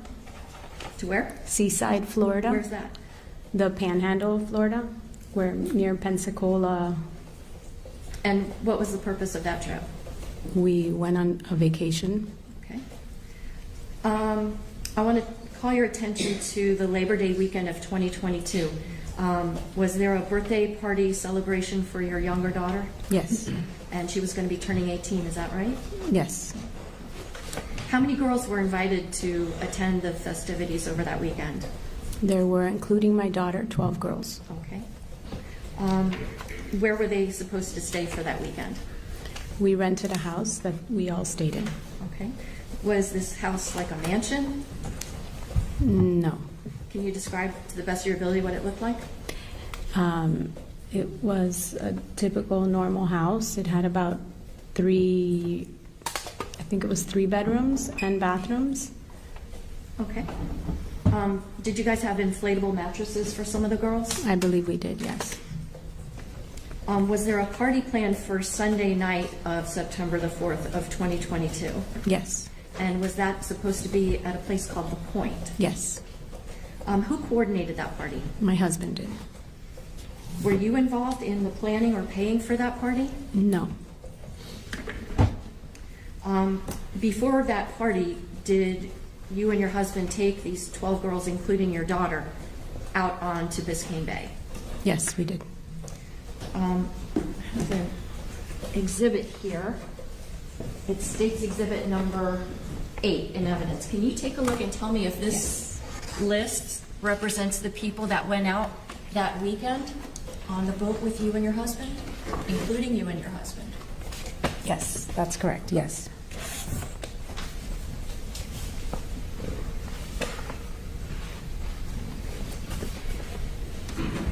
And aside from you and your husband, were any of these people over the age of 21? No.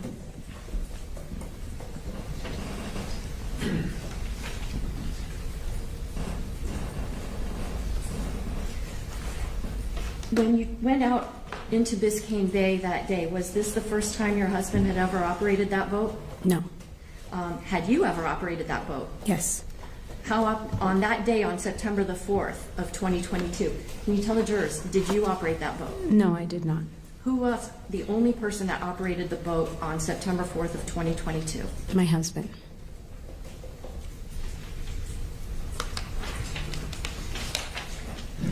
Did you serve as a lookout either on the way out toward Billy's Point or on the way back? I don't remember. Okay. Was there a cooler on your boat that had alcoholic drinks that afternoon? There was.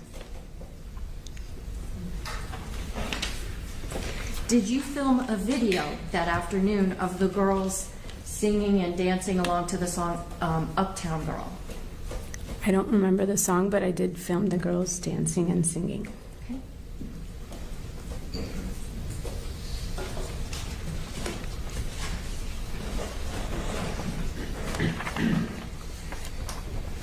Showing counsel states exhibits 2G and 2H for identification.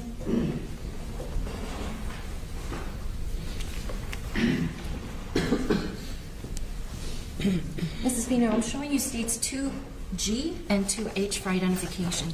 Yes. Do you recognize what these photographs represent? Yes. Are these accurate photographs of what a bottle of Chambord and what a bottle of Prosecco looks like? Yes. The state moves 2G and 2H for identification and evidence. No additional objections. State Exhibit 2G, previously marked for identification, will become State Exhibit number 20 and 2H 21.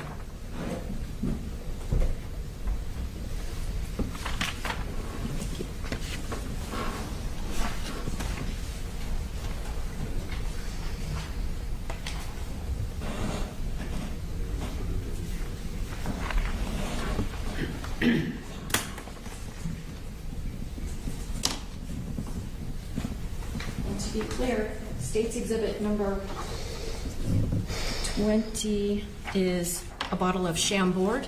Correct. What is Chambord? It's a liqueur. What kind of flavor does it have? Like a berry flavor, I think. Okay. And then State's Exhibit number 21, a bottle of Prosecco. Correct. Is that kind of like champagne? Yes. Do you ever combine Prosecco with Chambord? Yes. Did you on September 4th, 2022, while out at the sandbar? I did. I had in a Yeti. I put some Prosecco and a little splash of Chambord. Okay, and how many of those did you consume? I had 1 or 2. Okay.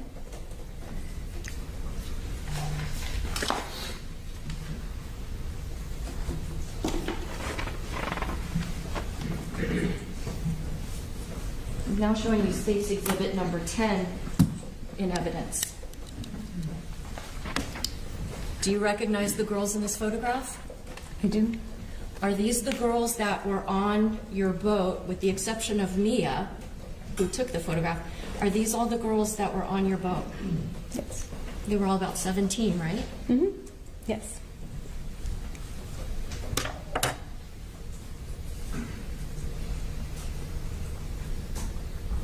Do you know how it is that your husband wound up smashing into channel marker 15?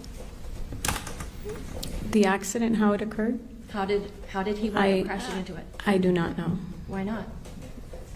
I was looking at my phone trying to send a text to the moms, a video of the girls dancing. I was trying to send it to the moms, and I remember looking at the blue line and being upset and frustrated that it wasn't going through the text, and I was looking at my phone.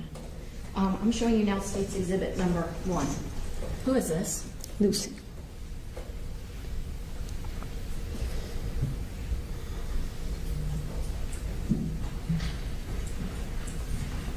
And she died because your husband crashed into that channel marker, right? She died because there was an accident. I asked you if she died because he collided with a channel marker. Judge, I'm going to object to argument. Sustained. Anything else? Sustained. No other questions? Judge, can we have a brief sidebar? Brief, very brief.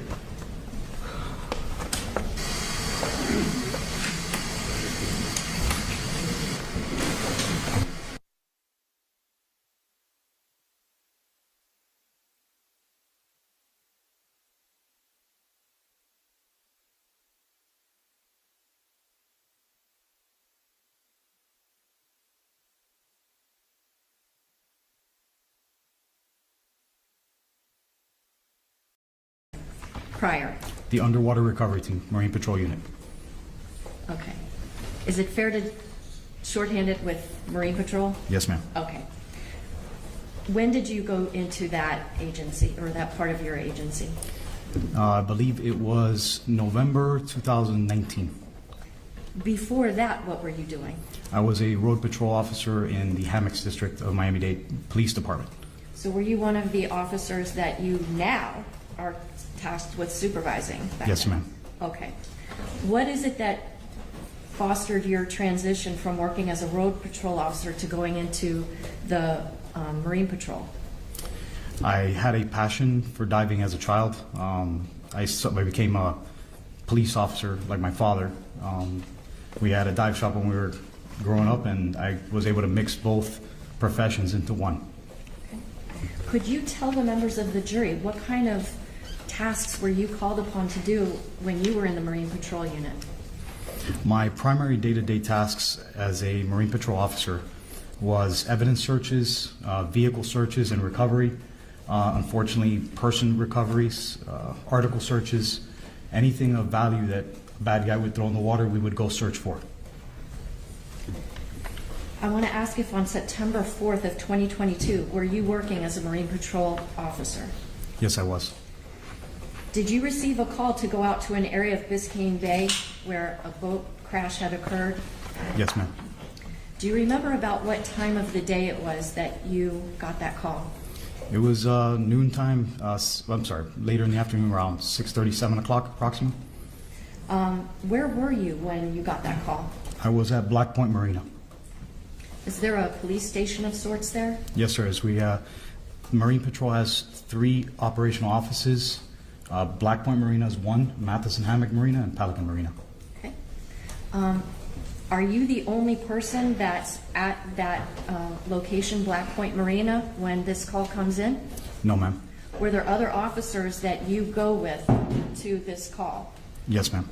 Now, because you were a member of the underwater recovery team, would it be normal for you to go out on a call like this? Yes, due to the fact that, we are boat operators as well. Got it. So, who, if anyone, do you get on a police patrol boat with once you get that call? I got on the vessel with, at the time, Officer Bobby Bruto, and I believe Thomas Kennedy. What was the staffing like for that weekend?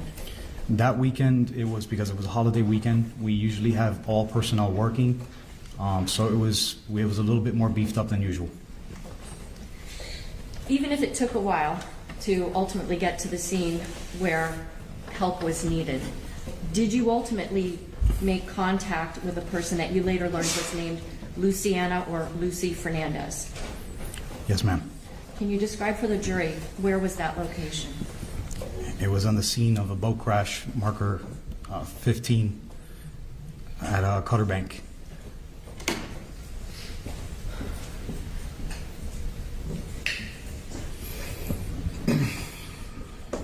Sergeant, I'm showing you State's Exhibit number 2, which is in evidence. Do you see a series of green dots on this? Yes, ma'am. Do those dots represent the general area of Cutter Bank? Yes, ma'am. Your Honor, may the witness step down for a moment, please? Yes, please, can you please? Yes, sir. Would you be able to point out, using this chart, the approximate location where you and Officer Bruto wound up responding? Yes, ma'am. The area was approximately here. Thank you.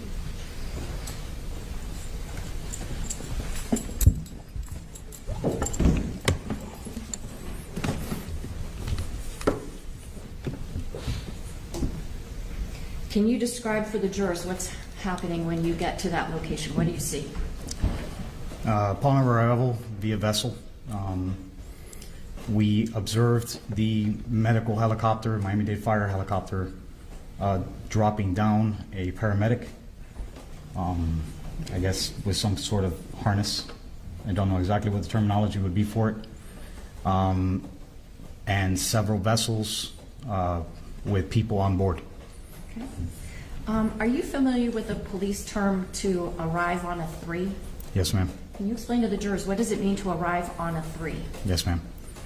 To arrive on a 3, Code 3 in Miami-Dade County is a high priority emergency, which means arrive with lights and sirens. Was the police boat that you were on equipped with emergency lights? Yes, ma'am. Do you guys use sirens too on boats? We do have sirens. Can you describe, once you arrive there, do you see a person that is having CPR performed on her? Yes, ma'am. It was a very chaotic scene. A lot of people everywhere. Once we got up to the boat, that the bystanders that were attempting to help were on, and we identified that they were actually doing CPR on Lucy Fernandez. We went boat to boat and began to board the vessel to render aid. Once you get onto the vessel where Lucy's at and CPR is being performed on her, are you all able to put her on a backboard? Once we board the vessel, yes, we did. What is the importance of having a backboard for something like that? The importance, especially out on the water on a trauma victim, is for stabilization of the patient. It's to make sure that if she has any injuries that we cannot see, especially to her spine, nervous system, brain, to try to contain it as much as possible because we don't want to hurt her. Can you describe the process by which you actually strap somebody to the backboard? Yes, the backboard has several straps, and we do cross-body strapping to the victim to make sure that they're secure. Do you have to tuck in their arms? Yes, ma'am. How do you do that? We try to cross them across their chest temporarily, just to make sure that we don't cause any more injury or entrap them while we're moving them. Once Lucy is placed onto the backboard, are you and your coworkers able to transfer her from the Good Samaritan boat onto a police boat? Yes, ma'am. Was it the same police boat that you had arrived on? No, I think it was a different vessel. At that point, it was a larger vessel.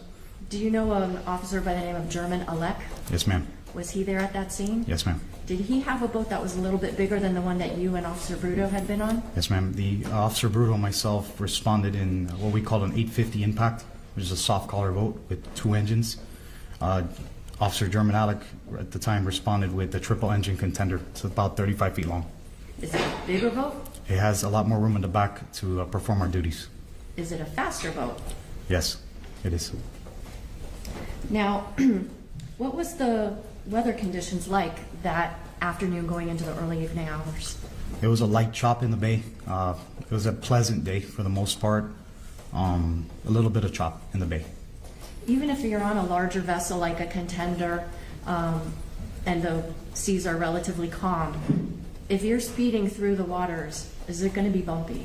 Yes, ma'am. Can you describe? So while you're moving underway, especially as you're picking up speed, you're going to go over chop, and that's going to cause vibration and movement in the vessel.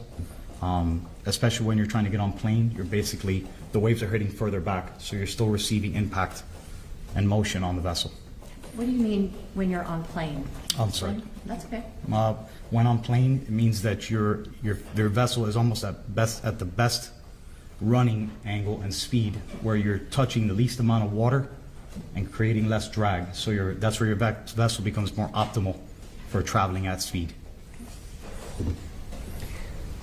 Was the Elliott Key Ranger Station the closest place to where you were at that time that a helicopter could land?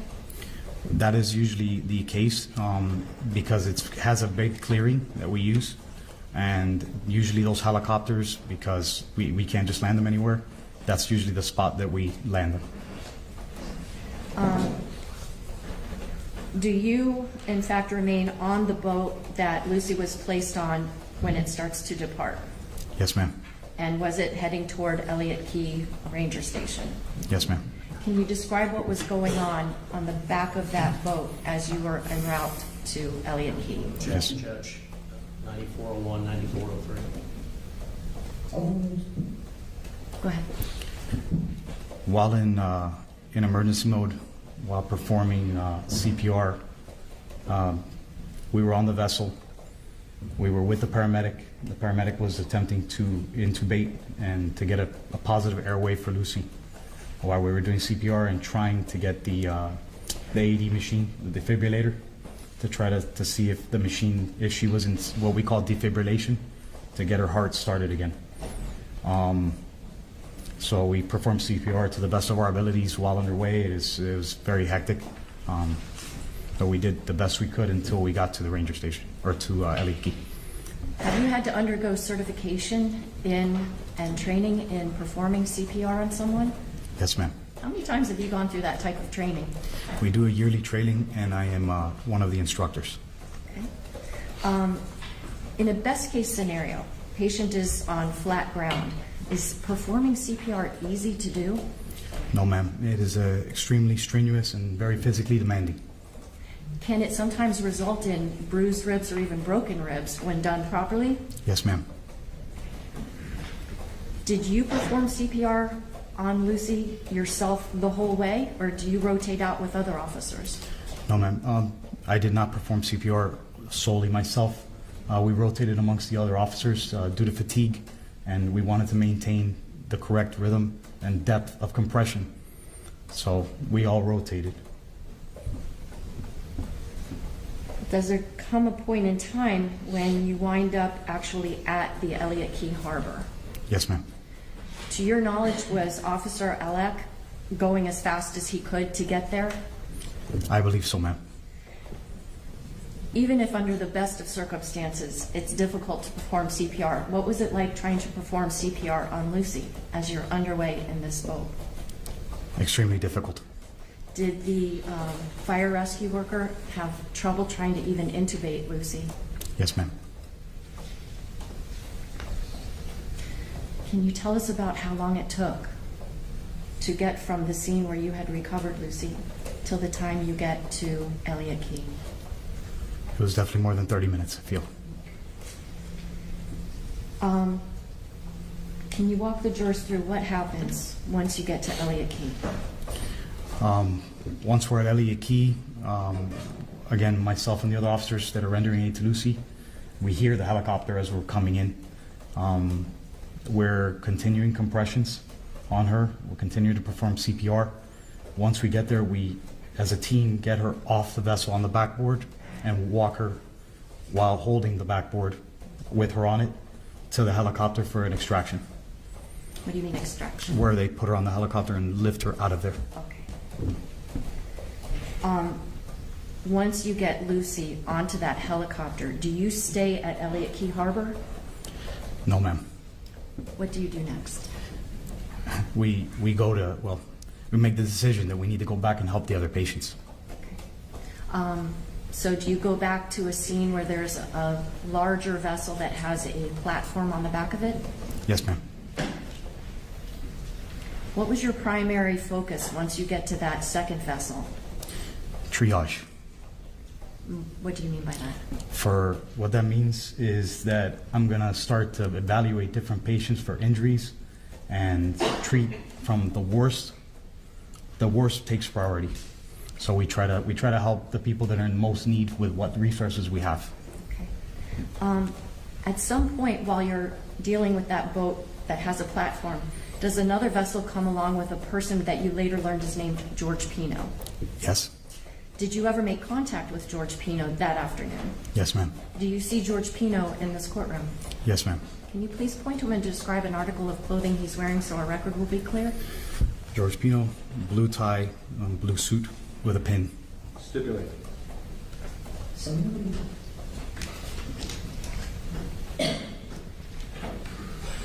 In your mind, at that time, was George Pino a criminal defendant? Not at that time. In your mind, was he someone that needed to be triaged and assessed? Yes, ma'am. Did you ever handcuff him? No, ma'am. Pull a gun on him? No, ma'am. Yell at him? No, ma'am. Threaten him? Not one.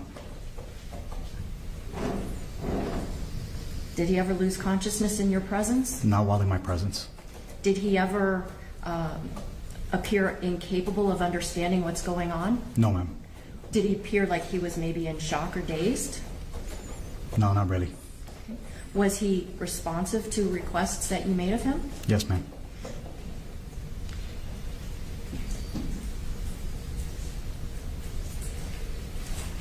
At some point, do you wind up leaving that secondary vessel and terminating your work for that crash that day?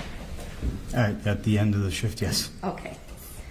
I want to ask if you were asked to come back to the Cutter Bank area the very next day.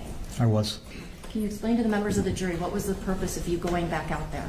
Yes, ma'am. So, as part of being a Marine Patrol diver, part of our responsibility is to assist other agencies with evidence searches or whatever it is they need. We responded to conduct an evidence search of the crash site. I want to ask you a little bit more about your position specifically as a police diver. For how long have you been a police diver? At the time, approximately 3 years.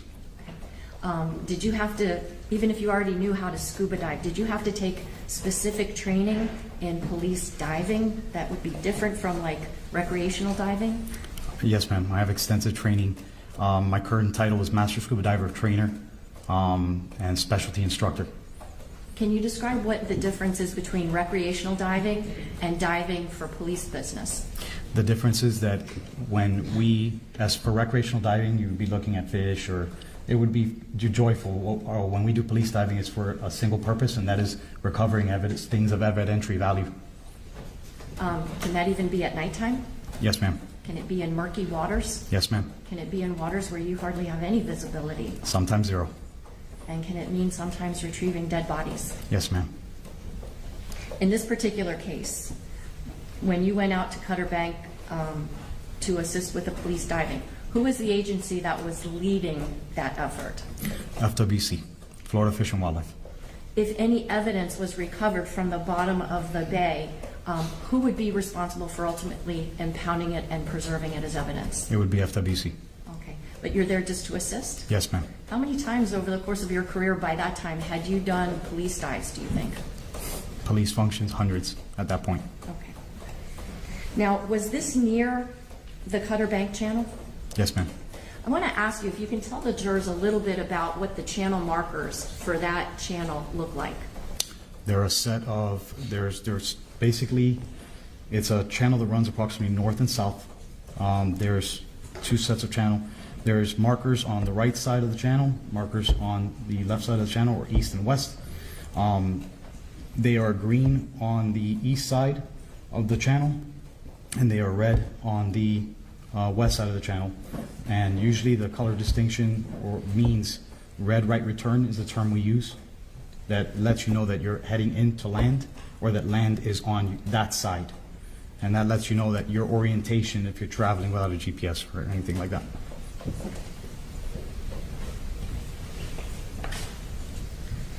Showing counsel states 2E and 2E for identification. Sergeant, do you recognize the channel markers in states exhibits, 2E and 2D? Yes, I do. Are these pictures of channel markers 14 and 15 Yes, ma'am. in Cutter Bank? Yes, ma'am. I've moved states 2D and 2E for identification and evidence. Objection. State Exhibit 2D, previously marked for identification, will become State Exhibit number 22. And State Exhibit 2E for identification will become State Exhibit number 23.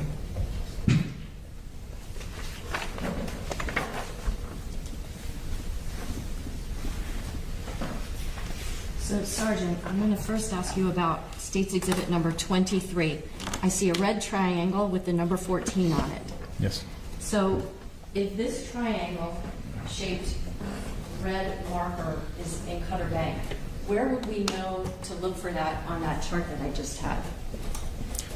That marker would be if you're traveling southbound down that, it should be on your right-hand side or port side. Just to make it a little easier for the jury, I'm going to show you now State's Exhibit number 1C. Pardon me, let me show this to you.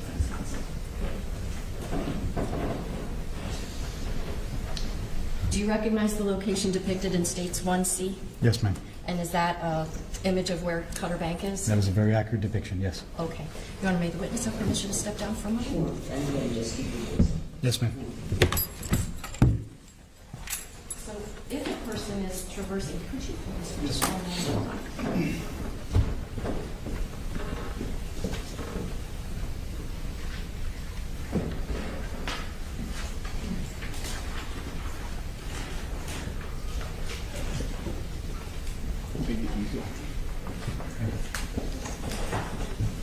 Okay, so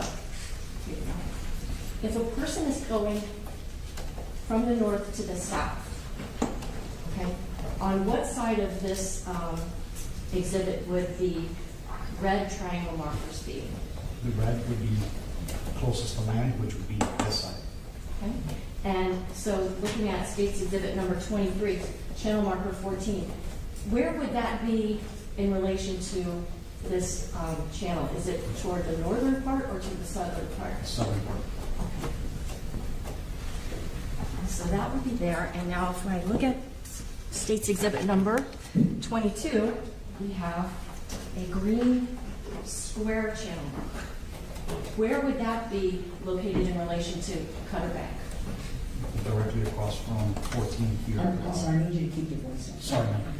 It would be right here across from 14. Okay, so can I ask you to hold on to State's Exhibit number 23? And you hold that up, and I'll hold number 15 up. Is this kind of like an approximation of what we would see as we're approaching channel markers 14 and 15? Yes, ma'am. Thank you. Permission to your own.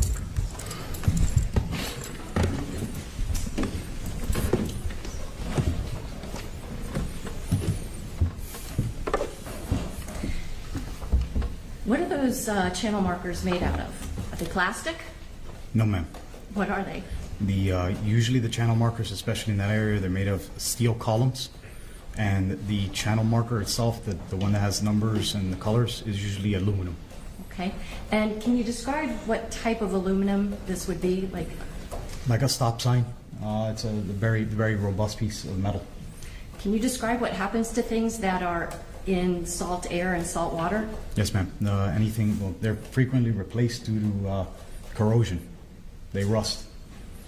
Are they prepared with any specific type of paint to try to help prevent that? I believe so. I think they almost use the same stuff that we use on the street signs here, like the stop signs, so that they last longer to the elements. Have you ever operated a vessel in that area at nighttime? Yes.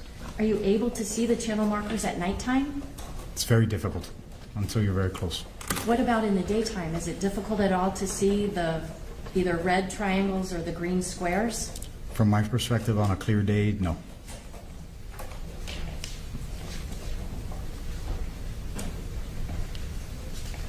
During that police dive that took place near Cutter Bank, was there a capsized vessel there? Yes, ma'am. Can you describe what it looked like?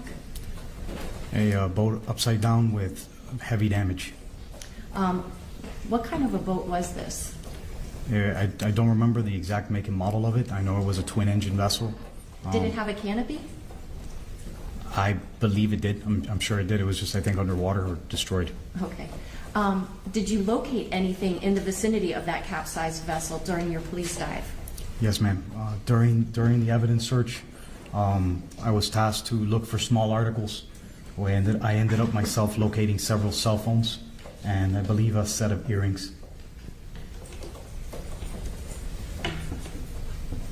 Lastly, Sergeant, I want to ask you, on the day that you responded to the scene where Lucy was and then went to that secondary location, were you wearing a body-worn camera? I was, ma'am. Okay, and also known as BWC. Yes, ma'am. Mm-hmm. Okay. Did that BWC capture what was going on around you as you were either at the boat where Lucy was initially or your transportation of her from that location to Elliott Key Harbor? My body-worn camera, I activated it the entire time I was there. Were clips of that body-worn camera footage prepared for the jurors? Yes, ma'am. So we don't have to sit here for hours watching you traverse, say, from Black Point Marina up to Boca Chica? Correct. Okay.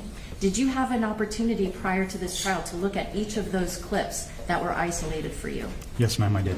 And were those clips true and exact copies of what your original complete body-worn camera footage was? Yes, ma'am. And after viewing those clips, did you actually affix your initials to the jump drive that they were placed onto? I did, ma'am. For the record, I'm showing counsel seats 2F for identification.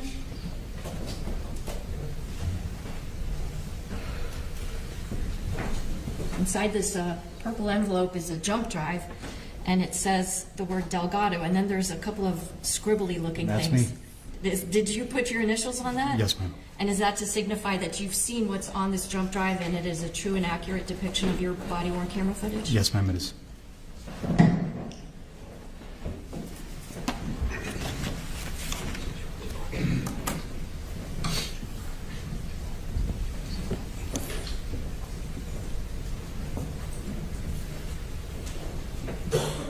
Your Honor, if I may just have one more second.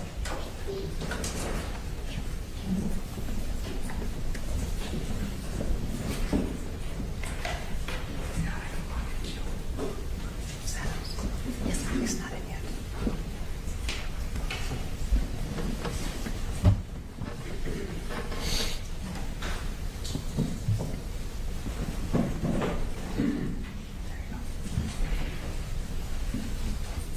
Sergeant, I'd like to ask, when you saw these clips, are they individually labeled? Yes. Your Honor, at this time I move states 2F for identification and evidence.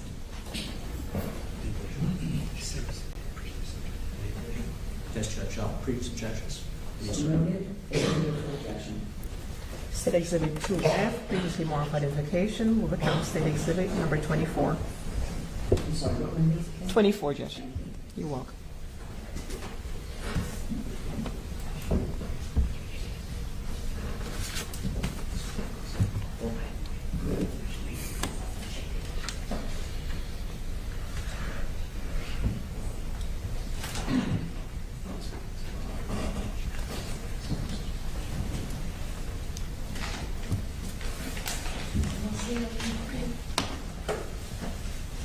Your Honor, may the witness step down so we can observe his mouth? Yes.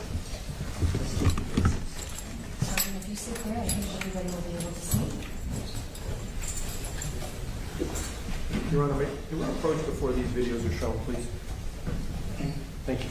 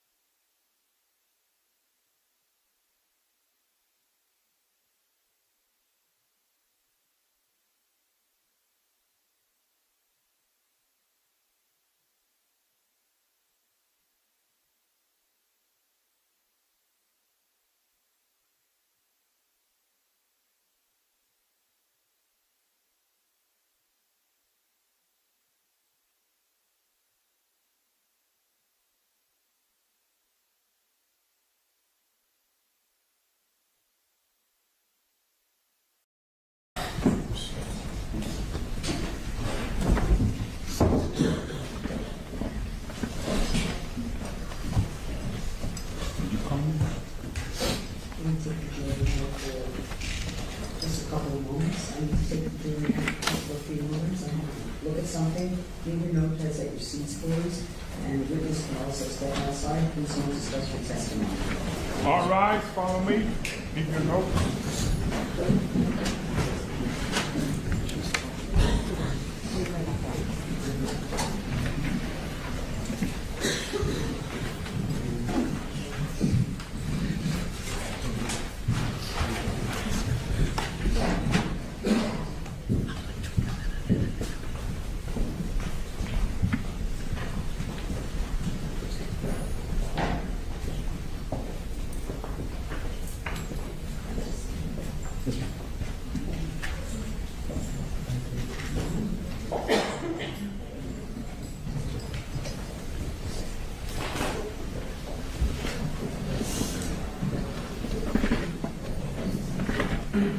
Oh, very well. Can you see it? Thank you.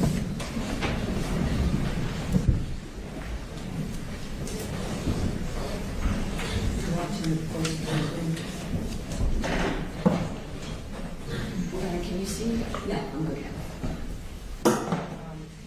Just for the record, this is going to be states number 1 through 6. 24. Thank you. This is states 24. There's clips that are labeled 1, arrival and triage, 2, transfer Lucy, 3, arrival at JP boat. The next one is Pinot 1, then Pinot 2, then Pinot 3. I'll just play them in series if that's all right. Yeah.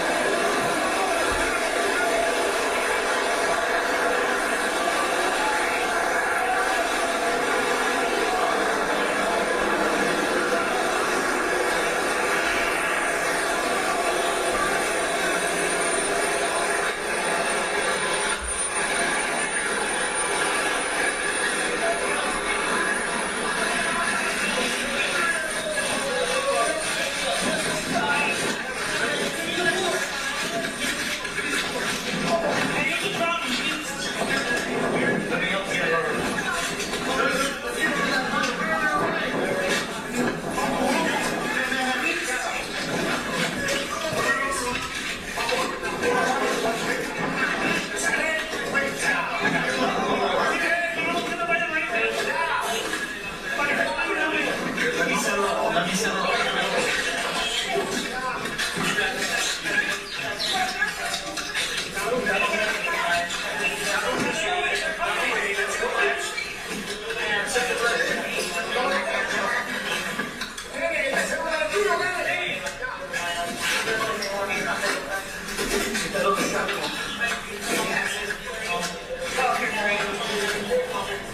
Just pull it out.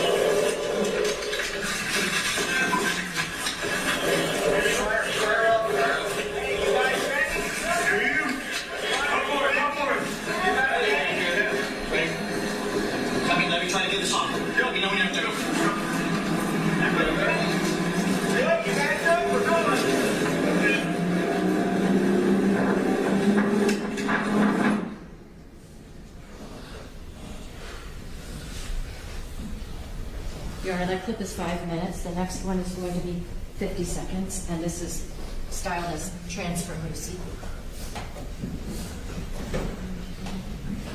Your Honor, unless my memory is failing me, I don't recall these ever being displayed in court. They were discussed.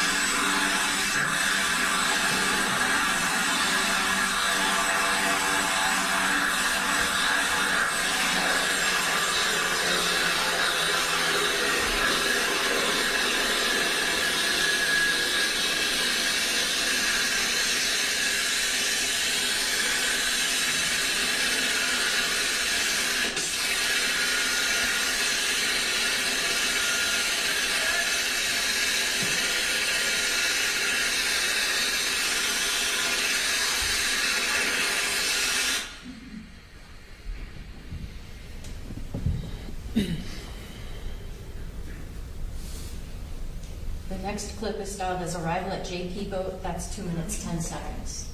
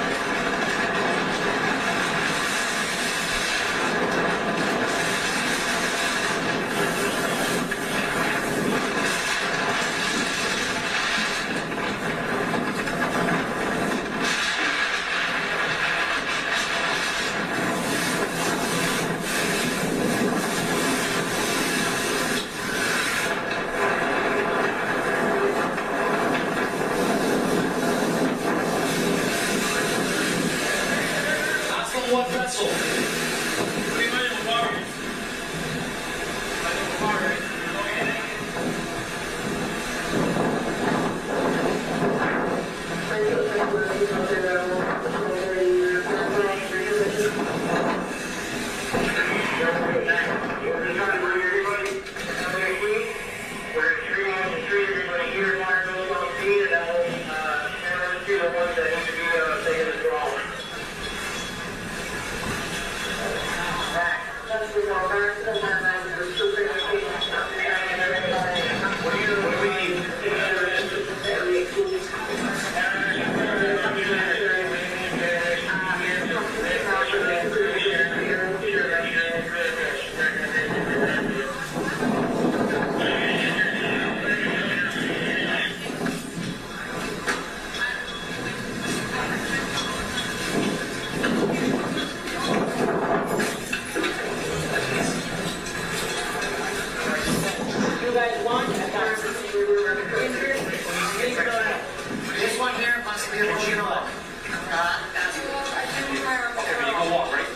Who else needs to go? Yeah. How are you feeling? Who else?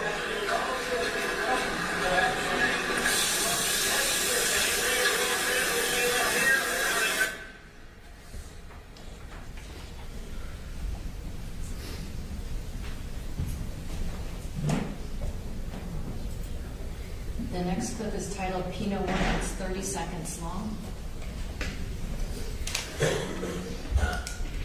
Who else needs to go? Yeah. How are you feeling? Who else?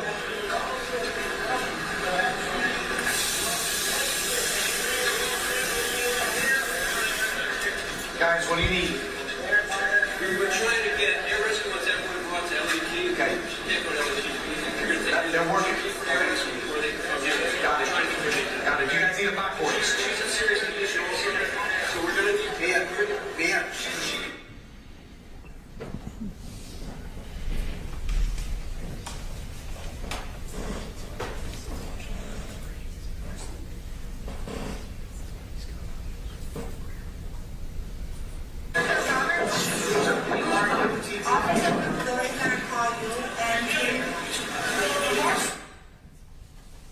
That was only 7 seconds, Your Honor. Okay.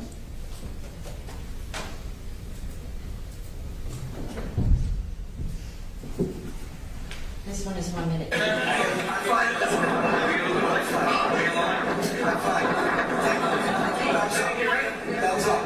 Take care of that over there.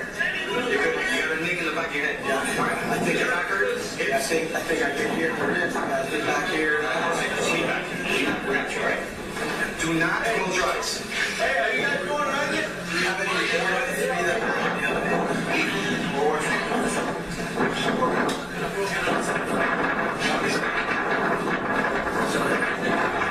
Hey, don't hurt me. Put a PMD on her. I need him to have a 15 here.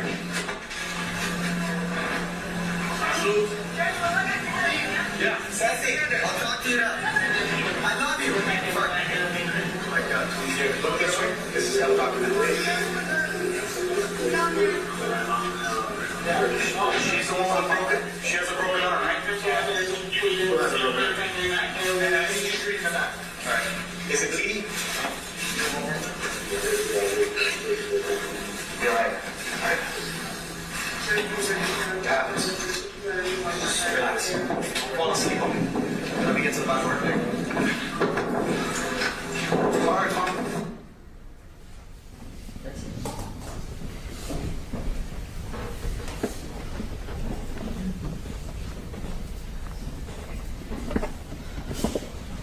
All right, I'm ready to address.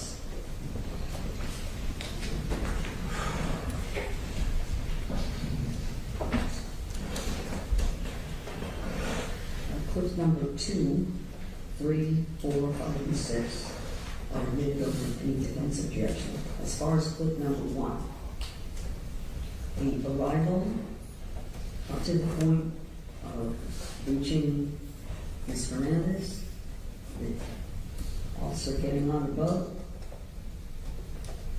initial, getting her on the backboard, moving her over to the other boat. Once she's over in the boat, I stop. Nothing after that. There is still defense objection, I believe. I'll let you make your own objection. But nothing after, once she is transferred to the larger police vessel. No, he described it in his testimony. That's sufficient. Would I be able to publish these, but just stop it at that moment and then replace with another one that has... That's what I was going to ask. To make sure we're going to get to that point as soon as you see, and we see the transfer. Yes. That's where the video stops. Absolutely. I know the defense still has objections. Make whatever objection you have to anything else, but that's out. So we filed pretrial motions on this. We continue to insist that all of this is, I mean, it's hard to watch all of us here watching it, including members of the audience who are obviously affected by it. And I think that, unfortunately, that it's going to have that kind of effect on the jury. And we what else can we say, Judge? Solve for yourself. understand, I have to balance again whether or not relevant evidence, I'm fine if it's relevant, whether or not it becomes unduly prejudicial. I think what I've excised out, it's not necessary to the jury's understanding of the issues of the case. The rest, while difficult, it will be difficult to see. There will be other evidence, I'm sure, that's already been admitted, and other evidence that will be difficult to see. Anyone who feels uncomfortable or unable, I'm going to ask anyone who is unable to be in the courtroom, instead of having responses in front of the jury, it would be more appropriate to please remain outside. And since the court had already admitted the narrative from the witness, what we have now is just corroboration of that which is not in dispute.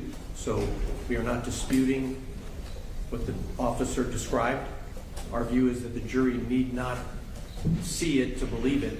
We all know that it happened. We're all sorry that it happened, but is it really necessary for the jury to have to see it in order to determine the issues in the case? We think not. I understand, sir, and that is preserved for any review if necessary. Okay, so with that caveat, again, if anyone even thinks that they may become uncomfortable with anything, it's best to stay outside. So there's no response in terms of the jury. All right, what do you do?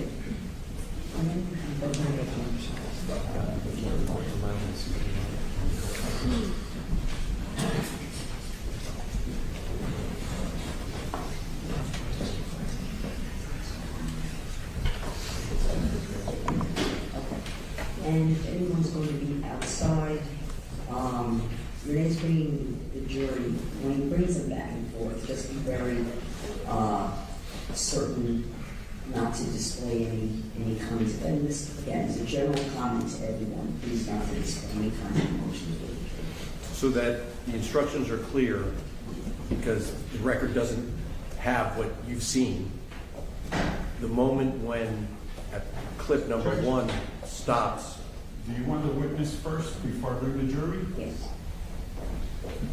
So that as to clip number 1, the jury will not be observing the administration of CPR? Is that? Well, once there's transfer to the larger vessel, which is then brought to the helicopter, that's in clip 1. That's when it's stopped. That's when it's going to be stopped, upon the transfer onto the other boat. May I ask if I can just very quickly go to the very end of that, just so that I can give the exact counter number where that is. Then I recall another clip at the helicopter where there's CPR being performed there as well. All right. Is the court allowing that? Was at the back end of the helicopter transfer, right? At the end of the second clip, you can see inside the helicopter that there's CPR being performed. In the background, I think. In the background. Let me double check. Okay. I'm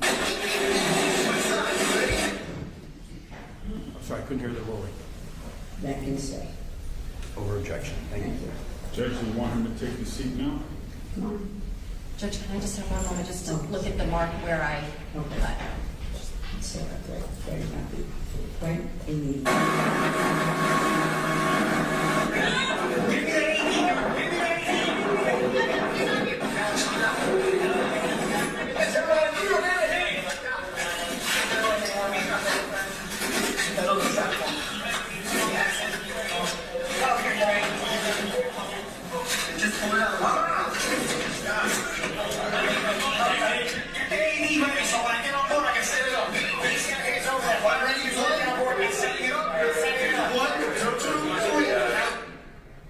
I will stop it, Judge. The counter is at 1 minute 34 seconds. That's where you're going to stop it. Yes. Okay.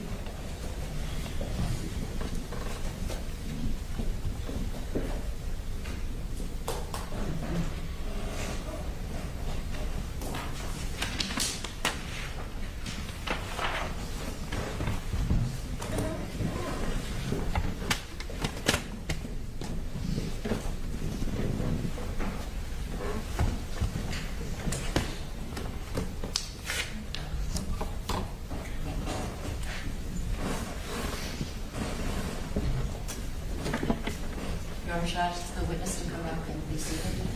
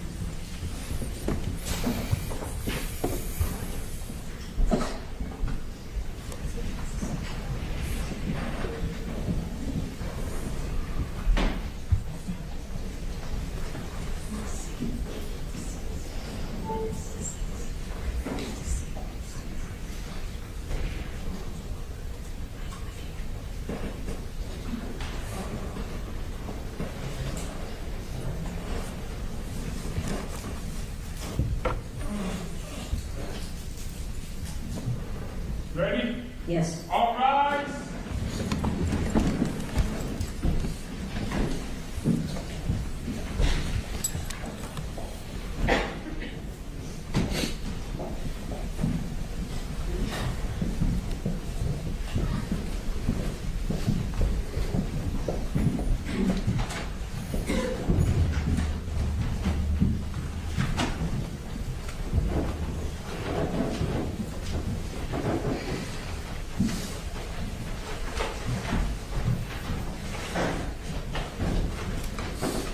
Please be seated, thank you. Your Honor, I will now place State's Exhibit number 24.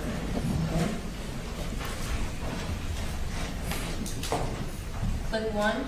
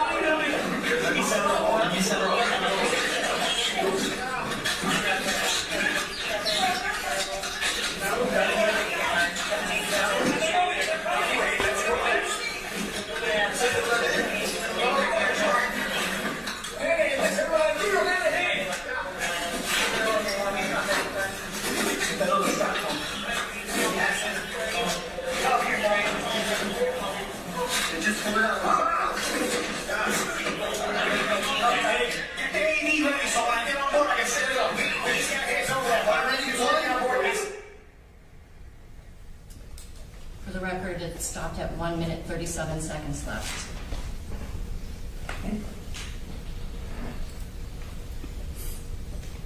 Publishing clip number 2.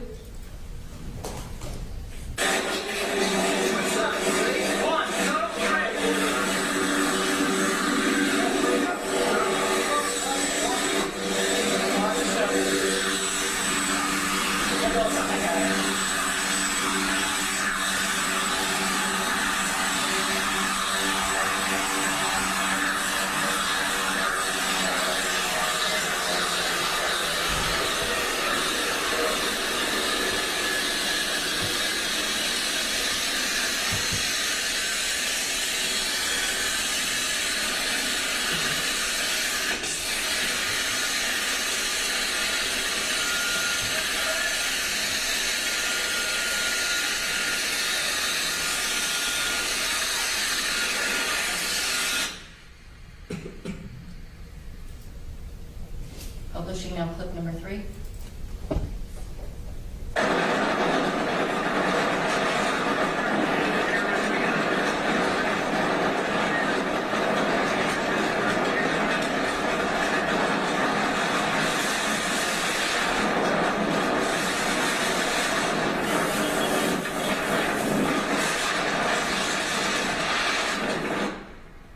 Sergeant, may I ask you a question? Yes, ma'am. Would you, Your Honor, may you have permission to Sure. speak with her? The first 2 clips that we saw pertain to you arriving on the vessel, pertain to you arriving on the vessel that Lucy was on and then transferring her to the helicopter. Is that fair to say? Yes. This 3rd clip, where are we seeing you now? This was already, it's already, the sun's setting in this under. Hold on, let me play a little bit of it. Sorry.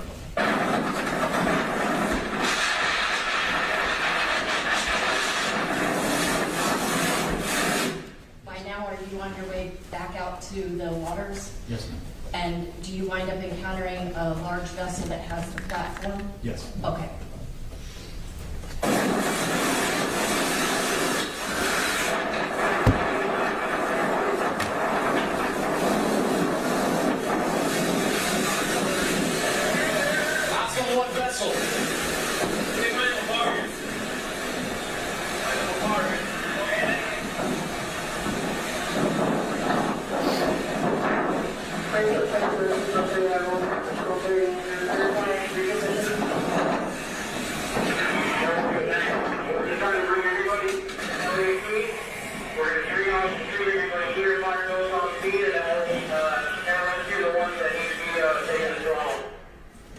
This vessel here, is this what kind of human is the Van Dutch vessel? Yes, ma'am.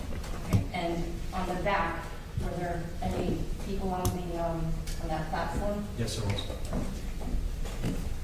Upright or lying down? Several lying down.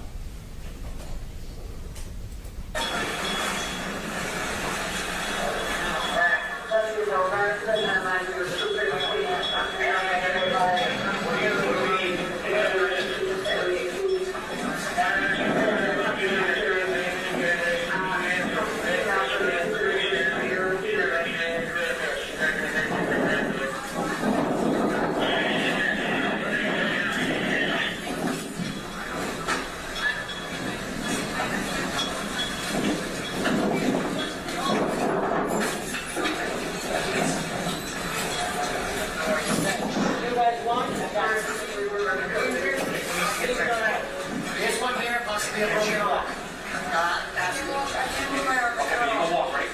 Who else needs to go? Yeah, I don't have any feeling. The person that's standing here with like the pinkish bathing suit, who was that person? That was a defendant. I can't hear you. Sorry, that was the defendant, Rafina.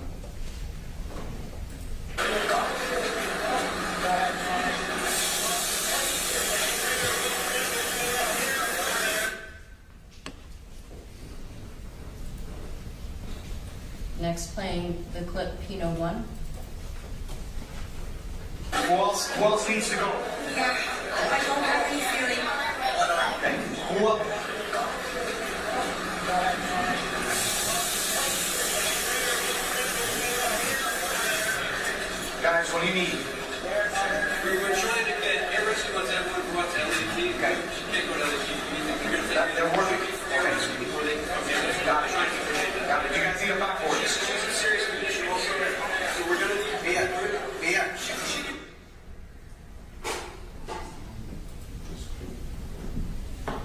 Now playing Pinot 2.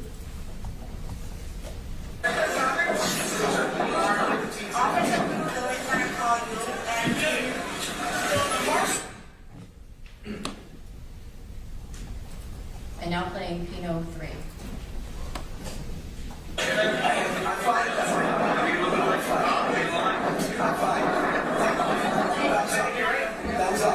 Take care of that over there.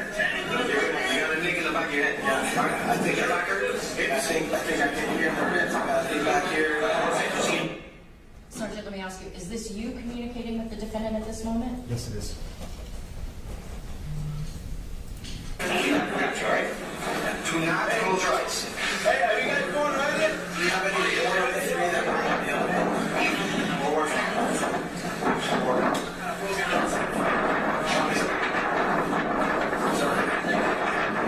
They put a PFD on her. I need him. Sorry, how about PFD?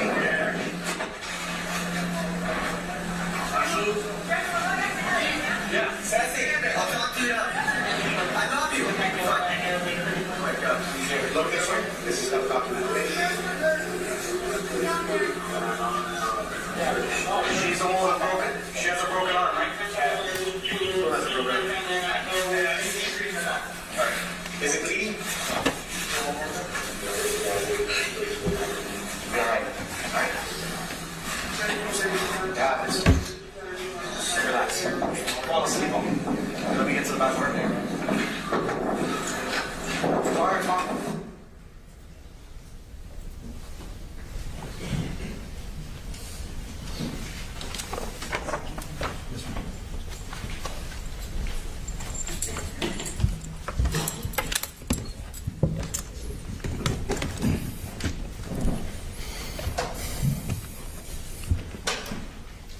Sergeant Delgado, are you familiar with the term PFD? Yes. What is a PFD? It's a positive flotation device. It's a device that we use on the water. It's when you're boating, if you fall overboard, it keeps you afloat, face up. So also known as a life jacket? A life jacket as well. And you made sure to put one on George Pinot before moving? Yes, ma'am. No other questions? Boss? Yes.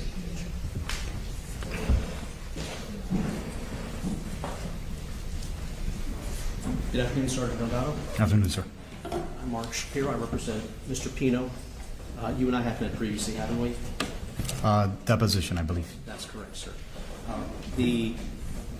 Any person, any civilian that is brought onto a vessel of the Miami-Dade Police Department, now Sheriff's Office, it is the policy that a personal flotation device be put on that person. Is that right?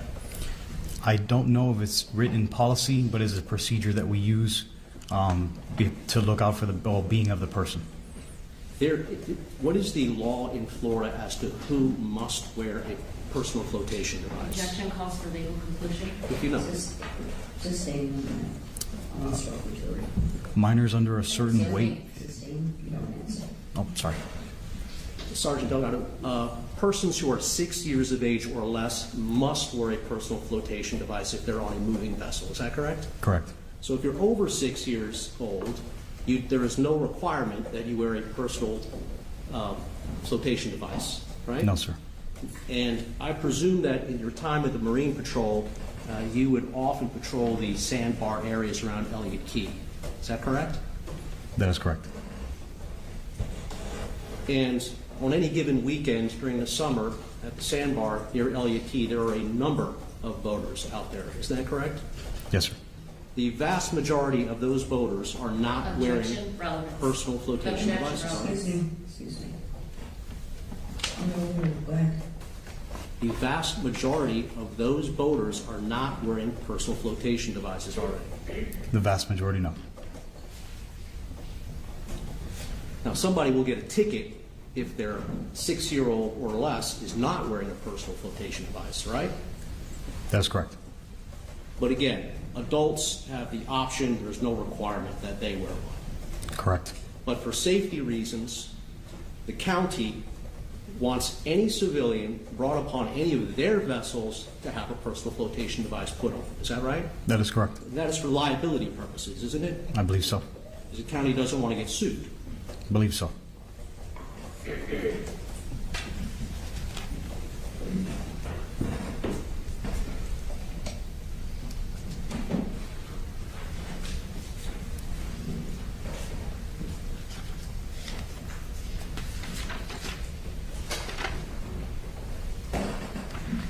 You mentioned earlier in your testimony that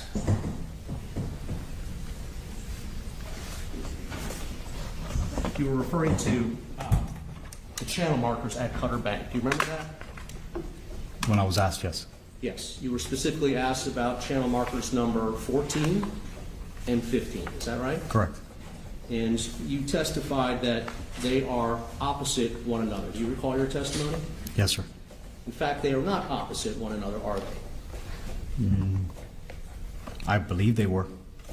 Isn't it true that channel marker 14, the red triangle channel marker, is well to the north, at least a couple hundred feet to the north of channel marker 15, which is to its south? I don't recall that part.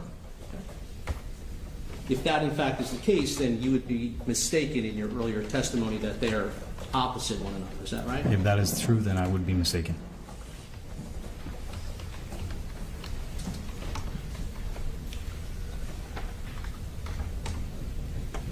And typically, channel markers are set up opposite one another so that when a boater is going through a channel, they can see that there's additional markers everywhere. There's a marker opposite one another. They know that either they have reached the end of the channel or there are more ahead. Is that right? That's correct.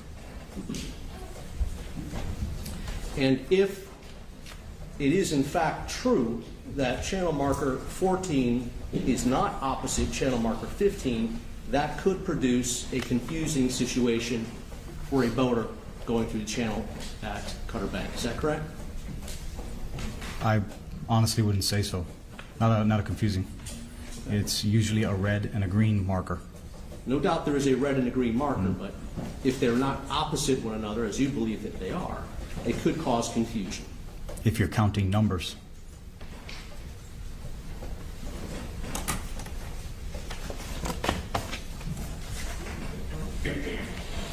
The purpose,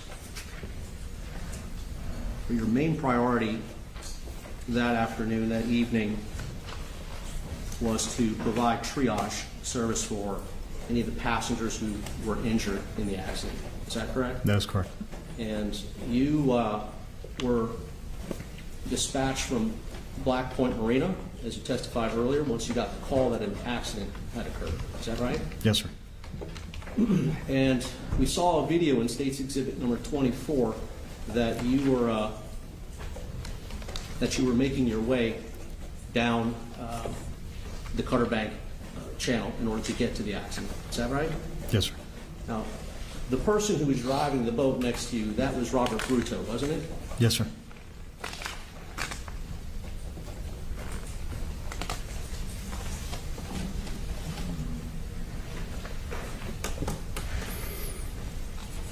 And you made several trips, I believe, or at least more than one trip, between the accident scene and Elliott Key Harbor when you were bringing patients back and forth. Is that correct? That is correct, sir. And that was your priority that day. Is that right? Yes, sir. Rendering aid. And there came a time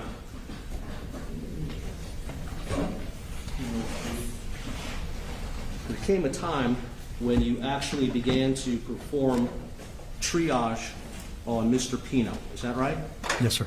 And that is because Mr. Pino himself was injured in the accident. Yes. And Ms. Adams asked you a few minutes ago if, while you were providing triage to Mr. Pino, whether you had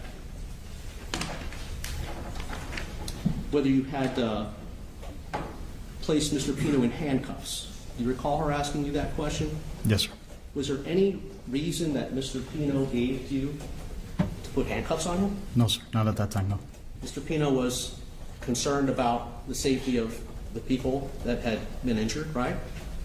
He appeared to be, yes. He made some inquiry about that, didn't he? Yes, sir. And he wasn't presenting any sort of danger to you, was he? No. He was also an injured passenger, wasn't he? That is correct. In fact, he was bleeding quite severely from his head, wasn't he? There was a little bit of blood. I'd like to, if you could step down. May I? Sure. and I'd like to play, yeah, over here, sir, thank you. I'd like to play the clip known as Piano 3, which is on State's Exhibit 24.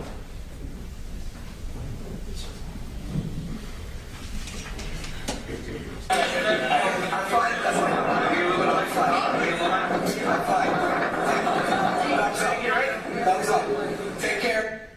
Now, you heard Mr. Pino say, I'm fine, thumbs up, take care, right? Yes, sir. And even appeared to throw a kiss at somebody, didn't he? On video, yes. All right, do you know who he was speaking to? No, sir. Okay. It was, play again, continue on. That over there. You got a nick in the back of your head. Yeah. I think your back hurts. I think I can hear the ribs. The back here. Lean back. We got you, right? Do not close your eyes. Hey, are you guys going around here? Do you have any one of the three that we're Recall Mr. Pino saying to his daughter, Ceci, I love you, after saying, I'm all right, I'm all right. I just wasn't paying attention to what he was saying at the time. Understood. I was checking his emails. Okay. Let's continue. Excuse me. Take it, right? Thumbs up. Take care. Excuse me. Is there an objection? There's an objection because this is not in evidence. The state's evidence is number 24. That's what I said. It's not the same item, though. It's Pino 3. State's Exhibit 24. I would want to have an issue we had before about authentication. So, take the exhibit to the place. I got it right here, Judge. And we'll just substitute it out and you can queue it up. If you would, thank you.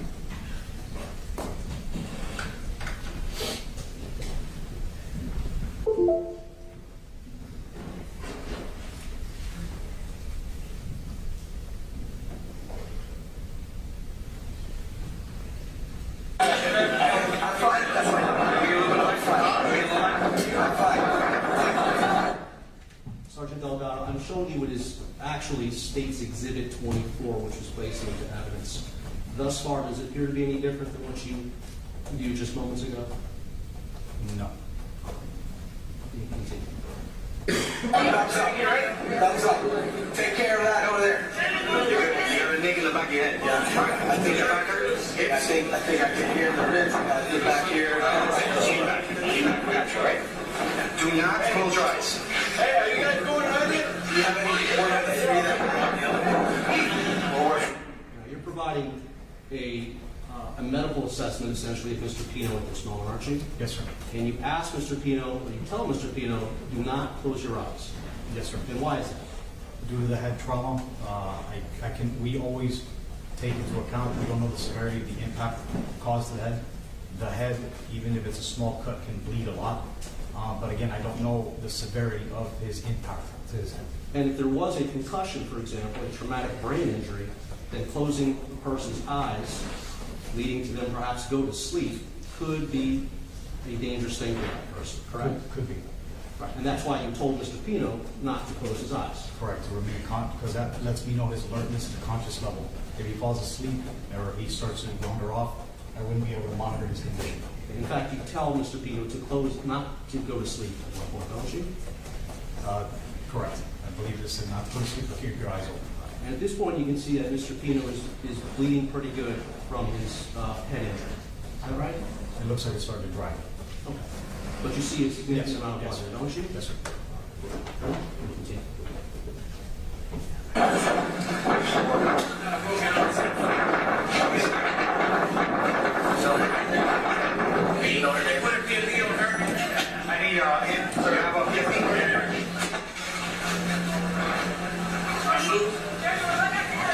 Yeah, Sassy, I'll talk to you now. I love you. Look this way. This is how I'm talking to She's the one with a broken. She has a broken arm, right? Who has a broken arm? All right. Is it bleeding? Be all right. All right.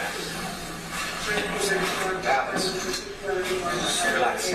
Fall asleep on me. Let me get to the back work here. So you heard at the end there, Sergeant Delgado, at the end of this video, that you advised Mr. Pino not to fall asleep on it, right? And for the same reasons that you just testified a moment ago. That's correct, sir. All right. Now, also, you may return to your seat. Also, Sergeant Delgado, were you performing triage on your own at that moment, or were you getting assistance from other officers? There was several officers on scene. There were flashlights, there was lighting on Mr. Pino as you were performing triage, wasn't there? Correct. You had an opportunity to see clearly Mr. Pino's face, is that correct? Yes, I did. You had an opportunity clearly to see Mr. Pino's eyes, did you not? Yes, sir. And you were within 2 or 3 feet of Mr. Pino at any given time while you were performing triage, is that right? Yes, sir.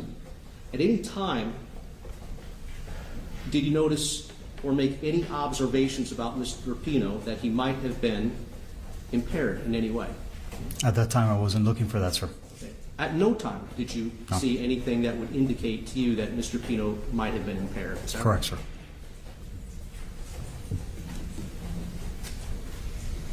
Did any of the other officers who were performing triage with you on Mr. Pino tell you that they observed any indication that Mr. Pino might have been impaired? Not to my recollection, sir.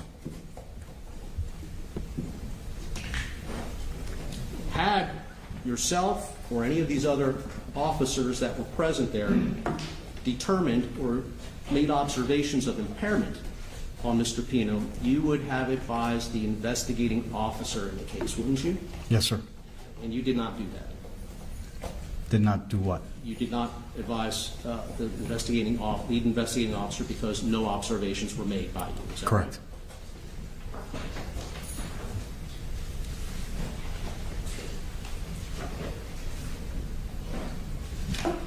No?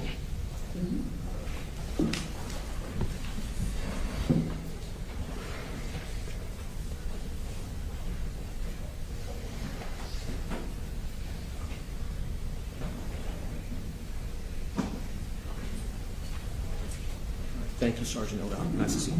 Thank you, sir. No further questions.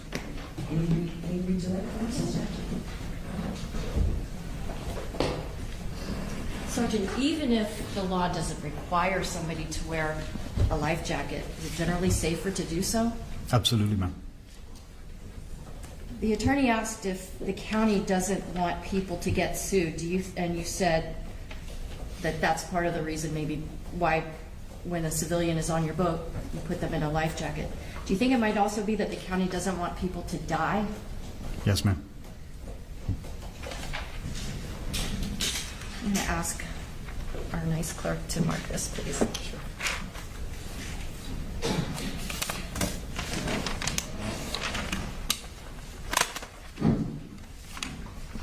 Showing counsel states 2I for identification.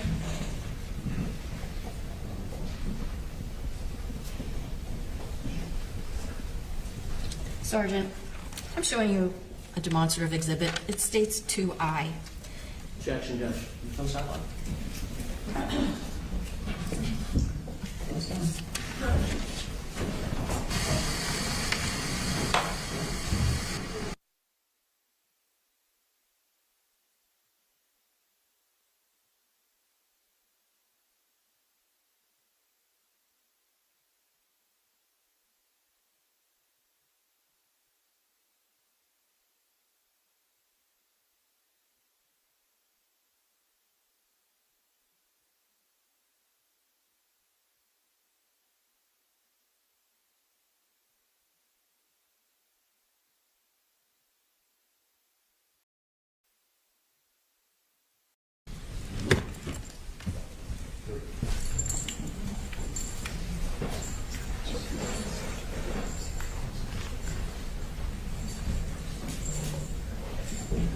State your next witness.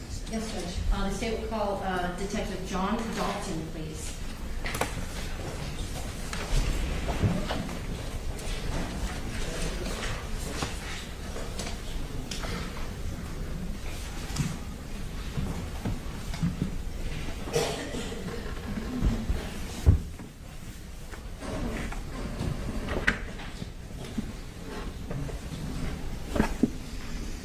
step forward, face the clerk, raise your right hand this time. You solemnly swear that the testimony you're about to give will be the truth, the whole truth, and nothing but the truth? I do. You may have a seat, sir. Sweet.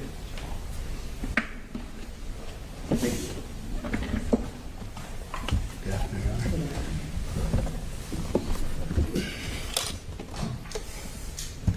Hello there. How you doing? Could you please introduce yourself to our jury? How you doing? My name is Detective John Dalton. Where do you work? I work for the Miami-Dade Sheriff's Office in the Traffic Homicide Unit. How long have you been with Miami-Dade, well, initially Police Department and now Sheriff's Office? Working on my 31st year. Could you explain to the jurors what was your initial assignment within that agency? Initially, when I started, I was on road patrol. About how long were you a road patrol officer? Approximately 4 years. After that, did you want to switch gears and do a different type of police work? Yes, ma'am. I went into investigations. Can you tell some of the jurors different types of investigations that you've handled? I did Up to when you went to traffic homicide. I did general investigations, shooting, stabbings, burglaries. I did prostitution. I did. Wait a minute. You did prostitution? Well, I was actually a certified decoy doing the prostitution details. Okay. So I worked prostitution. I did street level narcotics. Again, shooting, stabbings, burglaries. Just general investigative work. Are you familiar with the term FTO? Yes. What is an FTO? A field training officer. What are your responsibilities if you're an FTO? You're actually an officer that works on the road that trains all the new officers that are coming out to basically get them up to speed on being an actual one-man effective officer on the street. For how long were you an FTO? Off and on, probably 4 years. I want to ask if in 2016 you wound up going to another investigative unit within your department. Yes, I did. I went to traffic homicide. How many times have you worked in the traffic homicide unit? Twice. I'm on my second round. Okay. Just out of curiosity, the first time that you were in the traffic homicide unit, and for shorthand, do you all call it the THU? Yeah, THU. How long were you in the THU the first time? From 2016 to 2020. Okay. And then did you go somewhere else within your agency? Yes, I went to Marine Patrol. How long did you stay in Marine Patrol? From 2020 to 2024. And then where did you go in 2024? I went back to traffic homicide. Okay. Can you tell us a little bit about the training that was required for you to become a member of the traffic homicide unit? So far, it's an ongoing training. We take training classes every year. So far, I've had just shy of 400 hours of training. It's in basic crash investigation, traffic crash reconstruction, at scene, occupant kinematics, which is like what an occupant in a vehicle does during a crash, along with pedestrians, bicycles. There's several courses that we take throughout the years. Do you learn about using math calculations in order to help reconstruct a crash scene? Yes, trigonometry. Also, how about photography? We do photography. We do all of our own photographing of all of our own scenes and everything, so we take a photography class as well. Are you familiar with the term total station? Yes. Can you explain to the jurors what is total station for measurements? You probably all have seen one and don't realize what it is. You've seen the land surveyors on the side of the road have the tripod set up with the machine. So that machine is made by a company. It's several different companies. The ones we use are Nikon, and it's an actual electronic machine that measures a specific point that you look through an oracle. You place the crosshairs on a specific point, and it actually takes an exact measurement from where that tripod is to that exact point. Would that be the orange poles that people hold up? Yes, you can either shoot a pole that another detective is holding for your exact point, or you can shoot actual solid marks that you have, like a telephone poles or curbing or anything like that, something that's not going to move. Can you tell the jurors, within the traffic homicide unit, if a fatal crash happens, how is it decided who's going to lead up that investigation? It rotates. It's on a rotation. It depends really on who's up, who has the more cases or the least amount of cases. But for the most part, it rotates. In our traffic homicide unit, The day shift where I work, we have 4 detectives and 1 supervisor, and then afternoons has 4 detectives and 1 supervisor, and we rotate amongst us. About how many cases of fatal traffic crashes have you been the lead investigator on? Probably upwards over 200. And how many fatal traffic crashes have you assisted with? Oh, over 800. In addition to investigating how a traffic crash happens, do you also have to perform a function called NOK notifications? Yes, ma'am. Can you explain what that is? NOK stands for next of kin notifications. That's where we, myself and then the backup detective and usually the supervisor respond to the house of the victims, and then we notify them. It's probably one of the most difficult parts of our job. We notify the victim's family that one of their loved ones has passed away in a crash. It's generally a tragic event. It's not expected. I want to talk a little bit about your time with Marine Patrol. You were there for about how long? 4 years approximately. Why did you go into the Marine Patrol unit? So I did my 25 years with the police department, and then we have a thing called DROP, Deferred Retirement Program. So traffic homicide is a very grueling, very taxing unit. You are on call every other week, and it's on call long hours. You get called out any hour of the night. Sometimes I would leave the house, at 6, 7 o'clock in the afternoon. I wouldn't get back till the following day at 6 or 7 at night working one case. If there's leads on it where you're closely developing leads, you will just continue working through the case until you get to the end of it. So when I went into the DROP, I wanted to go to a unit where I could relax a little bit, thinking that Marine Patrol was going to be that unit. And boating has always been one of my things. And I've owned boats since I was 13 years old. I was born and raised in Miami. I've been on boats my whole life. So I wanted to go to a unit that I really enjoyed, doing the out on the water.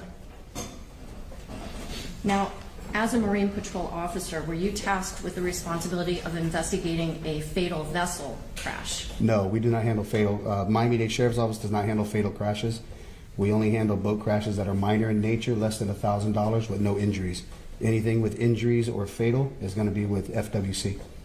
Do you think that the training and experience that you had as a traffic homicide investigator was helpful to you when you would investigate vessel crashes, even if death or serious bodily injury did not result? Yes, because as a traffic homicide investigator, you have a different dynamic of looking at crashes. You definitely have a different way of looking at just even a minor crash. I think to the extent that I've gone so far as I can look at most vehicles and the damage on a vehicle and tell you exactly what happened in the crash. And it does correlate over to boats as well. Even though there's a vast difference between boats and cars, it does correlate over just because it's impact damage. And impact damage is what you normally look at. Back on September 4th of 2022, were you working as a Marine Patrol officer? Yes, I was. Did you get dispatched to a location known as Cutter Bank or Cutter Bank Channel? Yes, ma'am. Was that the first time you'd ever been there? No, ma'am. I've been through Cutter Bank several times. I mean, well over 100 times in my personal and my professional career. And is that location in Miami-Dade County? Yes, it is. Can you describe for the jurors when you arrived to that scene? What were you looking at? When I arrived, there's several law enforcement vessels, as well as I believe a Coast Guard and I believe there was a fireboat from Ocean Reef was there as well. But there's several law enforcement vessels and they're all rafted together. Rafting together means that they're all tied together.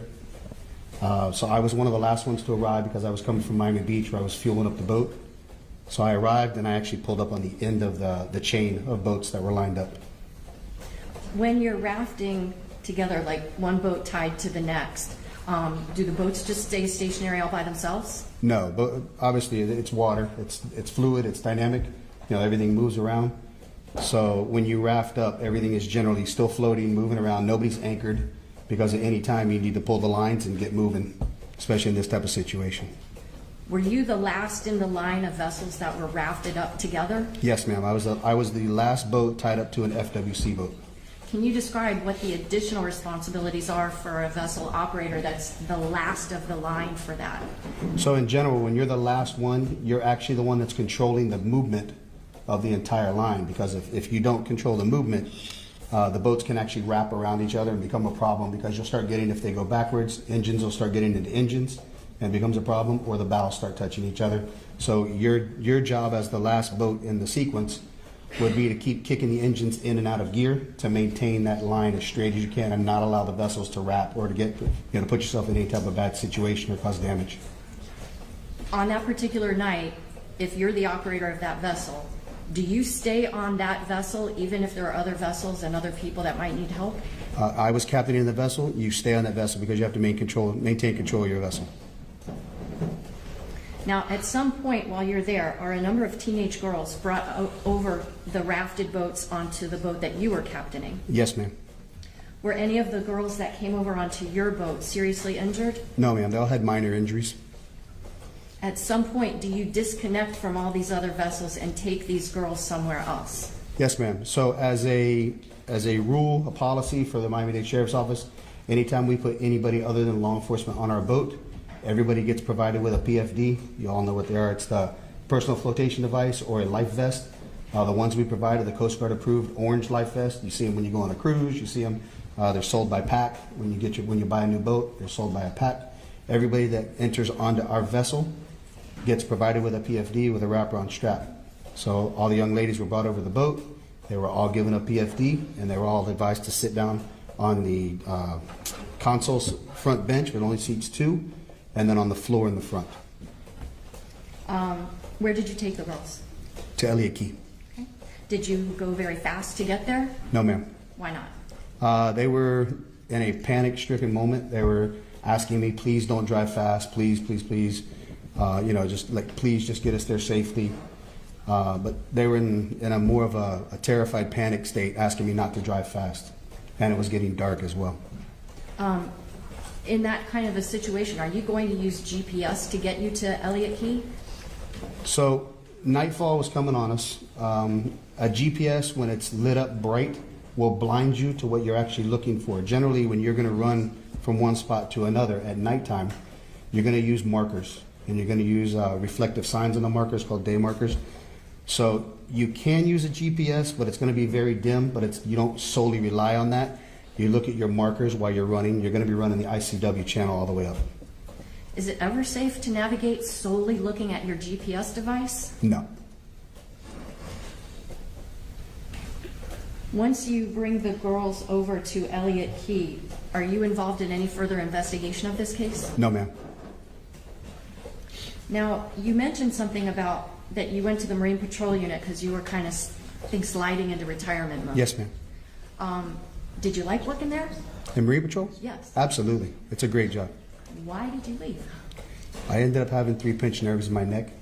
So I suffered some physical setbacks from the constant pounding of the boat. The sun beats on you constantly. It's truly a young man's job.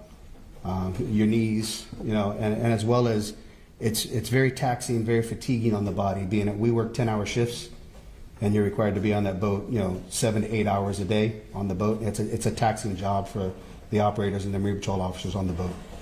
So it's very fatiguing to you. Any sense of how Bobby Bruto lasted so long in Marine Patrol?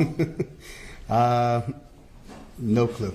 You would have to answer that one for me. Maybe that is this tall? It's possible. The county does take every measure for us. They do give us fatigue pads to stand on, so you're not taking a brutal beating. We do have some boats that have shock-absorbing seats on them to sit down on, but for the most part, you're standing up for most of the time, conducting law enforcement duties. I want to ask you if, over the course of your career handling traffic crashes, has EDR data become really important in those investigations? Absolutely. What's an EDR?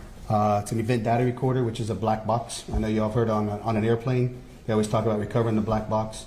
So vehicles have an EDR, which is a black box in the vehicle as well. It records events such as when you're involved in a crash. It goes back and stores 5 to 10 seconds worth of data on that box.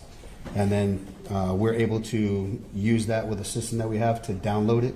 And it tells us exactly what the vehicle was doing, the dynamics of the vehicle, driver inputs, everything to that nature, steering, percentage of gas, percentage of brake, everything basically what happens to that vehicle, as well as speed and impact points. And it also covers change in velocity, which is when there's an impact, it moves at the opposite direction. Are you familiar with GPS data that is gathered on vessels? I'm not, I mean, I know what GPS is, In but terms of knowing what it is, not in terms of, I know what it is, analyzing. but I don't know anything about downloading it or analyzing. I've never done that. but you use GPS in your job? Yes, ma'am. Why would you say that it is not safe or that you would not find it prudent to navigate a boat solely using GPS? So as it gets dark, every vessel is required to turn on their lights, navigational lights, red and green on the front, anchor light on the back. There's no set lanes, there's no set highways, there's no curbing on the water.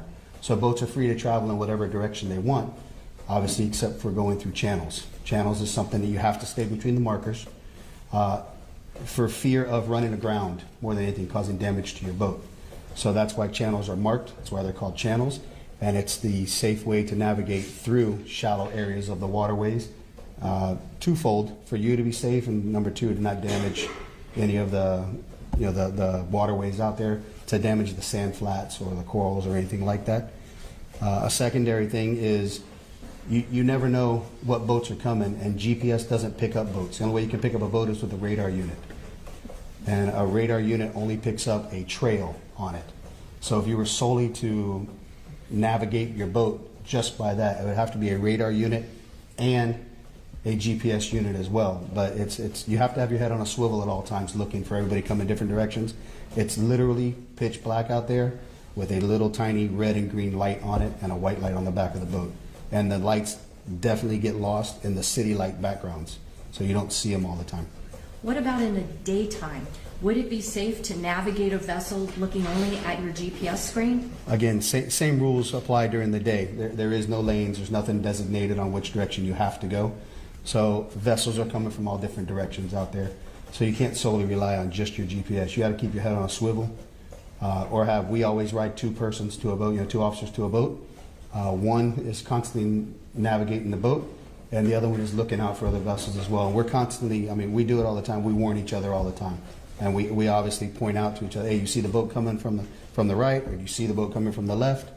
It's always a two-man system out there. Daytime, would it be safe to navigate a vessel looking only at your GPS screen? Again, same rules apply during the day. There is no lanes, there's nothing designated on which direction you have to go. So vessels are coming from all different directions out there. So you can't solely rely on just your GPS. You got to keep your head on a swivel. We always ride two persons to a boat, two officers to a boat.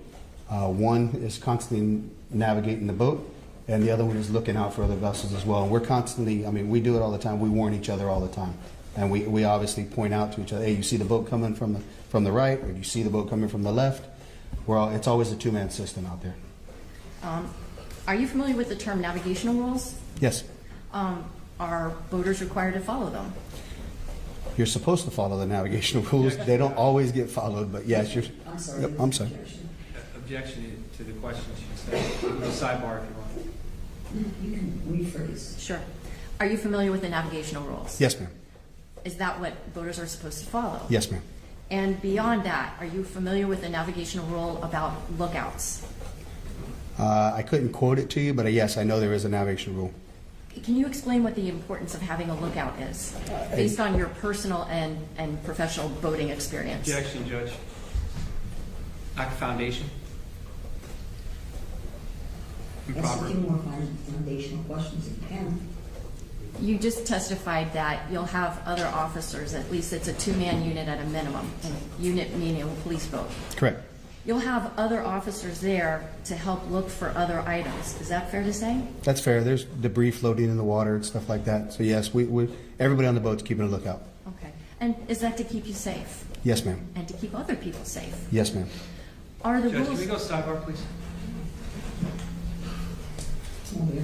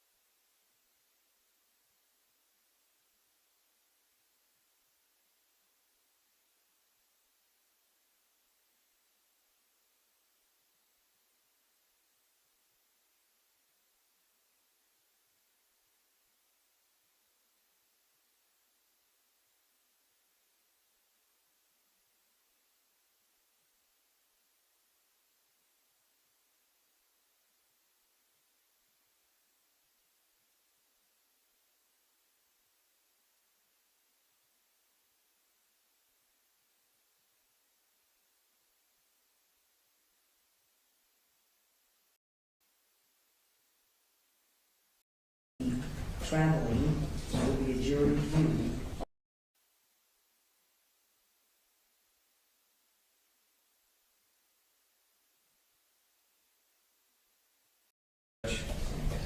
Sustained. In your experience, do boats have brakes? No, they do not. Do they have airbags? No, they do not. Are they equipped with seatbelts? No. How about a steel cage? No. Are boats made of fiberglass? Yes, ma'am. If you're ejected from a boat and you're not wearing a PFD, can you drown? Yes, ma'am. No other questions. Boss? Yes. Good afternoon, Detective. Good afternoon, sir. My name is Ed Armelino. I represent Mr. Pino. We've never met before, correct? No, sir. When you were transporting the girls, you said they were seated on the boat? Yes, sir. And they were on the floor of your boat, too? Some were on the floor, some were sitting on the center console. And was that in the front of your boat? Yes, sir. And you testified that you were familiar with the ICW, the Intercoastal Waterway? Yes, sir.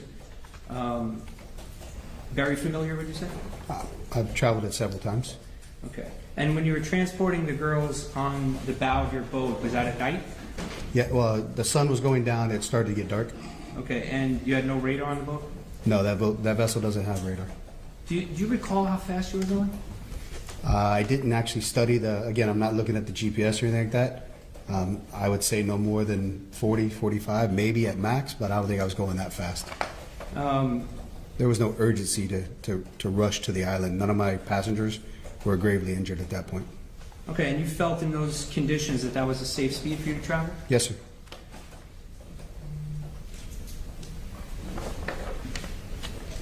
A moment.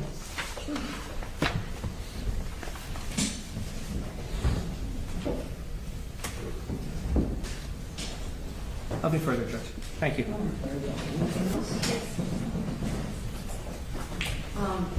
When you were escorting those girls over to Elliott Key, did you have other officers that were serving as a lookout for you? Yes, ma'am. When you did that, well, let me ask you this. Did you consume any alcohol during your shift that day? No, not at all. I don't drink. I've never had an alcoholic drink in my life.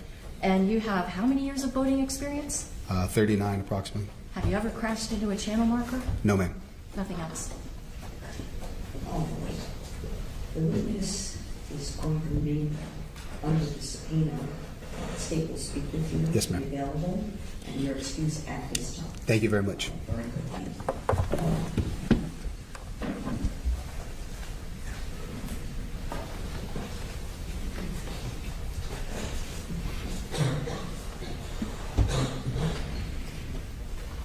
Based on our scheduling discussions earlier, I think we would stop here. And the arrangements are recess for the jury. All right, ladies and gentlemen, I ask you please put your notebooks back in the envelopes. We ask things to be here tomorrow, if you would. As close to 9 o'clock, I would ask you to be here by 10 of 9, actually. If you would, we're going to have a little bit of an earlier start. All right? Tomorrow, when you arrive, we're going to go to the jury's room, where they will bring you into the courtroom for us to begin our session. Then at that point, I will be giving you some instructions about our session tomorrow. We will be traveling. There will be a jury view of the vessel involved in this matter. And we will be transporting you. We have a bus to transport you. And we will be in the company of Renee. I will give you more instructions tomorrow to the location, but please, we'll come here. We will begin the session, make sure everyone is here. We'll start the session. I'll give you additional instructions. And then we will go on our jury view, and then we will all return back to the courthouse, back to the courtroom. Probably get back here in time for lunch. Okay? Then we will have an afternoon session. So I wanted to give you a heads up about that. Nothing really special. I would say maybe wear more comfortable shoes. Because we'll be walking a little bit in an area. And I'll have some water for you, and I think there's nothing else in terms of special instructions, okay? Well, you may want to bring an umbrella, but if I see that the weather is inclement, then we will go to the rain date for the jury view. We're scheduling this for tomorrow morning, and we hope to leave here probably about 9:20, 9:30 the latest, okay? Please remember, you see or hear anything about this case, or you think it's about this case, ignore it. Don't read it.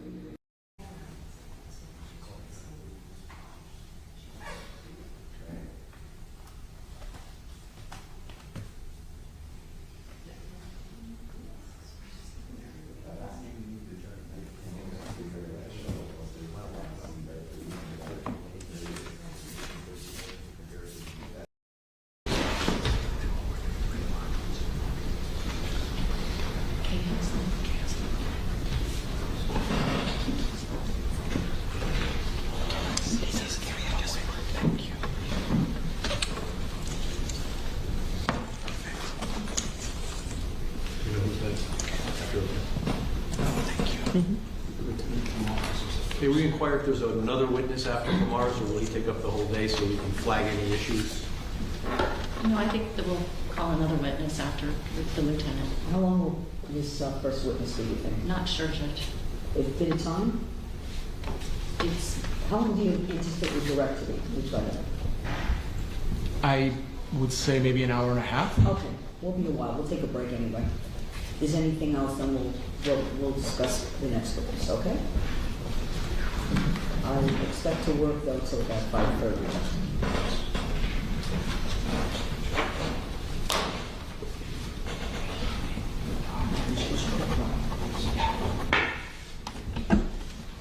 And I've showed the defense all of the photos that I intend to introduce through this witness, and I don't believe that they have any objection regarding 403 or anything like that to what I'm intending to introduce. Okay. That's not what I said, Judge. I said these were provided in discovery. Oh, I think you said you have no objection. You do have objections? I told them we previously. There were. Was it one of those photos, the alcohol? No, I didn't see that. Okay. There. One moment. There is. We'll just go, you know what? When it's time to present the evidence, if you have an objection, you'll make your objection. Okay. And I'll Can you start with this folder? Sure. Thank you. Can you say it one more time, please? It's okay. I'll just go through the witness.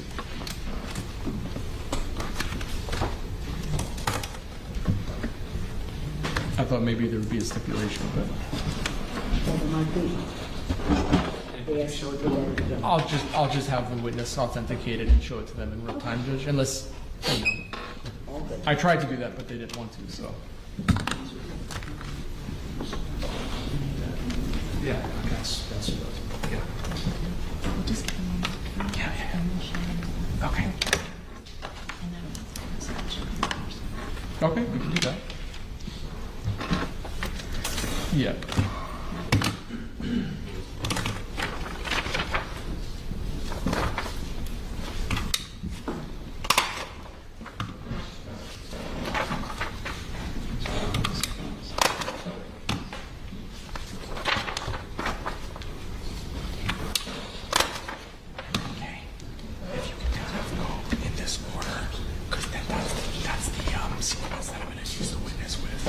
So we don't, yeah, just mark it. The only one that doesn't have a folder is this one right here.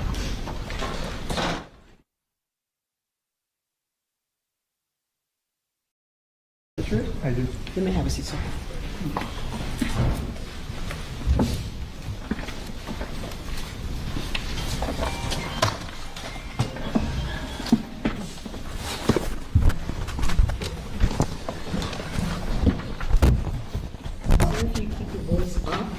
The microphone is in one direction and the jury is in another. So even if you They're yelling on each other. Okay. Yes, ma'am. Thank you. May I proceed, Judge? Yes, sir. Good afternoon, sir. Good afternoon. Can you please introduce yourself to the members of our jury? My name is Manuel Pomares. I'm a lieutenant with Florida Fish and Wildlife. Florida Fish and Wildlife, did you all just host some guests today? Yes, we did. Did you see some of them here in the courtroom? Yes, I do. Was that to see a vessel, a crashed vessel? Correct. The vessel, were you part of the recovery? I was part of the recovery of the vessel. So let's talk about how that happened and the information that you have. Were you working on the day of the crash, September 4th, 2022?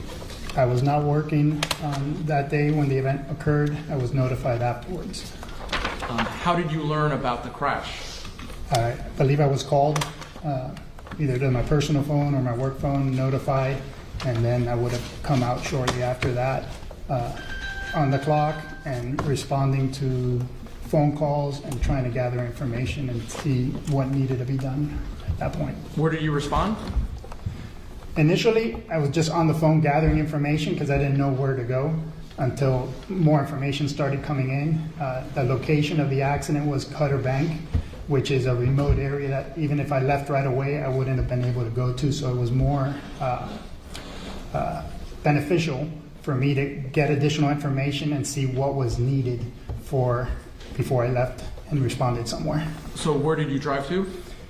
Initially, I just stayed at the house making phone calls, coordinating. Eventually, I ended up, I believe I went to Walmart and bought water, and I believe one of my counterparts bought food because at that point in the evening, we had to keep officers keeping watch on the vessel because the vessel was overturned in Cutter Bank, adjacent marker 15, and we knew we weren't going to be able to recover it that day, so we needed to maintain custody of the vessel and have somebody watching it overnight, so we had to make arrangements. Okay, let me stop. Sorry. We're going to go slow. You're talking fast, but we're going to go slow, okay? Got it. All right, so you go to Walmart. Correct. Why did you go to Walmart for supplies? Went to Walmart to get supplies, water and drinks for our officers. Okay. And then after you get the waters and drinks and food, do you go to Black Point Marina, or where do you go to? We responded to Black Point Marina, and I arrived there as the fireboat was arriving with victims that had not been transported because they weren't as severely injured as the ones that had been airlifted. Okay, so at this point, it's dark outside, it's nighttime? That is correct. Okay. Now, as a lieutenant, can you tell me what your responsibilities are? Okay. I'm an investigative lieutenant. I was an investigative lieutenant at that time, and part of my responsibilities are to provide the investigator, the lead investigator, with any assets he may need, assist him in any way that I can. Due to the remote area, the accident happened in southern Miami-Dade, almost northern Monroe County. So me getting there wasn't practical. I wasn't going to make it there in any time to be of use to my team. Now, the lead investigator in this case, Lieutenant Thompson, at the time he wasn't a lieutenant, did you oversee him, or is that a different lieutenant? He was supervised by a different lieutenant. His name is Lieutenant Daniel Miranda. On that evening, I believe Lieutenant Miranda was not available for one reason or another, and I was the one who initially responded that evening and helped out and supported Investigator Thompson. Okay. So you mentioned that you saw some of the less injured passengers. Did you specifically interact with them at Black Point Marina? No, I did not. Okay. They were coming off the vessels, going to their family members, and I did not impede in that or stop or take any action in that aspect. So the next day, September 5th, what are your duties? What are your assignments on that day? So I was also part of the dive team. So part of our duties was to document the scene or the crash site. We had come up with a game plan to respond out there on one of our patrol vessels. 3 members of the dive team, I believe it was Officer Saavedra, Oscar Saavedra, Lieutenant Ryan Smith, and myself were dive team members, and there was an officer, I don't recall at this point, that was driving the vessel, shuttling us around. All right, so how do you become part of the dive team? Do you have to be trained and certified? You have to have certification first, and then you have to go through an interview process and be selected. Did you receive all of the necessary training and certifications to become part of the dive team? Yes. And just as an aside, how long have you been with the Florida Fish and Wildlife? I'm in my 29th year. Formerly, the agency was called Florida Marine Patrol. In 1999, 2000, the voters of Florida decided to merge the Florida Marine Patrol with the Game and Fish Commission, and now we are the Florida Fish and Wildlife Conservation Commission, FWC for short. So do you have a long or many years of experience diving? Yes. So in preparation for a dive, I imagine, do you have to put on a suit? Or what do you wear? In this case, we didn't have to put on a suit because there wasn't contaminants. We have to put on dive gear, which is a BC, a dive tank, regulators. So all that had to be loaded on the boat because obviously it was far away from the mainland. So let's break that down. Can you explain what that equipment that you just referred to is and how it assists you? Absolutely. So it's scuba gear, self-contained underwater breathing apparatus. So it's basically a BCD, a buoyancy control device that inflates to help you control buoyancy. Okay. You need to put that on. Behind that, that holds a dive tank, which has your air supply. And then you have regulators that bring the pressure down from what's in the tank to something you can actually breathe, to be able to breathe underwater. So. And do you have to regularly receive additional training, either yearly or anything like that? Yes, we typically try to do it monthly at minimum. Sometimes we don't because there's call-outs and other situations where we dive more often than that, so it all depends on what is occurring in the field. So where do you leave to do the dive? Where do you leave from? I believe we left from Coconut Grove and loaded on my patrol vessel in Coconut Grove and responded from there. And, you know, we've heard testimony about Cutter Bank. Did you know where in Cutter Bank the wrecked vessel was? Yes. And I think earlier you mentioned that FWC, did they make arrangements for there to be somebody who had eyes on the wrecked vessel from the time they learned of it to the time you got there? Correct. And why was that important to sort of have a babysitter for the crashed boat? It's important to maintain chain of custody and make sure nobody messed with the vessel or took anything from the vessel. It could have also been a navigation hazard. People that navigate that area might not know it was there, especially at dark, and somebody could have run into it. So was that a priority for FWC to make sure that happened? Absolutely. Okay. So when you arrive at the area of the crash site, what do you see? There's an FWC vessel. There's also Miami-Dade vessels because Miami-Dade was assisting us with their dive team to facilitate being more efficient. And is that common that Miami-Dade would assist FWC in a dive like this? Yes, multi-agencies come together to help in situations like this, whether it's a crash or a significant event.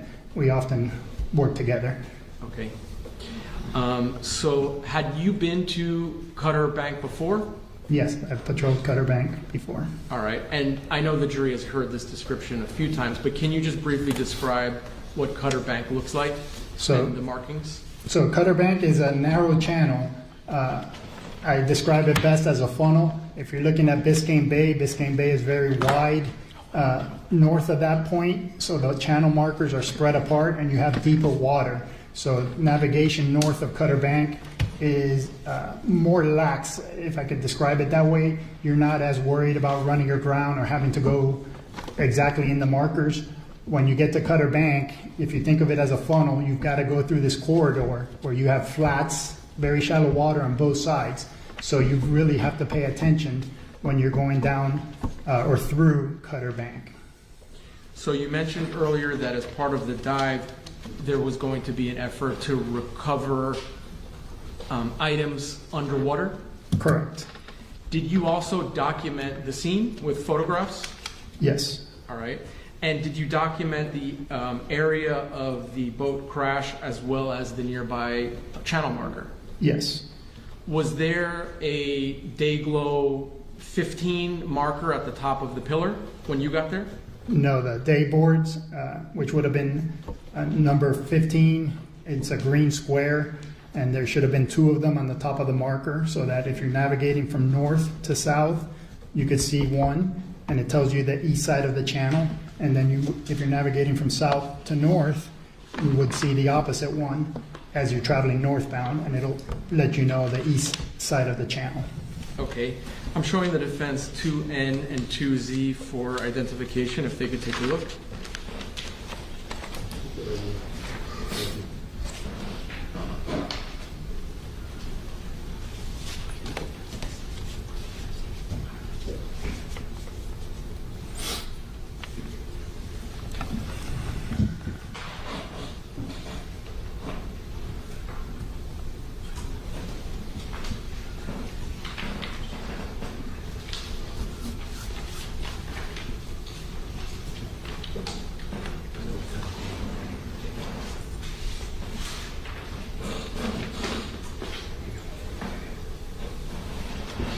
Okay, sir, I'm going to be showing you some photos. I'll kind of pass through them, take a look, and when I'm done, let me know if they fairly and accurately reflect what you saw when you arrived that morning, okay?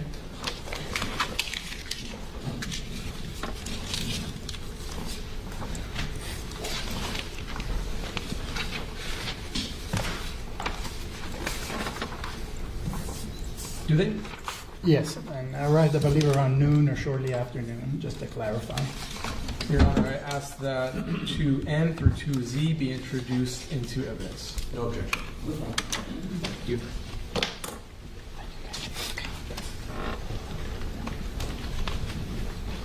State Exhibit 2N, previously marked for identification, will become State Exhibit number 25. I'm sorry, can you see? 2N will become State Exhibit number 25. Thank you. You're welcome. 2O, 26. 2P, 27. 2Q, 28. 2R, 29. 2S, 30. 2T, 31. 2U, 32. 2V, 33. 2W, 34. 2X, 35. 2Y, 36. And 2Z, 37. Thank you, Madam.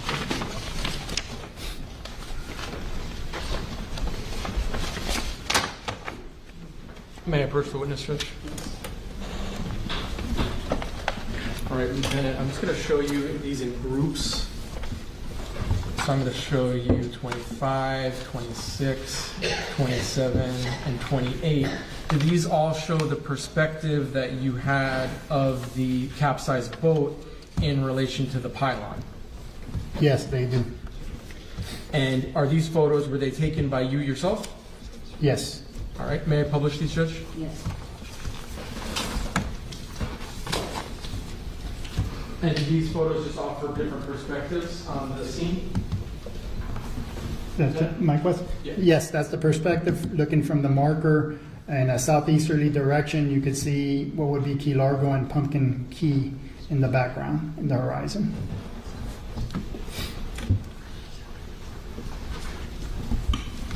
Are you able to approximate the distance of the capsized boat to the pylon?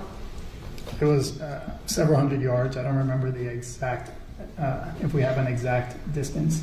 I believe on one of the images, there could possibly be a distance on a Google Earth image. All right, and now I'm also showing you states 29 through 37. Are these various perspectives of the piling? Yes. And what is this made of? The piling is a steel pipe. If you can picture a telephone pole, except instead of wood, it's steel. It's a pipe, and it's hollow in the center. Does this go all the way to the seafloor? Yes, that's hammered into the bottom, and that's what keeps it erect. Part of it is under the ground. Then you got what's not visible, that's below the water to the ground, and then you have what remains above the water line. And who installs these? That would have been probably Coast Guard, because it's a intercoastal waterway channel marker. There's sort of like a whiteness at the top of it. What is that? That is the feces of birds, water birds that land on the top of the marker. You could say bird poop if you want. I was trying to be more professional, but that is the birds land on there. They go to the bathroom, and it ends up making those marks on the piling. And I should ask you, what is supposed to be on top of this? On top of that, if you look at may I look at them? Yeah. If you look at the markers, you'll see there's like a rectangle in the middle of the feces, and that would be where there would be a day board flush against one side of the piling, and then if you look from the south coming north, you would see the same thing. The best I could describe it is a rectangle where there's no feces, and that's where the day board would be. That's why there's no feces there. So basically, there's no white. There's going to be a day board on one side, a day board on the other side, and the pylon in the middle? Correct. And how are the day boards connected to this? There's bolts and brackets that basically, the day board is made out of wood, and in this case, because it's a green, it's a square, and they're bolted to each other, kind of sandwiching the two boards to the piling. All right. May I publish some of these, Judge? Yes. All right, and there's a variety of perspectives.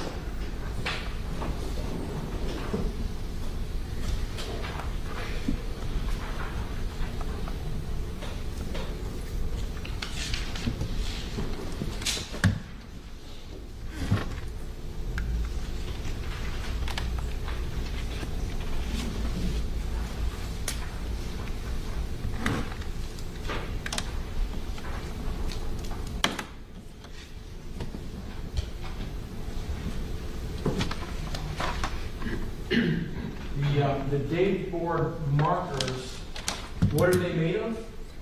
They're typically made of plywood, and they have some kind of laminate adhesive sticker on the face of it that faces out from the marker. And it's typically has some kind of reflective material so that and when vessels navigating at night, the operator could see the markers and make it easier for them to identify the markers ahead. What are the dimensions of the placard? What are the dimensions? I contacted Coast Guard, and they advised me it would be 3 feet by 3 feet. And I brought a piece of cardboard. Wait. Oh. I'm showing you the fence was marked for identification 3A through 3H.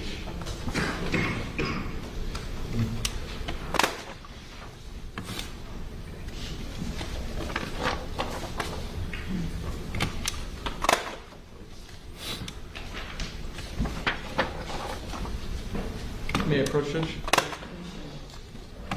And Lieutenant, I'm going to show you what's marked for identification 3A to 3H. Let me pass through them.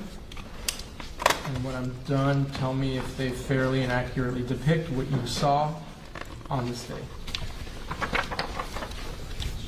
Okay, do they? Yes, they do. Judge, I'd ask that 3A through 3H be admitted into evidence. Thank you.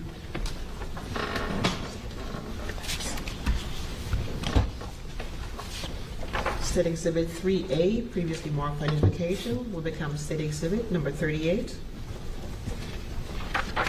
3B, 39, 3C, 40, 3D, 41, 3E, 42, 3F, 43, 3G, 44, and 3H, 45.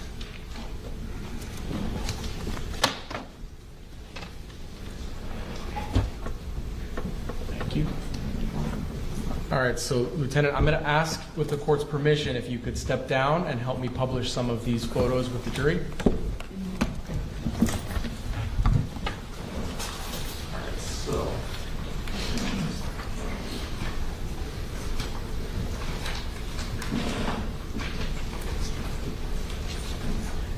What are we looking at in this photo? If you could just hold it up for the jury. This is an image that I took. This is the vessel upside down. It's sitting on the bay bar. It's a shot of water. The treetops, which would be the roof, is actually on the bottom. So it's sitting there. It's not floating. It's sitting on the bottom. The grass, it's difficult to see, but you can see it's a grassy bottom. So it's just sitting like it was sitting on somebody's front lawn upside down. All right, thank you.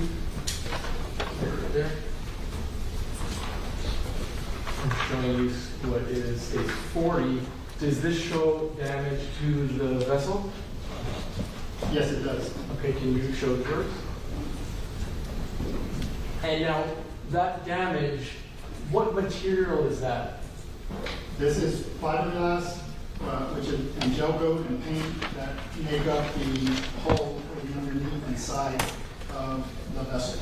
In this case, it's a blue bottle. The manufacturer is the main, that's in Ford and Nissan. Robalo is the manufacturer of the vessel. You could have a seat. I'm just going to publish that.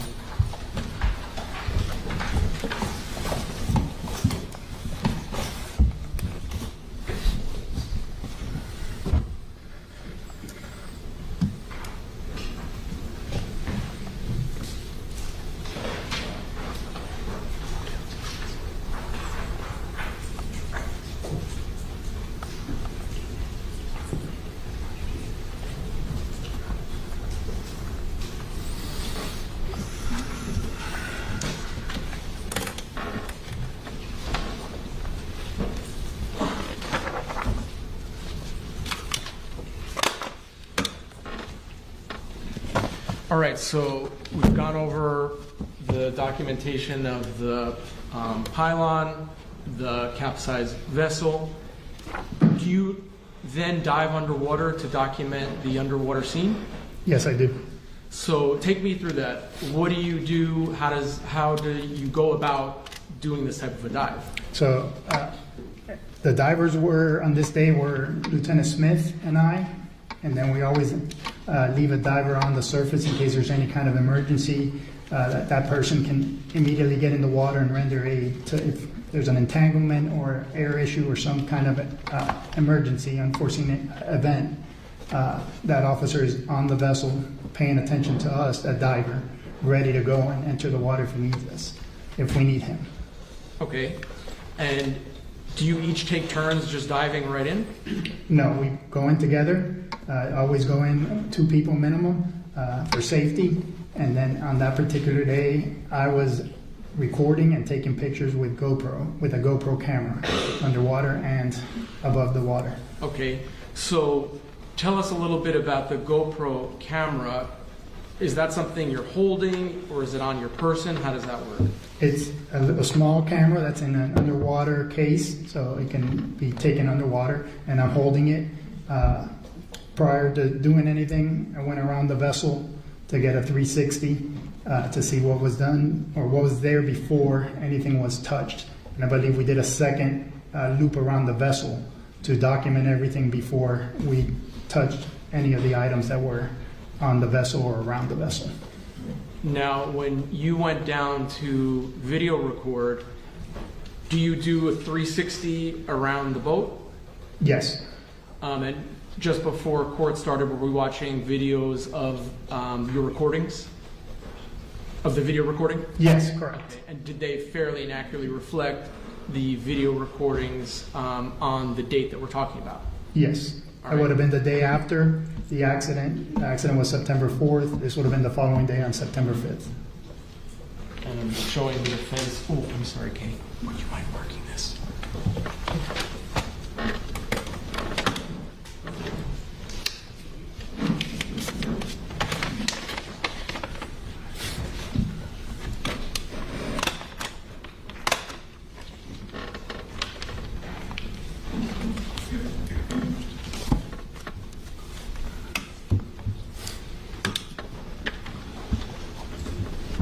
Showing defense for R.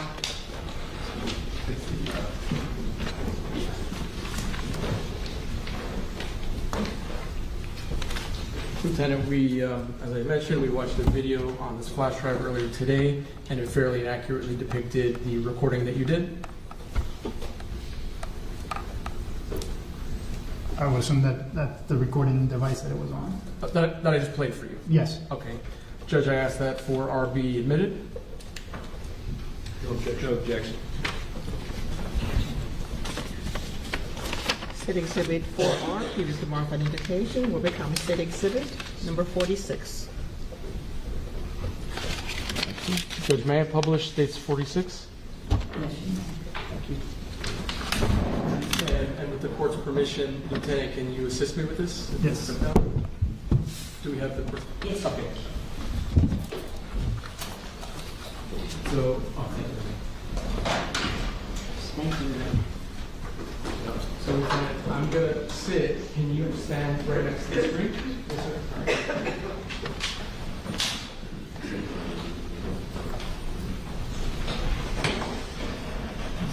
You want to stand? Stand.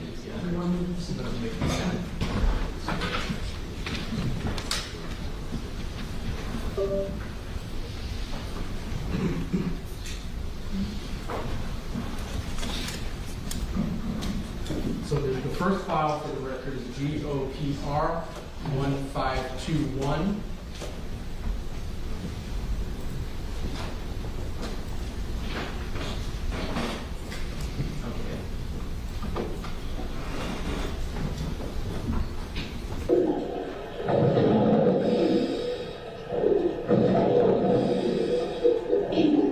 Okay, so I'm going to pause the video here. What are, actually it's kind of hard to see. Let me keep it on.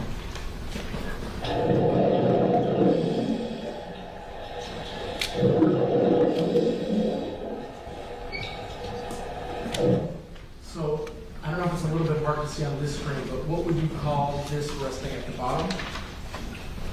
This is the side of the center console or the T-top. The T-top will be the roof portion. The center console is the fiberglass cube where the steering and the screens are. And so this T-top, is this where the captain of the vessel would be when they're operating? It would be behind it, behind the steering wheel. It's hard to tell exactly what direction that they're in.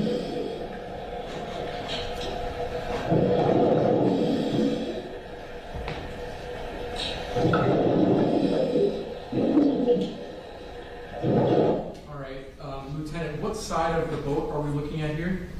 Here you're looking at the vessel upside down. This should be the starboard side.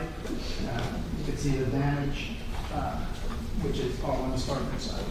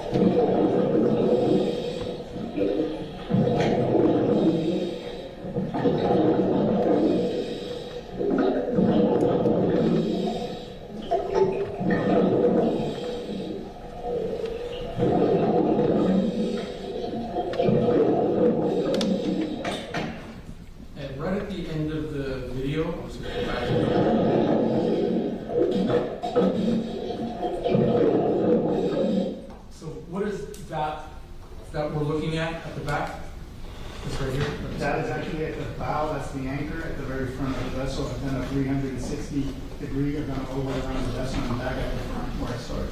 Okay, so this is the front of the vessel. Correct. Okay. All right, keep standing, please. Now, GOPR 1522, I'm going to publish that for the record.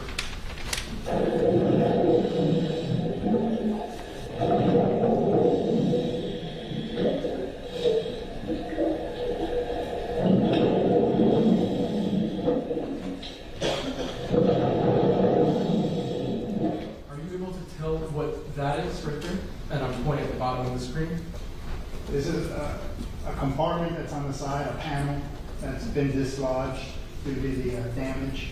It's in front of what is the console here. Since it's upside down, it will be on the side based on the angle I'm taking the picture. Okay. The video of.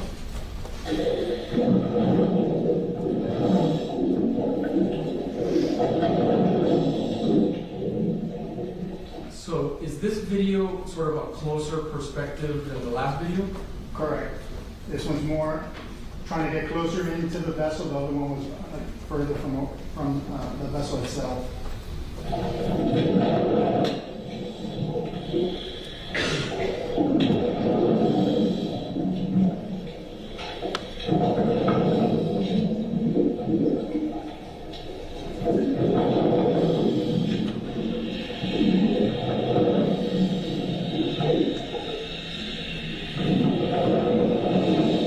So right here, what are we looking at? It's hard to kind of see it on the screen, but Yeah.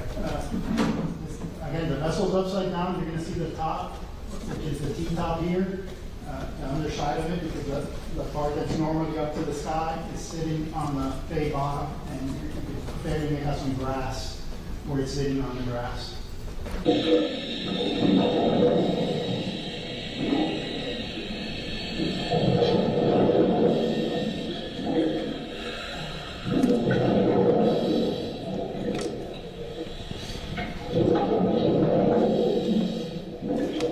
are you able to tell what area we're looking at here? That's the helm area where the steering wheel would be. They're going to get up right here. And then this is the console where all the electronics will be. Here's the seat in the leaning post area, or the backrest of the seat. The windshield's up here.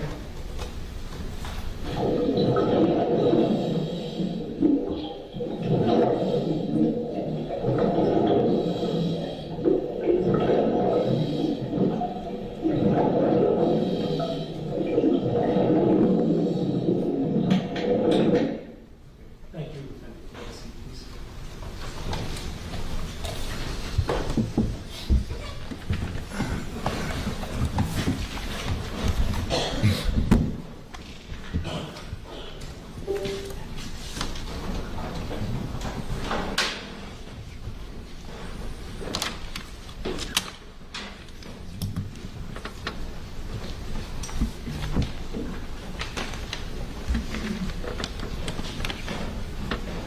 All right, so you mentioned earlier that some underwater photographs were also taken, correct? Correct. So I'm showing the defense has been marked 3I through 3R for identification purposes.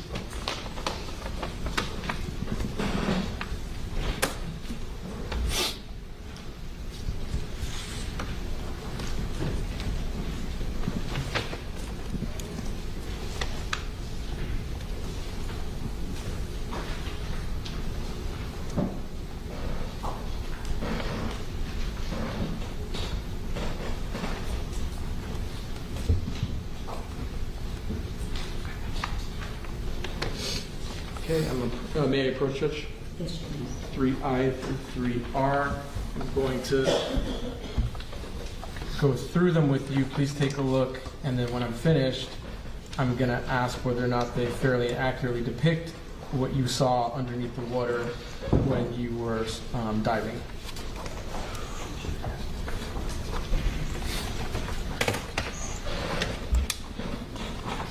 Did they? Yes, they do. So Judge, ask that 3I through 3R be admitted.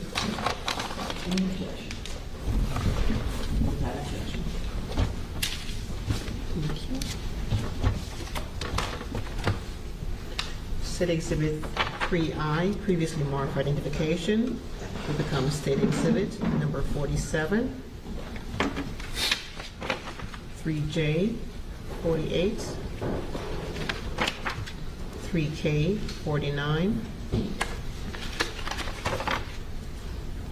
3L, 50. 3M, 51. 3N, 52. 3O, 53.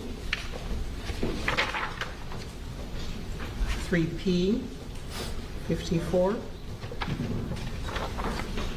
3Q, 55. And 3R, 56.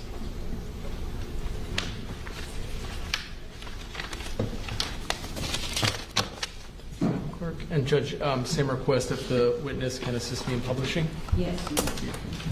Thank you. All right, so Lieutenant, these may actually be a little bit more visible than the video. Can we just go one by one and you sort of show the jury what are depicted in these photos? Yes. In this image, you can see the T-top on the bottom of the bay. You can see the grass. Again, you're looking at the underneath. What's on the grass would normally be facing the sky. You can see a telephone right here, which is underneath of the T-top. This is the front windshield. We got a side windshield here and a side windshield here. You see the top of what would be the console and the compass there. So that's pretty much the boat upside down from front to back. Now, how about in states 48? What are we looking at here? So again, this is the helm area. So now you're looking from what would be the seating or operating position. You've got the steering wheel, you've got the throttles, which will control with your hands. You've got 2 GPS units right here. They're hard to see because they're dark right now. All the switches on the console. Again, the front windshield, side windshield, the side windshield on this side. And then that's the panel that I was asked about before that had become dislodged, held in place by wiring. You can see these are battery switches, but obviously it's not in its normal position, it's just been dislodged. Now this is states 49. What are we looking at here?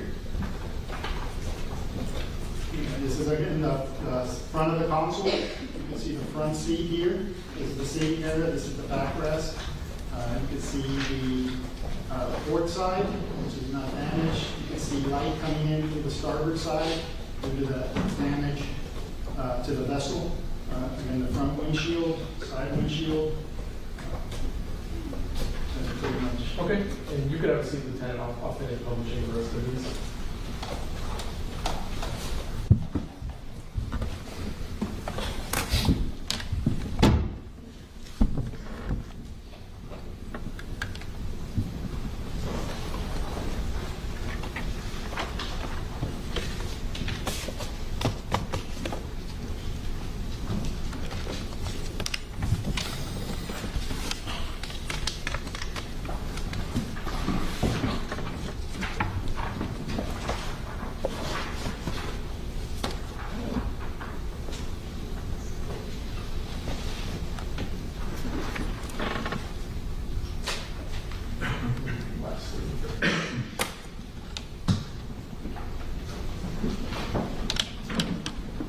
So because the boat is upside down, Lieutenant, I guess a better way to see everything as what it really is to kind of like flip the picture. Correct. It would make it easier to see what you're looking at, but it's just turning the vessel upside down.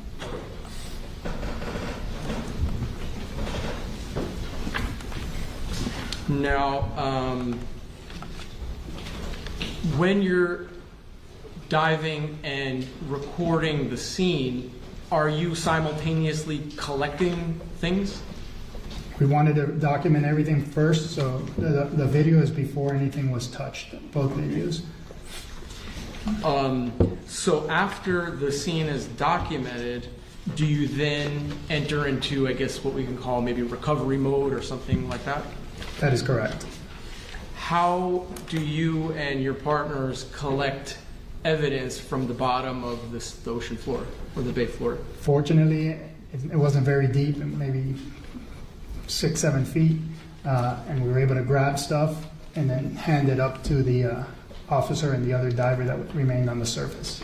If you're a tall guy, how tall are you? 6'2". Okay, if you stood on the floor of the bay, do you think you'd... I don't think I could have been out of the water. Okay. So, who assisted you in recovering evidence? Lieutenant Smith was the other diver, so either him or I would have grabbed whatever we recovered from around the vessel and underneath the vessel and handed it up to the remaining personnel on our FWC patrol vessel. So are all of you sort of working together as a group? We were as one group focused on the vessel. Then to make things simple, Miami-Dade's dive team was focused on the area of the channel marker and any evidence that was located in that vicinity. How many times would you say, and you could estimate, how many times would you say that you dove down to the ship and started getting evidence? Was it like 10 times? It's hard to say because we're on tanks. I might have been handing stuff to Lieutenant Smith and he was giving it back. You know, we try to do it in a systematic manner and work our way around the vessel so we don't miss something. So it's not free diving where we're constantly going up and down. It's grab as much as you can, maybe get a couple handfuls, and then when we feel we need to stop, you know, I would stay where we were left off. He would hand stuff up, and then once he came back, we'd continue around the vessel. Are you like collecting these items with your hands, or do you have a net? What does that look like? I think it was mainly with our hands, depending on what we're diving for. In this case, I believe it was our hands. Maybe we had gloves on. I don't recall. And then when items of evidence were recovered, what would you do with them? We would hand them up to the officers or personnel on the vessel, and they would put them in the vessel. Does FWC maintain custody of recovered evidence from the time it's grabbed by a diver to essentially today? Yes. And are records kept to make sure that there is what we call like a chain of custody from point A to point Z here in the courtroom? Yes, property receipts, and every time they are handed off to the next person, it's logged. So do you do anything else out on the water regarding evidence collection, setting aside the boat itself for right now? I believe once we recovered everything we could from the vessel, I believe we got together with Miami-Dade's team who had recovered several pieces of evidence from around the marker. They gave it to us, we placed it on our vessel. We brought everything into, if I remember correctly, Convoy Point, which is a channel that you access by coming in through Homestead Bayfront Channel. Convoy Point is what is known as Biscayne National Park. It's their headquarters where their law enforcement docks. So it's a secured facility. We went there to unload everything that we had recovered, to give it to one of the officers to relay to our office. And the items of evidence that were collected during the dive, do you also photograph them? Yes, I did. Okay, so I'm showing the defense what has been marked for identification purposes as 4I through 4Q.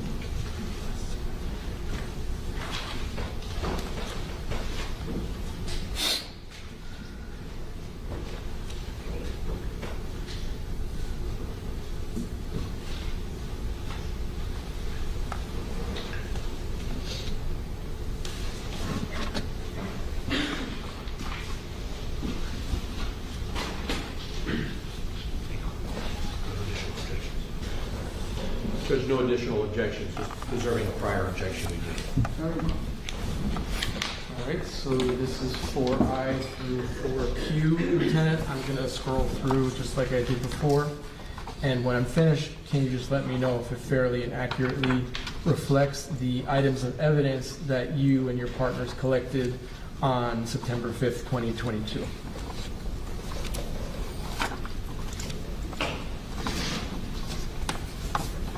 Does it? Yes, they do. Again, some of them were collected by Miami-Dade, and some of them were collected by us on the vessel or underneath the vessel. Judge, I'd ask that all of these items 4I through 4Q be admitted into evidence, please.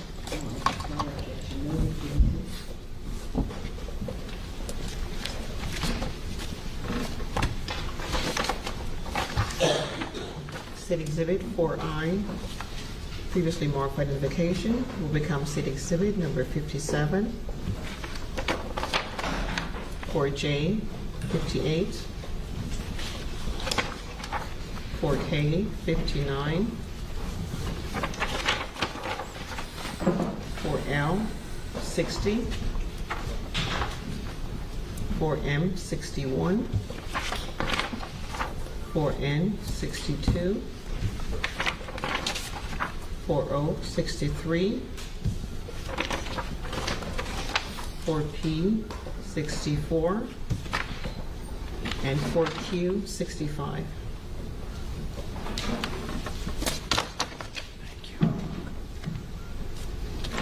May I quick switch? So, Lieutenant, I'm showing you first States 57 as well as States 58.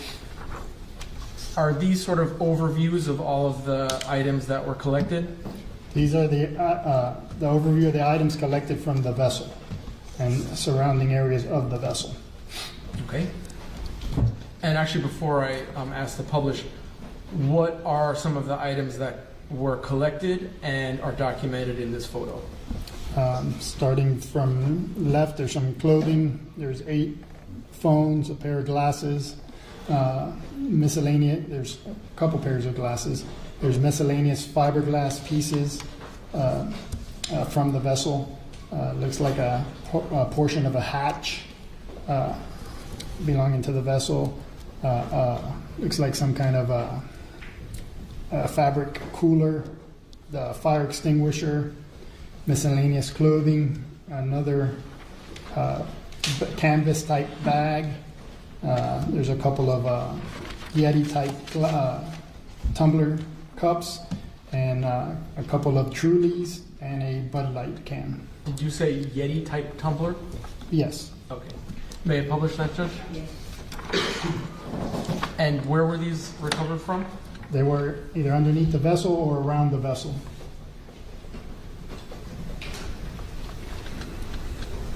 We're going to look at some close-ups in a moment.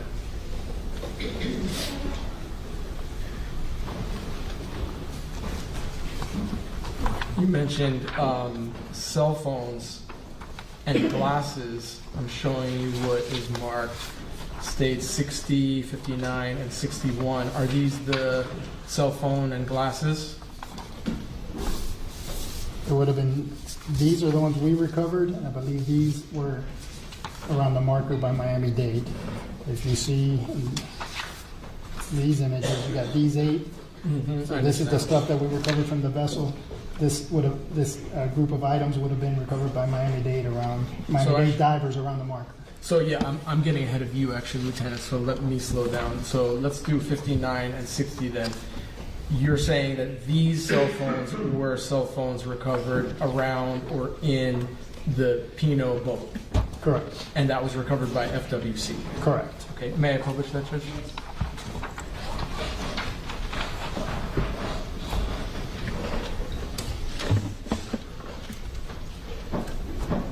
I think there are 8.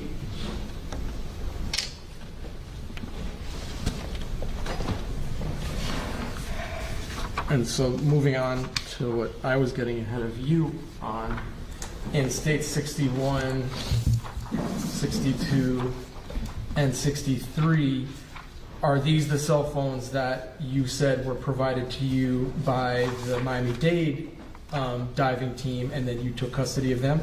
That is correct. And in this image, you have, again, a tumbler type Yeti style stainless cup, 4 pairs of sunglasses. They've recovered a couple gold colored earrings and 3 cell phones. Okay. May I publish them, Judge? Yes.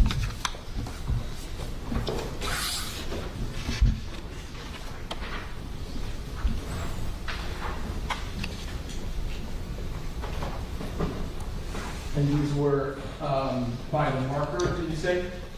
Correct.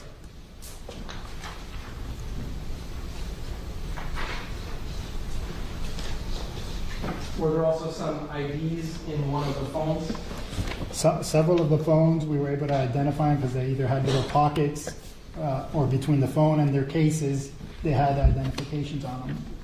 Okay. Now I'm showing you what's in evidence as State 64 as well as State 65. What do these photos depict? These photos depict pieces of fiberglass, pieces of the hull of the vessel damaged in the impact that were on the bay bottom. Again, recovered by Miami-Dade divers. You also have a portion of a day placard that was with a bolt that is what kept it on the bottom. Since the placard is made of wood, it would have floated away if it wasn't for that bolt. And we're going to go back to that. Before we go back to the marker with the bolt, where was this located? Was it around the boat itself? I believe this was all around the marker. Okay, the marker. The marker, correct. All right, may I publish that, Judge? Yes.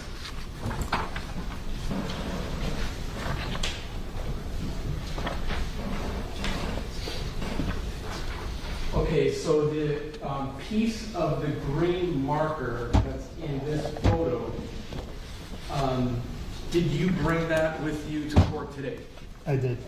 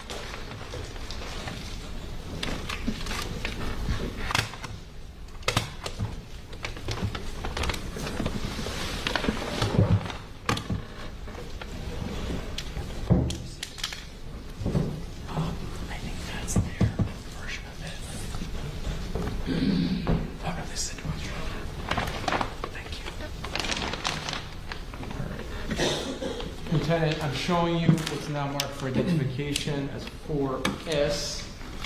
Can you please take a look at it? Can you first describe the packaging of this item of evidence? So this is a clear packaging that was packaged at our office so that I could bring and have it labeled of the recovered portion of the day marker, which would have been marker 15 from Cutter Bank. So after recovery, where has this object been the entire time?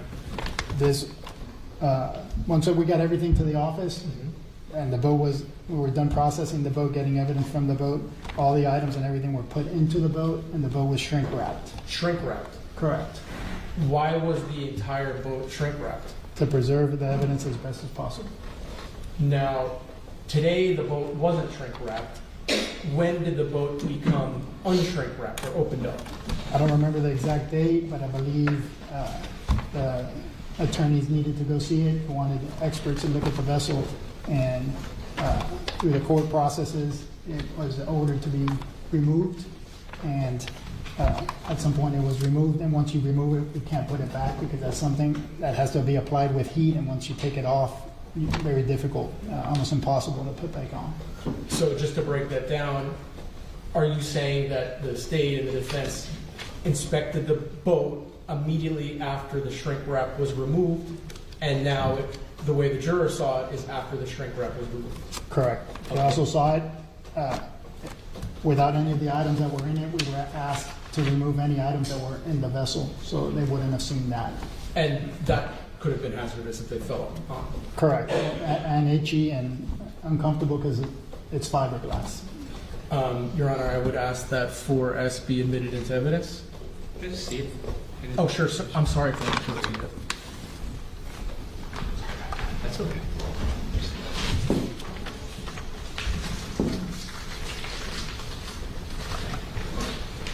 I would review asking that this be admitted into evidence, Judge. No objection. State Exhibit 4S, warrant for identification, will become State Exhibit number 66.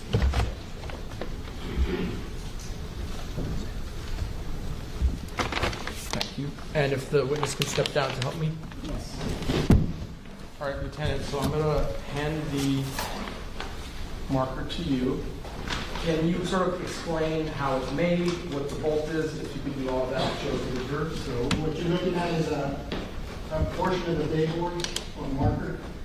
It's a corner portion. You can see that a straight edge here and a straight edge here. I don't know which corner, but it would have been a square. The green tells the operators of the vessel what side of the channel you're on. In this particular case, you're on the east side of the channel. The green, they have numbers also, so that you know as you're looking at a GPS or a chart what actual marker you're at. And then that helps you identify which way you're going when the next marker is in sequence. Because if you miss a marker, you can deviate from the channel, run around, and cause damage to your vessel or your so again, it's made out of plywood. It's got some kind of wrap or adhesive. It helps get it discolored. It's like a vinyl material, the best I can describe it.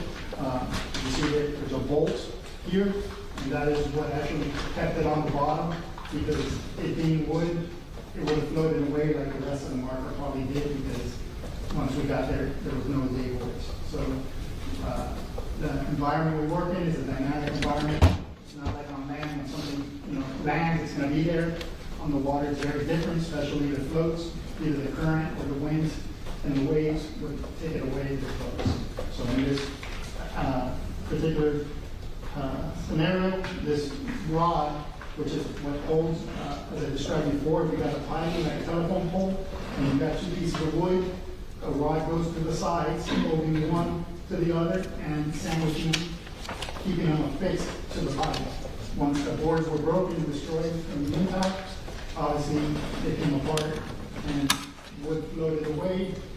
Fortunately, the weight of the rod was overcame the buoyancy of the wood and kept it on the bottom near the marker where that was recovered. Thank you, Lieutenant. You can go to the seat. May I publish this, Judge? Sure. This is States 66.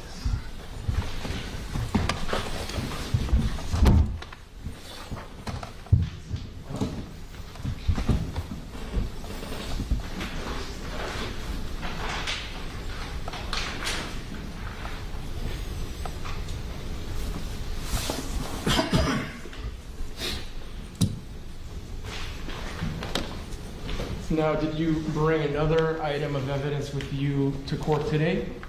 Yes, I did. You said you did? Yes, I did.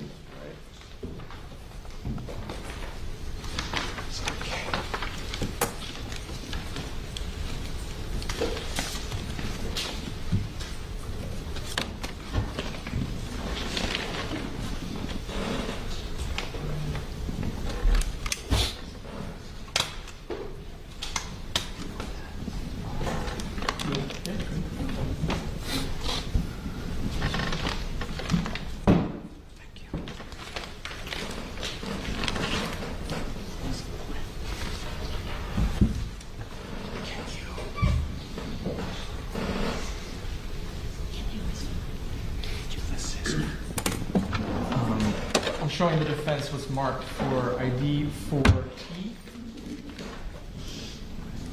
approach, Judge?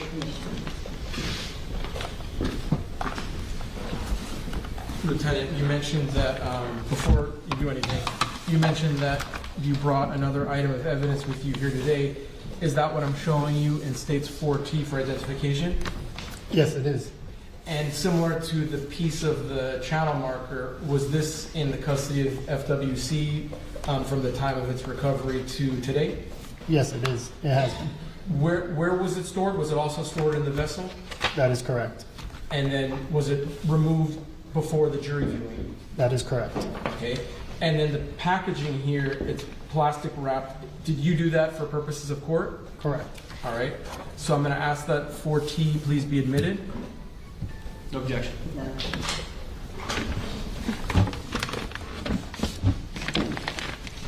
State Exhibit 4T, marked identification, will become State Exhibit number 67.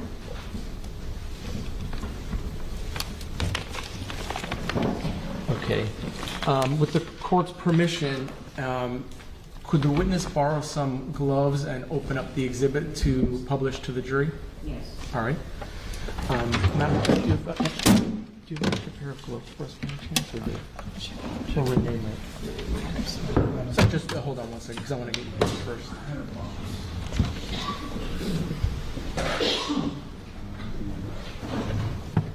I'll bring you another box for you.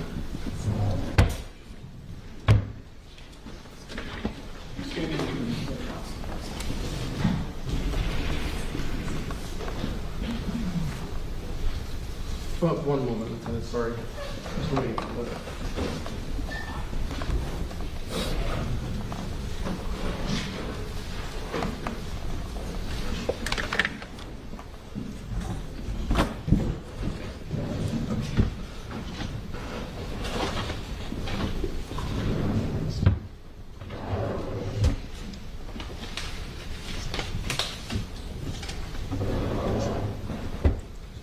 Maybe while we're waiting, I can move on, Judge, actually, and then we'll come back to this. So, Lieutenant, prior to court, we spoke about the dimensions of a channel marker. That is correct. Did you bring something to use a demonstrative aid to show the size of the channel marker? Yes, I was able to determine the size of the day board or day marker, and it was 3 feet by 3 feet. All right, and so I can mark this even though it's just going to be a demonstrative.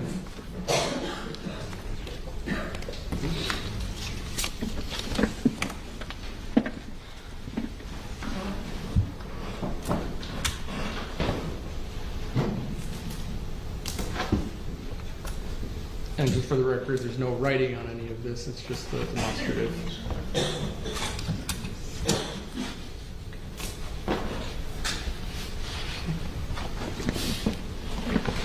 So, Lieutenant, I have, well, showing you the pens.